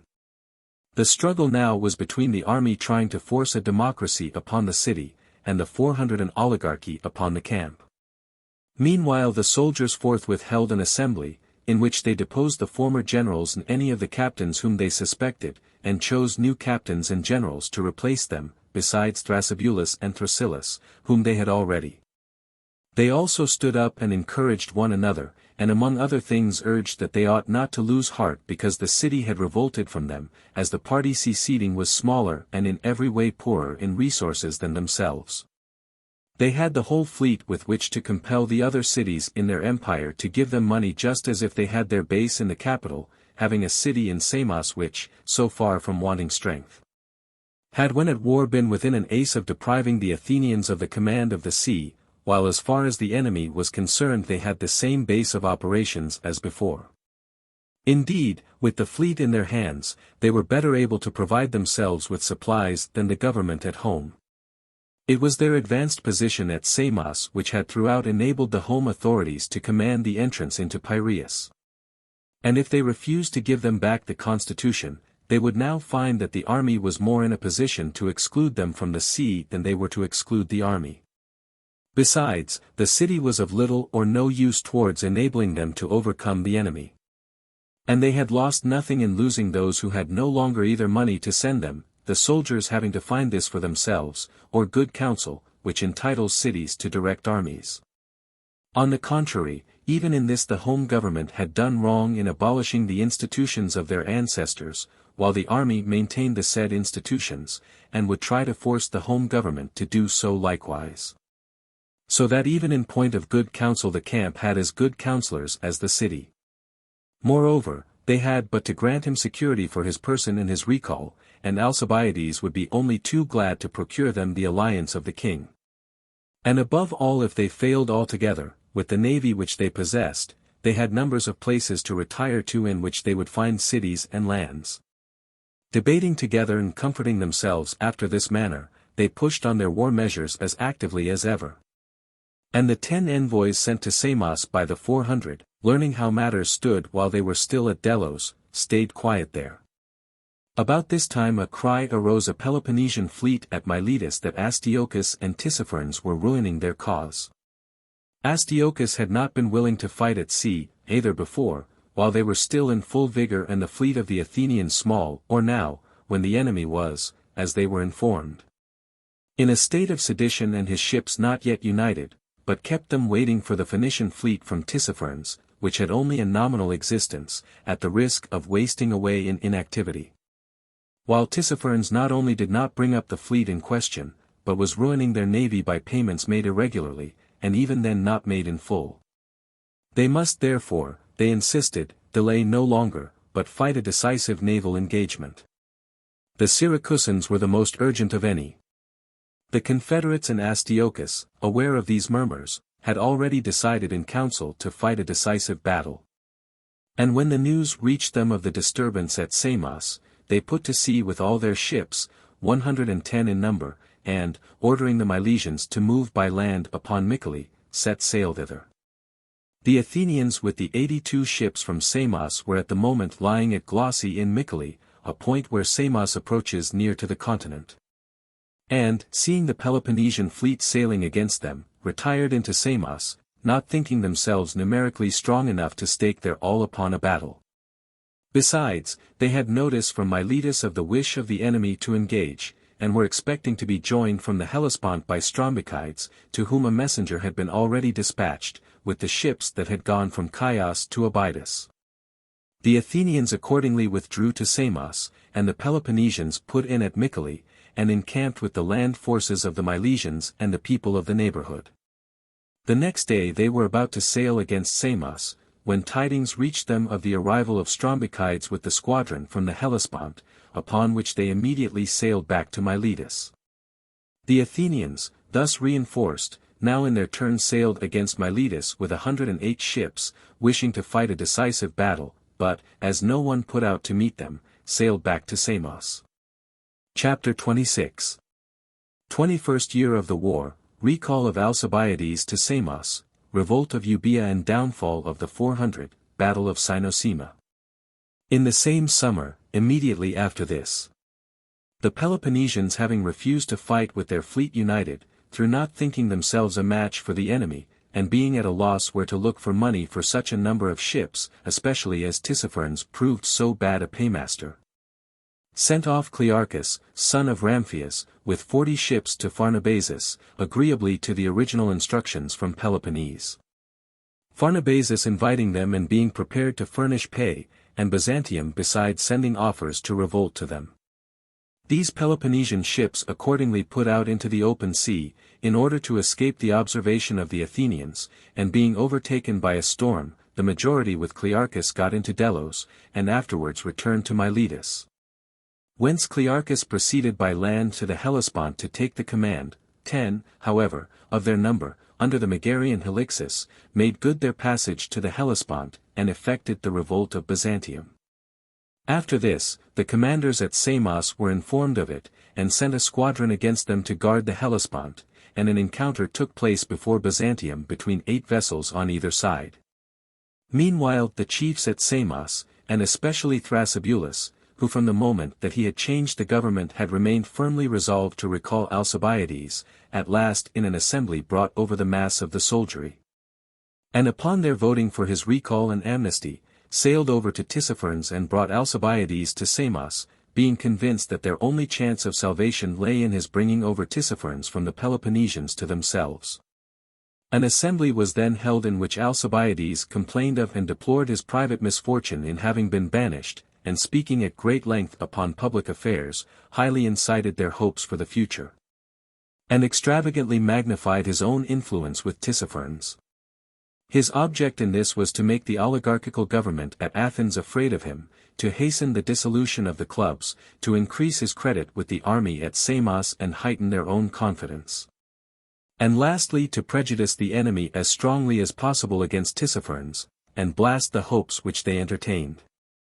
Alcibiades accordingly held out to the army such extravagant promises as the following: that Tissaphernes had solemnly assured him that if he could only trust the Athenians they should never want for supplies while he had anything left, no, not even if he should have to coin his own silver couch, and that he would bring the Phoenician fleet now at Aspendus to the Athenians instead of to the Peloponnesians.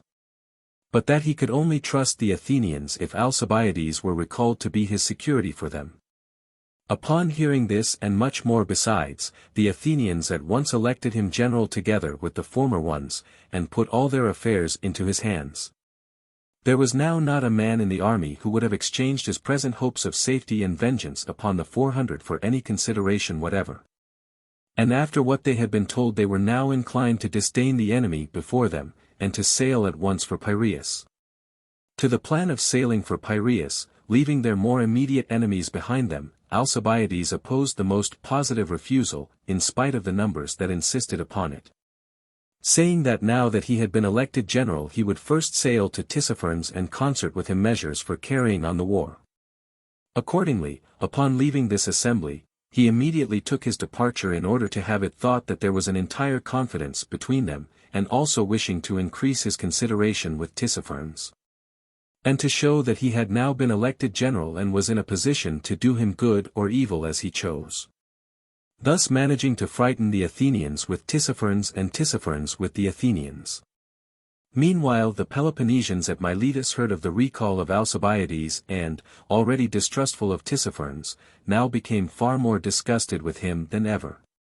Indeed, after their refusal to go out and give battle to the Athenians when they appeared before Miletus, Tissaphernes had grown slacker than ever in his payments.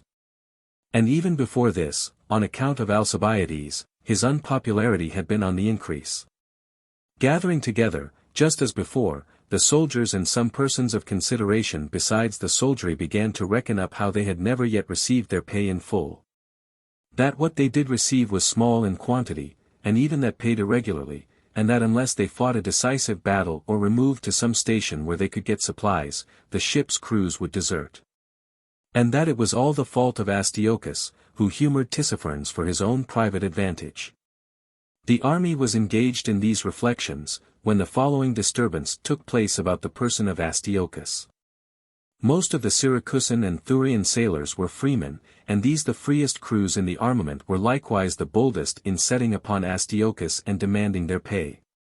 The latter answered somewhat stiffly and threatened them, and when Dorius spoke up for his own sailors even went so far as to lift his baton against him, upon seeing which the mass of men, in sailor fashion, rushed in a fury to strike Astyochus.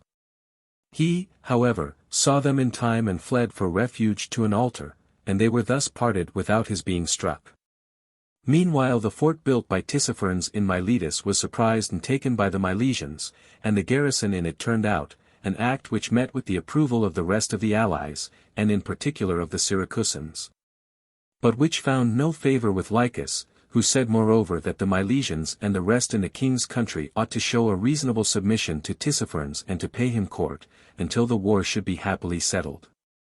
The Milesians were angry with him for this and for other things of the kind, and upon his afterwards dying of sickness, would not allow him to be buried where the Lacedaemonians with the army desired. The discontent of the army with Astyochus and Tissaphernes had reached this pitch, when Mindarus arrived from Lacedaemon to succeed Astyochus as admiral, and assumed the command. Astyochus now set sail for home. And Tissaphernes sent with him one of his confidants, Gaulites, a Carian, who spoke the two languages, to complain of the Milesians for the affair of the fort, and at the same time to defend himself against the Milesians, who were, as he was aware, on their way to Sparta chiefly to denounce his conduct, and had with them Hermocrates, who was to accuse Tissaphernes of joining with Alcibiades to ruin the Peloponnesian cause and of playing a double game. Indeed, Hermocrates had always been at enmity with him about the pay not being restored in full. And eventually when he was banished from Syracuse, and new commanders, Potamos, Miscon, and Demarchus, had come out to Miletus to the ships of the Syracusans, Tissaphernes pressed harder than ever upon him in his exile. And among other charges against him accused him of having once asked him for money, and then given himself out as his enemy because he failed to obtain it. While Astyochus and the Milesians and Hermocrates made sail for Lacedaemon, Alcibiades had now crossed back from Tissaphernes to Samos. After his return the envoys of the 400 sent, as has been mentioned above, to pacify and explain matters to the forces at Samos, arrived from Delos, and an assembly was held in which they attempted to speak. The soldiers at first would not hear them, and cried out to put to death the subverters of the democracy, but at last, after some difficulty, calmed down and gave them a hearing. Upon this the envoys proceeded to inform them that the recent change had been made to save the city, and not to ruin it or to deliver it over to the enemy. For they had already had an opportunity of doing this when he invaded the country during their government. That all the 5,000 would have their proper share in the government. And that their hearers' relatives had neither outrage, as Charias had slanderously reported, nor other ill treatment to complain of, but were all in undisturbed enjoyment of their property just as they had left them. Besides these they made a number of other statements which had no better success with their angry auditors, and amid a host of different opinions the one which found most favor was that of sailing to Piraeus. Now it was that Alcibiades for the first time did the state a service, and one of the most signal kind. For when the Athenians at Samos were bent upon sailing against their countrymen, in which case Ionia and the Hellespont would most certainly at once have passed into possession of the enemy, Alcibiades it was who prevented them. At that moment, when no other man would have been able to hold back the multitude, he put a stop to the intended expedition, and rebuked and turned aside the resentment felt, on personal grounds, against the envoys. He dismissed them with an answer from himself, to the effect that he did not object to the government of the 5,000. But insisted that the 400 should be deposed and the council of 500 reinstated in power, meanwhile any retrenchments for economy, by which pay might be better found for the armament, met with his entire approval. Generally, he bade them hold out and show a bold face to the enemy, since if the city were saved there was good hope that the two parties might some day be reconciled, whereas if either were once destroyed, that at Samos, or that at Athens, there would no longer be any one to be reconciled to. Meanwhile arrived envoys from the Argives, with offers of support to the Athenian commons at Samos. These were thanked by Alcibiades, and dismissed with a request to come when called upon. The Argives were accompanied by the crew of the Perilous, whom we left placed in a troopship by the 400 with orders to cruise round Euboea. And who being employed to carry to Lacedaemon some Athenian envoys sent by the 400, Laspodius, Aristophon, and Milesius, as they sailed by Argos laid hands upon the envoys. And delivering them over to the Argives as the chief subverters of the democracy, themselves, instead of returning to Athens, took the Argive envoys on board, and came to Samos in the galley which had been confided to them. The same summer at the time that the return of Alcibiades coupled with the general conduct of Tissaphernes had carried to its height the discontent of the Peloponnesians, who no longer entertained any doubt of his having joined the Athenians. Tissaphernes wishing, it would seem, to clear himself to them of these charges, prepared to go after the Phoenician fleet to Aspendus, and invited Lycus to go with him, saying that he would appoint Thamos as his lieutenant to provide pay for the armament during his own absence. Accounts differ, and it is not easy to ascertain with what intention he went to Aspendus, and did not bring the fleet after all. That 147 Phoenician ships came as far as Aspendus is certain, but why they did not come on has been variously accounted for. Some think that he went away in pursuance of his plan of wasting the Peloponnesian resources, since at any rate Thamos, his lieutenant, far from being any better, proved a worse paymaster than himself. Others that he brought the Phoenicians to Aspendus to exact money from them for their discharge, having never intended to employ them, others again that it was in view of the outcry against him at Lacedaemon, in order that it might be said that he was not in fault, but that the ships were really manned and that he had certainly gone to fetch them. To myself it seems only too evident that he did not bring up the fleet because he wished to wear out and paralyze the Hellenic forces, that is, to waste their strength by the time lost during his journey to Aspendus, and to keep them evenly balanced by not throwing his weight into either scale.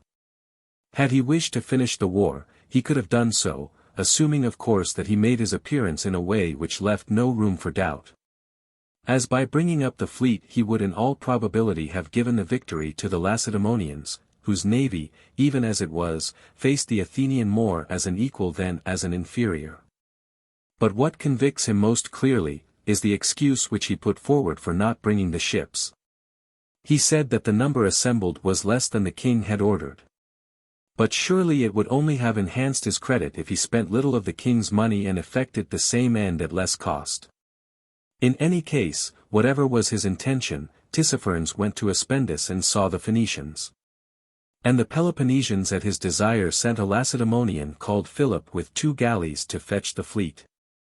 Alcibiades finding that Tissaphernes had gone to Aspendus, himself sailed thither with 13 ships, promising to do a great and certain service to the Athenians at Samos, as he would either bring the Phoenician fleet to the Athenians, or at all events prevent its joining the Peloponnesians. In all probability he had long known that Tissaphernes never meant to bring the fleet at all, and wished to compromise him as much as possible in the eyes of the Peloponnesians through his apparent friendship for himself and the Athenians, and thus in a manner to oblige him to join their side.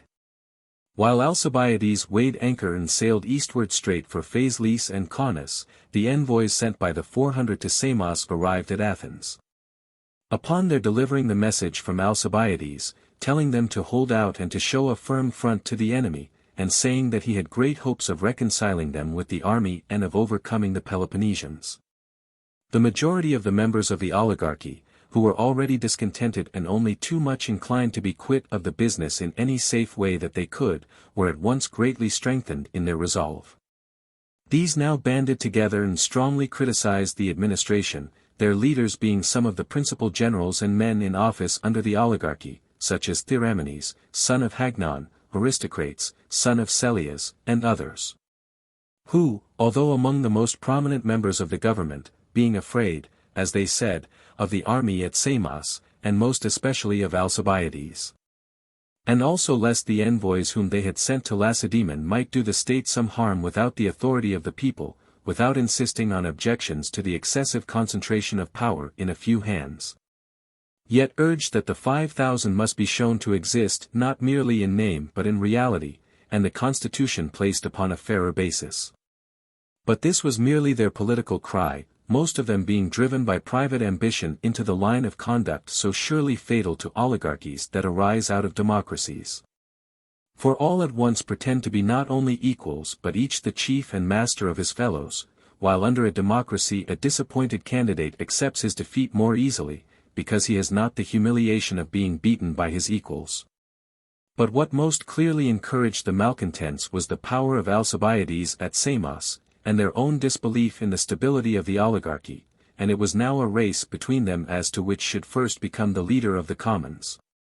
Meanwhile the leaders and members of the 400 most opposed to a democratic form of government, Phrynichus who had had the quarrel with Alcibiades during his command at Samos, Aristarchus the bitter and inveterate enemy of the commons, and Pisander and Antiphon and others of the chiefs who already as soon as they entered upon power, and again when the army at Samos seceded from them and declared for a democracy, had sent envoys from their own body to Lacedaemon and made every effort for peace, and had built the wall in Aetionia, now redoubled their exertions when their envoys returned from Samos. And they saw not only the people but their own most trusted associates turning against them. Alarmed at the state of things at Athens as at Samos, they now sent off in haste Antiphon and Phrynichus and 10 others with injunctions to make peace with Lacedaemon upon any terms, no matter what, that should be at all tolerable. Meanwhile they pushed on more actively than ever with the wall in Aetionia. Now the meaning of this wall, according to Theramenes and his supporters, was not so much to keep out the army of Samos, in case of its trying to force its way into Piraeus, as to be able to let in, at pleasure, the fleet and army of the enemy. For Aetionia is a mole of Piraeus, close alongside of the entrance of the harbour, and was now fortified in connection with the wall already existing on the land side, so that a few men placed in it might be able to command the entrance.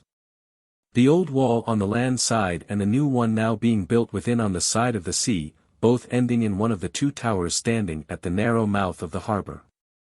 They also walled off the largest porch in Piraeus which was in immediate connection with this wall, and kept it in their own hands, compelling all to unload there the corn that came into the harbour, and what they had in stock, and to take it out from thence when they sold it. These measures had long provoked the murmurs of Theramenes, and when the envoys returned from Lacedaemon without having effected any general pacification, he affirmed that this wall was like to prove the ruin of the state. At this moment 42 ships from Peloponnese, including some Siceliot and Italiot vessels from Locri and Tarentum, had been invited over by the Euboeans and were already riding off Los in Laconia preparing for the voyage to Euboea, under the command of Agesandridas, son of Agesander, a Spartan.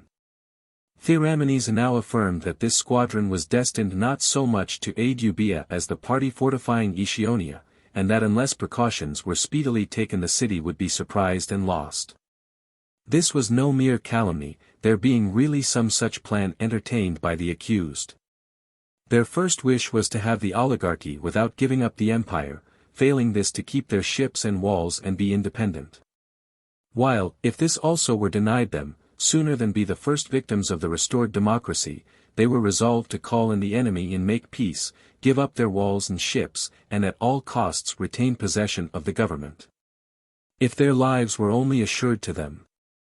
For this reason they pushed forward the construction of their work with posterns and entrances and means of introducing the enemy, being eager to have it finished in time.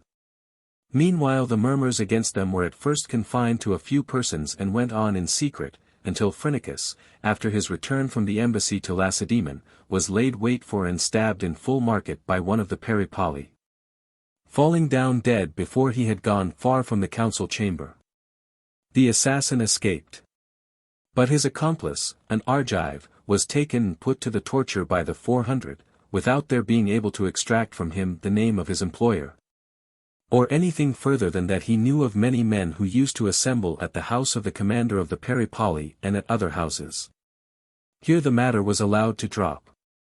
This so emboldened Theramenes and aristocrates and the rest of their partisans in the 400 and out of doors, that they now resolved to act. For by this time the ships had sailed round from Las, and anchoring at Epidaurus had overrun Aegina. And Theramenes asserted that, being bound for Euboea, they would never have sailed into Aegina and come back to anchor at Epidaurus, unless they had been invited to come to aid in the designs of which he had always accused the government. Further inaction had therefore now become impossible. In the end, after a great many seditious harangues and suspicions, they set to work in real earnest. The heavy infantry in Piraeus building the wall in Aetionia, among whom was Aristocrates, a colonel, with his own tribe, laid hands upon Alexicles, a general under the oligarchy and the devoted adherent of the cabal, and took him into a house and confined him there. In this they were assisted by one Hermann, commander of the Peripoli in Munichia, and others, and above all had with them the great bulk of the heavy infantry. As soon as the news reached the 400, who happened to be sitting in the council chamber, all except the disaffected wished at once to go to the posts where the arms were, and menaced Theramenes and his party. Theramenes defended himself, and said that he was ready immediately to go and help to rescue Alexicles, and taking with him one of the generals belonging to his party, went down to Piraeus, followed by Aristarchus and some young men of the cavalry. All was now panic and confusion.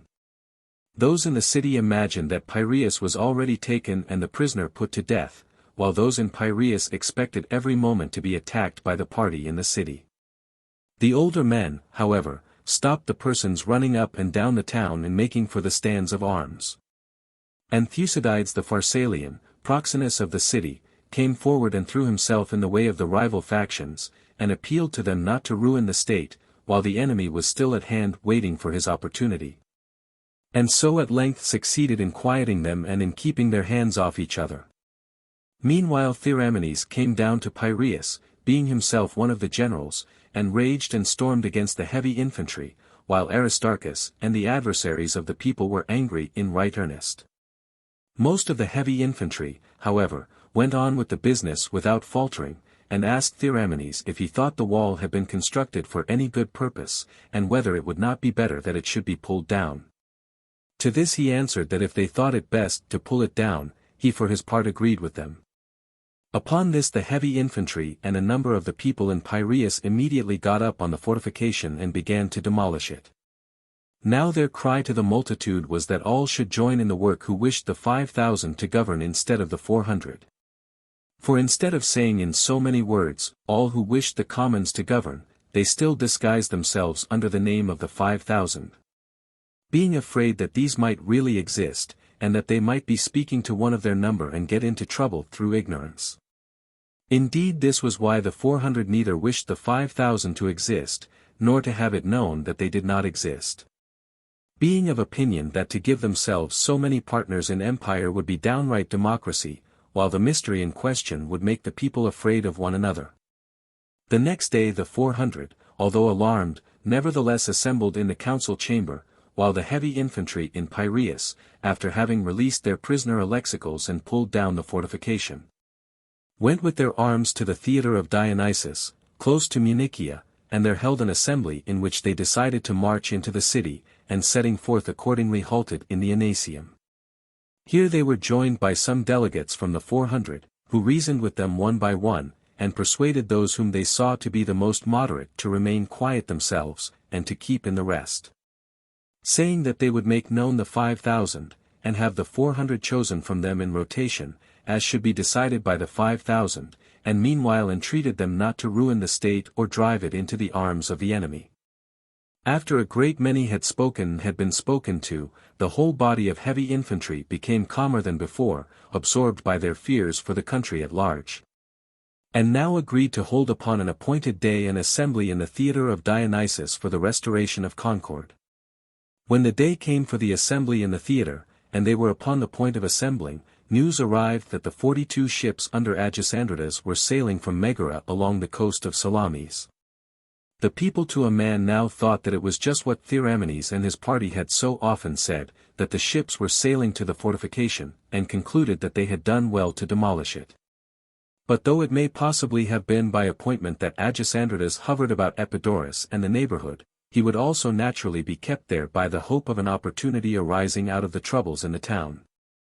In any case the Athenians, on receipt of the news immediately ran down in mass to Piraeus, seeing themselves threatened by the enemy with a worse war than their war among themselves, not at a distance, but close to the harbor of Athens. Some went on board the ships already afloat, while others launched fresh vessels, or ran to defend the walls and the mouth of the harbor. Meanwhile the Peloponnesian vessels sailed by, and rounding Sunium anchored between Thoricus and Praesia, and afterwards arrived at Oropus. The Athenians, with revolution in the city, and unwilling to lose a moment in going to the relief of their most important possession, for Euboea was everything to them now that they were shut out from Attica, were compelled to put to sea in haste and with untrained crews, and sent Thymocares with some vessels to Eretria. These upon their arrival, with the ships already in Euboea, made up a total of 36 vessels, and were immediately forced to engage. For Agesandridas, after his crews had dined, put out from Oropus, which is about 7 miles from Eretria by sea, and the Athenians, seeing him sailing up, immediately began to man their vessels.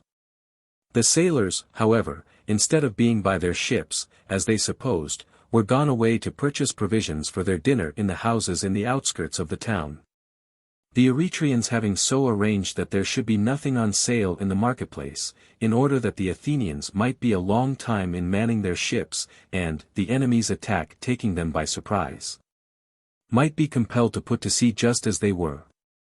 A signal also was raised in Eretria to give them notice in Oropus when to put to sea.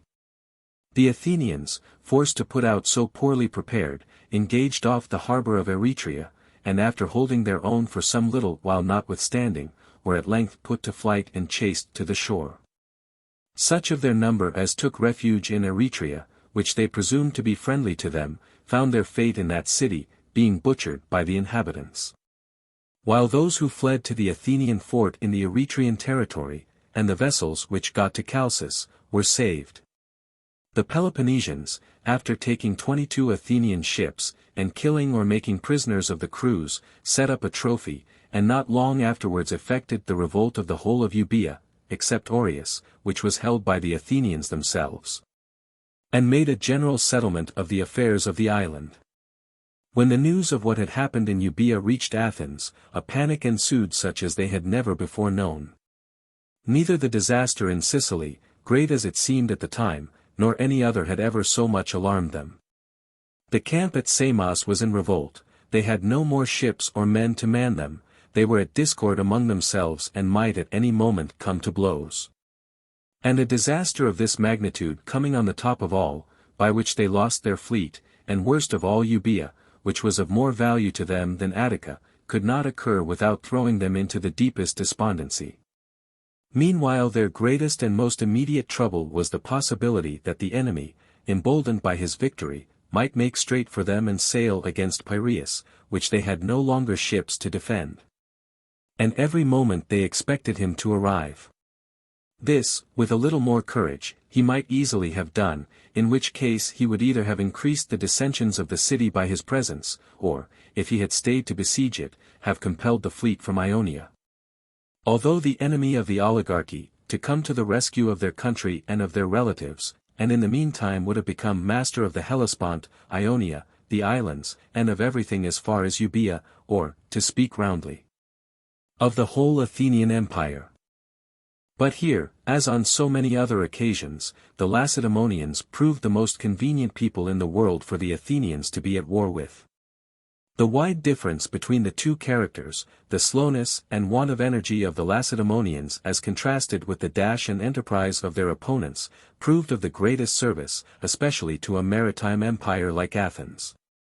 Indeed, this was shown by the Syracusans, who were most like the Athenians in character, and also most successful in combating them.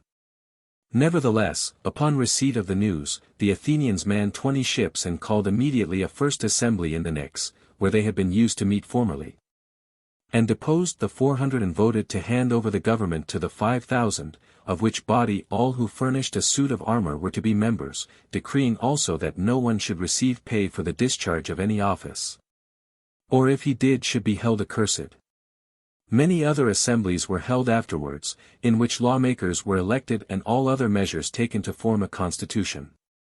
It was during the first period of this constitution that the Athenians appear to have enjoyed the best government that they ever did, at least in my time.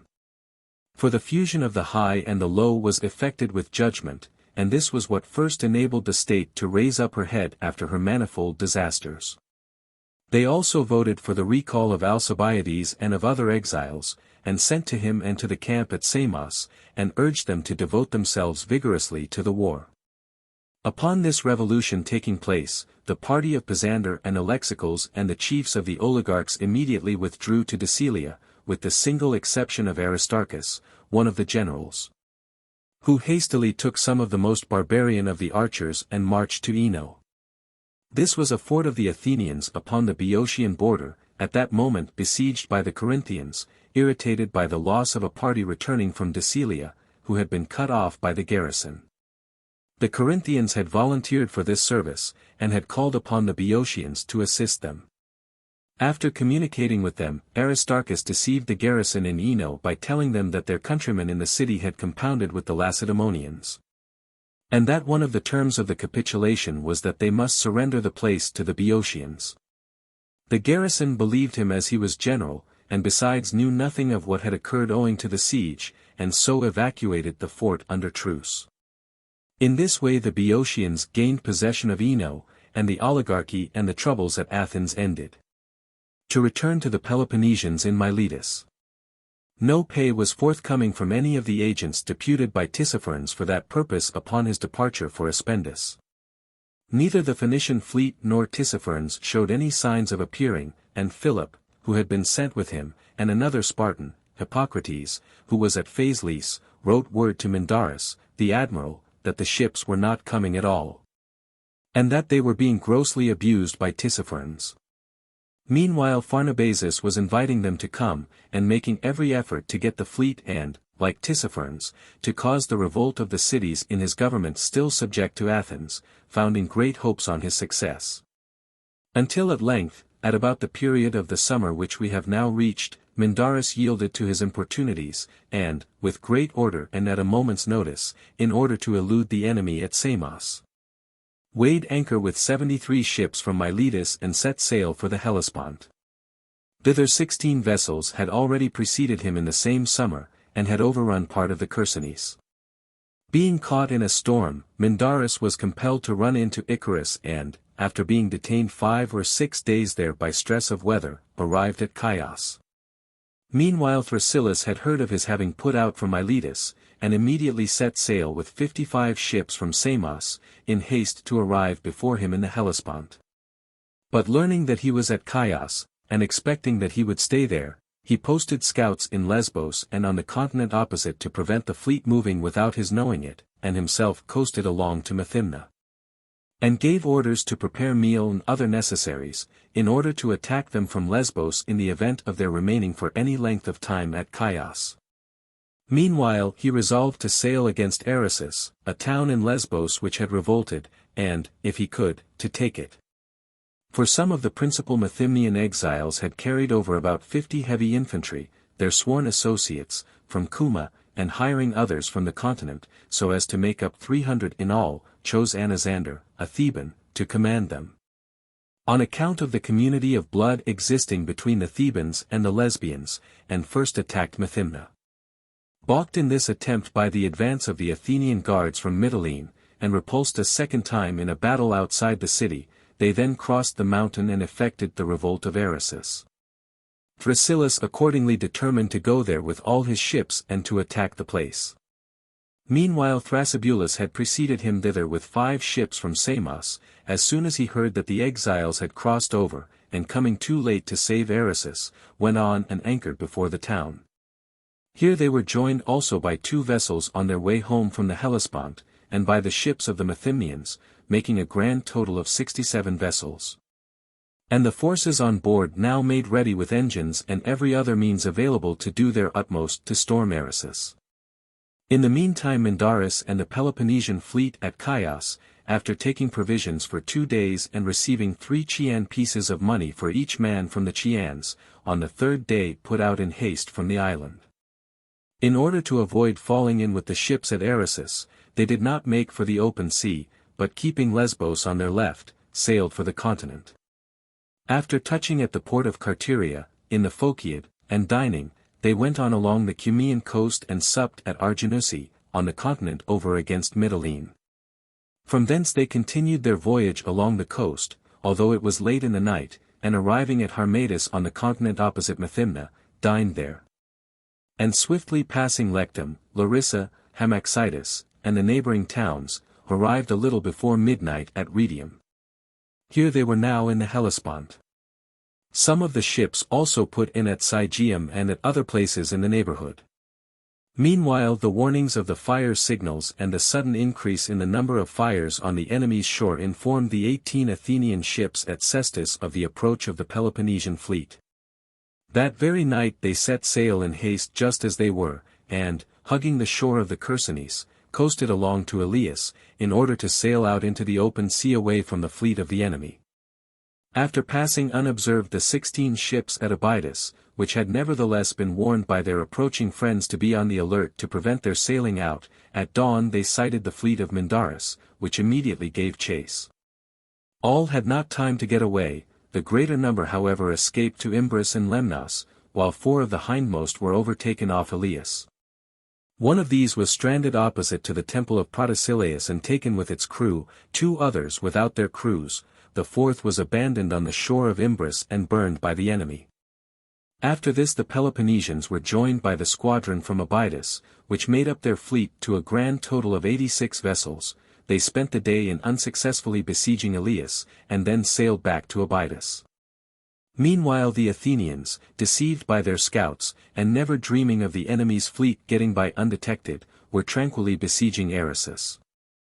As soon as they heard the news they instantly abandoned Eresus, and made with all speed for the Hellespont.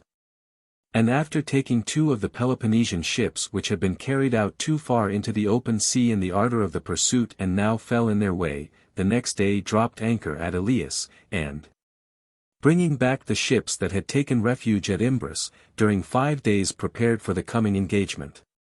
After this they engaged in the following way. The Athenians formed in column and sailed close alongshore to Sestus, upon perceiving which the Peloponnesians put out from Abydos to meet them. Realizing that a battle was now imminent, both combatants extended their flank, the Athenians along the Chersonese from Idacus to Ariane with 76 ships, the Peloponnesians from Abydos to Dardanus with 86. The Peloponnesian right wing was occupied by the Syracusans, their left by Mindarus in person with the best sailors in the navy, the Athenian left by Thrasyllus, their right by Thrasybulus, the other commanders being in different parts of the fleet. The Peloponnesians hastened to engage first, and outflanking with their left the Athenian right sought to cut them off, if possible, from sailing out of the straits, and to drive their center upon the shore, which was not far off. The Athenians perceiving their intention extended their own wing and outsailed them, while their left had by this time passed the point of Cynossema. This, however, obliged them to thin and weaken their center, especially as they had fewer ships than the enemy, and as the coast round Point Cynossema formed a sharp angle which prevented their seeing what was going on the other side of it. The Peloponnesians now attacked their center and drove ashore the ships of the Athenians, and disembarked to follow up their victory. No help could be given to the center either by the squadron of Thrasybulus on the right, on account of the number of ships attacking him, or by that of Thrasyllus on the left, from whom the point of Cynossema hid what was going on, and who was also hindered by his Syracusan and other opponents, whose numbers were fully equal to his own. At length, however, the Peloponnesians in the confidence of victory began to scatter in pursuit of the ships of the enemy, and allowed a considerable part of their fleet to get into disorder. On seeing this, the squadron of Thrasybulus discontinued their lateral movement and, facing about, attacked and routed the ships opposed to them, and next fell roughly upon the scattered vessels of the victorious Peloponnesian division, and put most of them to flight without a blow. The Syracusans also had by this time given way before the squadron of Thrasyllus, and now openly took to flight upon seeing the flight of their comrades. The rout was now complete. Most of the Peloponnesians fled for refuge first to the river Midias, and afterwards to Abydos. Only a few ships were taken by the Athenians, as owing to the narrowness of the Hellespont the enemy had not far to go to be in safety. Nevertheless, nothing could have been more opportune for them than this victory. Up to this time they had feared the Peloponnesian fleet, owing to a number of petty losses and to the disaster in Sicily. But they now ceased to mistrust themselves or any longer to think their enemies good for anything at sea. Meanwhile they took from the enemy 8 Chian vessels, 5 Corinthian, 2 Ambraciot, 2 Boeotian, 1 Leucadian, Lacedaemonian, Syracusan, and Pellenian, losing 15 of their own. After setting up a trophy upon Point Cynossema, securing the wrecks, and restoring to the enemy his dead under truce, they sent off a galley to Athens with the news of their victory. The arrival of this vessel with its unhoped-for good news, after the recent disasters of Euboea, and in the revolution at Athens, gave fresh courage to the Athenians, and caused them to believe that if they put their shoulders to the wheel their cause might yet prevail. On the 4th day after the sea fight the Athenians in Cestus, having hastily refitted their ships, sailed against Cyzicus, which had revolted. Off Harpagium and Priapus they sighted at anchor the 8 vessels from Byzantium, and, sailing up and routing the troops on shore, took the ships, and then went on and recovered the town of Cyzicus, which was unfortified, and levied money from the citizens. In the meantime the Peloponnesians sailed from Abydos to Elias, and recovered such of their captured galleys as were still uninjured, the rest having been burned by the Eleosians. And sent Hippocrates and Epicles to Euboea to fetch the squadron from that island. About the same time Alcibiades returned with his 13 ships from Caunus and Phaselis to Samos, bringing word that he had prevented the Phoenician fleet from joining the Peloponnesians, and had made Tissaphernes more friendly to the Athenians than before. Alcibiades now manned 9 more ships, and levied large sums of money from the Halicarnassians, and fortified Kos. After doing this and placing a governor in Kos, he sailed back to Samos, autumn being now at hand. Meanwhile Tissaphernes, upon hearing that the Peloponnesian fleet had sailed from Miletus to the Hellespont, set off again back from Aspendus, and made all sail for Ionia.